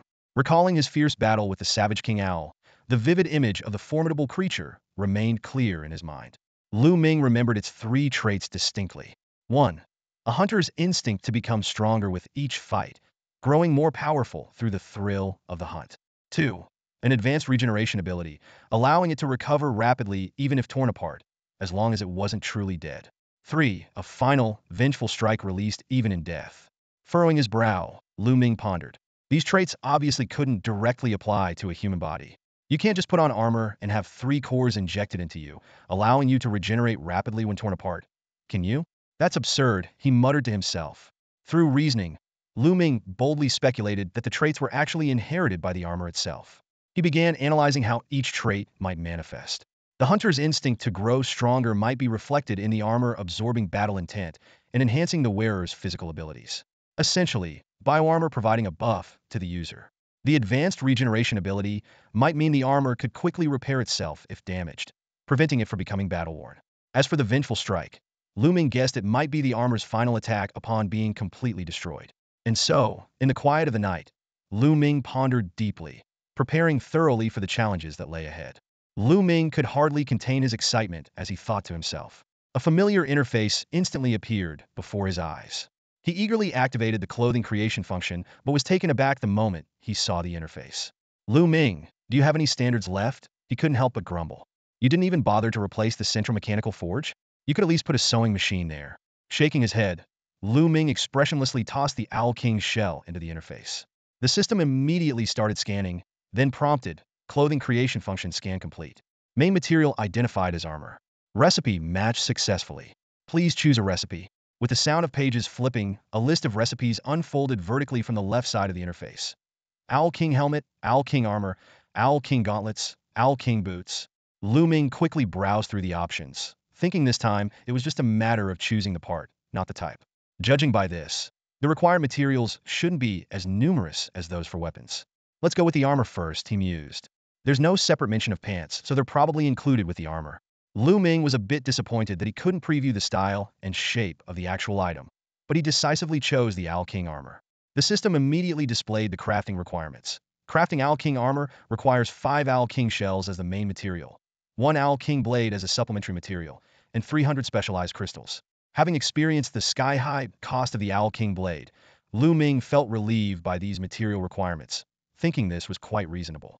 Even better, he had exactly 4 Owl King blades left in his bag, just enough to craft a set of biological armor.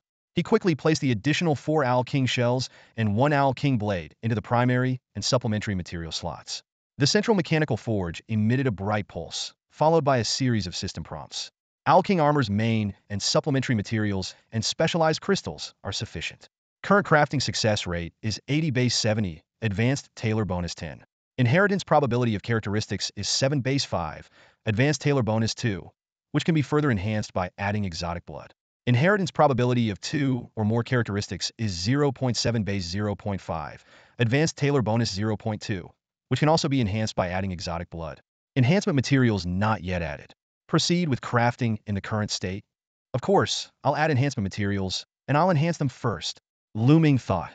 He first placed 200 milliliters of E-Class Royal Exotic Blood from the Quasi-Owl Queen into the enhancement material slot.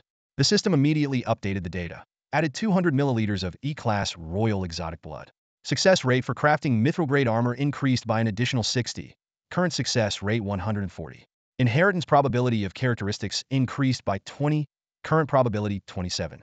Inheritance probability of 2 or more characteristics increased by 10. Current probability 10.7.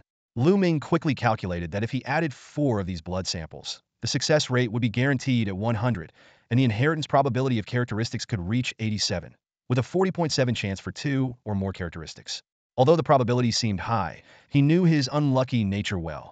Even a 1 failure rate could spell disaster for him. But he was well prepared. His spatial bag contained 20 upgradable Owl King blades and shells produced by the Scythe Owl, 1 from Combo Factory 19 from the mall's 5th floor, along with 20 upgradable ordinary exotic blood samples. All of these were prepared for this moment. Lu Ming decisively retrieved the E-Class Royal Exotic Blood from the enhancement material slotted. Was a precious original embryo that could be enhanced to a higher level. Then he took out 2,200 milliliters ordinary exotic blood samples and chose to upgrade them in bulk to the 2nd tier. The system prompted. Bulk upgrading 20 samples of 200 milliliters ordinary exotic blood to E-Class requires consuming 2,000 specialized crystals. Confirm consumption of 2,000 specialized crystals to upgrade 200 milliliters ordinary exotic blood to 200 milliliters E-Class Royal Exotic Blood. Confirmed. Lu Ming chose without hesitation. With a swish, the ordinary exotic blood samples disintegrated, and the E-Class Royal Exotic Blood was reconstituted. Lu Ming immediately placed 4 samples of E-Class Royal Exotic Blood and confirmed the crafting. Buzz! The forge began to operate. Light gradually intensified, and following a burst of dazzling purple light, a series of system prompts ensued. Advanced forging. Congratulations on crafting the dual characteristic Owl King armor. Dual characteristic? Lu Ming was stunned and hurriedly retrieved the forged item. To his surprise, he found not fabric, but a diamond-shaped crystal, 5 centimeters long and 3 centimeters wide. The crystal had a smooth base and a 3-dimensional tip, with a few cyan cracks etched into it, similar to the Owl King blade, and energy flowing within, radiating a rich vitality. This is the armor? Lu Ming curiously examined the information. Owl King armor mithril grade. Category: E-Class Monarch Biological Armor. Description: no measurements needed.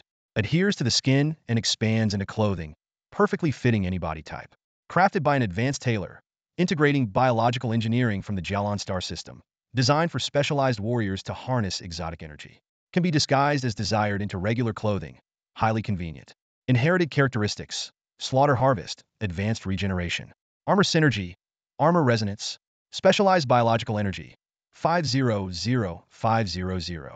Exotic biological activity, 1200012000. Weight, armor resonance. Lu Ming noticed a new characteristic. Armor resonance. When wearing a full set of 4 pieces of the same biological armor, armor resonance can be activated, enhancing the biological armor. All pieces will share inherited characteristics, biological energy, and exotic biological activity. Holy, this might be really powerful, Lu Ming marveled. He quietly got out of bed, took off his pajamas, and placed the diamond-shaped crystal near his chest. A swirling sound ensued, and countless black fibers swept over his body like a black tide. In just 5 seconds, a perfectly fitting black suit of armor took shape. Lu Ming was amazed by the armor's snug, comfortable fit, almost as if it wasn't there. What astonished him the most was the clear temperature feedback from the suit. This is alive? Lu Ming muttered to himself, incredulously observing this miraculous armor. Lu Ming gazed at the Owl King's battle armor before him, his thoughts swirling.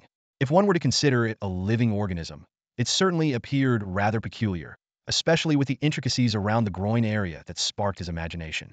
His contemplation was interrupted as the black tide-like fibers began to creep upwards. This eerie substance quickly enveloped his neck, climbed over his mouth and nose, and finally stopped at the bridge of his nose, completely covering his face. Lu Ming couldn't help but marvel at how the armor seemed to protect him right up to the back of his neck. He tentatively took a light breath, surprised to find no obstruction. Even more astonishing was that the air he inhaled felt fresher than usual. Could this armor have a filtration function? Just then, the sound of the creeping black tide abruptly ceased. Immediately, countless blue-green energy patterns emerged on the surface of the Owl King's armor. These orderly patterns complemented the diamond-shaped crystal at the chest, exuding a strong sense of futuristic technology. As for the armor's ability to transform and disguise itself as everyday clothing, Lu Ming decided to wait until all the armor components were crafted to give it a try. Returning to reality, he focused again on the crafting interface. Skillfully, he opened the recipe list and selected Owl King's gauntlets. A system prompt appeared. Crafting Owl King's gauntlets requires Owl King's carapace 3, Owl King's blade 1, specialized crystal 200. Compared to the armor, the gauntlets required far fewer materials. Lu Ming placed all the main and auxiliary materials in one go, along with 4 vials of Class E Royal Variant blood, and confirmed the crafting. Advanced crafting, congratulations on forging a dual-trait Owl King's gauntlet. Another successful dual-trait advanced crafting. With a 40.7 probability, it wasn't particularly good or bad. Lu Ming just hoped that one of the traits would include resentful slaughter. After all, wearing the complete Owl King armor set would activate the armor linkage, enhancing skills, specialized bioenergy, and variant bioactivity, all shared among the components. He retrieved the successfully crafted gauntlets, which featured 2 diamond-shaped crystals, each 2 centimeters long and 1 centimeter wide, matching the armor. Lu Ming immediately proceeded with the identification. Owl King's gauntlets mithril grade. Category: Class E King level bioarmor. Description: no measurement needed, fits perfectly to the skin and adapts to any hand shape. Crafted by a master tailor. Integrated with bioengineering from the Jalan galaxy. Designed for specialized warriors to harness variant energy. Can be disguised as everyday wear as needed, offering great convenience. Inherited traits: advanced regeneration, resentful slaughter. Armor linkage: armor resonance. Specialized bioenergy: 300-300. Variant bioactivity: 900-9000. Great! Got the resentful slaughter trait, Lu Ming thought with relief. For the helmet and boots, he decided to use only 1 vial of ordinary variant blood each to ensure a 100 success rate. However, he didn't rush to equip them and continued his crafting. The system prompt appeared again. Crafting Owl King's boots requires Owl King's carapace 3, Owl King's blade 1, specialized crystal 200. Crafting Owl King's helmet requires Owl King's carapace 3, Owl King's blade 1, specialized crystal 200. Soon, the system confirmed the successful crafting. Successfully crafted Owl King's boots. Successfully crafted Owl King's helmet. In the world of equipment crafting, one either uses blood to forcefully increase the success rate or relies on luck. Lu Ming stopped using the royal variant blood, and the crafting interface unceremoniously produced 2 plain items, as if saying, take it or leave it. These 2 pieces of armor didn't have much to delve into. Apart from slight differences in the descriptions, the data matched the gauntlets. Now holding 3 pieces of equipment with a total of 5 diamond-shaped crystals, Lu Ming noted that the gauntlet's crystals had been covered already. The boot's crystals were 3 centimeters long and 1 centimeter wide, while the helmet's crystal was the size of a pinky nail, exceptionally delicate. First, Lu Ming placed the 2 gauntlet crystals on the backs of his hands. Instantly, fully enclosed gloves of the same material as the armor spread and seamlessly integrated with it. Next, he affixed the boot's crystals to the sides of his ankles. Black boots quickly enveloped his feet, connecting tightly with his lower garment. Finally, it was time for the helmet. Lu Ming opened the self-mirror in his character info, pondered for a moment, and chose his forehead. Perhaps it was just to see the unfolding effect, but placing it on the forehead might also be a man's way of being sentimental. Unexpectedly, as soon as the crystal touched his skin, it vanished without a trace. There was no spreading black tide, no helmet manifestation. It simply disappeared as if it had evaporated. What's going on? Lu Ming wondered. Just then, a surge of information flooded his mind. He paused, then his face lit up with understanding. It turned out that for aesthetic reasons, the helmet was designed to remain hidden by default. As for its defensive capabilities, the autonomous sensory capabilities of the battle armor were astonishing. Lu Ming decided to first try the manual mode, silently thinking, activate armor defense. In an instant, the runes on his body flowed like water, and a cyan blue energy shield scanned from his head to his feet, then became invisible. Curious, he reached out to touch his chest, only to find the energy shield instantly manifested at his fingertips, forming an impenetrable barrier. No matter how hard he pressed or even punched, the shield remained unyielding, without the slightest ripple. Satisfied, Lu Ming nodded and then deactivated the defense, switching to the armor's autonomous sensing mode. The energy shield dissipated in reverse, and the runes returned to a calm state. Having mastered the defense mode, he was now eager to try the more exciting features: armed linkage and armor camouflage. Without hesitation, Lu Ming chose armed linkage. Armor resonance, he called out in his mind, immediately feeling a surge of powerful energy coursing through his body. The runes once again surged wildly, and mechanical components rapidly constructed on his body's surface. Within just 10 seconds, a finely crafted dark blue mechanical armor fully equipped him, with a helmet design featuring elements reminiscent of the project skins from League of Legends. Feeling the boiling energy within him, Lu Ming's eyes sparkled with excitement. He couldn't wait to check the armor's information. Armed linkage, Silver Owl secret level. Category: E-Class, King-level biological armament. Description: Owl King's armor resonance. Entering combat armament mode, significantly enhances defensive capabilities. Inherited traits: resonance, slaughter harvest, advanced regeneration, grudge, carnage. Specialized biological energy: 1400-1400. Alien biological activity: 390-003-9000. These astonishing stats further convinced Lu Ming of the armor's power and its deep connection with shared biological activity. He couldn't wait to uncover all the secrets of this battle armor. There was nothing left to comment on. Lu Ming gazed at the Owl King's battle armor in front of him, filled with awe. The bioactivity value of 39,000 points gave him an unprecedented sense of security. What surprised him even more was that the armor came with hidden weapons. He recalled the details of using the Owl King blade during the production process and suddenly realized. With a thought, Lu Ming's gaze fell on the outer side of his arm. A particle light effect flashed, and a sharp arm blade instantly popped out, emitting a crisp metallic sound. Lu Ming carefully examined the weapon, noting its quality and sharpness that signified its mithril grade level. This concealed design was clearly not for honorable duels, but for delivering unexpected lethal strikes. He couldn't help but simulate a combat scenario in his mind. Just when the opponent was fully focused on the sword in front of them, the sudden arm blade would deliver a fatal blow. No wonder it's called a bio-armor. It's terrifying. Lu Ming couldn't help but marvel. Then he disengaged the weaponry link. Accompanied by the sound of mechanical disassembly, the armor returned to its original form-fitting state. To be honest, this state was the most comfortable to wear, but Lu Ming preferred to maintain a more presentable appearance. Armor disguise, he whispered the command. The surface of the armor began to shift left and right, as if mimicking tides, awaiting further instructions from Lu Ming. After some consideration, he decided to create a formal gentleman's look. He chose a black tactical coat with a hood, paired with black tactical pants and punk-style combat boots. The Owl King armor transformed according to Lu Ming's wishes. However, when the final effect appeared, Lu Ming was surprised to find that the armor's understanding of style seemed to surpass his own. Compared to his initial concept, the armor's presentation was akin to upgrading from 1080p to 4K. The inner lining of the upper body retained the original look of the form-fitting armor, with diamond-shaped crystals emitting a steady glow and energy runes slowly moving. The black face covering fit snugly over the lower half of his face, making the overall appearance impeccable. Lu Ming examined himself through a holographic mirror. After several evolutions, his image was indeed refreshed, adding a touch of mystery. His only concern was that this stylish outfit might hinder his use of heavy blades, making it more suitable for pairing with a Tang sword or a greatsword. Thinking of the Tang sword, Lu Ming remembered the ancient emperor's blade. Better wait until the ancient emperor's blade is ready. Maybe it's the weapon I've been dreaming of, he pondered. Suddenly, A big yawn interrupted his thoughts. The satisfaction after the excitement brought a sense of drowsiness. Lu Ming glanced at the time display. 5 a.m. This time left him in a dilemma. Sleeping now would be too short and might cause puffy eyes. Staying awake, he wouldn't know how to pass the next 2 hours.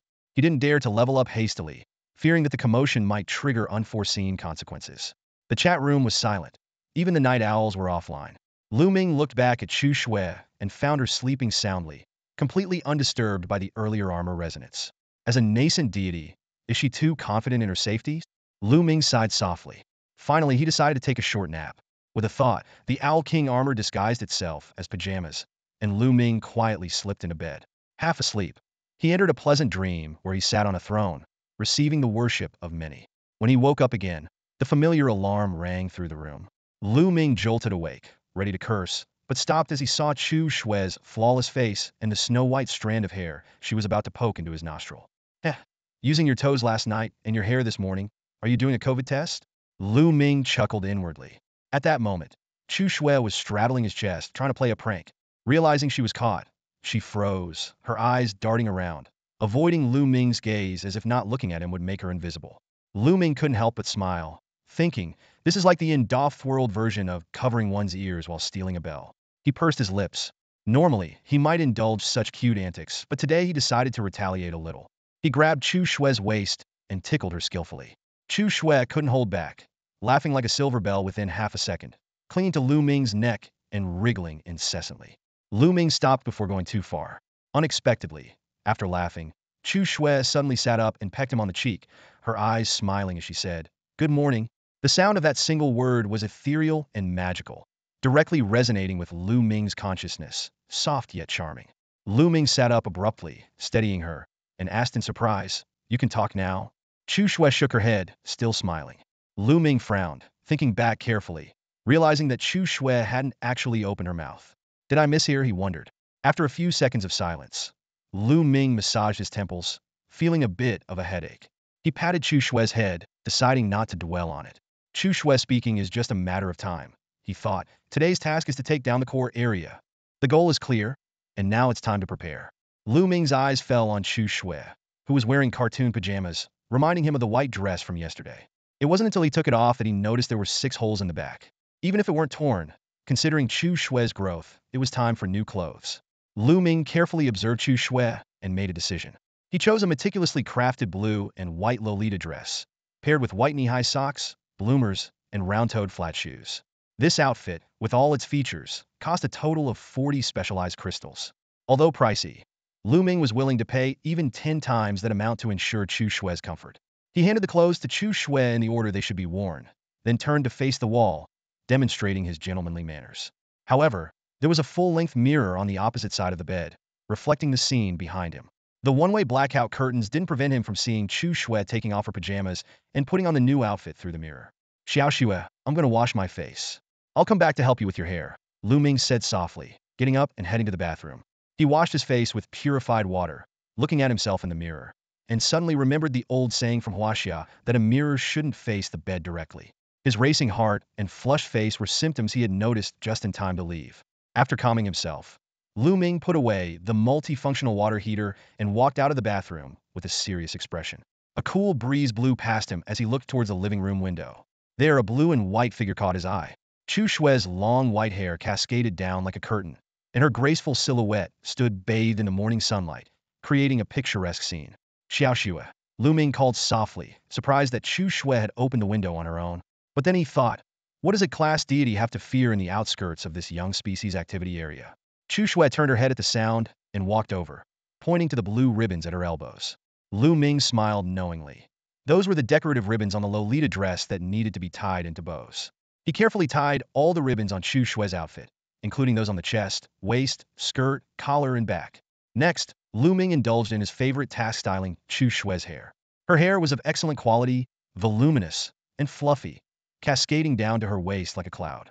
To avoid making her look unbalanced, he retained the loose hairstyle while tying 2 long ponytails on either side with blue and white ribbons, maintaining the fluffy look without being too conspicuous.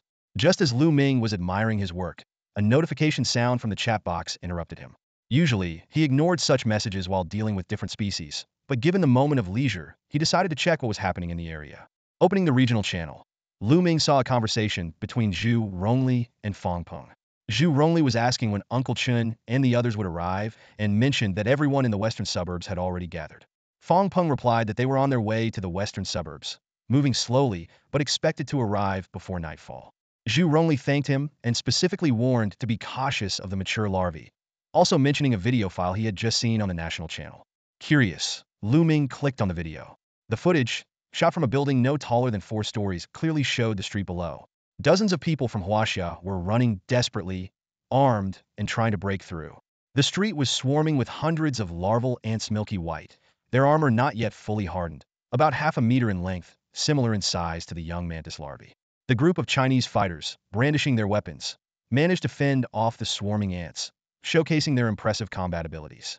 However, the densely packed streets, with layers of young ants near the roadside, made finding a refuge nearly impossible. They had no choice but to seek a quick escape from the area. Suddenly, a massive burst of fire erupted off camera. The person filming quickly turned the camera towards the source of the blaze. In the frame, a massive red ant, measuring about 3 to 4 meters in length and approximately 1 meter in height, was fiercely battling 2 Chinese men, their bodies enveloped in a blue energy aura. Lu Ming immediately recognized this as the power of awakening and, judging by the intensity of the fight, identified them as novice hunters. This was his first time witnessing a battle between novice hunters and in a level elite from an observer's perspective, and he couldn't help but hold his breath. One of the men wielded a steel katana, skillfully using the walls to bounce off and launch a fierce attack on the red ant's head. Sparks flew as the blade struck the ant's head, embedding half an inch into its exoskeleton. Though the damage was minimal, it enraged the giant ant. The ant reared up, smashing its forelimbs onto the ground with tremendous force. The man attacking its head was forced back by the impact, and he turned his head, shouting, "Now!" Seizing the moment, the other man launched a surprise attack from behind the ant. Gripping his long sword with both hands, he aimed for the ant's most vulnerable spot at its waist and struck down hard. At that moment, a look of triumphant relief crossed his face, as if certain this blow would end the red ant's life. But fate had other plans. Just as the blade was about to make contact, an even larger ant with a faint blue glow around its tail charged in from a distance. It accurately clamped down on the man's head, and with a sickening crunch, his head shattered. His headless body fell heavily to the ground and was immediately swarmed and devoured by the young ants. The surviving man, witnessing his companion's gruesome fate, was filled with terror and disbelief. Snapping out of his shock, he abandoned the fight and turned to climb a building to escape. However, the red ant raised its tail and spewed a torrent of fire, blocking his path. Reacting quickly, the man dropped down to avoid the fiery blast. Just as he thought he had narrowly escaped, a redambla blur appeared out of nowhere, slicing him in half at the waist. It turned out, the red ant never intended to hit him directly with the fire. It only aimed to cut off his escape route, creating an opportunity for the redamblu ant to deliver the fatal blow. The 2 ants worked in perfect harmony, executing a flawless trap. In his final moments, the man's eyes were filled with regret and despair. His body fell apart in midair, only to be caught by the red ant, which effortlessly devoured him, like a hippo crushing a watermelon. A surge of energy flooded into the red ant, causing it to swell in size. Simultaneously, a faint blue glow appeared around its tail. The camera panned back to the direction where the initial group of Chinese fighters had been. They were nowhere to be seen. The ground was littered with the crushed remains of countless young ants and several piles of feeding larvae. Not far away, the redamblu ant calmly cleaned its mandibles, watching the scene with cold indifference. The camera slowly pans back from the street, and the gap in the curtains closes once more. Despite the effort to suppress it, the sobbing of the person filming is clearly captured on the video. It is the desperate wail of a girl, devoid of any plea for help or hope, filled only with intense fear, pulling Lu Ming abruptly back to reality from the comfort brought by the first snow. This is the true apocalyptic scene, the real battlefield for ordinary people against these alien creatures. There's no quick kill, no severe damage. With limited weaponry, they can only slightly break through the armor. They can't stop the mature insect skills and attacks, which are even capable of launching coordinated assaults. Lu Ming believed that the 2 novice hunters had done their utmost and should have had a fair chance to kill the red giant ant. However, the unexpected overcame the script. Not only did they die miserably, but they also ended up as nutrients for the giant ant's evolution. The larvae are the greatest favor given to the transferred by this world, yet also the greatest deception. Mature forms, whether mutated or king grade, are never simple opponents. Lu Ming realized that his ability to hunt with ease was merely an accumulation of luck. Without ultimate evolution, how different would he be from others? Having gained this advantage, it must be eternally maintained. Above a grade is grade, and above grade is grade. Once complacency sets in, any change could lead to a catastrophic blow. Closing the chat window, Lu Ming's gaze fell on Chushua. The smile on her face had vanished, replaced by a look of concern. Lu Ming knew that his emotions had affected the atmosphere around them. Adjusting his mood and smiling again, Lu Ming explained, "I saw something heavy. Don't worry, Xiaoxua." As he spoke, he patted Chuxua's head and continued, "But now I need to break through my level. Wait for me a bit." Chuxua nodded obediently. Lu Ming grabbed her ponytail and playfully swung it twice, seeing her spirits lift a little before he opened his personal information panel and touched the specialization level. A prompt sounded. Detected sufficient specialization crystals in the spatial pouch. Do you wish to consume 25,000 specialization crystals to upgrade to Ultimate Hunter? Yes. With a whoosh, 25,000 specialization crystals decomposed and condensed in the spatial pouch, transforming into 25 drops of crystalline blue liquid that drilled into his back. A cool, comfortable sensation swept through his body, and his consciousness sank. From an internal God's eye view, Lu Ming saw the 25 drops of liquid seeping into his spine, then spreading outwards to all his bones, leaving crystalline blue mineral traces on each one. This process was extremely slow, as if carving a delicate piece of art. Lu Ming observed this mysterious change with full concentration, completely unaware of what was happening in the real world. Hundreds of elite scythe owls rushed towards the apartment like moths to a flame due to his advancement. However, the moment they crossed into the apartment's kilometer radius, they all froze in midair. Then their bodies began to split, dismember, and disintegrate, leaving not even a trace of ash. Time ticked by. When the crystalline blue traces reached his toe bones, and all his bones emitted a faint blue glow, Lu Ming slowly opened his eyes. The Ultimate Hunter successfully advanced. However, just as joy was about to peak, a hideous, alien-like steel-jawed mouth appeared right in front of him. "Shit!" Lu Ming exclaimed, his body involuntarily shuddering. No matter how calm or confident a person is, waking up to such a sight would inevitably startle them. But this is where the difference between the strong and the weak shows. The weak might panic, while the strong immediately counterattack. The Owl King's battle blade instantly unsheathed, and the armed linkage activated on the spot. Just as Lu Ming was about to slash that mouth, its owner suddenly retreated, or rather shrank back. Simultaneously, it raised two enormous blood scythes, flickering with particle light arcs in front of itself. Its extremely sharp, rhomboid blood-red eyes were filled with grievance and hurt, its whole body trembling. Only then did Lu Ming see its full appearance, and a name immediately surfaced in his mind: alien Kazik. Black red metallic skin, blood size born for harvesting life. Exactly the same, only this Kazik looked much more cowardly. At this moment, Lu Ming also calmed down completely. Turning around, he saw Chushua elegantly standing behind him, laughing. Could it be? Identify. Slaughter Owl Emperor Tyrant. C grade. Category: Mutated Ancient Insect Emperor. Description: by devouring 9 bloodkin, it has acquired the Slaughter bloodline, surpassing the Ancient Owl Emperor clan. Possesses metallic skin that can withstand titanium-grade weapons, particle-cutting blades equivalent to titanium-grade weapons, and energy wings for high-speed flight. Its offensive capability, killing desire, and hunting skills are all exponentially amplified. Absolutely loyal to its master, never betraying, merciless to enemies, an absolute hunter that worships strength. Length: 3.1 m. Weight: 1 t. Skills: Particle Cut C, Quadruple Ion Cannon C, Slaughter Thrust C, Scythe Storm C. Traits: High-speed flight, Shadow Stealth, Death Harvest, Superior Regeneration, Brutal Slaughter. Status: Master recognized. Master Lu Ming. Current mutation level: C grade.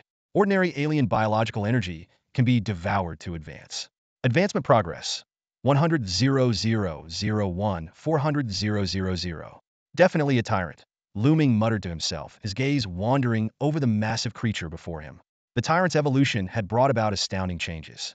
Standing at 3.1 meters tall and weighing a ton, its enormous size reminded Lu Ming of the overwhelming presence of a black hole. He glanced around, inwardly sympathizing with the ground beneath their feet, bearing such an incredible weight. Looking again at the tyrant's imposing frame, and recalling the description of its titanium-grade shell and blade-like appendages, Lu Ming couldn't help but estimate. If he didn't fully power up and stack his buffs, a swing of his blade would probably feel like a mere slap with a slipper. Lu Ming remembered the author's note. A reader had suggested changing golden grade to titanium grade or adamantine grade. The author liked the idea, and since steel had already been used, they chose titanium. The previous chapter had been updated accordingly, and this grade would be used going forward. Seeing the tyrant still cautiously pondering the source of his anger, Lu Ming sighed softly, sheathed his King Owl warblade, and disengaged his combat stance.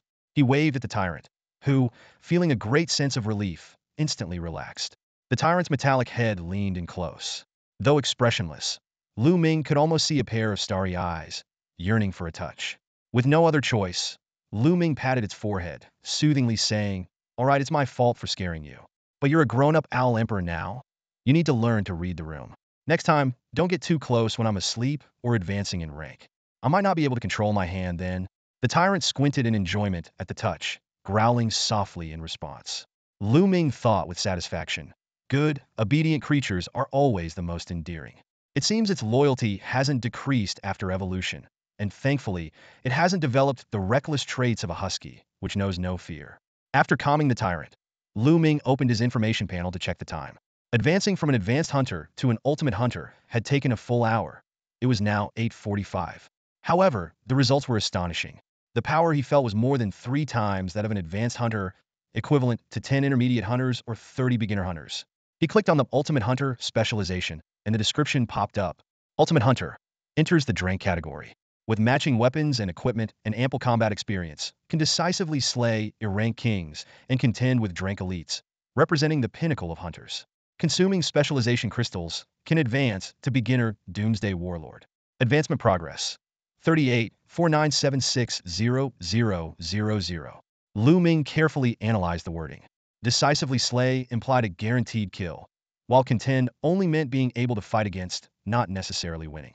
As for killing Drank elites, without his numerous amplification methods and fully equipped armor, it would be very difficult. From this information, he could infer that Drank elite mutants surpassed Irank king mutants. Comparatively, a Crank elite mutant could overpower a Drank king mutant. Even in ordinary mature form, as a C rank mutant royal, should be able to hold its own against a Drank king, at least without fear. With this in mind, Lu Ming's gaze swept over the owl emperor tyrant, and a reassuring smile tugged at his lips. Now he had no more worries. Even if the core of Jin Tian was guarded by a Drank king, he had the means to investigate. If successful, it would be like conquering a regional dungeon ahead of time. Even if he failed, he could still retreat safely. Exhaling lightly, Lu Ming closed the panel. The number of specialization crystals was clear, and the requirement for Doomsday Warlord advancement was explicitly stated. Including the 100 crystals on the coffee table yet to be collected, he had a total of 38,597. There was still a way to go before the next level. Feeling it would be wasteful to just store them in his bag, Lu Ming pondered for a moment, focusing on his skill list. Aside from a few mastery skills he didn't need yet, most of his skills had already been upgraded. As he reviewed them, advanced archery mastery caught his eye. This skill had been sufficient so far, so he hadn't pursued further enhancement. Now that he thought about it, he remembered a cutting-edge firearm in his bag, a Type 54 pistol. I can work on this while heading to the core area, Lu Ming mused to himself. Xiao Xue. Lu Ming called out to Chu Xue, a hint of anticipation in his eyes. We'll need your silk threads again. Today, we're heading to the core region. Unexpectedly, Chu Xue didn't agree immediately. She shook her head gently and pointed behind Lu Ming with her slender finger. Following her direction, Lu Ming turned around and saw the massive tyrant. A look of realization dawned on Lu Ming's face. Right, we already have a ready-made flying mount here. He examined the tyrant's 3-meter frame and broad back, calculating in his mind. 3 meters tall and a wide back. It can definitely carry both of us. Lu Ming nodded in satisfaction and declared to the tyrant, all right, it's decided. You're coming with us? Hearing this, the tyrant seemed overjoyed, its excitement evident. It eagerly stood up, ready to showcase its abilities. However, as soon as it made a large movement, the entire floor emitted a piercing cracking sound, and then shattered. The tyrant's massive body disappeared into the living room, leaving behind a huge hole. Immediately following this, a series of deafening crashes echoed through the entire building, thundering 7 times before finally stopping. Coincidentally, Lu Ming's apartment was on the 7th floor. Lu Ming and Chu Xue exchanged glances and couldn't help but chuckle. Thought something unexpected might happen, but it's still the same old outcome. If it's going to collapse, it's going to collapse. Then, Lu Ming activated his battle armor disguise. Crystals flickered, fibers twisted, and a black tactical coat instantly covered his body. A black mask spread over his face like a tide, concealing his handsome and cold features below the nose. Leaving behind the remnants of last night's hot pot in the space bag, Lu Ming grabbed Chu Shui and leaped from the 7th floor. They landed smoothly and turned to see the tyrant breaking through the wall. The tyrant didn't use any special techniques, but instead tore through the wall with sheer brute force, like ripping through thin paper. Lu Ming couldn't help but think that if the tyrant wasn't his servant, its mere entrance would be terrifying enough. Coupled with its imposing presence when standing, it would undoubtedly evoke fear. However, this majestic image lasted only a few seconds. Soon, the tyrant reverted to being Lu Ming's loyal lapdog. It approached Lu Ming, lowered its body, and turned its head to invite him to ride on its back. Lu Ming, though slightly amused, didn't hesitate. He easily mounted the tyrant's back, carefully securing Chu Shui. The tyrant stood up effortlessly, and suddenly, dazzling red light burst from its back, with crimson wings unfolding instantly. With a slight tremor, it shot into the sky. The strong wind whipped against Lu Ming's face. He couldn't help but marvel at the speed, which far surpassed the silk threads. He estimated that it would take no more than 20 minutes to reach the core region. Steadying himself and locking his feet in place, Lu Ming directed the tyrant's flight path. Then, he opened his information panel again, focusing on the advanced archery mastery, and silently commanded, Ultimate Ascension. A system prompt appeared. Please select Ascension Tier 2. Ascending Advanced Archery Mastery requires consuming 500 specialization crystals. Confirm to consume 500 specialization crystals to ascend Advanced Archery Mastery to Master Archery. Sure. Here's the translation. Confirming. Master-level marksmanship proficiency reappears with pinpoint accuracy. Lu Ming carefully examined the newly acquired skill. Master-level marksmanship proficiency, Category A, proficiency skill. After learning it, Lu Ming not only mastered advanced techniques for all ranged weapons, but also gained the ability to handle remote biological weaponry. To his delight, this skill could also increase the range of ranged weapons by 60. Lu Ming pondered. The existence of remote biological weaponry suggested the potential encounter with specialized long-range attacking creatures. Interesting, he thought. If given the chance, I must get a couple to study. His thoughts quickly shifted as he took out the Type 54 pistol from his bag. Although this steel-grade weapon wasn't as renowned as the Colt, Beretta, or Desert Eagle, its value to Lu Ming lay in its potential as a prototype for advanced firearms. Ultimate Ascension. Tier 2. Lu Ming ordered decisively. A system prompt popped up. Upgrading the steel-grade Type 54 pistol requires 200 specialized crystals. Confirm. Confirm. Please choose the upgrade path. RPG rocket launcher, Gatling gun, M82A1 sniper rifle. Lu Ming quickly weighed the options. The rocket launcher, while powerful, was more than enough for dealing with the grade creatures. The Gatling gun consumed too much ammunition. In the end, he chose the M82A1 sniper rifle, also known as the Barrett. The titanium-grade Barrett had an effective range of 1,800 meters, extending up to 2,500 meters. This perfectly filled the gap in Lu Ming's long-range arsenal. Compared to the Eagle Eye composite bow and precision crossbow, the Barrett was undoubtedly a superior long-range killing tool. With a soft click, the Type 54 pistol disassembled and reformed in Lu Ming's hands into a nearly 15-kilogram Barrett sniper rifle. For someone with master-level marksmanship proficiency, this heavy weapon felt as light as a toy. He skillfully lifted the gun and aimed, his movements fluid and precise. To his delight, the gun also came with a silencer, albeit limited in effect, but better than nothing.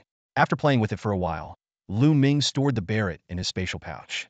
He then checked his other skills, discovering that apart from the power of awakening, no other skills could be upgraded. Power of awakening. Tier 5, 2 initial 3 extra upgrades. Progress 3809720000. Lu Ming hesitated for a moment, but ultimately decided not to upgrade the power of awakening just yet. He believed that upgrading now or when needed would have the same effect, but reserving the specialized crystals would provide more options for future upgrades like the Doomsday War King or the Overlord Warblade. Having made his decision, Lu Ming closed the information panel and focused on preparing to head to the most dangerous area. Time passed as Lu Ming, riding the Tyrant, flew at heights far exceeding the Scythe Owls, effortlessly entering the inner ring of Jintian District. However, the sight that greeted him from above was shocking. Apart from a circular fortress with a diameter of about 3 kilometers surrounded by steel walls, the entire area was filled with the ruins of collapsed buildings.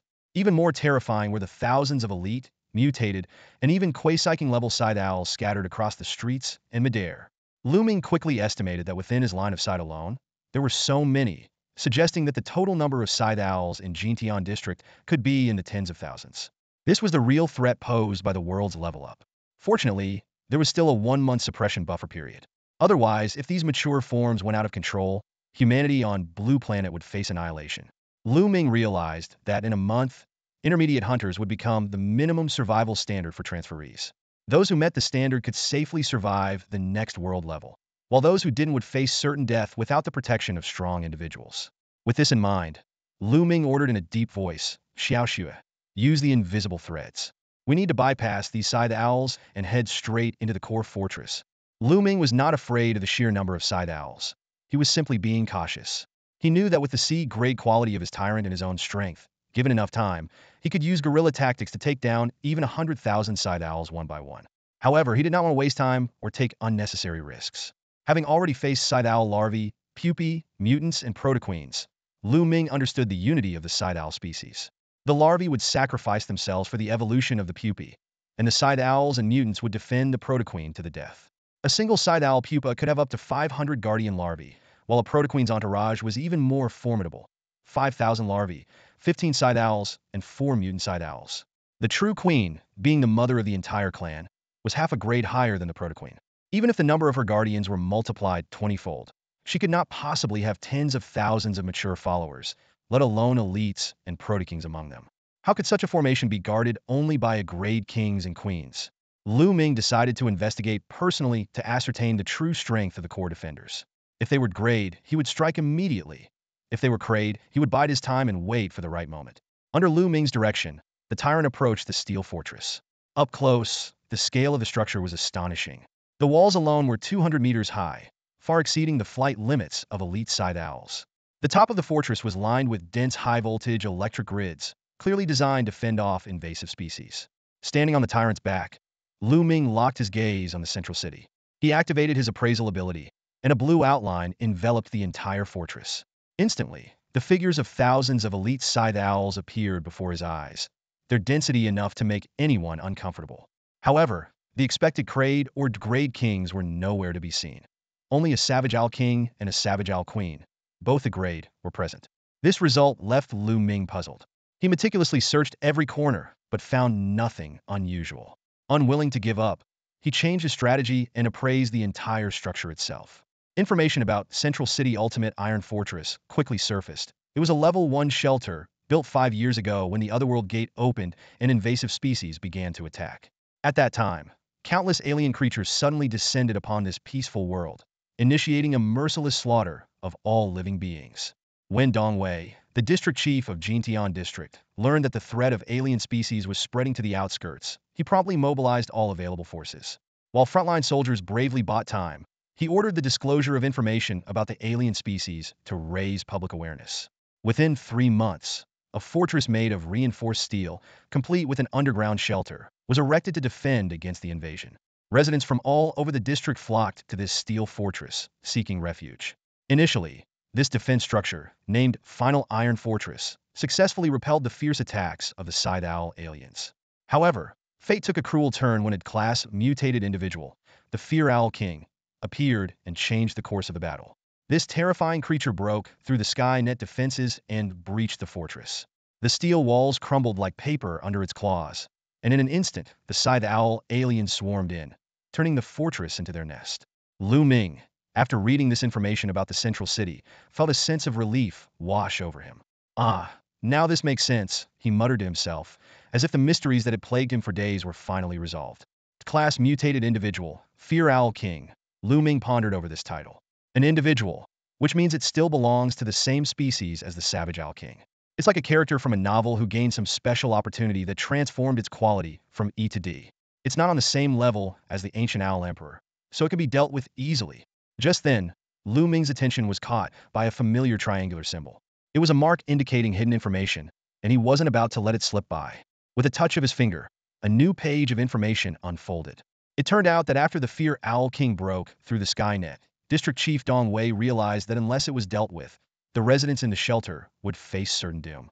To fulfill his duty, he bravely used himself as bait, triggering the Fear Owl King's hunting instincts.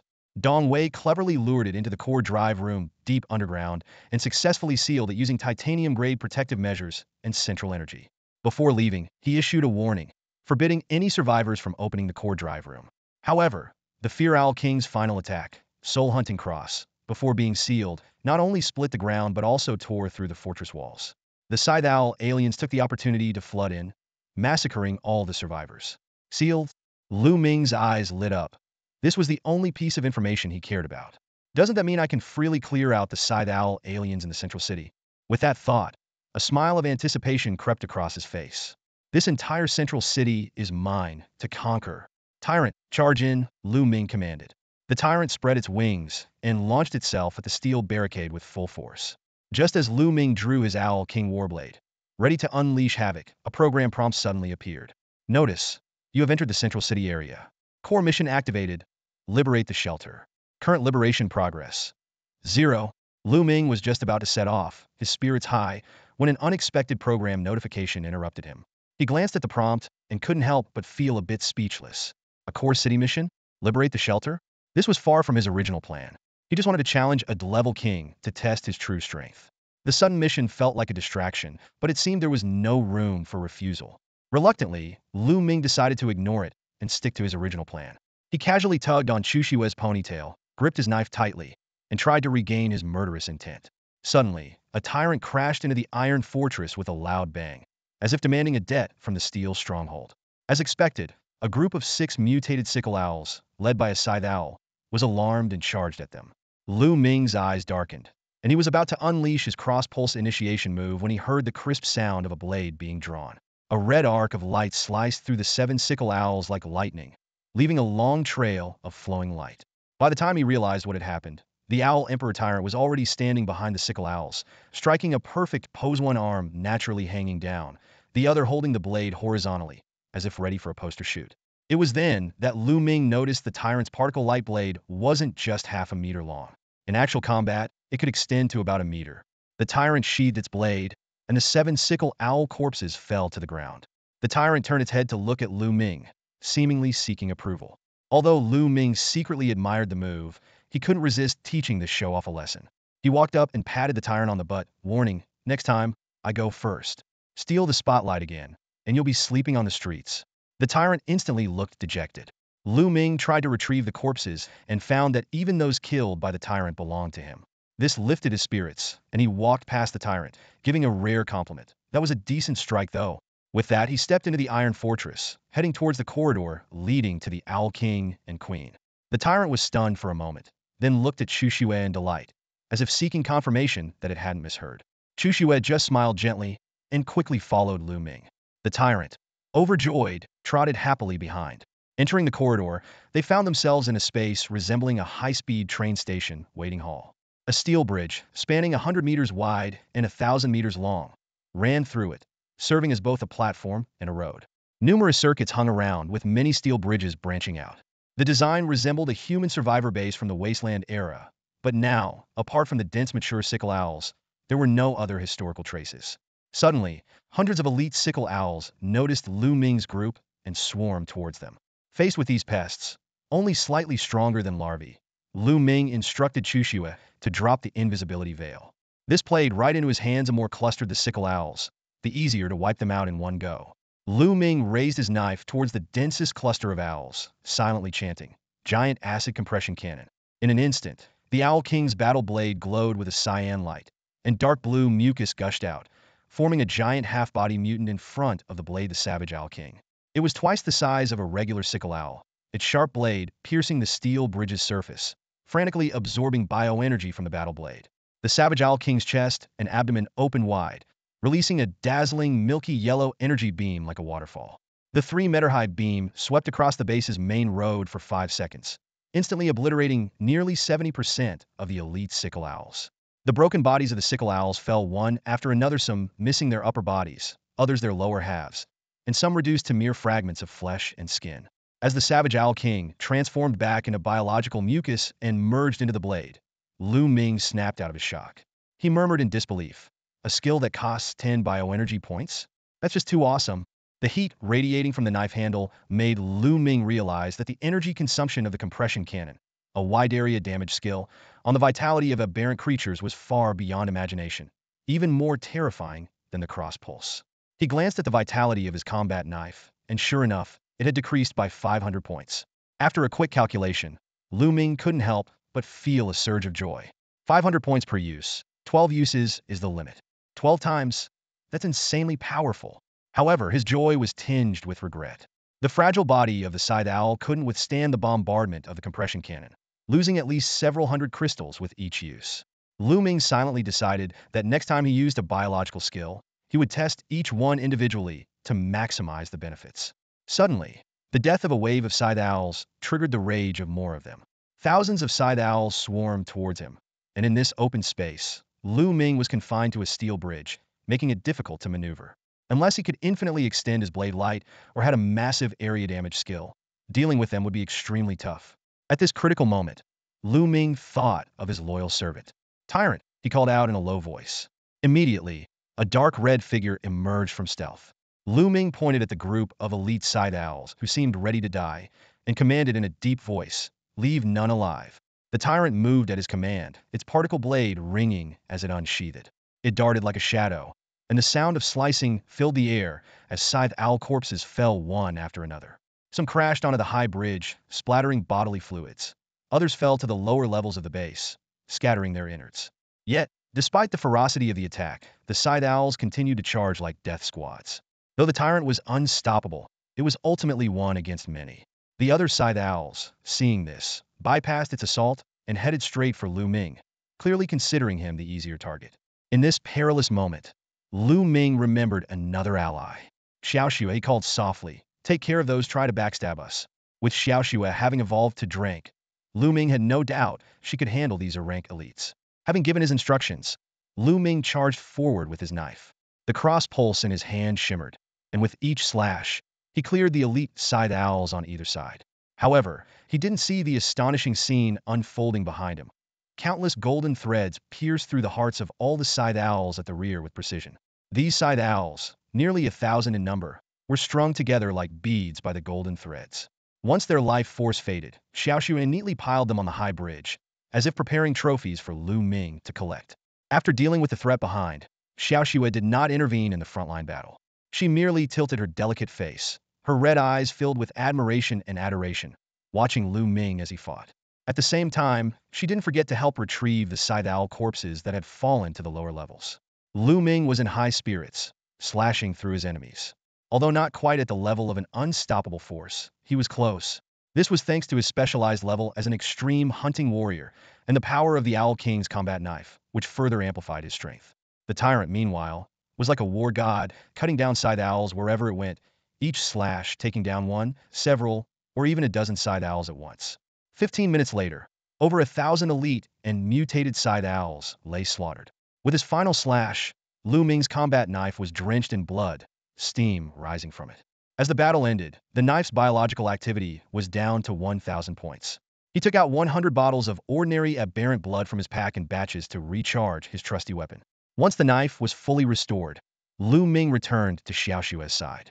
It was then that he noticed the heaps of scythe owl corpses around him. After a moment's thought, Lu Ming understood Xiaoxue's contribution. He didn't say thank you as it felt too formal. Instead, he gently patted Xiaoxue's head and smiled. "Good job." The tyrant, seeing this, immediately moved closer, its eyes fixed on Lu Ming, as if saying, "What about me? I want some too."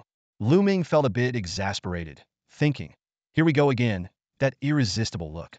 Where did it learn this from? You're supposed to be a regal hunter. Where's your dignity?" In the end, he relented. "All right, come here." Lu Ming reached out to the tyrant, which closed its eyes and lowered its head. He first patted its armored forehead, then his expression softened as he gently stroked it. He thought, this guy is actually quite endearing once you get to know it. It's a pity that such genuinely loyal servants, who ask for so little in return, can only be found among contracted aberrants. Humans always want more. Finally, Lu Ming said to the tyrant, "Seeing how brave you were, I'll leave the task of taking down the Tyrant Owl King to you later." With such a powerful enforcer at his disposal, Lu Ming couldn't help but feel a sense of pride, thinking it was time for him to enjoy the perks of being the boss. He glanced at the tyrant and nodded slightly, signaling that the task was now its responsibility. After all, for such a formidable being, Crushing an ant or a beetle with 1,000 pounds of force made no difference. After assigning the enforcer its task, Lu Ming immediately began retrieving the scattered Reaper Owl corpses. Thanks to the presence of Chu Xue, this task became incredibly easy. The dense snow made the bodies clearly visible. Within just a few minutes, he completed the retrieval. As he tallied up the gains, Lu Ming couldn't help but gasp. There were 3,805 elite Reaper Owl corpses and 42 mutated ones. Even without refinement, this haul was worth over 75,000. If refined, the value would be astronomical. Lu Ming looked at the mountain of Reaper Owl corpses in his bag, his joy evident. Yet amidst his elation, a sense of unease crept in. Although he and the tyrant were very efficient in their kills, taking down nearly 4,000 Reaper Owls in 15 minutes seemed a bit exaggerated. Recalling the battle, he hadn't used his power infusion or awakening force to prepare for a potential level king. He had only used his super speed twice. Moreover, elite Reaper Owls were not as helpless as larvae. They resisted and created counterattack opportunities for their comrades. Although these efforts were ultimately futile, they did slow down the process a bit. Lu Ming frowned in thought. Was he in such good condition that he lost track of time due to his intense focus? He shook his head, deciding not to dwell on these details. The priority was to deal with the Owl King and Owl Queen. Activating his Eye of Truth, Lu Ming locked onto a position deep within the base. There, his first target stood quietly, seemingly oblivious to everything happening above. "Let's go down," Lu Ming commanded. Chu Xue released her threads, lowering Lu Ming gently, with the tyrant following closely behind. As they descended, the surrounding light dimmed. By the time their feet touched the ground again, visibility was less than 10 meters. Fortunately, though the Eye of Truth didn't have night vision, it could use its identification mode to outline the surrounding objects, creating a unique kind of X-ray vision. Forward, Lu Ming directed, looking in the direction of the savage Owl King. Chu Xue and the tyrant exchanged a glance, one with a smile and the other with loyalty in their eyes. They silently followed Lu Ming, neither mentioning that they could actually see in the dark as if it were daylight. The 5-minute journey felt like a midnight stroll, and Lu Ming gradually adapted to the darkness. Suddenly, two figures came into view. One stood in front, its size comparable to the tyrant, but its body was dark blue, surrounded by red energy inscriptions. The other lay on the ground, measuring at least 13 meters in length. Its upper body was similar to a regular Reaper Owl, but its lower body was shockingly enormous, several times the size of its upper body. At this moment, the massive lower body contracted and squirmed, with a milky yellow energy or pulsating inside. Through the glow, Lu Ming could clearly see hundreds of scythe owl larvae eggs hatching within it. Some were already moving inside the eggs, while others were still in a fetal state, twitching randomly. This was the Owl Queen, the complete form of the regretful figure he had barely glimpsed before it was taken down in the shopping mall. Lu Ming felt a mix of emotions. Human nature is so contradictory. Curiosity fills us before we see something, but once we do, we wish we hadn't. If it weren't for the countless battles against these creatures, this sight might have been unbearable for him. Lu Ming forced himself to look away from the Owl Queen and turned his gaze to the savage Owl King.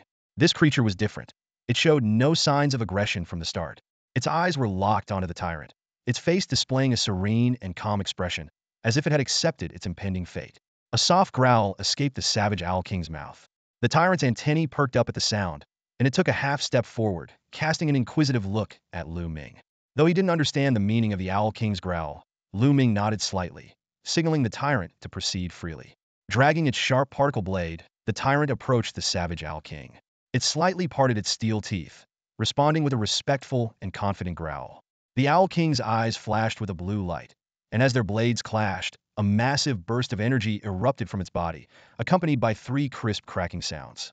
Lu Ming, shocked, activated his Eye of Truth and discovered that the Owl King's original 4 cores were now reduced to just 1 in its heart. It had destroyed 3 of them itself. As Lu Ming pondered this, the Owl King raised its blade towards the tyrant. The tyrant responded in kind, raising its right arm to clash with the Owl King's blade, producing a sharp sound that heralded the start of their battle. The Owl King instantly retreated at high speed, moving back 100 meters. The tyrant remained motionless, its blood-red eyes fixed on its opponent. The Owl King's eyes flashed blue again, its particle blades clanging as it charged towards the tyrant in a zigzag pattern, aiming a downward slash. The tyrant's figure blurred slightly as it effortlessly dodged the Owl King's full-force strike, its crimson blade slicing upwards through the Owl King's chest. With a resounding crash, their forms crossed, and the Owl King was split from shoulder to shoulder, sliding 100 meters before crashing into a steel wall, coming to a final halt with no further movement. In that moment, Lu Ming had a sudden realization. The Owl King's calm and serene demeanor stemmed from its understanding from the outset that defeat was inevitable. It had simply chosen a more dignified way to die. Lu Ming collected the Owl King's corpse, deciding to honor its pride by making use of it. When he turned back, the tyrant had already extended its blade and was leaping towards the savage Owl Queen. Lu Ming did not stop it, but habitually cast the eye of truth on the Owl Queen, ready to gather more information about this creature. The analysis showed savage Owl Queen, a grade king species, insect king lineage. A mature queen individual, 15 meters in length, massive in size, with extremely strong reproductive abilities. It is the core of the scythe owl race, surrounded and protected by its kin, extremely fond of eating and sleeping.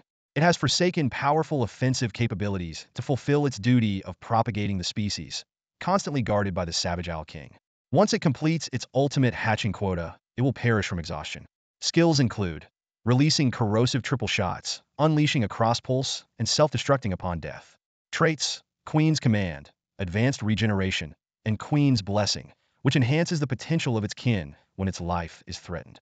Weaknesses: cannot move independently, and can be killed by shattering the cores in its head, chest, and abdomen.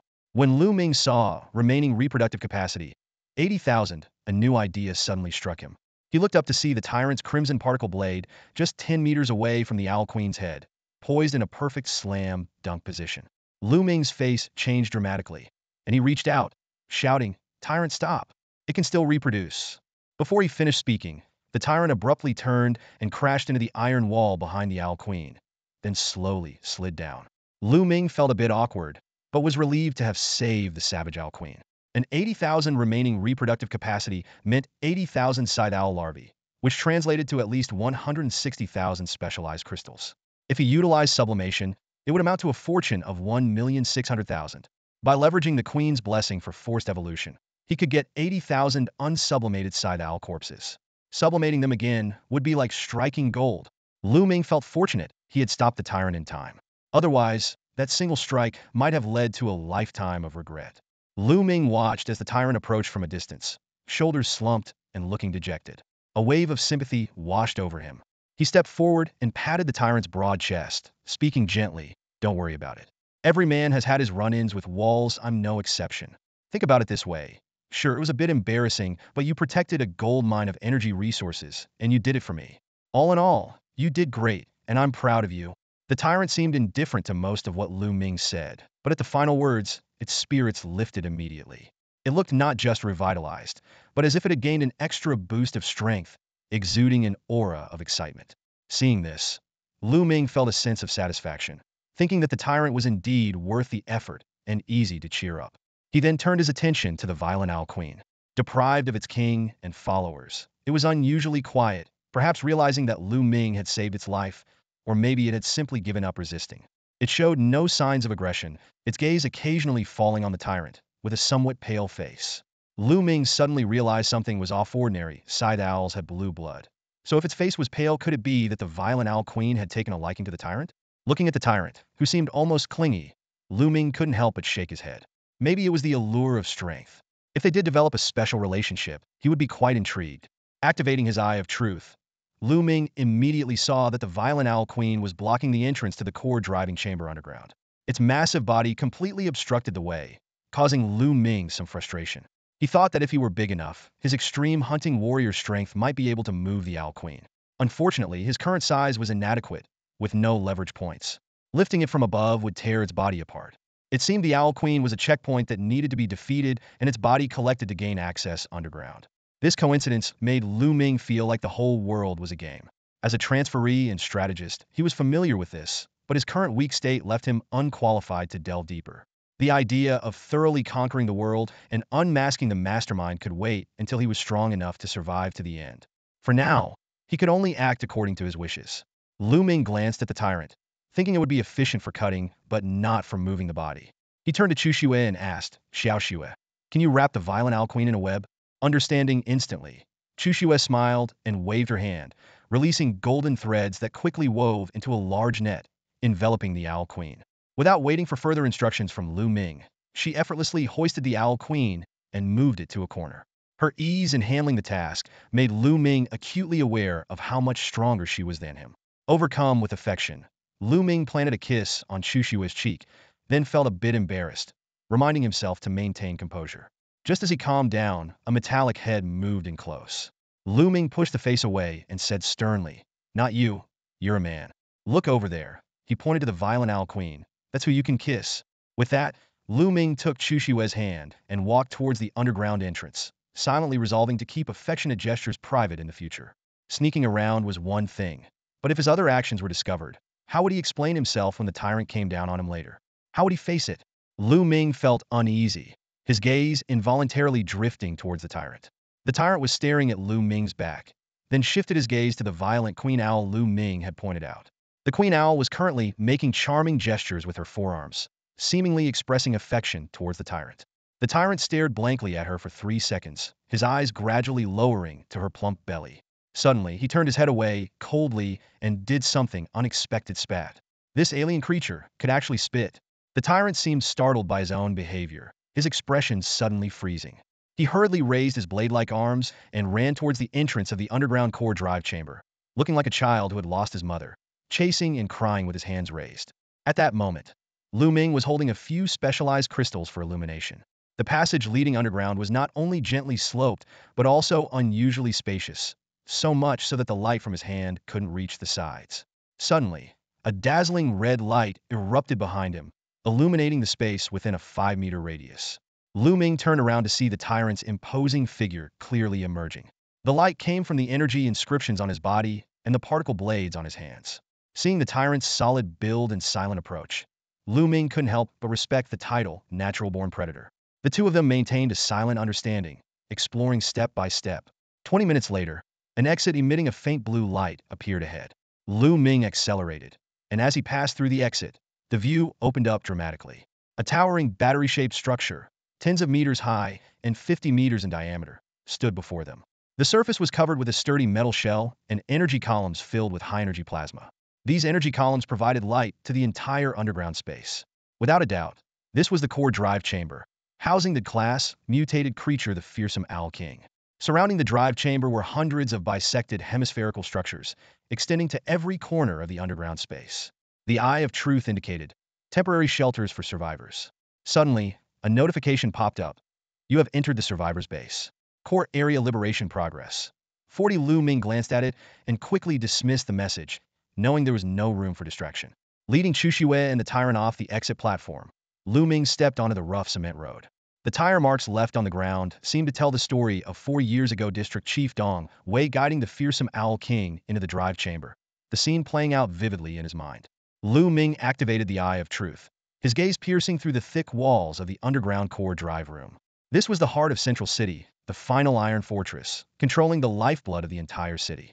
For years ago, District Chief Dong Wei had used this place to imprison the class mutant, the fearful Owl King, with all the energy diverted to maintain this seal.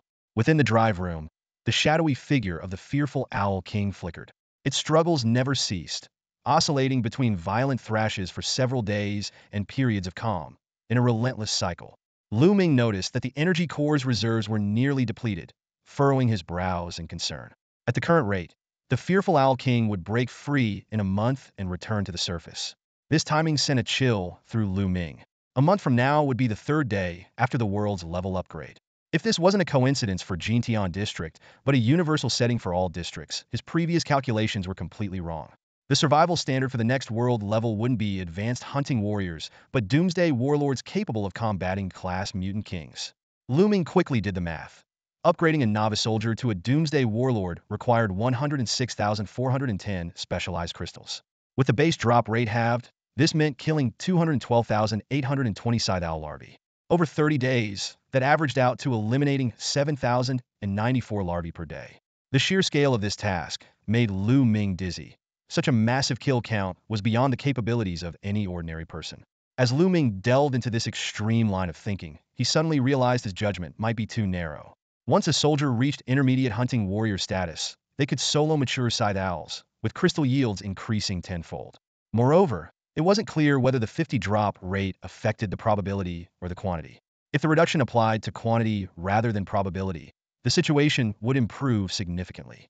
Killing a mature scythe owl would originally yield 10 crystals. This would still provide 5. This hypothesis seemed more logical. Otherwise, killing higher-level mutants would result in no crystal output, which made no sense. With this thought, Lu Ming felt a slight relief and turned to leave. However, as he stepped towards the exit, a familiar pale yellow barrier suddenly appeared, blocking his way. A system prompt popped up, currently undertaking the core task of liberating the shelter.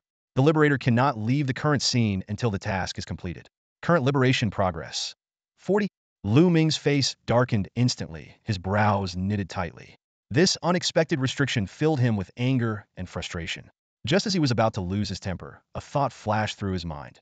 Since gathering, spatial pouches, and the trading house could undergo sublimation, what other possibilities might exist? With this new line of thinking, Lu Ming began to reassess the situation before him, searching for a breakthrough. Could this broken program actually work? Lu Ming suddenly had a flash of inspiration, a sly glint in his eyes. He secretly plotted that if he ever created a basic AI for simple interactions, he would definitely throw it into some logical loops just for fun. After closing the program prompt, Lu Ming, unwilling to give up, searched around for any signs of hope.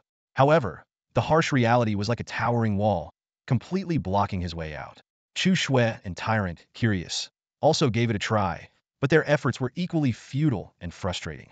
Lu Ming's spirits plummeted, as if the world itself was mocking him.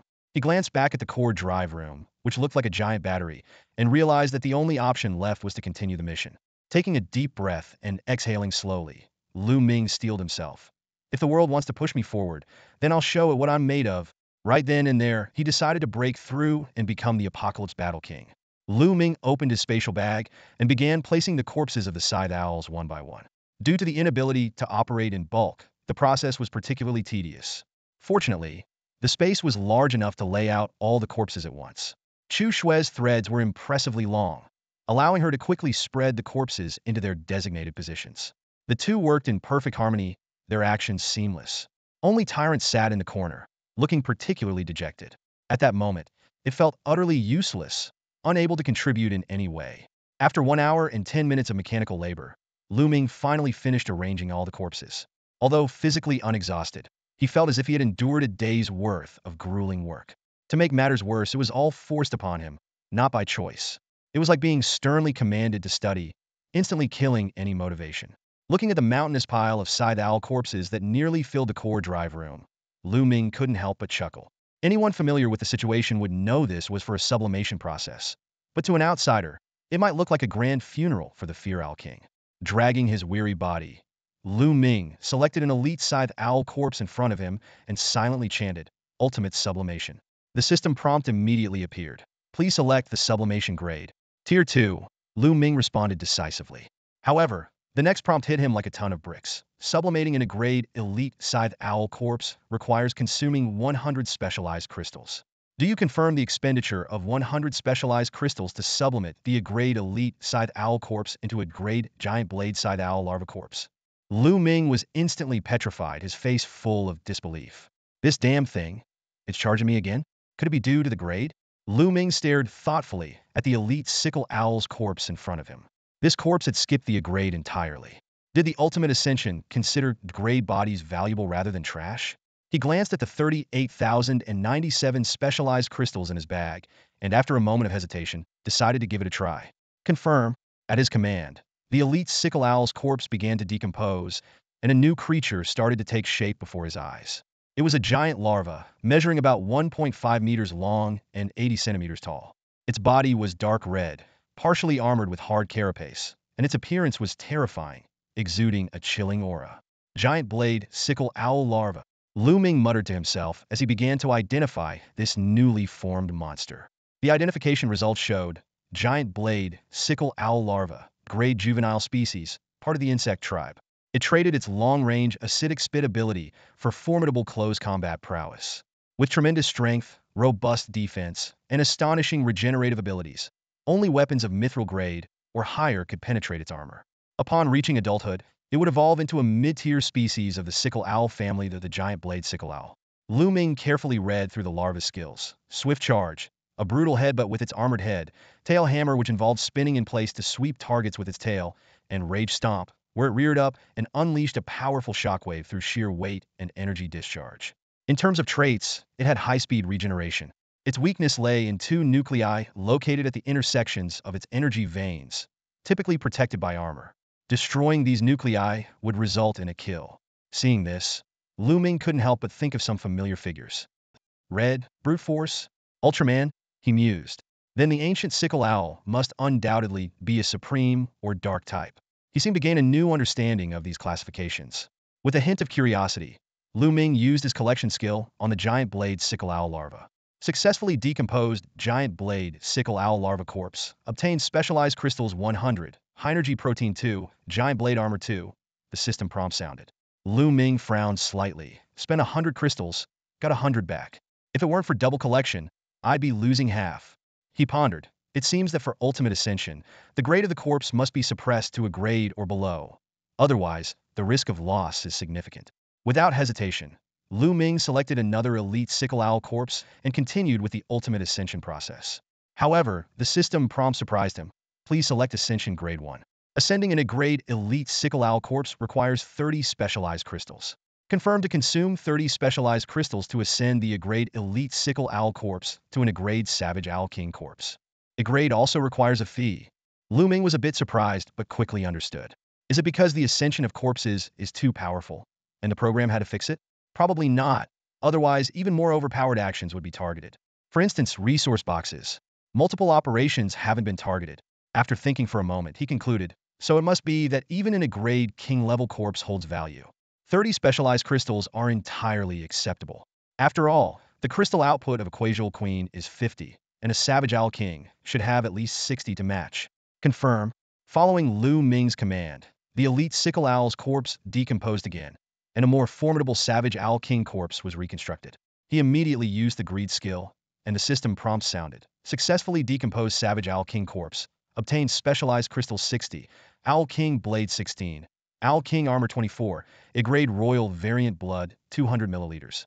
Excellent. Lu Ming nodded in satisfaction. Spent 30, earned 60, a net gain of 30 crystals per corpse. This is the advantage of Ultimate Ascension, allowing free selection of 1 or 2 grades, flexibility. Next, Lu Ming began a series of highly skilled assembly line work. Initially, he planned to ascend all corpses at once and then collect them all together. But after ascending over 1,000, the 38,000 plus crystals in his bag were depleted. He had to conduct a collection, which slightly irritated his obsessive tendencies. No major changes occurred with the remaining regular sickle owls. However, one odd thing caught Lu Ming's attention. When mutated sickle owl corpses ascended to Savage Owl Kings, they did not retain the mutation tag. The result was still an ordinary Savage Owl King corpse. This puzzled Lu Ming, and he eventually speculated. Regular sickle owls might lack the powerful bloodline support needed. Upon evolving to the top tier, they would naturally eliminate mutation factors, unless they mutated again at the Savage Owl King level, like the Fear Owl King. Finally, after 1 hour and 20 minutes, all the corpses had been converted into crystals. Lu Ming tallied his final gains. Originally, he had 38,097 specialized crystals, and the total output from all the sickle owl corpses was 115,380. Amounting to 153,477. Looking at this number, Lu Ming couldn't help but marvel. After surpassing 10,000 crystals, his wealth had once again achieved a qualitative leap. Lu Ming finally surpassed the 100,000 mark. In his spatial pouch, he had not only 61,552 Owl King blades and 92,328 Owl King armors, but also 3,847 vials of a level Royal Variant Blood, each containing 200 milliliters. The sheer quantity of these biological weapon crafting materials was staggering. On the 3rd day after the apocalypse began, while most people were still struggling to find food and water, Lu Ming faced a luxurious dilemma. The vast amount of materials he had accumulated was far beyond what he could personally use, let alone sell. He had no choice but to store these precious resources in his spatial pouch, treating them as stockpiled goods. After closing the spatial pouch, Lu Ming glanced at the time and realized it was already 1 p.m. He had spent the last 4 hours since leaving his apartment dealing with scythe owl corpses. Taking a deep breath, Lu Ming opened his character panel and selected the specialization level option. The system immediately prompted, detected sufficient quantity of specialization crystals in spatial pouch. Do you wish to consume 60,000 specialization crystals to upgrade to primary Doomsday Warlord level? Without hesitation, Lu Ming chose yes. In an instant, 60,000 crystals decomposed and fused, transforming into 60 drops of crystal blue liquid that pierced through space and floated in front of him. Unexpectedly, these drops didn't seep into his spine as usual. Instead, they underwent a secondary transformation in midair, continuously compressing and refining until they condensed into a pure energy crystal that seemed to wither but never diminished. As Lu Ming stared at the crystal, he suddenly felt dizzy, as if his consciousness was being drawn into it. Just as he was in a daze, the pure energy crystal darted past his line of sight and pierced into the back of his neck like a sharp needle, embedding itself into his cervical vertebrae. Arc! Lu Ming cried out in pain, his entire body tensing up instantly. The pure energy crystal shattered into countless fragments after penetrating his bones, rapidly dispersing throughout the inner structure of every bone in his body. It ground his bone marrow to pieces and merged with it, completely replacing it. Lu Ming could clearly see his bone marrow changing from red and yellow to crystal blue. Strands of blue energy seeped from the marrow, traversed the crystal blue bones, and flowed into his blood vessels. His original red blood evaporated upon contact with the blue energy, like rain hitting molten lava. A searing burning sensation swept through his entire body, sparing no organ, muscle, or tissue. The pain was unprecedented. Beyond his initial scream, Lu Ming could no longer make any sound. Clenching his fists and supporting himself on the ground with his arms, his blood vessels pulsed violently under his skin, each beat radiating a crystal blue glow. Strange markings spread from his spine to every part of his body. His eyes turned from black to blue, with inscriptions appearing in them, only to vanish in a burst of light. His short hair grew wildly, turning from black to icy blue. When all the changes reached their peak, Lu Ming suddenly stood up and let out an earth-shattering roar. A massive energy pulse radiated from him, extending hundreds of meters in all directions. The system prompt then sounded. Congratulations on completing the Gene Leap, successfully evolving to primary Doomsday Warlord. Gene Leap will alter your physical characteristics, but each leaper's features are unique. As the first leaper to complete the Gene Leap, you receive a source-level characteristic change, with an additional 30 increase in leaper aura coverage range and 3 lottery draws. The pain had yet to subside as Lu Ming gasped for breath, his chest heaving. With each inhale, the energy inscriptions on his face flickered, telling the tale of the recent upheaval. The discomfort from the gene mutation hadn't fully dissipated, but a series of system notifications already demanded his attention.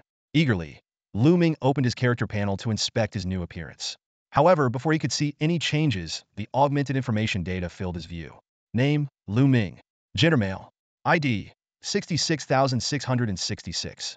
Age, 24. Height, 187 centimeters. Weight, 85 kilograms. Specialization level, Junior Doomsday Warlord. Origin mutant. Awakening power, Tier 5, level 23. Mutation aura, 130 meters base, 100 extra 30. General functions, greed, exclusive world channel, trading post, space pouch. Skills, exceptional swordsmanship, C level. Eye of Truth exclusive. Ultimate Ascension exclusive. Power bestowal S level. Godspeed S level. Proficiencies, Master Forging proficiency A level. Advanced Tailoring proficiency C level. Basic Cooking proficiency E level. Basic Gardening proficiency E level. Basic Driving proficiency E level. Basic Wood Gathering proficiency E level. Advanced Childcare proficiency C level. Master Archery proficiency A level. Advanced Iron Mining proficiency C level. Lu Ming quickly skimmed through the data, assessing it in his mind. This panel might not make him invincible, but it was certainly impressive. He could feel the tenfold increase in his physical strength, a power that made him eager to delve deeper into his new identity. Curious, Lu Ming clicked on the description for Junior Doomsday Warlord. Junior Doomsday Warlord, a peak tire powerhouse. With matching weaponry and rich combat experience, can defeat class king-level mutants. Dominates the initial area of Jalan, protecting its inhabitants. Completing gene mutation grants a root transformation of physical attributes, bestowing strength far beyond the ordinary, and the capacity to endure massive energy baptisms. Consuming specialized crystals or crystal fragments can promote to intermediate Doomsday Warlord. Promotion progress. 100,000 specialized crystals, 1,000 specialized crystal fragments. Lu Ming suddenly understood. Only by completing gene mutation and reaching the Doomsday Warlord level could one absorb and use specialized crystal fragments. This explained why all previous consumptions only listed specialized crystals. Recalling the crystal fragment information he had previously observed, Lu Ming pondered. Only king-level mutant creatures had a chance to produce specialized crystal fragments, and this chance meant either they did or did not produce. Clearly, only Tire Kings would carry them. Given this, even as development continued, the most common specialized crystals would remain the mainstream currency on Jalan Star. So, what was the advantage of these rare, low-yield, high-risk specialized crystal fragments? Was it their large denomination? But with a space pouch allowing unlimited stacking of identical items, denomination size seemed irrelevant. Was it their impressive energy content? Yet, being a 100-to-1 equivalent exchange, large energy content also lost its significance. On the other hand, an exclusive skill like Ultimate Ascension explicitly required specialized crystal fragments. Lu Ming doubted such a high-value currency was designed solely for his or a few individuals' use. He believed specialized crystal fragments must possess a unique power exclusive to them.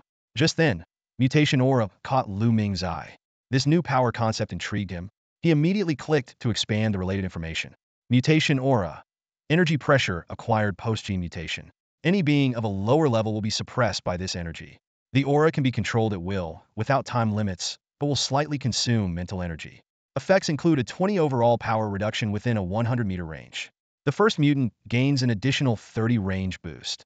This aura can be upgraded by consuming specialized crystal fragments, up to 10 tiers. Current upgrade progress. 0-100. Lu Ming's eyes lit up. This was the answer. Only specialized crystal fragments could enhance this function. Judging by the numbers, even with probabilistic drops, the quantity produced should be substantial.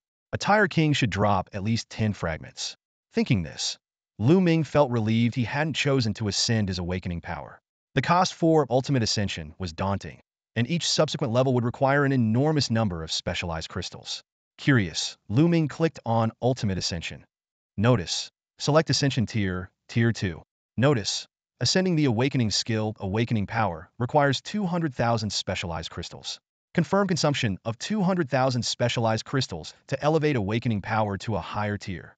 Seeing the number, Lu Ming was taken aback. 200,000 specialized crystals were enough to promote 2 junior Doomsday Warlords to intermediate Doomsday Warlords.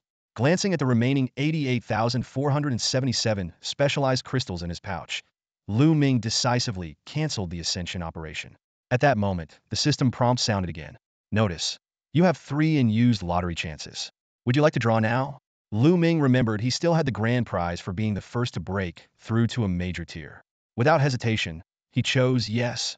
Notice, prizes will be randomly drawn from the categories of supplies, skills, weapons, special items, and others. Guaranteed at least 1 level reward. Please choose the draw method. Single draw, triple draw. Without thinking, Lu Ming selected triple draw. The system immediately displayed the results. Congratulations! You have obtained a special item. Mutant Protein Processor Blueprint. Congratulations! You have obtained a level skill book. Absorb Hand. Congratulations! You have obtained a special item.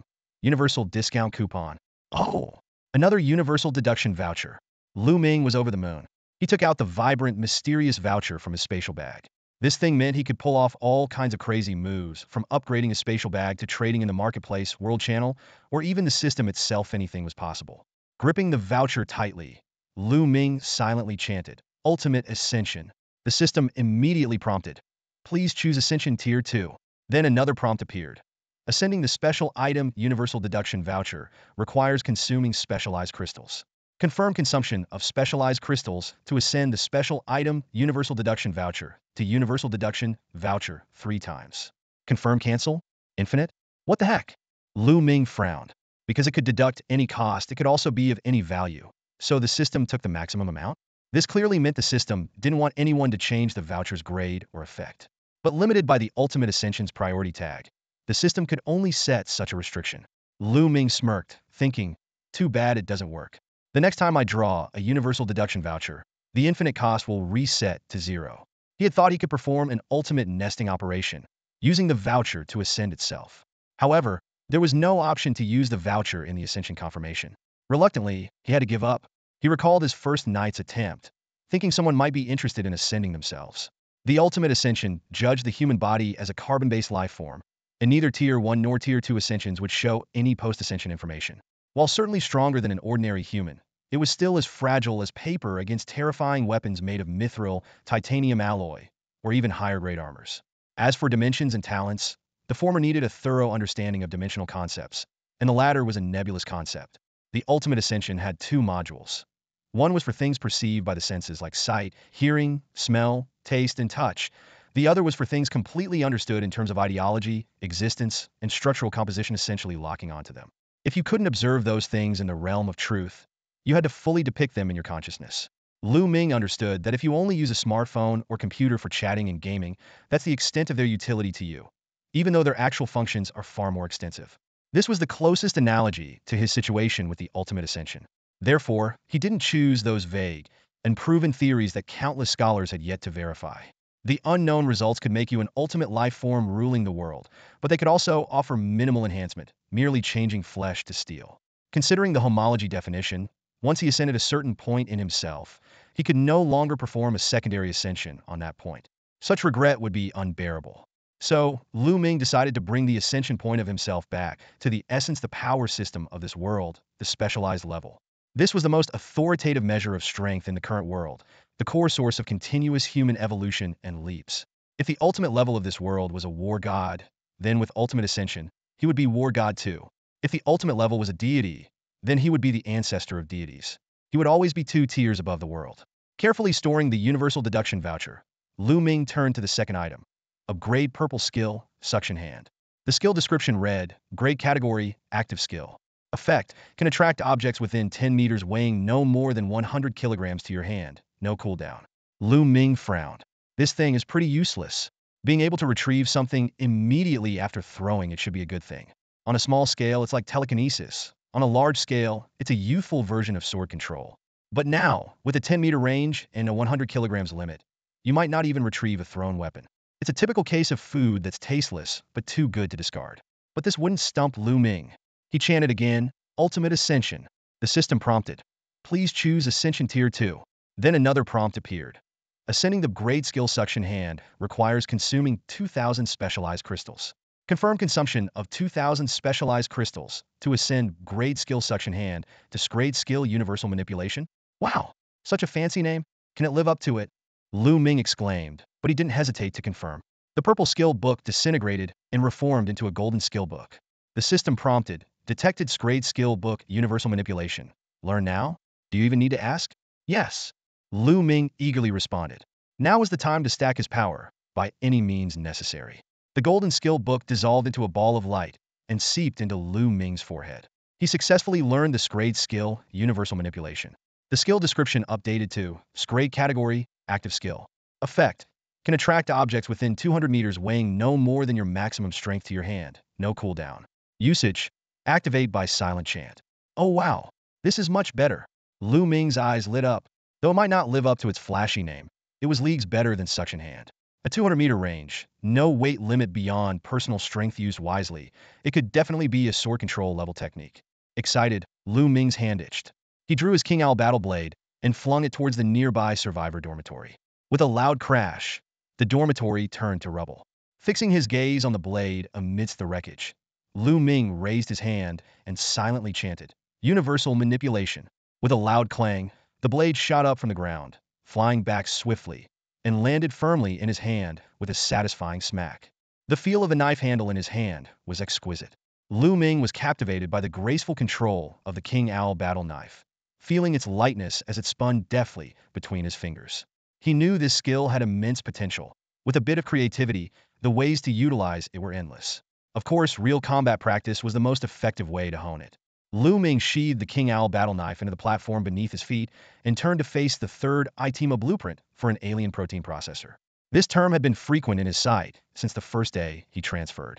It was a machine capable of converting high-purity alien protein into edible items, solving hunger problems once and for all. He opened the blueprint and scrutinized the information.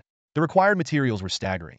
100 units of steel, 2 kilograms of gold, 10 portions of grade or higher king-class alien materials, 2,000 milliliters of royal blood, 1,000 units of specialized crystals, and advanced or higher forging skills. The instructions at the bottom of the blueprint were clear. Once all conditions were met, the blueprint could be used to craft the machine. Lu Ming couldn't help but complain. This is ridiculously expensive, even more than a mithril-grade bioweapon. While he understood that this was a survival tool, he found it somewhat ironic. You show up now that I can resist the erosion toxins on my own. just like the gear you spend months collecting fragments for, only for it to become obsolete the moment you put it on. He tossed the blueprint into a spatial pouch and set it aside for now. Drawing the King Owl battle knife, he hesitated for a moment before decisively partitioning out 50,500 specialized crystals. He muttered, Mass Ultimate Ascension. The system prompt immediately followed. Please select the Ascension grade. Grade 1, Lu Ming responded. Mass Ascension of 500 specialized crystals will consume 50,000 specialized crystals. Confirm to consume 50,000 specialized crystals to ascend 500 specialized crystals into 500 specialized crystal blocks. Confirmed. With a soft sound, 50,000 specialized crystals instantly evaporated, replaced by 500 crystal blocks, 3 times the original size. These blocks were structurally similar to the original crystals, akin to a Doug trio evolving from Diglett in Pokemon. Lu Ming picked up the warm crystal blocks and commanded again. Second grade Ultimate Ascension. This time his target was not the specialized crystals but the battle knife in his hand. The system prompt echoed once more. Ascending E-Class Mithril Grade Bioweapon King Owl Battle Knife requires 500 specialized crystal blocks. Confirmed to consume 500 specialized crystal blocks to ascend the King Owl Battle Knife to Class Alloy Grade Ancient Emperor Blade. Confirmed. In an instant, a whirlwind swept through. The massive King Owl Battle Knife in Lu Ming's hand disintegrated and reformed into a Oni and a half meter long, 10 centimeter wide black mechanical box inscribed with dark red runes. The runes pulsed with light, as if a life force was within. Inside the box were 2 knife handles stored on 2 levels. The upper handle was pure black with a vertical red energy vein in the middle, while the lower handle was deep red with a vertical black energy vein. Each handle had a trigger at the end. Lu Ming lightly pressed the trigger, and 2 black-dirt gradient ancient straight swords sprang out with a clang. With a swift motion, he grasped both swords firmly. The straight swords appeared slender and sturdy, but had considerable heft. Upon closer inspection, he noticed a 5-centimeter difference in blade length between the two. The most surprising part was when Lu Ming slowly brought the 2 straight swords together. The blade seemed magnetized, merging with a crisp clang into a single entity. As the 2 swords combined into one, a flicker of emotion crossed Lu Ming's eyes. The newly formed great sword bore a striking resemblance to a weapon from a globally popular game on Earth, Wolf's Gravestone from Genshin Impact. Combined, it forms a great sword. Separated, it becomes dual blades. The Ancient Emperor's Blade in Lu Ming's hand showcases astonishing versatility. It can be used for stabbing, slashing, and even heavy smashing, with both long and short forms. This alloy-grade biological weapon is highly adaptive, suitable for various target types. Surprisingly, the anticipated challenge of wielding a biological weapon did not arise. The Ancient Emperor's Blade behaved quietly and obediently, much like an ordinary battle sword. Lu Ming pondered. Perhaps it was because he had already mastered this biological weapon before his ascension, and after the transformation, he retained his mastery. Alternatively, the weapon's biological consciousness might not have changed, only its grade had been elevated. He swung the great sword, and a gust of wind howled. An arc of air pressure surged forth, dissipating only after traveling dozens of meters. This simple strike yielded such tremendous power. Lu Ming felt the strength of a novice doomsday battle king truly beginning to soar. Activating the mirror projection, Lu Ming examined his new appearance. Blue hair and blue eyes felt a bit jarring at first, but he quickly grew accustomed to it. Removing his mask, he saw blue energy patterns coursing along his neck and cheeks, and sighed again. In just 3 days through several evolutions, he had transformed both inside and out, moving further away from his human form. Closing the mirror projection, Lu Ming reviewed his spatial inventory. Only 37,977 specialized crystals remained. He decided to enhance his awakening power. After some adjustments, his awakening power reached the 12th tier with a significant increase in amplification, boosting his confidence. With everything ready, Lu Ming grabbed the Ancient Emperor's Blade, activated his armor's resonance, and headed towards the core drive room with the first snow tyrant. He speculated that the Fear King might be a class entity, as the blade strength of a class king was comparable to alloy grade, matching the Ancient Emperor's Blade. As they approached the core drive room, the tyrant showed signs of unease for the first time, eyes sharp and filled with battle intent, the particle blades on its hands continuously extending and retracting. Lu Ming reassured, "Tyrant, stay calm."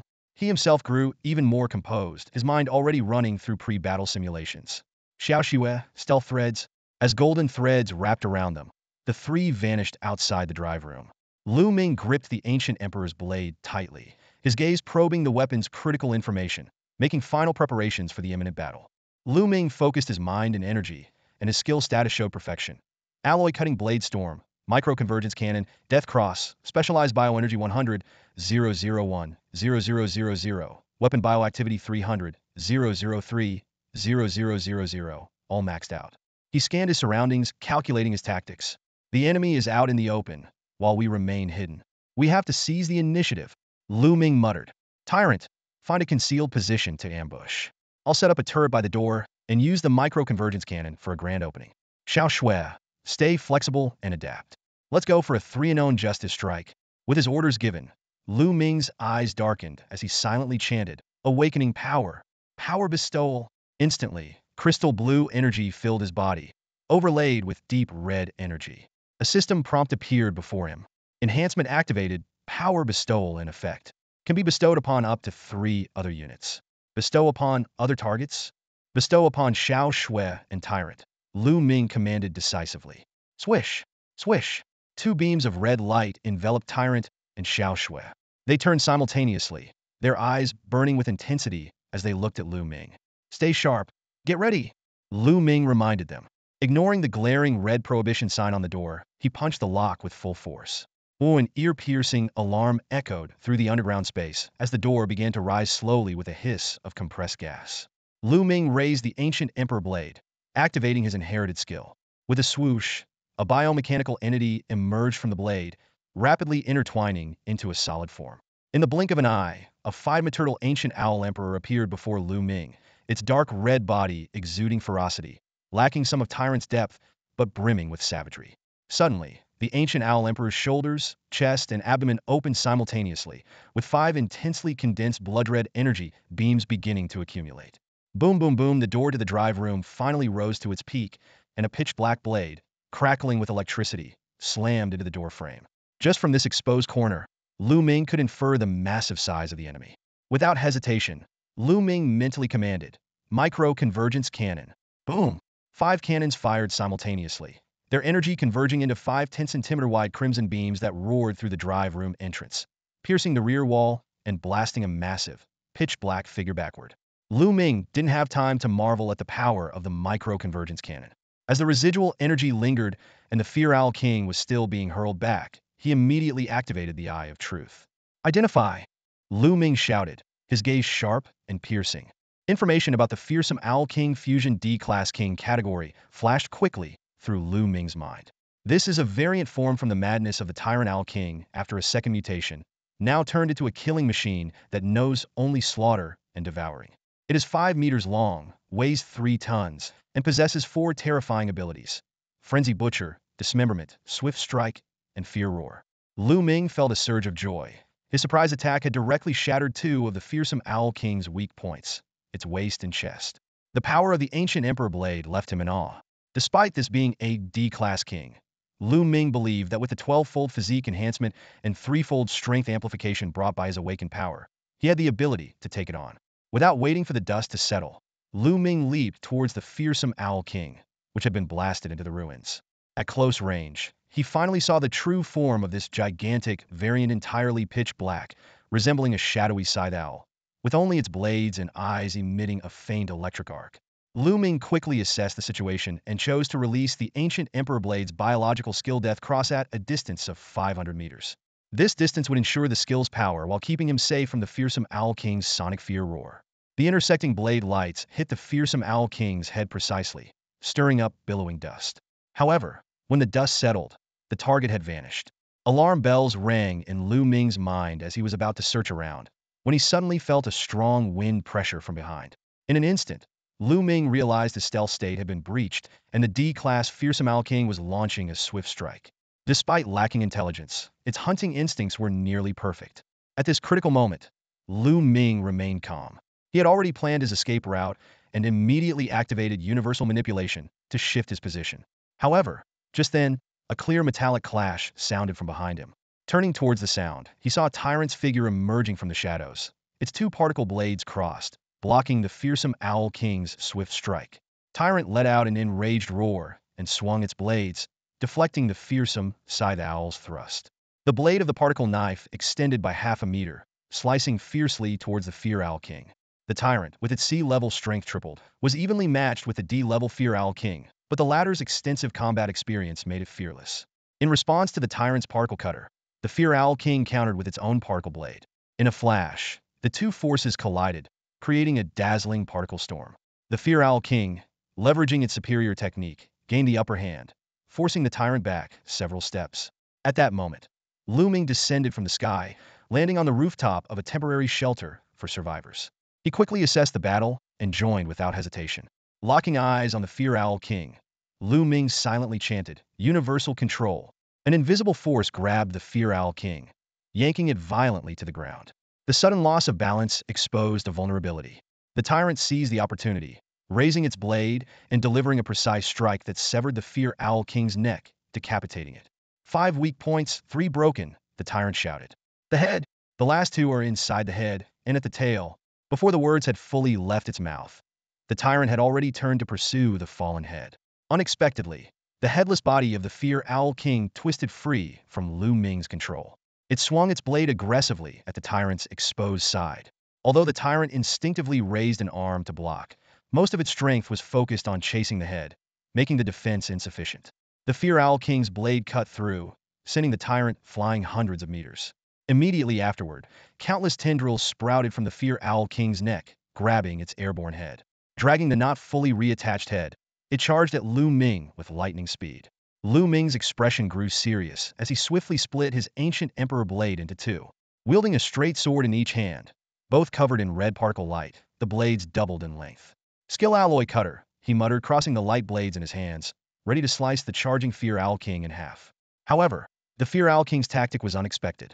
Just 100 meters from Lu Ming, its reattached head suddenly opened its mouth wide.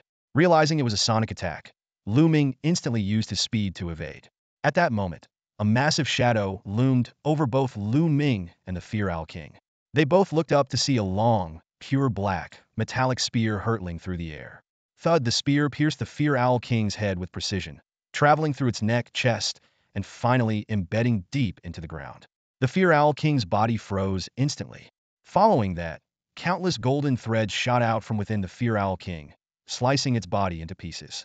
The spear then retracted, and the shadow overhead dissipated, leaving the lifeless body of the Fear Owl King lying silently on the ground. In his daze, Lu Ming slowly lifted his head, only to see a blue and white figure descending from the sky. It was a girl in a Lolita dress with disheveled hair, who precisely landed on his shoulders, clinging to his back. "Was it your doing just now?" Lu Ming turned to look at Chushua, who had moved close to his ear, her face beaming with a smile. As soon as he asked, he realized it was a redundant question. However, upon closer inspection, he noticed that her cheeks seemed even more youthful than before. Lu Ming sheathed his double blades, crouched down to let Chushua off his back, and then turned around to observe her carefully. Sure enough, Chushua had shrunk. Her Lolita dress hung loosely, her limbs were slender, and she appeared to be only about 130 centimeters tall. "Identify," he commanded, activating the Eye of Truth. Chushua's information panel unfolded before Lu Ming's eyes. He scanned the data from top to bottom and found that apart from her height and weight changing from 150 cm 36 kg to 130 cm 28 kg, other metrics remained the same. At that moment, a particular piece of information caught Lu Ming's attention. Current mutation level, D-Class Ordinary, can absorb energy from alien creatures to upgrade. He quickly switched back to the status information panel, which read, "Status. Recognize Master, Master Lu Ming. Currently out of initial larval stage, with slight improvements in all attributes. Most skills and attributes are sealed and can be unlocked with mutation level advancement. Current status: weak. Forced use of power beyond mutation level, energy depleted. If not replenished with alien creature energy within 24 hours, will enter sleep state. Upon reawakening, required energy will double." Lu Ming's eyes widened in disbelief as he muttered to himself. Forced use? Enter sleep state within 24 hours? Double the energy needed to wake up? Is this some kind of high-interest loan? Is this even possible? He quickly commanded, "Xiao Xue, open the storage space." Fortunately, his bag still contained 3,859 vials of E-Class Royal Alien Blood, each containing energy worth 500 units, more than enough. However, Lu Ming suddenly realized he had made a grave mistake earlier. Silently, with trembling pupils, he berated himself. Why hadn't he used this alien creature energy to help Chushua or the tyrant advance? How foolish of him.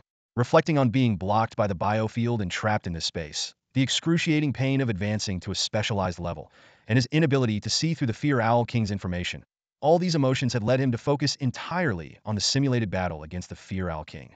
Despite having several allies, he had considered them in battle plans. But when the fight started, he instinctively focused on himself during both preparation and combat. Lu Ming realized this was a deeply ingrained habit, a stubborn ailment formed over 20 years of trusting only himself. Without this mindset, the battle wouldn't have had so many variables. The tyrant alone would have been enough to crush the opponent. He knew that reviewing the battle was pointless, as it was his worst performance in 3 days. Full of flaws and defects, he needed to change his entrenched mindset and place more importance on teamwork. Even if the strength came from seemingly insignificant sources, combined, they could become a towering force. Thankfully, this lesson hadn't come too late. Although the cost was high, he accepted it. Lu Ming immediately sprang into action, channeling the energy from 2,000 vials of E-class royal blood into Chu Xue. Her energy debt was instantly cleared, but her physical state remained that of a 130-centimeter figure. It seemed the aftereffects wouldn't be easily dispelled and would require some time to recover fully. Checking the remaining stock of E-class royal alien blood, there were 1,859 vials left, totaling over 900,000 units of energy. Considering the tyrant was currently at C ordinary, needing 1.4 million units of energy to advance, and Chu Xue only required 200,000 units, Lu Ming decisively allocated another 400 vials of royal blood. With the energy replenishment, Chu Xue's body surged with energy. Her absorption was as swift and efficient as ever, unlike Lu Ming's, which involved either intense pain or significant time. Rechecking Chu Xue's advancement information, the data had updated. Current mutation level, D-Class Elite, can absorb energy from alien creatures to upgrade. Advancement progress, 0500000. Good, it can go higher, Lu Ming muttered, then allocated another 1,000 vials of royal blood. Chu Xue's mutation level advanced again, and the data on her information panel changed accordingly. Chu Xue, Data level species god. Description: the primordial spider born from the world of truth, the most ancient divine beast. Lu Ming stared at the data panel of the tyrant, carefully studying each attribute. In human form, it stood at 130 centimeters, appearing somewhat frail, whereas its true form was an astounding 12 meters, with potential for further growth. The weight discrepancy was equally striking, with the human form weighing just 28 kilograms, while the true form tipped the scales at 10 tons. He continued to browse the general functions, noting the storage space and the ultimate identification skill. Among the special abilities, thread manipulation and poison were both rated D, while the bullet thread characteristic and shape transformation were particularly noteworthy. In the state of divine pressure, the tyrant had already recognized its master, who was none other than Lu Ming himself. The tyrant had moved past its initial stage, with slight improvements in various attributes and abilities. However, most of its skill attributes remained sealed, requiring gradual unlocking as its mutation level increased. Due to the previous forced use of power beyond its mutation level, the tyrant was currently in a weakened state.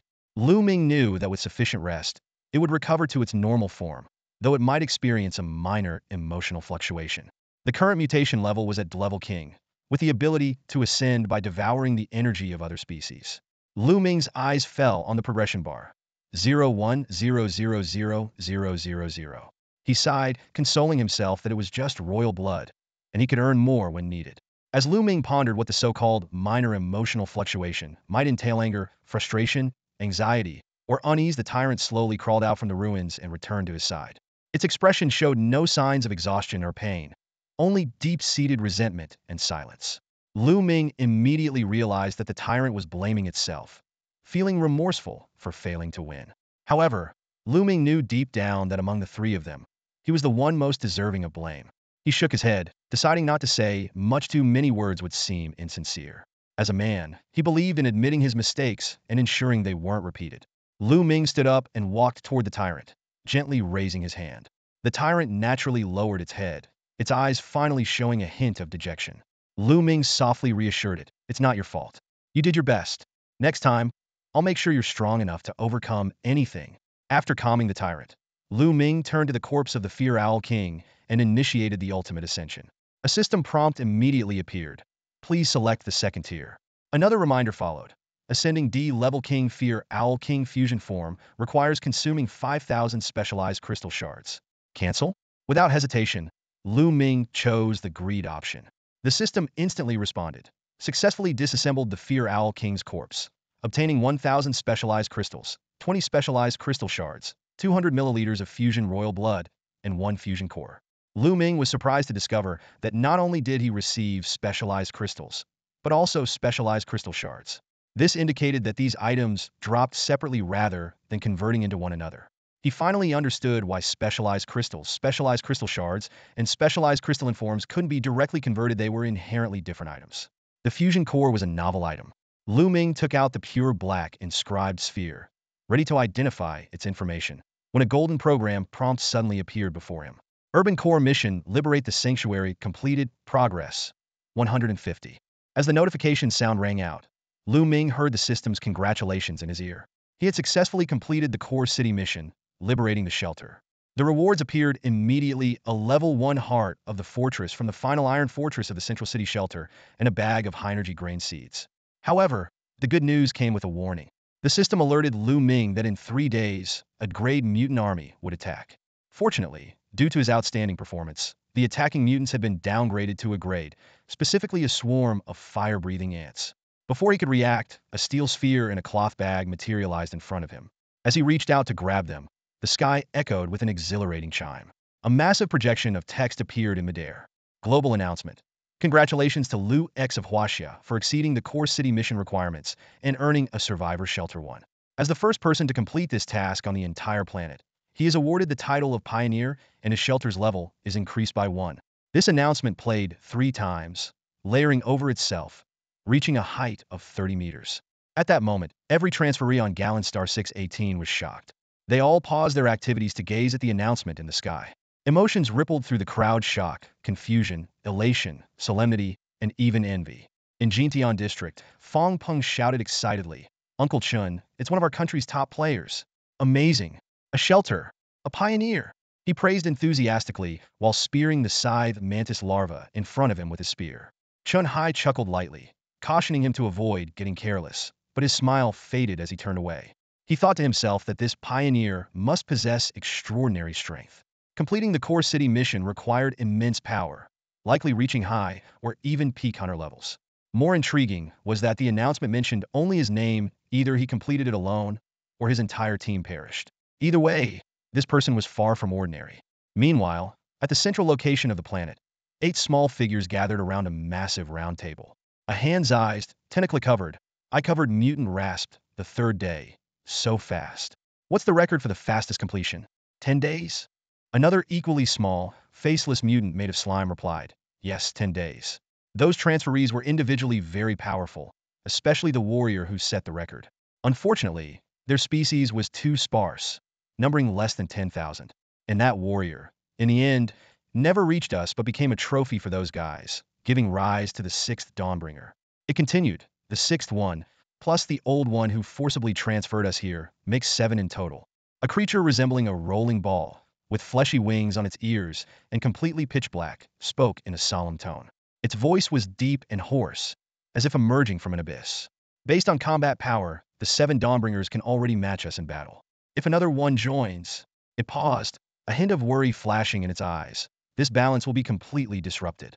We will become their sustenance, facilitating their plans." At the highest position stood a young dragon hatchling. Despite its youth, it exuded an undeniable authority. It opened its mouth, uttering ancient, deep sounds. "I thought this opportunity would last for 70,000 cycles." Unexpectedly, the new double-edged sword arrived so swiftly. Its tail twitched uneasily. "Swift? Then we fight to the death." A twisted shadow abruptly brought the meeting back on topic, its voice as cold as a venomous snake's hiss. "We expended enormous energy to break through the barriers and gather here, not to discuss these matters, but to learn about this batch of transferees. The Queen, a dark purple spider with 8 eyes gleaming with intelligence, spoke calmly after a moment of silence. "Fragile yet wise, united but capable of killing their kind, greedy yet selfless, a paradoxical amalgam. This species is the largest of all batches, without exception. An alien creature, its body filled with hideous cracks and composed of countless unknown flesh chunks, spoke in a voice like metal grinding. Large, fragile, greedy, such a species surpassing that record?" The last alien, with 2 heads, a single eye, and fangs, spoke in an ear-piercing voice like nails on a chalkboard. "But that's the reality.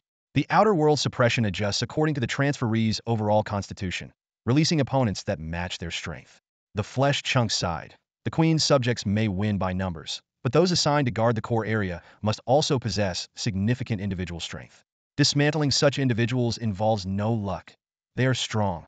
It paused before continuing. Strong is good. Hopefully this time they can break through the final barrier and face us, even if just one. The scene abruptly shifted back to the underground of the central city. Lu Ming stared speechlessly at the sky. The global announcement hadn't faded, but his feelings were complex. Pioneer? Don't insult the term pioneer, okay? He muttered to himself. He's at best a lucky cheat. In this so-called sanctuary, he doesn't even want it. Suppressing his habitual thoughts, Lu Ming took the mechanical core and silently chanted, "Identify." A stream of information appeared in his mind. Central City Fortress Core, Level 2. Category: Sanctuary Main Control Core. Description: Integrate with the body to gain absolute control over Central City Final Iron Fortress. Simultaneously, initiate Sanctuary Rule Establishment. Once the rules are set, the sanctuary can be reshaped. Usage: Touch the core to complete integration. Rule Establishment? This piqued Lu Ming's interest. After pondering for a moment, he thought, since I got the sanctuary through my own efforts, there's no need to be at odds with myself. He decisively pressed the button in the center of the fortress core. The mechanical core began to transform instantly, eventually becoming a mechanical bracelet on his wrist. A series of prompt messages appeared. Prompt: Central City Fortress Core integration complete. City Lord Lu Ming. Unless the City Lord dies and a successor is appointed, this authority cannot be transferred in any way, and Central City will self-destruct. Prompt: Final Iron Fortress City Lord established. Current land radiation range 4,000 meters. Can accommodate 4,000 citizens, with the following citizen levels and City Lord benefits. Each Junior Hunter Warrior, 5 specialized crystals daily. Intermediate Hunter Warrior, 10 crystals. Senior Hunter Warrior, 20 crystals. Extreme Hunter Warrior, 40 crystals. Junior Apocalypse King, 80 crystals. And so on. Prompt: Please establish Central City citizen rules, with the first being a permanent inherent rule. Lu Ming carefully read the last prompt, silently thinking, citizens cannot disobey the City Lord's rules. The City Lord has the right to decide the fate of any citizen at any time. The City Lord is in an absolute invincible state before the citizens. The allure of this rule was irresistible to Lu Ming. He pondered carefully over the pros and cons of accepting new citizens. The daily substantial gains from specialized crystals were indeed tempting, but the accompanying population surge and potential conflicts worried him. However, the steadfast inherent rule dispelled his concerns completely. The City Lord was absolutely invincible before the citizens, and the citizens could not defy the rules set by the City Lord. Lu Ming's eyes sparkled with excitement as he realized this granted him nearly absolute control. Although he knew that no matter how hard he tried, he couldn't create flawless rules, he decided to adopt a straightforward and somewhat blunt approach. Before drafting the rules, Lu Ming attempted an ascension. When he silently recited Ultimate Ascension, the system prompted him that he could upgrade the fortress core from level 2 to level 3, but it would cost a staggering 1 million specialized crystals. This exorbitant price made Lu Ming sigh inwardly. It seemed that housing prices were an insurmountable barrier in any world. After careful consideration, Lu Ming decided to reserve this ascension opportunity as a trump card for crises. He began drafting the rules and was surprised to find that the system allowed for the establishment of various outrageous regulations. Despite this, his conscience kept him rational, and he only experimented without saving any excessive provisions. A few minutes later, Lu Ming finished drafting the rules. The system informed him that he could modify the rules anytime before issuing them, but once issued, they could only be reduced, not expanded. This setup protected the City Lord's rights while ensuring that the basic rights of the citizens couldn't be arbitrarily stripped away. Lu Ming suddenly realized that this rule issuance mechanism actually gave other transferees the right to choose. They could decide whether to join the shelter based on the rules, just like joining an organization or guild. The system further explained that once transferees accepted the rules and joined the shelter, they couldn't leave voluntarily unless expelled by the City Lord. Those who refused to join would be considered illegal intruders and forcibly relocated to other safe areas. At that moment, Lu Ming realized that he wasn't just controlling the final Iron Fortress shelter, but the entire Jintian district. He couldn't help but marvel at the extent of his authority. When the system asked if he wanted to issue the shelter rules now, Lu Ming took a deep breath and chose to cancel. He decided to think it over carefully to ensure that the rules he set would protect his interests without being overly harsh. After all, these rules would be the cornerstone of his dominion over the entire region. Lu Ming decisively decided to delay releasing the news and prioritize the reconstruction of the shelter. He thought to himself that rejuvenating the dilapidated shelter would leave a better impression on people. At that moment, the system prompt sounded, "Rule establishment complete. Do you want to start the shelter reconstruction?" "Yes." Lu Ming answered without hesitation. The system prompted again, "Shelter reconstruction initiated. Level 2. Estimated completion time. 3 minutes. 3 minutes? That fast?" Lu Ming muttered in surprise. Before he could finish his sentence, a violent tremor engulfed the entire space. Amidst the rumbling, all the structures underground began to collapse and disintegrate, transforming into countless particles of light ascending into the sky. Lu Ming stared in awe as the space before him rapidly expanded.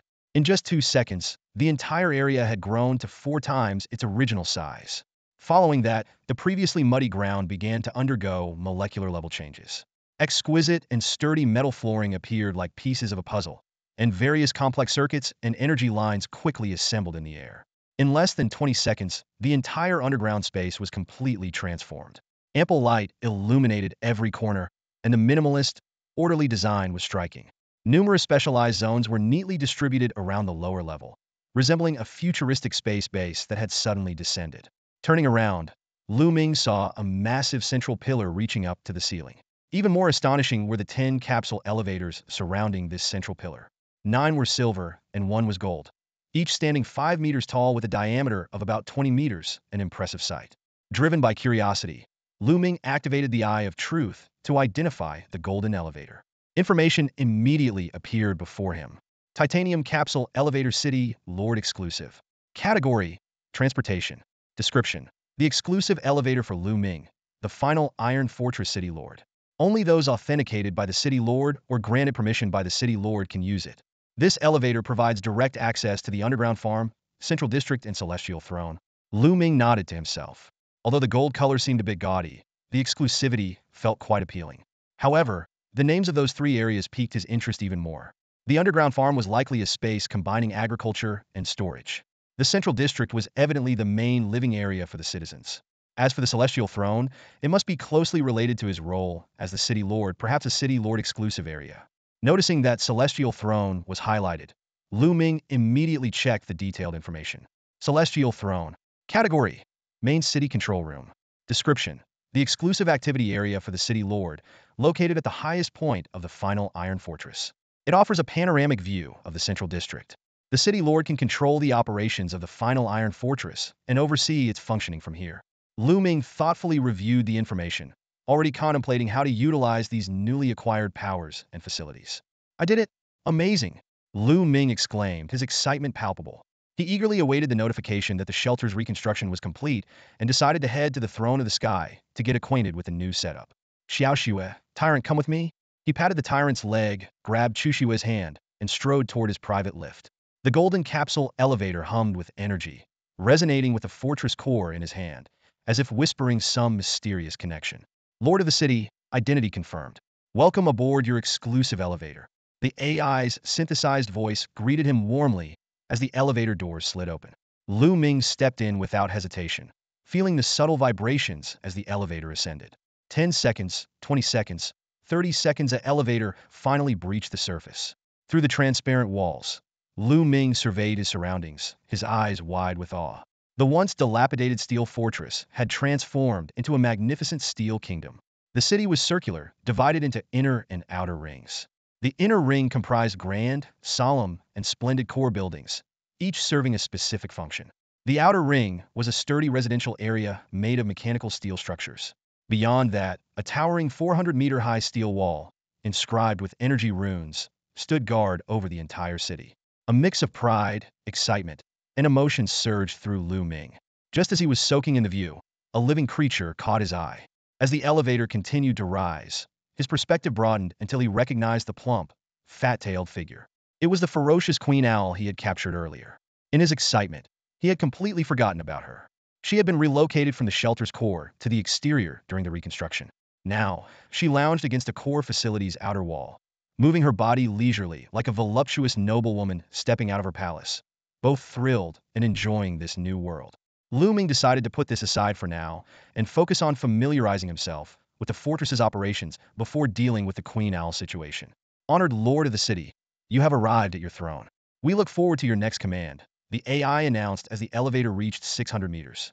Lu Ming accepted the flattery with a smile, and mentally gave the voice program a thumbs up. Stepping out of the elevator, he found himself not exposed to the outside, but in a brightly decorated, punk-styled lobby. Directly ahead was a black cabin door with the words City Lord's Room inscribed on it. Lu Ming stepped forward, and the door, sensing his presence, opened automatically.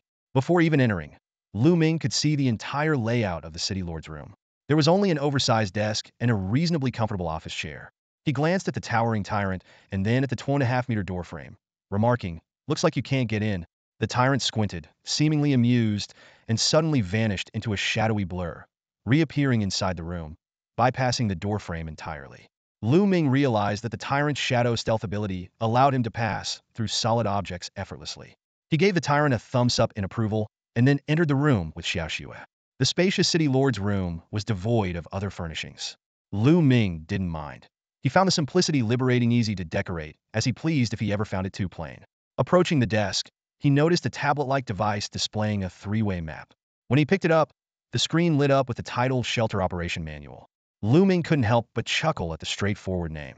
Intrigued, he began reading it carefully. The manual was simple, mostly consisting of operational commands. Yet, the more he read, the more excited he became, unable to hide his smile by the end. Putting the tablet down, he muttered, "Core, activate the transparent curtain." As soon as he spoke, the fortress core on his wrist emitted a soft hum. A beam of light emerged from the center of the City Lord's room, spreading outwards. The room became completely transparent, giving the illusion that Lu Ming, the tyrant, and Xiaoxue were floating in the sky. They could see the sky above, the surroundings, and the ground below, without any obstruction. This effect was only visible from the inside out. From the outside, the room remained opaque. Honestly, I kind of like this, Lu Ming thought.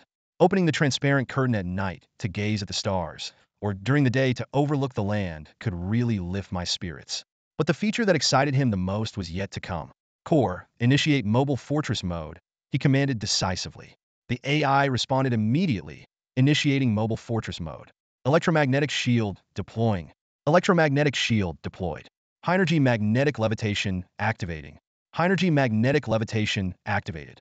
Central city mechanical arms extending. Rumble, rumble, rumble. The ground shook, but the entire shelter remained steady. The high-energy magnetic levitation lifted the entire city into an electromagnetic shield, unaffected by the external tremors. As Lu Ming's viewpoint rose, he could see the ground receding below until the shaking ceased. At this moment, from a distance, one would see the entire iron fortress lifted off the ground, suspended in midair. Below it, 8 sturdy, majestic mechanical arms anchored it firmly to the earth. Indeed, the so-called shelter was not a fixed city, but a mobile kingdom.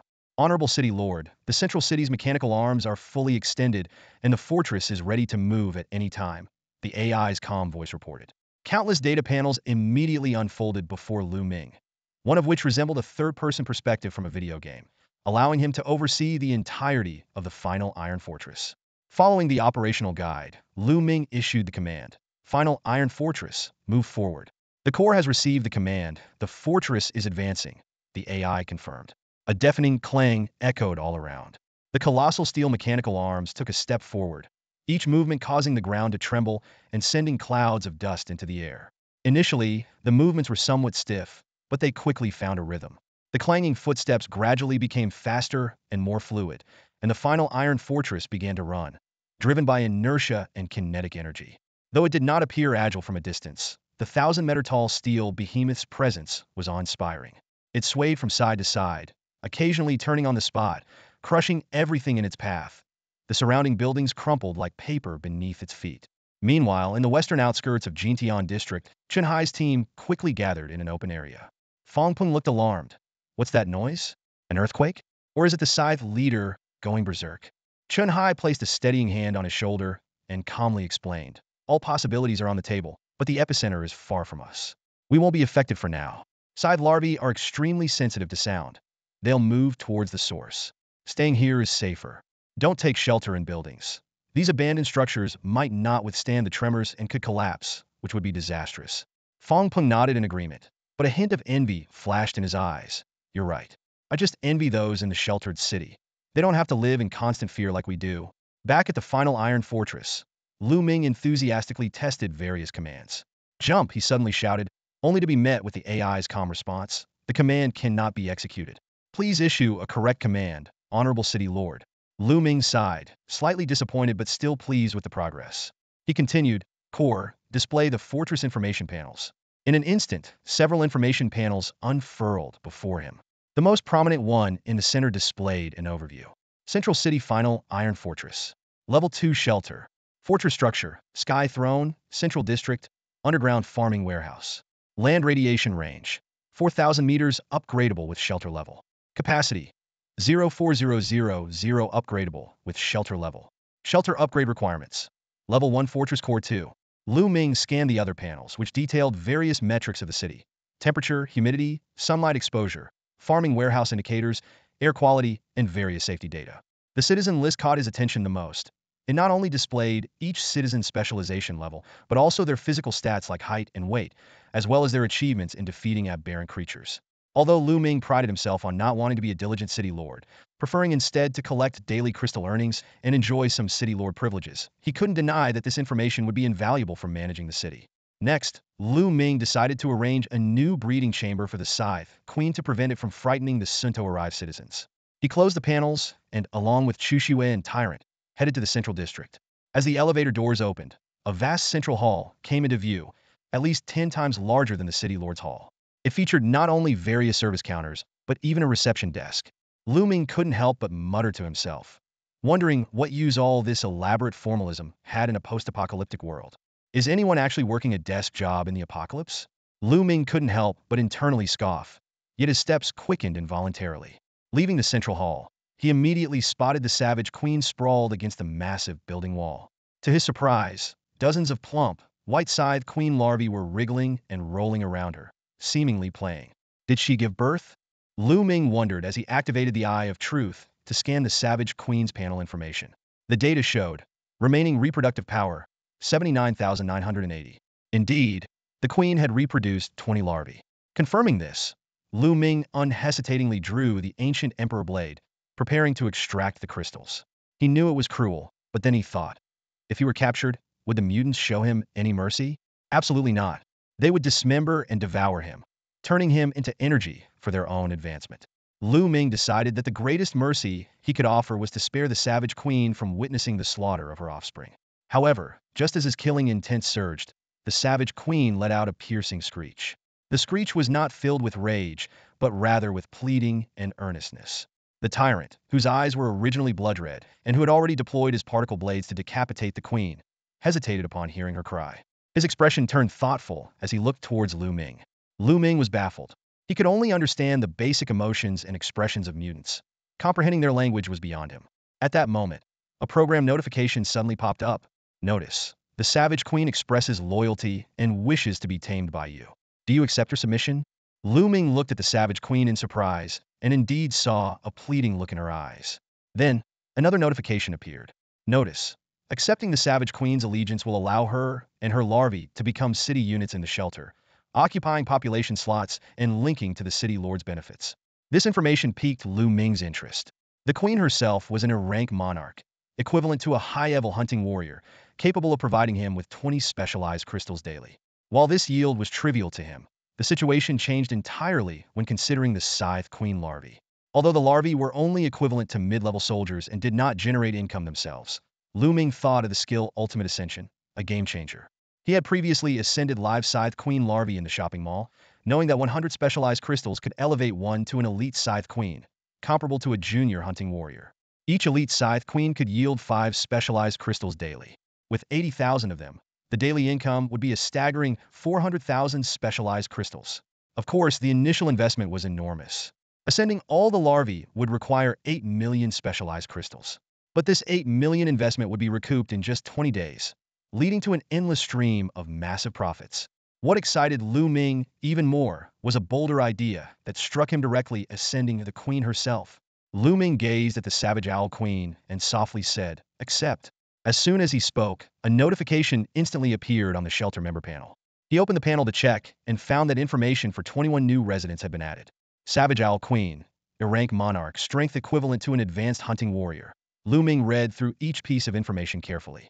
Scythe Owl larvae, rank juveniles, non-combat state. Basic soldiers, combat state. Intermediate soldiers. Although these new members were not human, the panel now looked much more populated compared to before. A system prompt popped up. You have successfully tamed the savage owl queen, and she now regards you as her sovereign. Through this taming relationship, all offspring born from the savage owl queen will become your warriors, ready to follow your commands. Lu Ming nodded to himself, recognizing the secondary benefit of the scythe owl larvae. Besides contributing to the city's prosperity, they also provided considerable combat power. Raising exotic species to counter other exotic species, he thought. The idea alone is thrilling. However, he also realized that these larvae had a lifespan of only 1 month. After a month, with the world's level increasing, rank elites would become the lowest tier minions. Lu Ming decided to try and elevate their overall potential. He pointed at the savage owl queen and softly commanded, Ultimate Ascension. The system immediately responded. Select Ascension Tier, Tier 2. Ascending your rank Monarch Savage Owl Queen to D rank Monarch Mutant Giant Blade Owl Queen requires consuming 50 specialized crystal shards. Confirm to consume 50 specialized crystal shards to ascend the rank Monarch Savage Owl Queen to D rank Monarch Mutant Giant Blade Owl Queen. The ascension result surprised Lu Ming. He had initially thought that the Savage Owl Queen would enter a Drank Giant Blade Owl cocoon state. But after some consideration, he realized that live ascension should be linked to their strength. The rank Monarch's strength fell between a Drank Ordinary and a Drank Elite, fitting perfectly within the category. Lu Ming quickly reviewed the ascension rules in his mind and found that, although unexpected, this result was a pleasant surprise. The D-rank Mutant Giant Blade Owl Queen would be powerful, comparable to an intermediate Doomsday Battle King. Not only would the crystal yield significantly increase, but the upper limit of offspring would also be much higher. The only concern was the number of specialized crystal shards required for ascension. He glanced at the 20 crystal shards he had just collected from the Fear Owl King, and then at the 3,977 specialized crystals left in his inventory, feeling the pressure of Blue Star Games' inventory management. Lu Ming canceled the Savage Owl Queen's ascension and instead selected 30 specialized crystals for a first-tier ascension. After confirming, the 30 specialized crystals evolved within his backpack. He then faced the Savage Owl Queen again and decisively ordered Tier 2 Ultimate Ascension. With a whirlwind swirling around, the Savage Owl Queen's body began to disintegrate. In an instant, a massive figure replaced her presence. The newly born Giant Blade Owl Queen was deep red all over, with half of her body covered in armor-like metal. Unlike before, her upper and lower body proportions were more balanced, resembling a gourd, with her lower body appearing fuller due to pregnancy. The Giant Blade Owl Queen curiously examined her enormous size. Observing her expression change, Lu Ming finally confirmed one thing. Ascending a living or conscious entity doesn't alter its essence. It merely changes its body and abilities. The Giant Blade Owl Queen let out a low growl towards Lu Ming, then lowered her head and placed one blade against her chest, almost like a noble bowing gracefully. Lu Ming smirked and softly said, Interesting. He silently thought, a praise. The information panel of the mutated giant wasp queen appeared before him, showcasing its impressive D-King class insectoid power. Standing at a staggering 7 meters tall and weighing 20 tons, it had completely sacrificed long-range attack capabilities for terrifying close combat prowess. 60% of its body was covered in titanium-grade armor, making it impervious to ordinary weapons. Even more frightening was its incredible regenerative ability, allowing it to rapidly heal even severed limbs. Lu Ming carefully examined the skill list of the giant wasp queen: mountain-shattering elbow, giant side slash, blade dulling, and earth-shaking hammer. The trait section prominently displayed super speed regeneration, blood rage, and death pact. Its only weakness was its arrogant nature, never bothering to hide its vital points. Destroying its heart or head would be enough to kill it. However, when Lu Ming looked at the status section, he frowned slightly. Tamed, owner, Lu Ming. Currently in reproduction phase. Reproduction power, 7880. This description made him somewhat uncomfortable. Enough! This panel is already overpowered, Lu Ming muttered to himself. But there's something weird about it. Can we separate the taming and reproduction phases? Having them together like this is ambiguous. Okay. Feeling slightly exasperated, Lu Ming closed the information panel of the giant wasp queen. He wasn't disappointed that its reproduction power had dropped from 80,000 to 8,000, considering one was an upper limit E-class elite and the other id-class elite. The superiority was clear. At this moment, the giant wasp queen was both a servant and a citizen, posing no threat to Lu Ming and providing him with significant assistance. It could be said that it was now truly one of his own. Lu Ming looked up at the grand domed building before him and opened the Central City information panel. He found the model of this building in the holographic map and touched it to view its detailed information. The words Central City Armory No. 1 appeared. This was a level 2 armory with a radiation range of 200 meters and a height of 40 meters. The authorization section showed that the city lord, Lu Ming, could add new authorized users. Armory number 1. This is it, Lu Ming thought to himself. This place was not only a source of crystal income, but also a hub for class alien combat power. Using the armory to store these resources was more than appropriate. A 200-meter radiation range should be enough to accommodate 8,000 giant-sized wasps, provided the shelter had a sufficient population limit. Given the current fort level, this was not feasible, but it wasn't a major issue. Upgrading the fort level simply required acquiring new cores, which meant attacking the central cities of other regions. Right now, 2 unclaimed territories lay before him, Xinhui District and Pinga District. With his current strength, taking them down would be no problem. He decided to head to Xinhui District first thing in the morning to capture the core area located at the center of the 3 regions. With this in mind, Lu Ming turned to Xiaoxua beside him and asked, "Xiaoxua, can you lift it?" Xiaoxua nodded gently, her slender fingers moving slightly. Countless spider threads wove into a net, securely lifting the massive mutated giant wasp queen. Lu Ming then opened the doors of Armory number 1 and led the giant wasp queen inside. The interior of the armory was spacious but empty. The hot weapons Lu Ming had speculated about were nowhere to be seen. He thought to himself that these weapons were either removed from the world or released as rewards. Jin Taixiang probably acquired them through looting or opening chests. It seemed the chances of finding original hot weapons here were slim. The best he could do was rely on forging, creating bioweapons more suited to the current world. After settling the mutated giant wasp queen, Lu Ming led Xiaoxua and Tyrant out of the armory. The city reconstruction was complete, the wasp queen was arranged, and he had experienced all the shelter's operations. Now it was time for the real work. Core. Lu Ming began to issue a command, but then changed his mind. Calling you Core all the time feels a bit awkward. Can I rename you? Yes, please proceed with the new naming, City Lord, the Core responded. After a moment of thought, Lu Ming said, Kirin naming successful. Please call the new name for activation confirmation, the Core prompted. Lu Ming chuckled and called out, Kirin, activation successful. Please issue your command, City Lord, the Kirin Core responded. Lu Ming immediately ordered, issue the shelter rules announcement to all city residents. Please confirm the shelter rules. Once confirmed, they will be issued immediately, the Kirin Core reminded him. The rules panel unfolded again. Lu Ming carefully reviewed it and, finding no errors, confirmed it with a voice command. Instantly, the rules panel shrank into a letter icon and disappeared. Meanwhile, in the western suburbs of the city, feeling the aftershocks subside, Chenhai and his group gathered in an empty warehouse to rest. They had planned to wait for half an hour, ensuring the aftershocks had completely stopped before going out to hunt more aliens, gather supplies, and rescue survivors. Just as everyone was still on edge, a notification sound suddenly rang out, waking them all. They quickly checked their messages, and upon seeing the content, Fang Peng, Bao Zhengcheng, Wang Yong, and the other Jintian district refugees all turned towards Chenhai. Fang Peng spoke in a daze. The shelter. The final Iron Fort rules? That Lu Ming who got the shelter. He's from our district? Chenhai's gaze was intense, and he spoke seriously. Let's look at the rules first. Fang Peng responded, lowering his head to read the onboarding panel carefully. He read aloud, once you choose to join the shelter, you agree to accept all its rules and regulations. After joining, you cannot leave unless the city lord changes or adds new rules. Wang Yong chimed in, frowning slightly. You can't leave, but when the city lord issues new rules, you get another chance to decide whether to stay or go. That's quite considerate. Fang Peng continued reading. Rule 1. The fundamental rule that applies to all shelters. Citizens cannot defy the rules set by the city lord.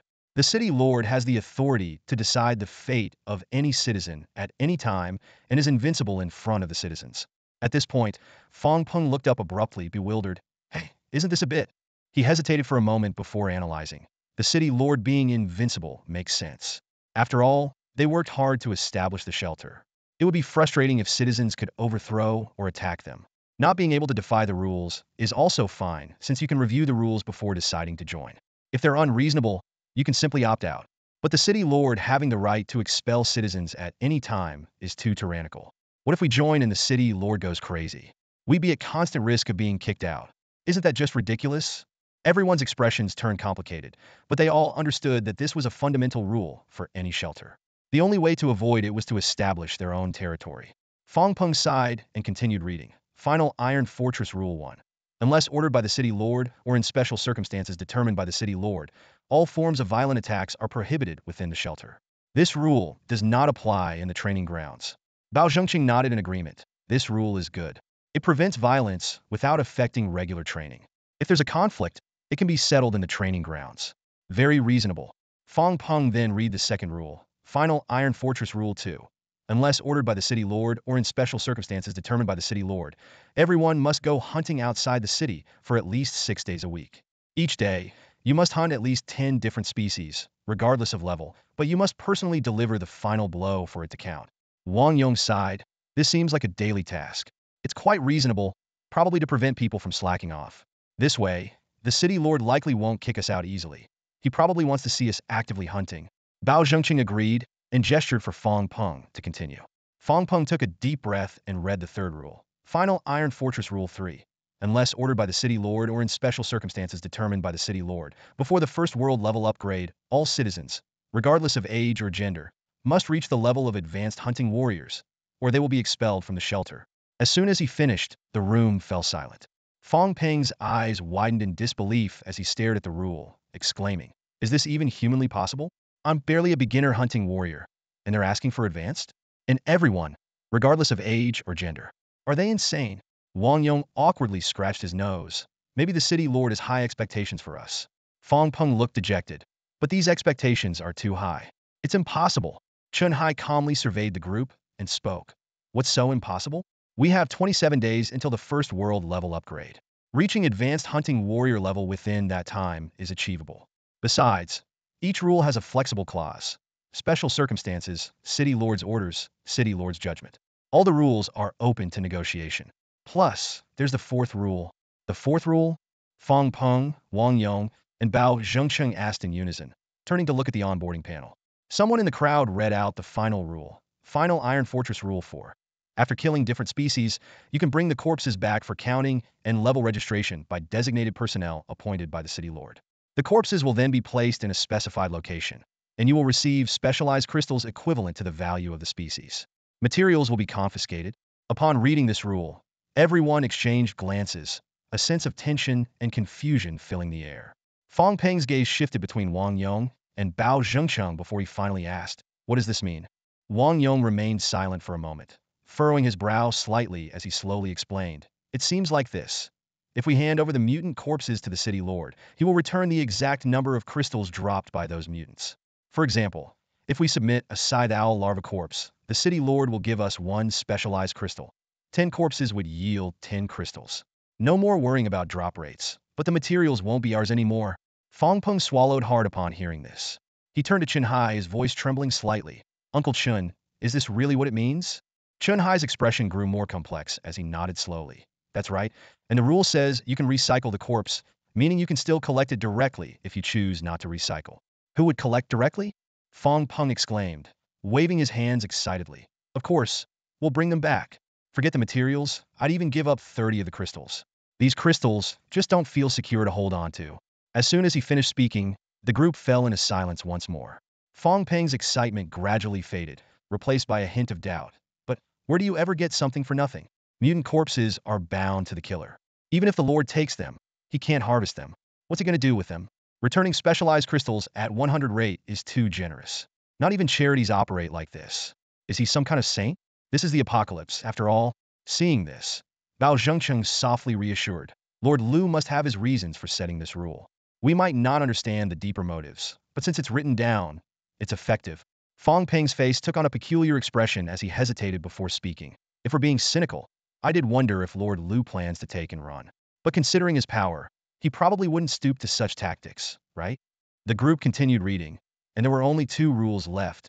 Final Fortress Rule 5 stated, all citizens are free to date and marry, and can engage in all normal behaviors between lovers and spouses. However, protection measures must be taken. During the 3-year observation period, if pregnancy occurs, the couple will be immediately expelled from the fortress, with no room for negotiation. Final Fortress Rule 6 required. All citizens must address me as City Lord at all times in any place. Underneath these rules was a friendly reminder. Choosing to join the shelter means accepting all its rules and regulations. Once joined, you cannot leave unless the City Lord adds or modifies the rules. Please read each rule carefully and think deeply before deciding. If you choose to join, you will be immediately transported into the shelter. If you choose to refuse, you will be forcibly transported to an unclaimed area, but the environment will be safe. Finally, there were only two options: join or refuse. It's gone? Wang Yong repeated Fong Peng's words, feeling a strange emotion stirring within him. This awkward feeling, he could only chalk up to his own foolishness. Everything was too normal, so normal that it felt abnormal. In this new world, this lawless wasteland, the rigid rules were baffling. Wang Yong's thoughts raced, filling his mind with countless absurd regulations. The city lord's 3,000 concubines, everyone being enslaved, the city lord's word being law. Yet, the rules of Iron Fortress were surprisingly simple and reasonable. There were 6 rules. Except for the 4th one, which was a bit challenging, the rest were very reasonable. The citizens hardly needed to sacrifice anything to gain protection and immense benefits. If this had happened on Blue Star, it would undoubtedly be a scam. But here, what else did they have to lose besides themselves? What do you think? Fong Peng asked solemnly. Wang Yong remained silent, but Bao Zhengqing spoke up. I suggest we join. We were already planning to band together for survival and establish a human base. Now we have a more formal and secure place. Wouldn't it be a waste to refuse? He further analyzed the potential difficulties they might face if they refused, his words striking a chord with everyone. All eyes turned to their de facto leader, Chen Hai, who was pondering the entry rules. Wang Yong lit a cigarette, fiddling with the lighter he brought from Blue Star, and said softly, "The key issue is that we know nothing about the city lord. If we could learn more about this Lord Liu, or even just see what he looks like." Suddenly, an idea struck him. He quickly searched the chat log. Moments later, 2 holographic photos appeared before everyone. "Look at this!" Wang Yong excitedly pointed to one of the photos. It showed a muscular figure wearing ill-fitting shorts, bare-chested, with a mask made from a sports jacket, holding a straight sword, looking like a Middle Eastern bandit. "Is that him?" Wang Yong asked urgently. Someone in the crowd recognized the person in the photo. "Isn't it the guy who turned a phone repair shop into a slaughterhouse for larvae?" Everyone began to recall that powerful loner, agreeing that he might indeed be the one who took over the shelter. The other photo Wang Yong showed was a video screenshot, depicting Lu Ming hanging on a Chu Shui's petite frame, both of their side profiles clearly visible. "It's him," another voice in the crowd exclaimed, but this time with evident anger. Wang Yong turned his head at the sound of the voice, his gaze settling on the speaker. It was a newly joined survivor from the northern suburbs, his face still showing the exhaustion of fleeing. Wang Yong furrowed his brow and asked curiously, "What? Is there a problem with him?" The man immediately straightened up and replied righteously, "A problem? More like a disaster. We were forced by the Nanhans, used as human shields against the insect swarm. Over 300 people, either dead or injured, just like that." His voice trembled with anger. "This guy barged in halfway through. We thought he was our savior and begged him for revenge. But he said he didn't know us. Why should he avenge us? He even shot arrows at our people and told us to scram. He's nothing but a—" His words trailed off as he searched for the right term to describe the man's actions. A selfish jerk? A traitor to his country? A cold-hearted beast? Various phrases flashed through his mind. Wang Yong listened, a cold smile forming at the corner of his mouth. "So what? He saved you from the Nanhans, and now you hold a grudge against him." The man was taken aback by the retort, his mind struggling to keep up. He opened his mouth, but couldn't produce any sound. Wang Yong didn't give him a chance to recover. "On Blue Star, this is called moral coercion, you know? Too bad. Even on Blue Star you could barely pull it off. Here, who are you going to coerce? There are no moral standards here." His gaze sharpened. "No matter the method or attitude, if someone saves you, they're like a parent giving you a second life. Especially in a world where everyone struggles to survive. With that mindset, brother, I advise you to either change it quickly or leave the shelter. You're not welcome here. Otherwise, sooner or later, you might hold a grudge over something and stab us in the back." Wang Yong's words struck like a hammer. The man's face turned beet red, but he didn't dare utter another word. He looked around and found everyone staring at him with strange looks, making him even more anxious. At that moment, someone from Jinsue Street stepped forward. "I have something to say about this as well." His voice was not loud, but it caught everyone's attention. "This guy doesn't like to team up with others, but he has his own principles. He was the first from our street to venture out, armed and strong. When he went scavenging for supplies, we only dared to hide in our safe spots, watching him enter one wholesale food store after another." He paused before continuing. "By your logic, if he were selfish, he could have taken all the supplies from the street. But he left plenty of survival resources for us. Someone like that, I believe, just doesn't like socializing and isn't good with words. But his heart isn't bad. You guys are being a bit unfair." These words left the northern suburb survivor speechless once again. Not just him, but other escapees from the northern suburbs also looked ashamed. They recalled the scenes when they emerged from the shopping mall, each filled with frustration and grievance. These negative emotions had clustered together, resulting in extreme and one-sided anger. It overshadowed their gratitude for being saved and turned their savior into an object of hatred. Now that someone had pointed it out, they suddenly felt like fools. Thinking back, were they really angry because he lacked a sense of solidarity? It didn't seem so. What truly enraged them was that stinging remark. For you, don't be ridiculous. Over 300 people can't fight, can't hide. What reason do I have to save you? Get out with those useless people, or you'll end up as meat shields. The reason this comment hurt so much wasn't its harshness, but its brutal honesty, hitting everyone's weak spot. Not being able to fight was a matter of lacking strength, a fact. Not being able to hide, that was their own foolishness. Many were scared out by the Nanhan's shouts and threats, without even trying to hide properly. Sorry, the man said, lowering his head, his face flushed with shame. Wang Yong casually flicked a cigarette but to the ground and extinguished it with his foot. In an even tone, he said, you shouldn't be apologizing to us. Uncle Chun, let's join them. Fong Peng glanced at the people from the northern suburbs and then turned to Chen Hai. I support joining too, no matter who the city lord is. Voices of agreement began to rise from the crowd, and soon, everyone unanimously approved. Chen Hai put away the rulebook and nodded. All right, let's join. As for those from the northern suburbs, hearing Chen Hai call them out, the transferees from the northern suburbs looked up, their faces filled with worry. After a moment of silence, Chen Hai calmly said, you should join too. Right or wrong, your future actions will speak for themselves. After all, soon we'll all be part of the shelter. The city lord will decide your fate, not us. Besides, if the city lord hasn't restricted who can join, it means he doesn't mind who comes in. The people from the northern suburbs breathed a sigh of relief, but the awkwardness lingered. As ordinary folks, it was natural for them to feel intimidated by a leader like Chen Hai, who commanded respect without anger. In the end, everyone chose to join. The scene shifts to the city lord's office in Iron Fort. Lu Ming sat in his office chair, his eyes landing on a name on the list, showing a hint of surprise. Name, Hong Dai. Gender, female. ID, 1111. Age, 18. Height, 167 centimeters. Weight, 45 kilograms. Specialization level, advanced soldier. Hunting record, 338 grade juvenile hunts. She was the first person to join the shelter. Lu Ming had posted the shelter's rules just 2 minutes earlier, and she had already joined. Initially, Lu Ming was surprised by the name, but after assessing her, he understood a lot more and felt a sense of relief. This girl named Hong Dai was the same girl he had seen in a clothing store before, Yang Shui. Although he didn't know why her fixed name could be changed, Lu Ming guessed it must be due to some special circumstances. Whether the name Hong Dai was a typical choice for her age or had some deeper meaning, he couldn't tell. All he knew was that the frail, malnourished girl was no more. In her place stood a slightly dirty, self-made, mask-wearing, determined warrior. That was enough. Her future path would be hers to choose. Suddenly, the list of members joining the shelter began to grow rapidly. Within just 10 seconds, the total number of city residents surpassed 500, finally stopping at 517. Apart from the top-ranking mutated giant horned owl, the next name on the list was Chen Hai, whom Lu Ming had been keeping an eye on. Lu Ming quickly reviewed Chen Hai's information. Chen Hai, junior hunting warrior, daily yield, 5 specialized crystals. Junior. Lu Ming almost cursed but managed to hold back. That rank was way too low. He sighed after a moment of silence. Well, leading a team of hundreds, rescuing people, and running around the suburbs no matter how skilled, there was hardly any time to shine. He had clearly been held back. But that didn't matter.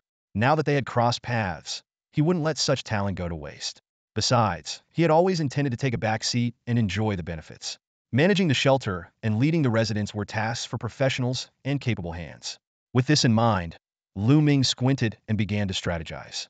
Meanwhile, in the central district, the newly transferred members of the shelter, who had just been transported to Iron Fort, gathered in the residential area's central square.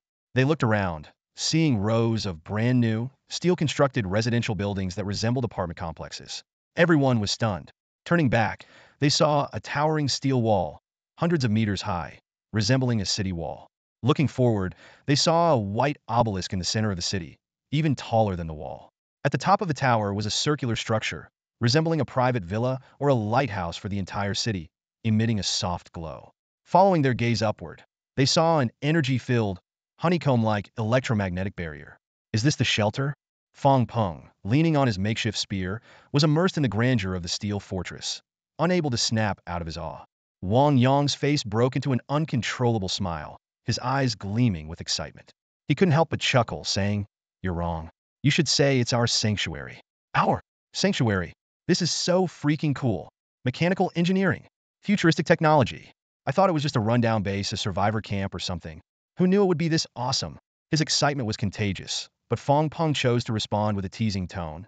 Is it really that amazing? You're almost 30. Can you be a bit more composed? Wang Yong scoffed and retorted, what do you know, kid? All you think about is falling in love. Steel, mech, sci-fi. The future, those are the dreams and pursuits of real men. You'll understand when you get older. Heh. Just then, Bao Zhengcheng keenly noticed a detail and quickly alerted everyone. Check your personal panels, everyone.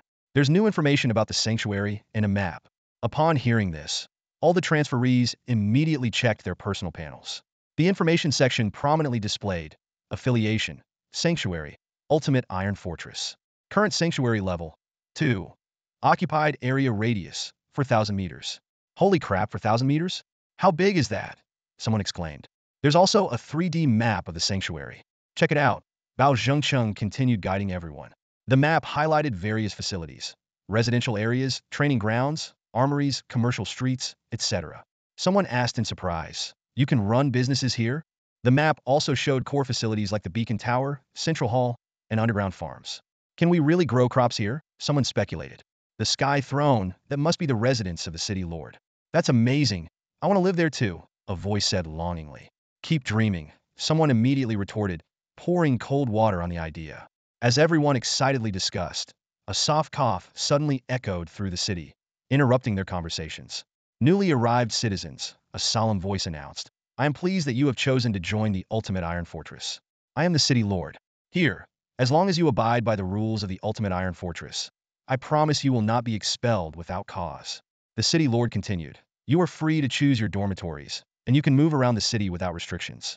After selecting your dormitories, feel free to explore in groups. All hunting missions will commence starting tomorrow. Finally, the city lord added, Comrade Chen Hai, after choosing your dormitory, please come to the Sky Throne. As soon as these words were spoken, the excited Fong Peng and Wang Yong were stunned. They, along with the other evacuees, turned to look at Chen Hai, who didn't choose a dormitory but instead walked straight toward the center of the shelter.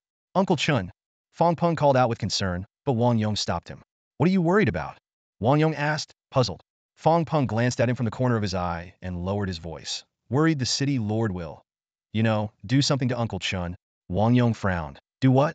Can you speak like a man? Fong Peng scowled. Take advantage of him. Whack! No sooner had he spoken than Wang Yong smacked the back of his head. Why the hell did you hit me? Fong Peng bristled. Wang Yong shook his head.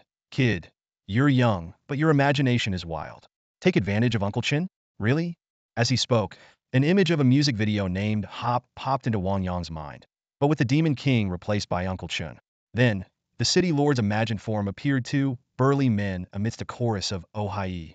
Wang Yong's face turned beet red, and he smacked Fong Peng on the head again. You brat. Your imagination is too much. Fong Peng brushed off Wang Yong's hand, bewildered. Are you crazy? What do you mean by too much? At that moment, a transferee from the northern suburbs suddenly spoke up, but that voice earlier did sound like the person who saved us. Hearing this, the images in Wang Yong's mind dissipated instantly.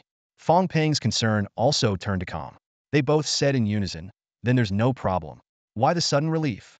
Because Uncle Chen wasn't a young girl. Turning around, Fong Peng sent a private message to Chen Hai. Chen Hai walked with a heavy expression. Upon receiving Fong Peng's message and confirming that the city lord was indeed that person, his face grew even more serious. If the city lord was really who he thought, it overturned his previous assumptions. This person had no team, yet single-handedly unsealed the shelter, and they didn't rely on killing to quickly accumulate crystals. Such a person was not only extraordinary, but also harbored deep, unfathomable secrets.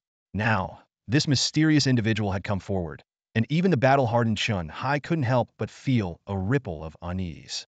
Meanwhile, in the city lord's chamber, Lu Ming watched Chun Hai's figure through the global surveillance panel. He opened the information tab and searched for a video file from the first day, showing the proud scythe owl larva defeating 4 challengers.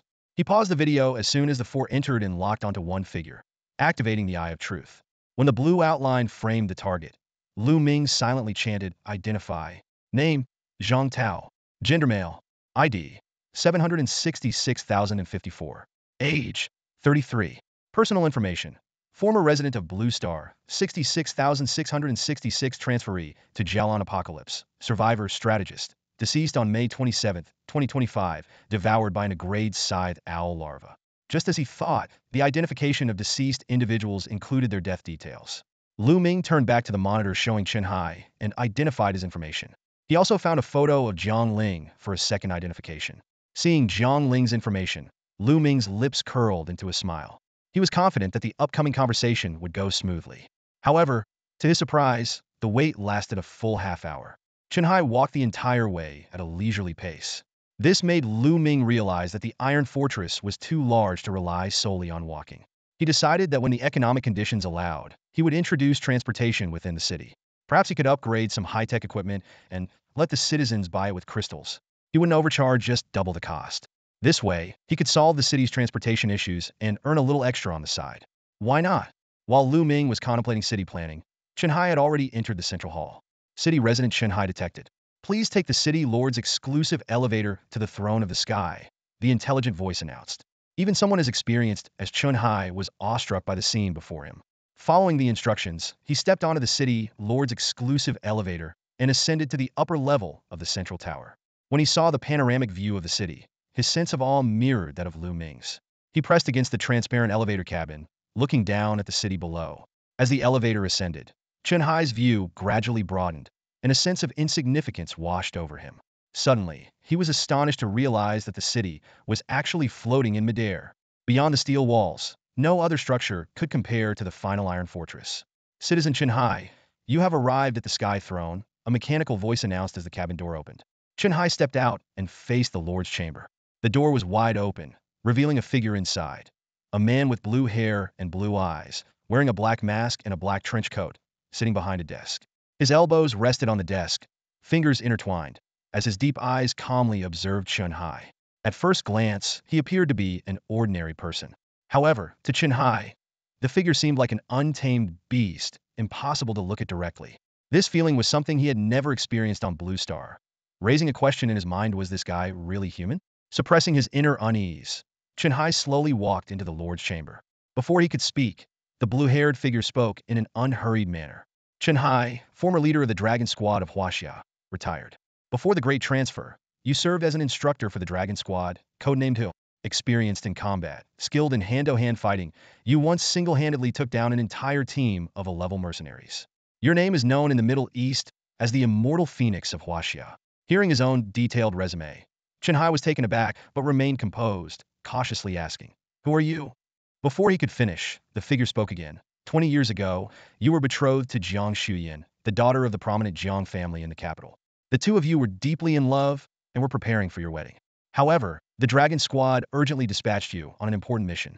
When you returned, Jiang Shuyan had died unexpectedly in a family power struggle. But she left behind the fruit of your love, a daughter named Jiang Ling. Chen Hai's pupils dilated and his expression changed dramatically. Just as he was about to burst out with questions, a sharp, searing blade with crimson particles appeared at his neck. Following that, a terrifying, three-metal creature, entirely covered in dark red metallic armor, slowly emerged from the void. Looking up at the creature, the first thing Chen Hai saw were its extremely ferocious, blood-red eyes. Just meeting its gaze sent an overwhelming sense of pressure straight to his soul. An aberrant, Chen Hai muttered in confusion. "Tyrant, stand down," Lu Ming ordered coldly. The tyrant paused, retracted its blade, and disappeared in a distortion of light and shadow.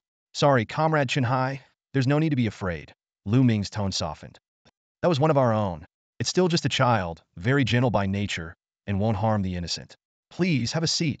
With that, he retrieved a luxurious viewing seat from his spatial pouch and placed it in front of the desk. Chen Hai did not move, staring intently at Lu Ming. "Who exactly are you?" he asked. Lu Ming responded softly, "A Huaxia citizen. But really, who I am is not important. What matters is that I can alleviate your current greatest anxiety." Chen Hai snapped out of his daze and scrutinized Lu Ming with a complex gaze. The warrior in him tensed up, maintaining a guarded distance, as if facing a potential threat. Yet, as Chen Hai the person, he couldn't resist the allure of this mysterious figure who seemed to know his deepest secrets and possess boundless knowledge. The internal conflict threw Chen Hai into a brief struggle. After a few seconds of hesitation, a glimmer of hope overpowered his caution.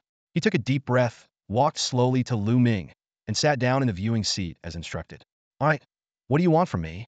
Chun Hai asked, his eyes locked on Lu Ming's, a hint of wariness in his voice. You expose my weakness, so you must have an agenda. There's no such thing as a free lunch.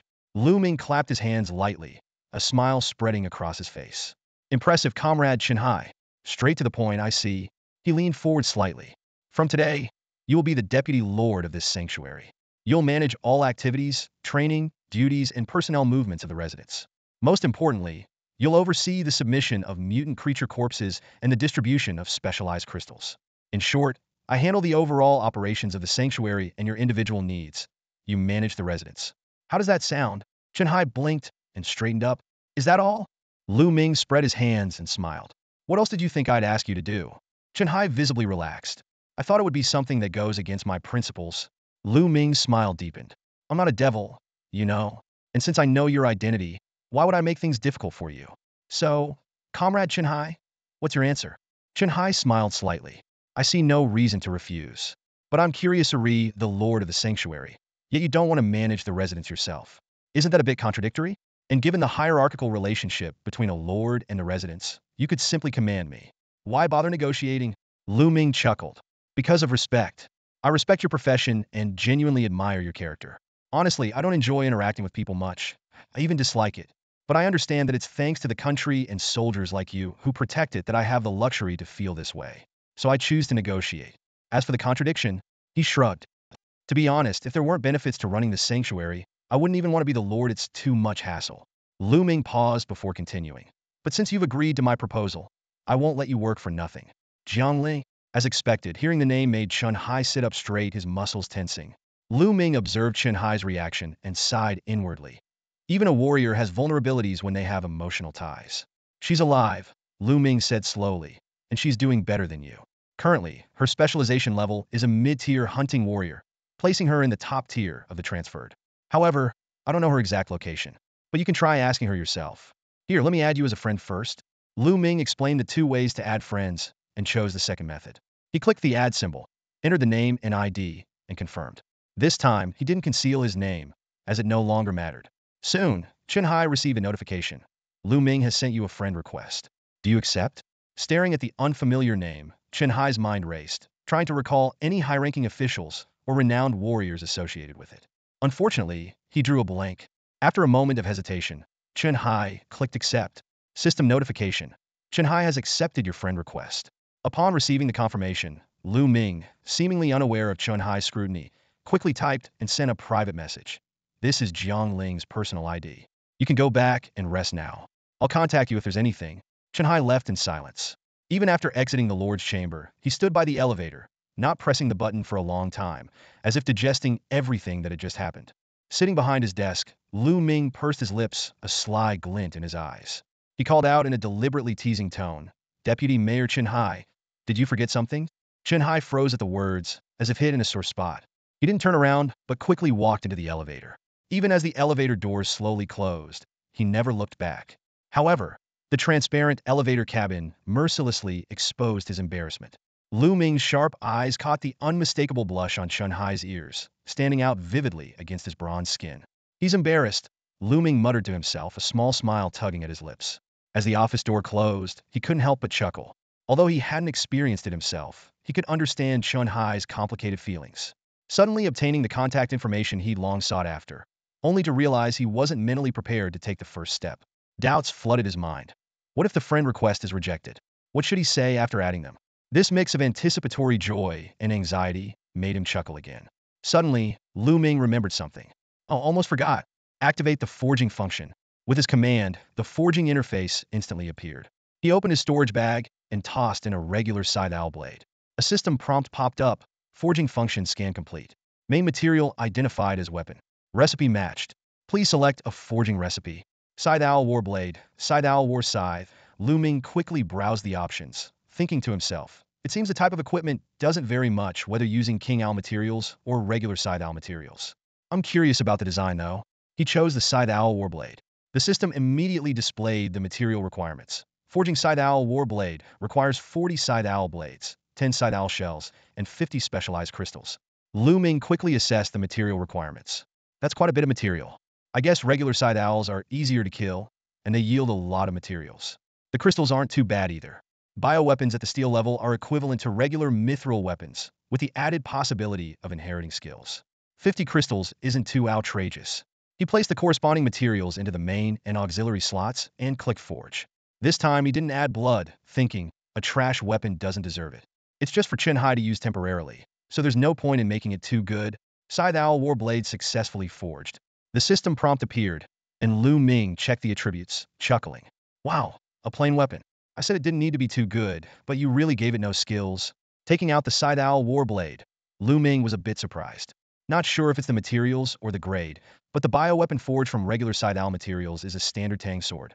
He carefully examined the weapon, weighing its strengths and weaknesses. In terms of power, it's not as strong as a giant blade and has a disadvantage against large mutants. But given the current situation, we won't be encountering large mutants. It's quite effective against Scythe Owl larvae or elite Scythe Owls. Initially planning to hand it over to Chin-Hai as is, Lu Ming reconsidered and decided to forge a set of regular armor as well. It won't take much effort, he muttered to himself. He placed the Scythe Owl shells into the forge, and the system immediately displayed 4 options. Scythe Owl helmet, Scythe Owl armor, Scythe Owl gloves, and Scythe Owl boots. Lu Ming quickly checked the material requirements. Helmet, gloves, and boots each required 20 shells, no blades, and 20 crystals. The armor was slightly more expensive, needing 30 shells and 30 crystals. All done, Lu Ming was satisfied with the newly forged equipment. Combined with the weapon, it's just the right amount of materials an average person would get from killing 20 elite Scythe Owls. However, when he checked the attributes, he frowned. The only downside is that all 4 pieces are plain. Lu Ming silently took out 6 light blue, rhombus-shaped crystals and opened Chin-Hai's contact, starting to type a private message. Just a heads up, as the deputy mayor, you need to stand out not just in leadership, but also in strength. I don't doubt your combat skills and experience, but your specialization level is too low. So, Deputy Mayor Chin-Hai, race a personal mission from the mayor. By tomorrow night, single-handedly kill 5,000 Scythe Owl larvae, or 500 elite Scythe Owls, or a mix of both 1 elite 10 larvae, and bring back all the bodies. As soon as the message was sent, Chin-Hai replied, Mayor, isn't that a bit too demanding? Killing 5,000 larvae isn't the issue. It's finding them that takes time. Lu Ming replied succinctly. Accept the trade. He opened the trade interface, placed the weapon and armor into it, and clicked confirm. A few seconds later, Chin-Hai confirmed the trade and replied, I'll give it a shot. He's given far too much, echoed in Lu Ming's mind as he gazed at Chin-Hai, who was inspecting the Grim Reaper's scythe in the central hall. A satisfied smile spread across Lu Ming's face. Good weapons should be in the hands of capable people, he thought, quickly calculating the return on investment. Even if Chin-Hai could only hunt 3,000 Grim Reaper larvae a day, it would yield 30,000 specialized crystals and a large amount of Grim Reaper set materials. This investment was highly profitable. Who could resist? Lu Ming surveyed the area, considering the equipment needs of other city residents. It wasn't that he didn't want to equip everyone, but resources were scarce, and crystal reserves were limited. A single Grim Reaper's scythe required 50 specialized crystals, and equipping nearly 500 people would require 25,000 crystals. For now, he had to prioritize the elites. Maybe when the crystals are more abundant, I can implement an equipment loan plan. Lu Ming pondered about a sustainable future strategy as he prepared to shut down the city's surveillance system. At that moment, Chin-Hai's actions on the monitor caught his attention. Chin-Hai cautiously looked around, ensuring no one was watching, then took out 6 diamond-shaped crystals and attached them to his body. Instantly, a blue-green tide enveloped him. Excitement flashed in Chin-Hai's eyes as he activated his armament linkage. He meticulously observed the changes in his body, his spirits soaring. He punched, kicked, ran, and jumped, then executed a set of sharp and intricate sword techniques. His movements were fluid and graceful, like water, flowing effortlessly. After finishing, Chin-Hai held the scythe, his face full of awe. When the resonance ended, Lu Ming could clearly see the pure joy on his face. Yes, just like when I was in his position, Lu Ming thought to himself. It's hard to imagine that a retired Dragon Squad member, a professional combat expert, could experience such simple happiness like any ordinary man. This unexpected scene gave Lu Ming a new perspective on Chin-Hai. He shut down the city's surveillance system and turned to find Tyrant emerging from the shadows, standing right beside him. Tyrant leaned in close, eyes filled with longing. Lu Ming understood immediately. Master, you haven't petted me for 3 hours. Sigh, I can't say no to you, Lu Ming said as he reached out to stroke Tyrant's warm, iron forehead, growing even fonder of his loyal companion. A glance at the time showed it was already 5:12 p.m., and nightfall was just over an hour away. Remembering the plan to capture the core of Xinhui district the next day, Lu Ming activated the city lord's voice system and began broadcasting to the entire city. Attention citizens, the final Iron Fortress will soon move to the shopping plaza in the northern suburbs of Jintian district. Please do not worry. The final Iron Fortress uses high-energy magnetic suspension technology, which will not cause any vibrations, but will produce significant noise. Please remain calm. Upon hearing this, all the residents, except for Qinhai who had seen the fortress in its entirety, were shocked. A movable fortress as their shelter? Was it like Howl's moving castle or a predatory city? Before they could ponder further, a series of loud booms erupted from outside. Boom, boom, boom, boom. The rhythmic thunderous sounds were deafening. As Lu Ming mentioned, there was no shaking, but the clouds in the sky were rapidly retreating. The colossal steel city was moving as fast as a racing car. In just 5 minutes, the final Iron Fortress arrived at the northern suburbs shopping plaza. The Kirin Corps promptly reported, "Honorable City Lord, the final Iron Fortress has reached its destination." Lu Ming ordered in a deep voice, "Commence fortification." The Kirin Corps immediately responded, "Understood, fortification process initiated, mechanical arms deploying." With a metallic clang, 4 of the 8 mechanical arms supported the fortress while the other 4 extended outward. Once fully extended, the supporting arms began to rise, transferring the weight to the extended arms. The bent arms transformed into conical steel claws, aimed at the ground, and started rotating at high speed. Clang, clang, clang, clang.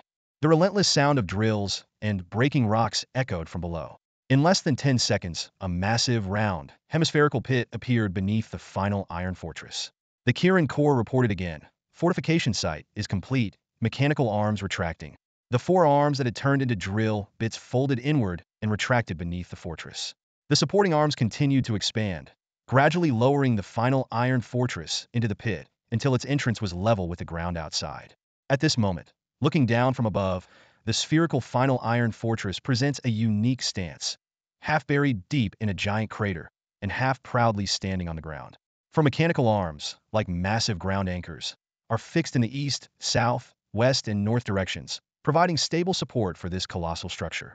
Kirin Corps, the Lord said in a deep voice, "Final Iron Fortress has been successfully stationed. Current energy remaining is 50. Do you recommend shutting down the high-energy magnetic levitation and electromagnetic barriers to ensure sufficient energy supply for the sanctuary?" The Lord frowned in thought. The rapid energy consumption was expected, but he didn't anticipate that just a few minutes of operation and a single relocation would use up half the energy. After weighing the pros and cons, he made a decision. Shut down the high-energy magnetic levitation, but keep the electromagnetic barriers.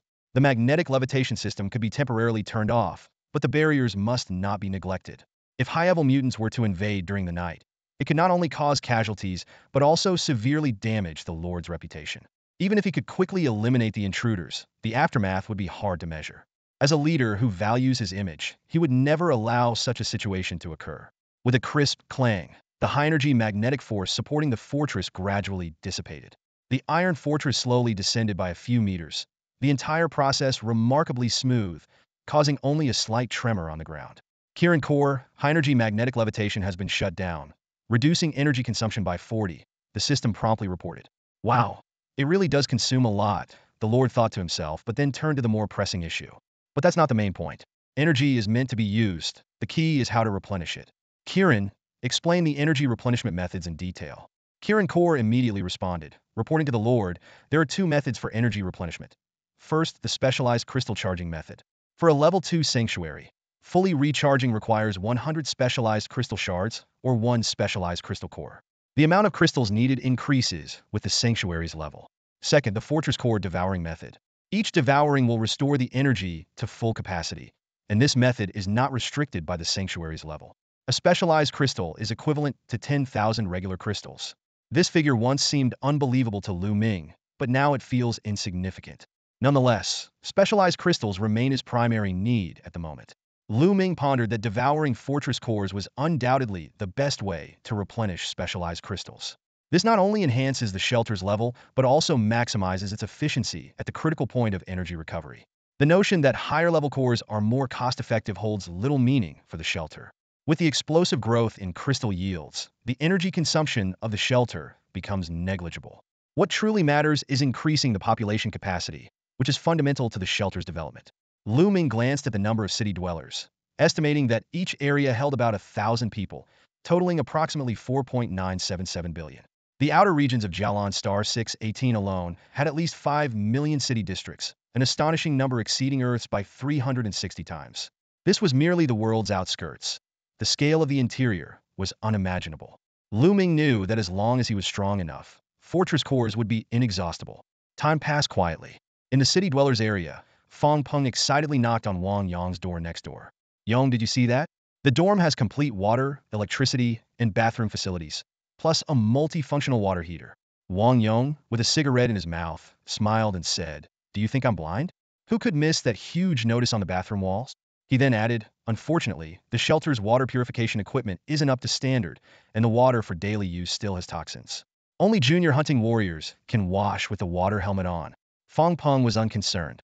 "What's a junior hunting warrior? I'll just kill a few hundred larvae tomorrow. I haven't bathed in 3 days. It's unbearable." "The girls must be having a harder time," Wang Yong said. "We need to upgrade our specialization levels quickly." He suddenly noticed a figure in the distance. "Look, Uncle Chin is back, walking normally." It seems the city lord didn't choose him.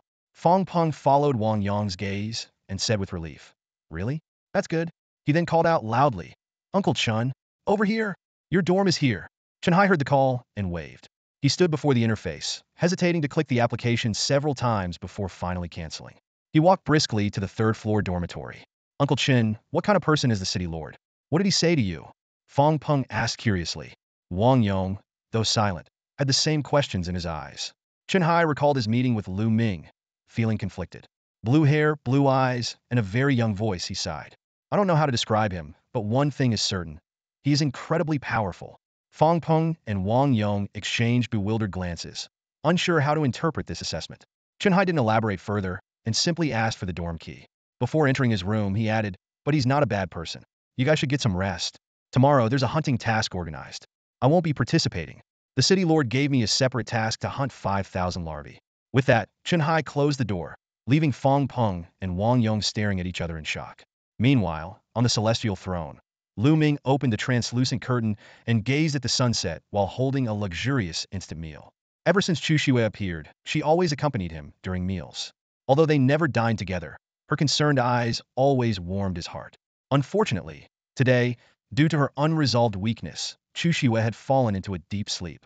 To ensure she rested well, Lu Ming had placed her in a side room. Dining alone, Lu Ming suddenly felt a wave of irritation. He turned his head to see Tyrant cautiously scratching the titanium-grade floor nearby, occasionally casting worried yet silent glances his way. Lu Ming almost threw his meal box in frustration, cursing internally, "Damn it. Speak up if you have something to say. It's not like I'm eating crap. Even if I were, shouldn't you be fighting me for it? Why are you digging a hole? Is that what you're supposed to be doing?" His appetite vanished in an instant. Lu Ming looked down at the empty lunchbox in his hand, noting that he had finished every last bit, not even leaving a drop of the sauce. Strangely, despite a brief sense of fullness, he quickly noticed that the food seemed to disappear from his stomach, and the hunger pangs returned. He puzzled over this, touching his stomach and gazing at the few remaining grains of rice on his plate. He recalled the disdainful look on Chu Shue's face when she spat out her food, and the worried yet aggrieved expression of Ba Jun. A bold thought crossed his mind. Could it be that these seemingly normal foods had lost their nutritional value for him? Perhaps even the food he had previously eaten no longer provided his body with energy. Lu Ming remembered the abundant energy he had after multiple upgrades, which might explain why he hadn't noticed the hunger before. To test this hypothesis, he took out a vial of ordinary variant blood from his spatial pouch. The liquid in the vial was clear and pure, swaying slightly with his movements like an enticing glass of red wine. Lu Ming was captivated by it and carefully removed the stopper.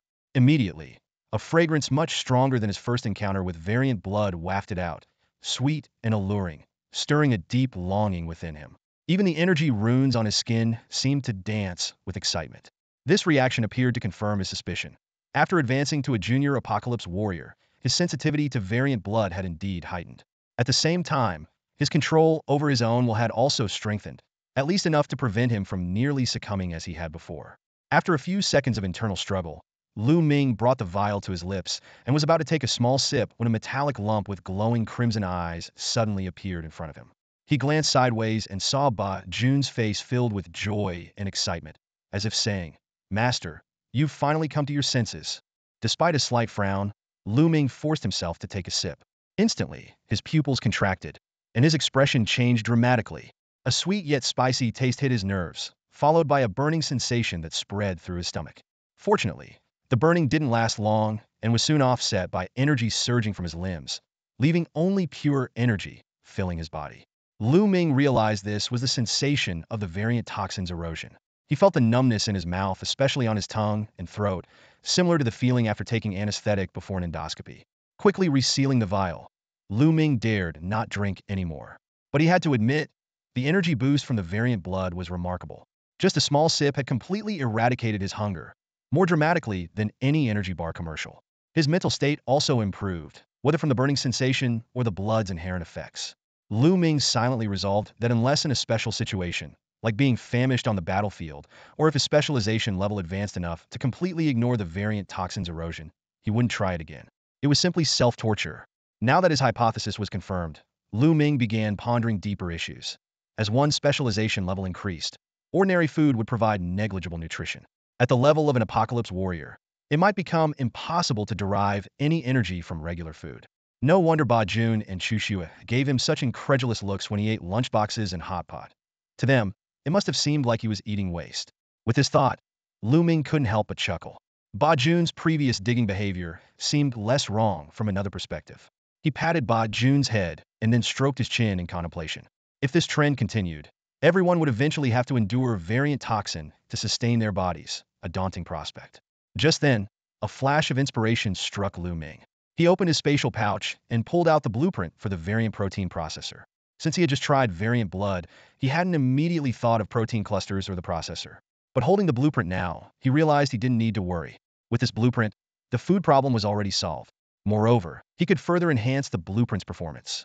However, he understood that the blueprint and the processor manufactured from it were likely of the same origin.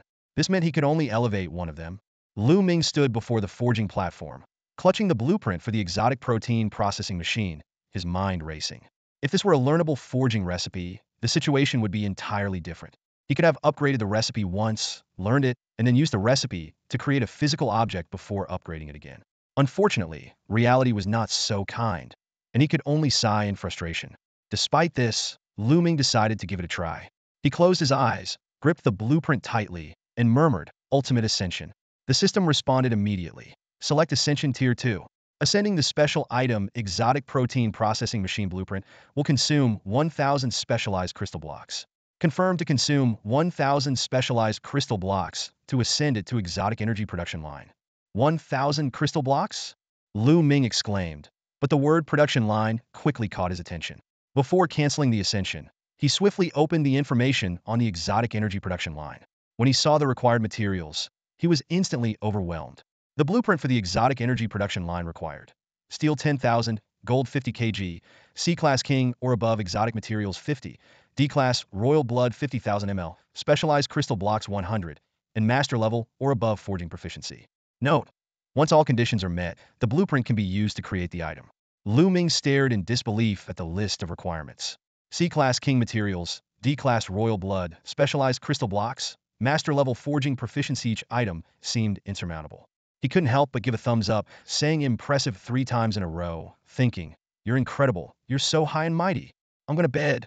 Just as Lu Ming was about to give up, a flash of knowledge about exotic creature levels came to his mind. Exotic creatures were classified into E, D, C, B, A, and S levels, with each level divided into 4 stages: juvenile, common, elite, and king. Each stage could potentially mutate, and mutated exotics would have a sign next to their level, making them half a grade stronger than their non-mutated counterparts of the same quality and stage. He recalled some specific examples. A C-Class Common was roughly equivalent to a C-Class Common, weaker than a C-Class Elite. The hierarchy of exotic creatures followed the law of the jungle, where a lower-ranked king was typically stronger than a higher-ranked juvenile and newly matured common types. For instance, a D-Class Elite was roughly equivalent to an E-Class King, while a D-Class Common was equal to a D-Class Common and a D-Class Juvenile. Lu Ming's thoughts then turned to human levels. Currently, humans were classified into Soldier, Warrior, and War King stages, with each stage further divided into beginner, intermediate, advanced, and peak levels. He silently compared the strength of humans to that of exotics. A beginner Hunter-Warrior was roughly equivalent to an E-Class Elite, an intermediate Hunter-Warrior slightly stronger than an E-Class King, an advanced hunter warrior roughly equal to an E-class king to a D-class elite, and a peak hunter warrior approximately equivalent to a D-class elite, while a beginner apocalypse war king's strength was roughly equal to a D-class king. He noted that these comparisons often used roughly or less than or equal to because weaponry and combat experience also had to be considered. Without suitable weapons, humans found it difficult to penetrate the defenses of exotics. Even if weapon levels were sufficient, a lack of combat experience could lead to unexpected outcomes. Lu Ming remembered his past encounters, deeply understanding the importance of overall strength. Of course, he could first build the processing machine. Not only would this save materials, but it would also allow him to use it for a while. However, at this moment, Lu Ming just wanted to take a refreshing bath. The side room of the Lord's Chamber was actually a fully equipped rest area.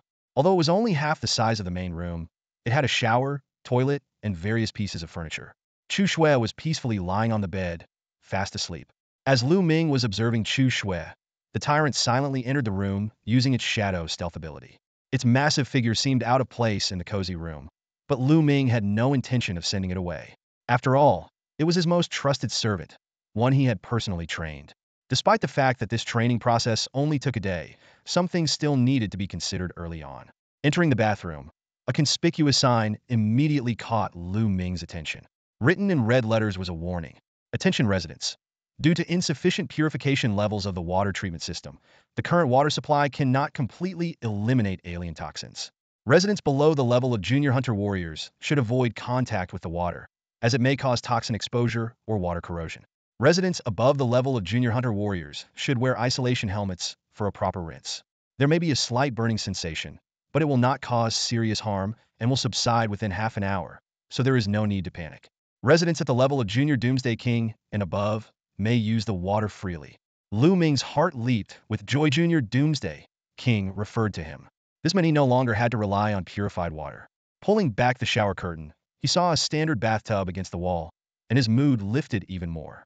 As he filled the tub and immersed himself, Lu Ming let out a long sigh of relief. This feels great. Lying in the bathtub and staring at the ceiling, his thoughts returned to the tyrant. Currently, the tyrant was only at sea normal level, but already stood at 3.1 meters tall. If it advanced to elite or king level, its size would undoubtedly increase further, possibly reaching up to 6 meters. At that height, it wouldn't even fit into his current residence and would have to stay outside. It wasn't about being worried that it would be lonely, but it seemed unfair that even dogs have kennels while such a powerful being had to stay out in the open. Could he find a suitable place for the tyrant other than cold places like the warehouse or armory? This thought sparked an idea in Lu Ming's mind. Remembered the special skills of his spatial pouch. Opening the spatial pouch, he navigated to the Special Skills tab. Spatial mark and mount storage were clearly visible. Lu Ming ignored the spatial mark and focused on mount storage. If there was a space for mounts, could there be a higher level space for servants or pets? Unfortunately, although Ultimate Ascension could be applied to 2 special skills, it wouldn't show new skill information after Ascension. This usually meant there were no preset higher-level skills, and that new skills could only be generated during Ascension, much like Ultimate Ascension, Greed, and the Eye of Truth. As for the number of crystals needed to ascend Mount Storage, the prompt indicated that upgrading the special skill Mount Storage required 50 specialized crystals. Yes, 50 specialized crystals, equivalent to 500,000 specialized crystals. It's something he could only consider for the future, but it was definitely a necessary upgrade. First, though, he needed to unlock this skill. Lu Ming glanced at the number of spatial crystals in his pouch, 660. He also had 10 unprocessed spatial pouches, including 2 with 80 slots and 8 with 40 slots. He hadn't dealt with these before, but now was the perfect time. Selecting the unprocessed pouches, he opted for batch decomposition. Success in decomposing 80-slot unprocessed spatial pouch 2, obtaining spatial crystals 20. Success in decomposing 40-slot unprocessed spatial pouch 8, obtaining spatial crystals 40. From the decomposition results, a 40-slot spatial pouch could be converted into 5 spatial crystals, and an 80-slot one doubled that. Now, he had 720 crystals, still 280 short of unlocking the special skill. 280. Randomly killing people wasn't Lu Ming's style, but perhaps he could try his luck in the Starshine District tomorrow. Maybe the missing piece of the spatial crystal could be completed in an instant. Lu Ming smiled slightly, putting his thoughts aside for the moment.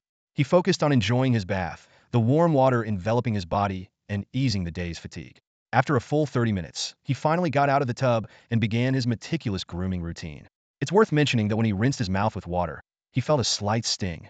However, compared to the irritation caused by the alien blood, this discomfort was negligible. Once he finished, Lu Ming donned his armor, cleverly disguised as pajamas, and lay down on the soft bed. Jalan, open the translucent curtain on the ceiling, Lu Ming commanded. Sleep hadn't yet taken hold of him, so he decided to enjoy the night view. Following his order, the ceiling gradually became transparent, as if undergoing a spatial transformation. By 6 o'clock on Jalan's star, the twilight had already faded from the sky. Under the shroud of night, the stars became increasingly clear and profound. Lu Ming recalled his days on Blue Star, where he had never seen such a vast sky. The twinkling stars seemed to have a hypnotic power, calming his mind. In this tranquil atmosphere, he drifted off to sleep. Meanwhile, the city was brightly lit, with people crowding the dormitory corridors. The scene resembled a school after classes, with students disregarding the rules, gathering in the hallways, leaning over the railings and chatting about their dreams. Wang Yong lit a cigarette, leaning against the railing and gazing at the night sky. It's only been 3 days since I arrived, but it feels like I'm seeing the night sky for the first time, he remarked, flicking the ash. Fong Peng, leaning over the railing, sighed, I wonder how my grandparents are doing right now. Wang Yong chuckled, that's a surprise. Since I met you, it's the first time I've heard you mention your family. I thought you were Yasuo. Fong Peng was puzzled. Who's Yasuo? Then he realized and retorted angrily. You're the orphan. Wang Yong laughed heartily, taking a drag from his cigarette. Well, I'm an orphan. Fong Peng was taken aback and apologized. I didn't mean it. But isn't it a bit too common to be an orphan? In novels, it's standard. Are you the protagonist too? Wang Yong patted him on the back. Got a hero complex, huh? Protagonists are surrounded by beauties, and here I am with you. Are you the beauty? Fong Peng was speechless. Wang Yong continued. Just a midlife orphan, really. Natural disasters and man-made calamities, if you pay attention, they're everywhere. But we should be grateful to the city lord for giving us a safe haven to enjoy moments like this. Fong Peng agreed. Praise the city lord. Tomorrow, let's put in extra effort hunting the larvae. The city lord needs alien corpses, right? Let's bring more and report fewer. Show him our value and returns. Everyone should at least kill 50. If anyone slacks off, I'll beat them up. Wang Yong put an arm around his shoulder, laughing. With your mediocre skills, without the level suppression, you probably can't even beat a woman. Fong Peng retorted, bullshit. Then he paused. Actually, there might be one I can't beat. That girl looks tough. When I looked her in the eye, I felt a bit scared, and it seemed like she particularly hated me. Wang Yong realized, I know who you're talking about. Yeah, her gaze is intense, but she doesn't hate you specifically. She probably hates men in general. And she's not from Uncle Chin's rescue team. She's fighting alone, likely at least a senior soldier level, definitely skilled. Anyway, let's not gossip about others. Where's Uncle Bao? Fong Peng smiled. He's asleep. He pushed through the day with injuries. He's exhausted. Then let's rest too. Tomorrow, we need to achieve our goals. Don't forget the monthly target, Wang Yong said. Got it. I'll call everyone to rest, Fong Peng replied.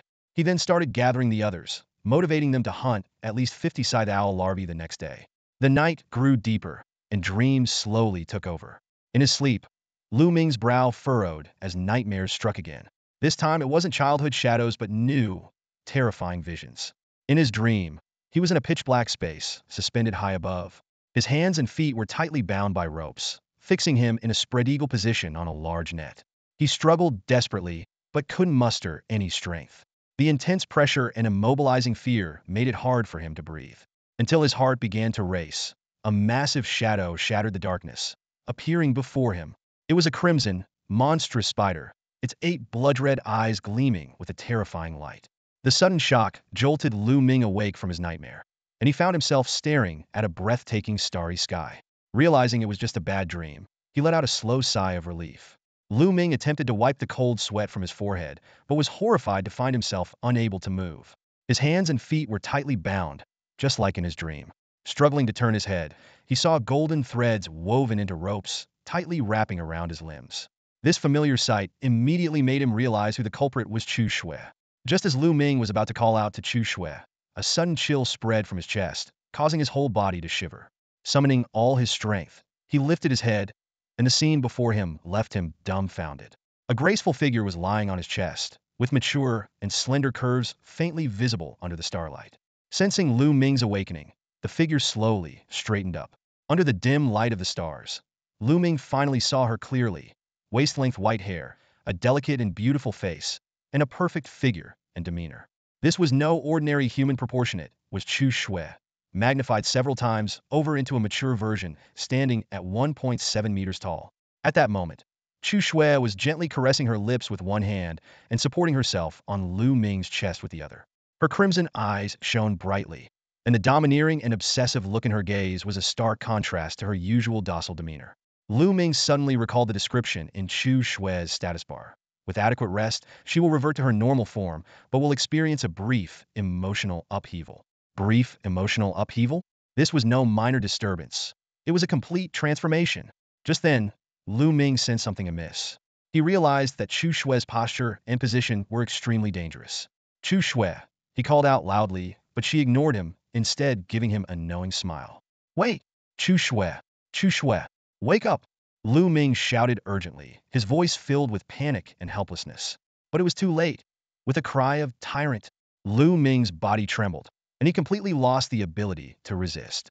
Meanwhile, outside the resting room, Tyrant gazed forlornly at the closed door, looking up at the starry sky with a sense of grievance. Inside, Chu Shui's playful laughter and Lu Ming's unwilling cries could be heard. For once, Tyrant's usually stern face showed a hint of melancholy and apology. He had heard his master's call, but the mistress's authority clearly held more sway. And so, on that star-studded night, Lu Ming, Chu Shui, and even Tyrant experienced an unforgettable moment of growth. This night would undoubtedly leave a lasting impression on their memories, becoming a page of both embarrassment and sweetness in their future recollections. A sleepless night, the next morning, Lu Ming sat at his private desk in the lounge, fingers interlaced under his chin, eyes fixed on the mirror and a vial of basic hunter's energy serum on the table. His reflection showed hollow eyes and a haggard face, plunging him into silence. Throughout the night, Lu Ming had endured 10 intense encounters. Despite his formidable physique as a low-tier Doomsday War king, he was nearly exhausted. What troubled him more was his inability to take control, remaining passive throughout. Glancing back, he saw Chu Shui, fully dressed, sitting by the bed. The outfit was meticulously prepared by Lu Ming himself, showcasing a level of care akin to a devoted partner. Chu Shui's head was bowed, cheeks flushed, fingers nervously entwined like a child who had done something wrong. The room was strewn with golden spider silk, resembling a scene from the spider demon's lair. Seeing Chu Shui in such a state, Lu Ming's resentment dissipated. Though he had enjoyed it, as a man, he found it hard to accept being outmatched by Chu Shui. His legs still felt weak, while Chu Shui seemed unfazed. This stark contrast between their physiques made Lu Ming realize he had much to improve. After much hesitation, Lu Ming decided to drink the basic warrior's energy serum in front of him. To achieve his plan of breaching the core of Xinghui district today, he needed to be at his peak. As the serum entered his mouth, pure energy surged through his body, rejuvenating both his physical and mental state. One vial was enough to replenish his spent energy, without the need for further enhancement. Gazing at his now revitalized reflection, feeling the energy coursing through him, Lu Ming marveled at the serum's miraculous effects. He was grateful that only he knew about relying on it for recovery, fearing it would tarnish his reputation. Rising to his feet, Lu Ming walked steadily over to Chu Shui. Now standing at 170 centimeters, she exuded mature charm in both figure and appearance. As usual, Lu Ming stroked her long hair, gently reassuring her, "It's all right, it's not your fault. Blame it on the emotional turmoil." Chu Shui lifted her head, revealing her stunningly beautiful face. Lu Ming's heart raced, forcing him to look away to avoid being captivated again. Clearing his throat, he added, "Let's just agree on one thing for next time. Don't be so selfish. Let me go first, and we can discuss the rest." Before he finished speaking, Chu Shui threw herself into his arms. Thanks to the serum, Lu Ming caught her effortlessly. Looking down at Chu Shui, he felt a mix of emotions, relief and gratitude, tinged with a slight sense of loss, as if some anticipation and thrill had faded. Patting her back, Lu Ming signaled for her to clean up the spider silk in the room. Chu Shui understood immediately, swiftly gathering all the silk. Seeing the now unpresentable bed, her face flushed again. She quickly stored the bed linens in her storage space and wove a new set of pure silk bedding. Lu Ming exclaimed in surprise, "You have this kind of skill?" Chu Shui turned around, a mysterious smile curling at the corners of her mouth, and nodded gently. Suddenly, a single syllable, "Yes," echoed in Lu Ming's mind. The voice was elegant and soothing, like a chant, yet it carried an immense power that struck deep into his soul. Lu Ming opened his mouth, but was momentarily speechless. Realization dawned on him, and he blurted out, "So I wasn't hearing things yesterday morning. You really can talk." Hearing this, Chu Shui's red eyes flickered, and she glanced aside, pretending to be clueless. Seeing her reaction, Lu Ming sighed helplessly. All right, I get it. I must have been mistaken. You can't talk. Chu Shui squinted and chuckled softly, then turned and hugged Lu Ming's arm, her soft body leaning against him. She explained, I prefer listening to you talk, master. Besides, speaking consumes a lot of energy, especially since I haven't fully recovered my strength. Please don't make it hard for me. Lu Ming was about to question this seemingly flimsy excuse. How could talking consume more energy than physical activity? But before he could voice his doubts, Chu Shui's body suddenly emitted a radiant glow. Under Lu Ming's astonished gaze, her height shrank by 20 centimeters. What the heck? This is unbelievable, Lu Ming exclaimed, watching as Chu Shui's previously well-fitted clothes became loose. He hurriedly checked her status information and nearly choked in shock. The status read, bonded to Master Lu Ming, currently out of initial stage, with slight improvements in various attributes. Most skill attributes are sealed and can be unlocked as the mutation level increases. Due to the forced use of the divine speech ability at full strength, the body has suffered some energy backlash. Since the power released by the divine speech was negligible, the backlash is mild, causing only minor physical changes. The body will return to normal over time, but there will be a slight emotional fluctuation upon recovery. Lu Ming's eyes widened as he stared at Chu Shui, alarm bells ringing in his mind. Emotional fluctuation? Again? He already had a psychological aversion to that term. Chu Shui blushed deeply, her thoughts reaching out to him. This time, it shouldn't be like last night, tying you up with a reduced height. Her tone became more childlike. Lu Ming's heart stirred as he realized this might be an opportunity to regain control. Moreover, the status now used slight instead of minor, indicating Chu Shui's condition might not be as extreme as before. I understand, leave it to me, Lu Ming said righteously.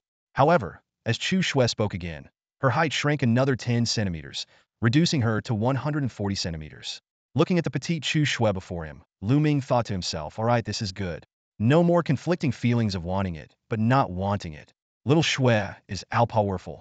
Because she wanted to, Chu Shui could change her height and size at will. At this moment, however, Lu Ming's attention was focused on another issue. Chu Shui, now petite, could no longer fit into her loose clothing. Lu Ming glanced at the few pieces of fabric left in his bag and thought he would need to visit a clothing store in Xinhui district to replenish his stock. The idea of bioarmor crossed his mind. It could mimic any everyday clothing. But the thought of living armor enveloping Chu Shui's body was something he couldn't accept. Just as Lu Ming was about to start crafting new clothes, Chu Shui gently tugged on his hand. She smiled slightly, slipped out of her white dress, and golden threads wove around her body like they had a life of their own, quickly forming a familiar and exquisite blue and white Lolita outfit, complete with perfectly tied bows. Seeing this, Lu Ming marveled at the convenience of the threads and felt a sense of relief would never have to worry about Chu Shui's clothing again. As he basked in this joy, Chu Shui handed him 2 sky blue ribbons, her intention clear. Lu Ming took them with a smile, skillfully moving behind Chu Shui to tie her hair into a ponytail. He ran his fingers through her silky hair, as if claiming a small reward for his efforts. Suddenly, a familiar hometown tune echoed in the lounge, gently awakened the sleeping soul. Slowly open your eyes. This song signaled the 4th day of the apocalypse for all the survivors. A system notification popped up, siege countdown initiated. In 3 days, a wave of alien creatures will besiege the city. Lu Ming remembered that having a shelter didn't mean they were safe. The shelter would face a wave of alien creatures, a test of survival. Passing the test meant they were safe for now, but he couldn't be sure if there would be more challenges later. To Lu Ming, this test was more like a treasure trove. A-grade alien creatures were walking repositories of specialized crystals. He had only one wish, that more A-grade creatures would come so he could gather as many crystals as possible. Suddenly, Lu Ming remembered something and muttered to himself. What were the siege creatures called again? Fire-spitting ants? If it really was fire-spitting ants, it would be quite the coincidence. There was already a video of them in the regional channel, so he could study their weaknesses in advance. This siege could be an easy opportunity. Lu Ming stopped worrying about the details and took Chu Shui's hand, leading her out of the lounge. A new day had begun, and they couldn't waste any time. It was time to fight. Just as they approached the lounge door, another system notification appeared. Due to your heroic protection, the city lord's earnings have been calculated. Congratulations on receiving 165 specialized crystals. Lu Ming smiled, surprised at how quickly the city lord's earnings came through. He had thought that only half a day's protection would count. He knew exactly where the 165 specialized crystals came from.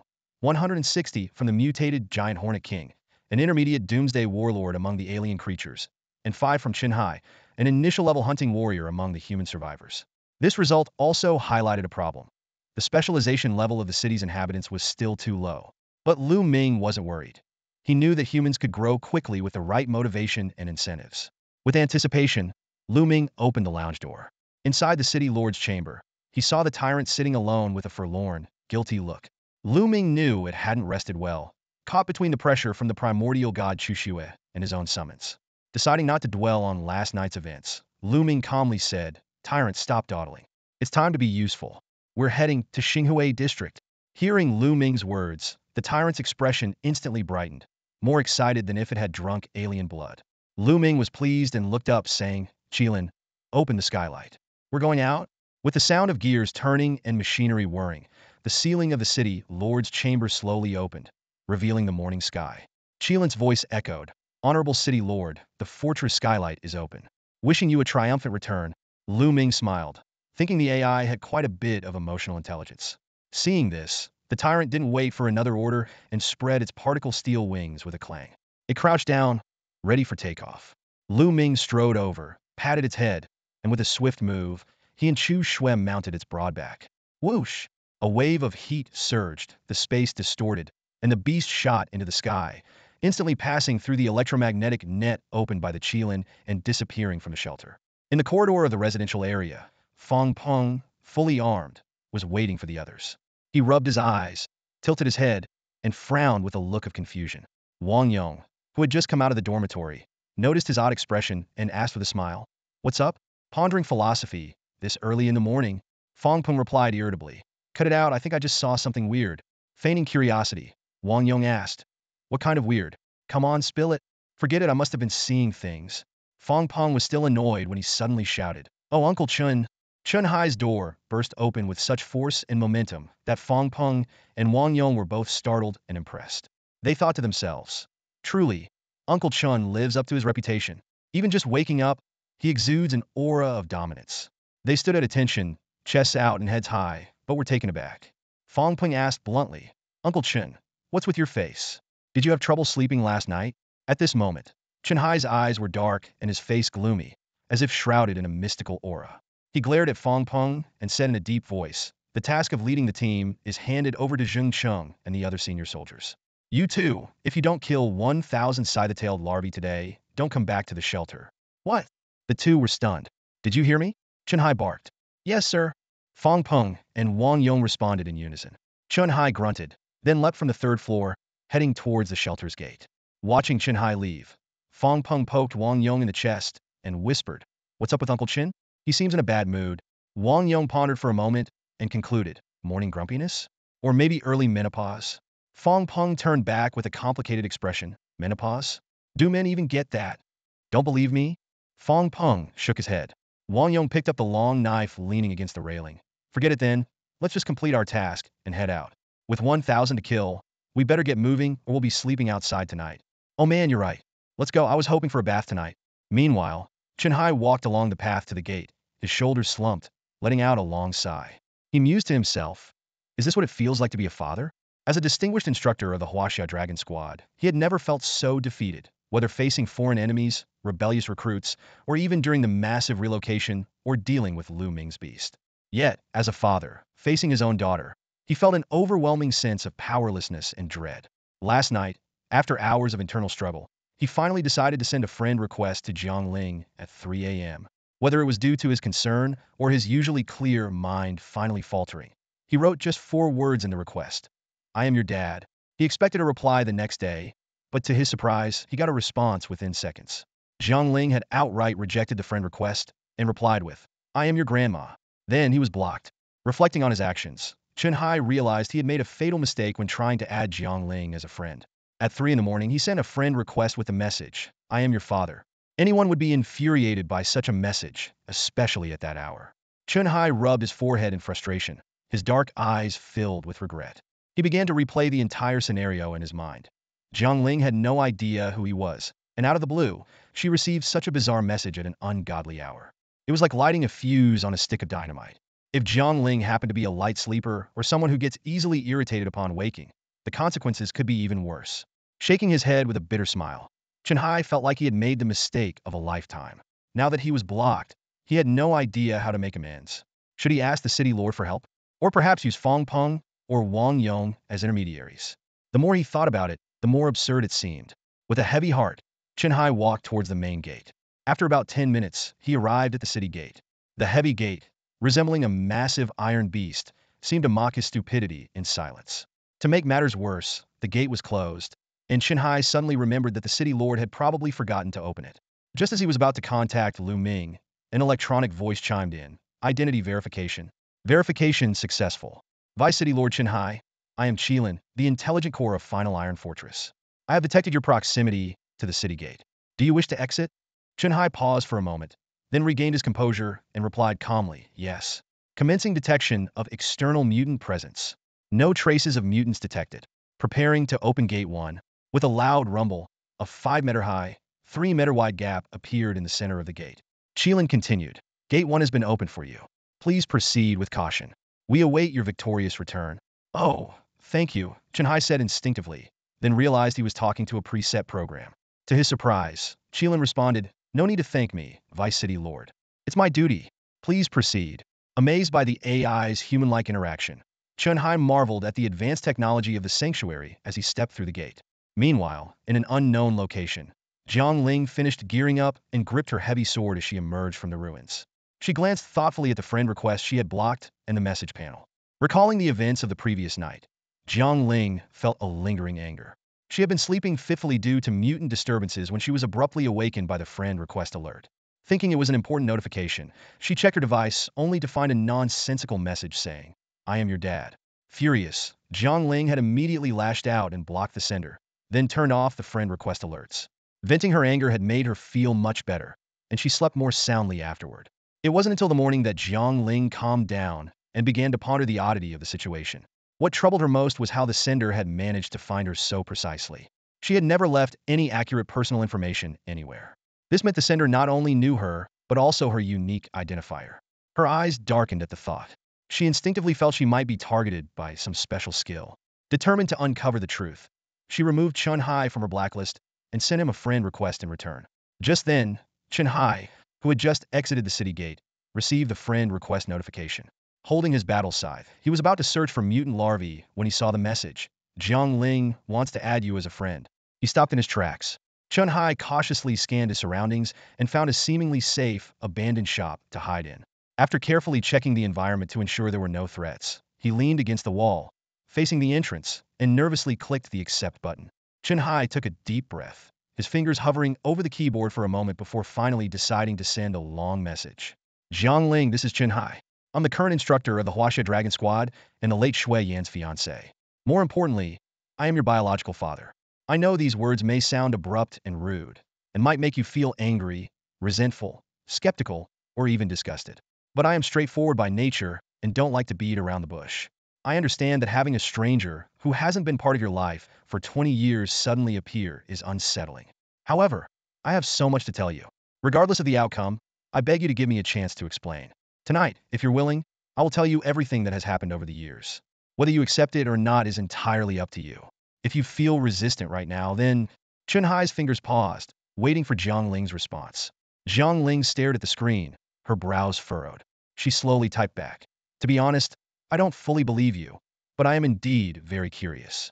I know, I didn't just appear out of nowhere. Although Grandpa and Grandma said my father was dead, I've long sensed the lie in their eyes.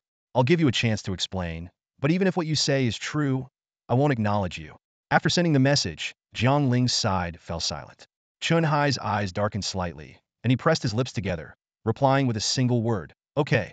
In an unknown area, Jiang Ling looked at the terse reply, a hint of imperceptible disappointment flashing in her eyes, quickly replaced by inexplicable anger. Just then, a mutant green insect appeared around the corner of the ruins. Jiang Ling gripped her heavy sword, her body shooting forward like an arrow, slashing down with a heavy blow.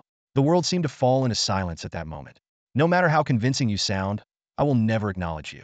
Never, Jiang Ling repeated to herself.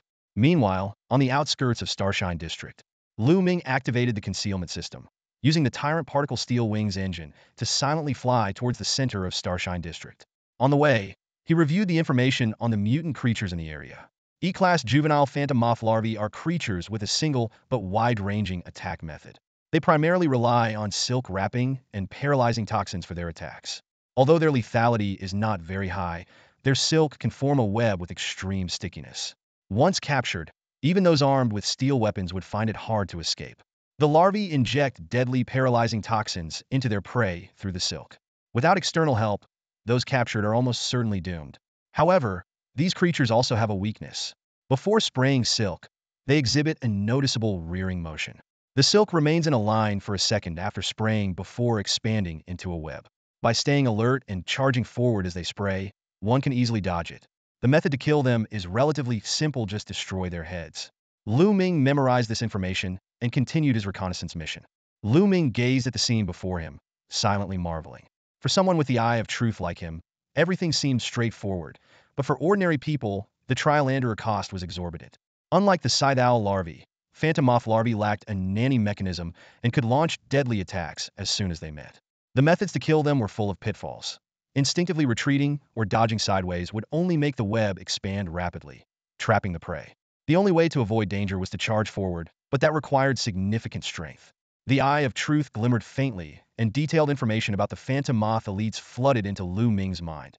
11 social mutants, 2 meters in length, weighing 60 kilograms, with low defense and attack speed, but possessing perpetual hovering ability and strong lateral mobility. They primarily use toxins as their attack method, causing confusion, paralysis, and unconsciousness, with a wide attack range. Only when the target lost the ability to fight back would the phantom moths descend to feed. The most dangerous aspect was that, when near death, they would self-destruct, spreading toxins 3 times the normal distance. Lu Ming carefully analyzed this information. The phantom moth's weakness lay in its relatively fragile wings, limited hovering height, and toxin dispersal range. Utilizing terrain advantages and long-range weapons could effectively counter them. Well-sealed protective gear, such as isolation helmets, was also crucial to victory. However, such equipment was not easily obtainable at this stage. Looking around, the low sky was densely packed with an astonishing number of phantom moth elites, even more than the scythe owls in the Jintian district. Lu Ming realized that the emergence of each new mutant species often came at the cost of countless pioneers. This world had already swallowed up 66,665 batches of explorers, and despair surged like a tidal wave. But Lu Ming was not consumed by this despair. He thought of the day when the citizens of the final Iron Fortress would possess the isolation helmets, giving them an edge in hunting phantom moths. Although this advantage was known only to him, ordinary people would need a long and arduous struggle to reach this point. For Lu Ming himself, equipped with long-range weapons, a strong physique, and armor, these phantom moths were merely walking treasures. He secretly planned to reap a substantial reward after taking down the core of the district. Ignoring the colorful swarm of phantom moths around him, Lu Ming ordered the tyrant to approach the final building in the core of the Starshine district. Despite the Starshine district's prosperity far surpassing that of the Jintian district, he couldn't help but be awed when he saw the refuge built with the combined efforts of the entire city. What met his eyes was a luxurious, exquisitely beautiful, and magnificent white palace. That's all for today. Thank you so much for watching. I hope you guys enjoyed. If you wish to have another part of this recap, please give us at least 1,000 likes. Please don't forget to comment and subscribe to our channel for more content like this. Until next time.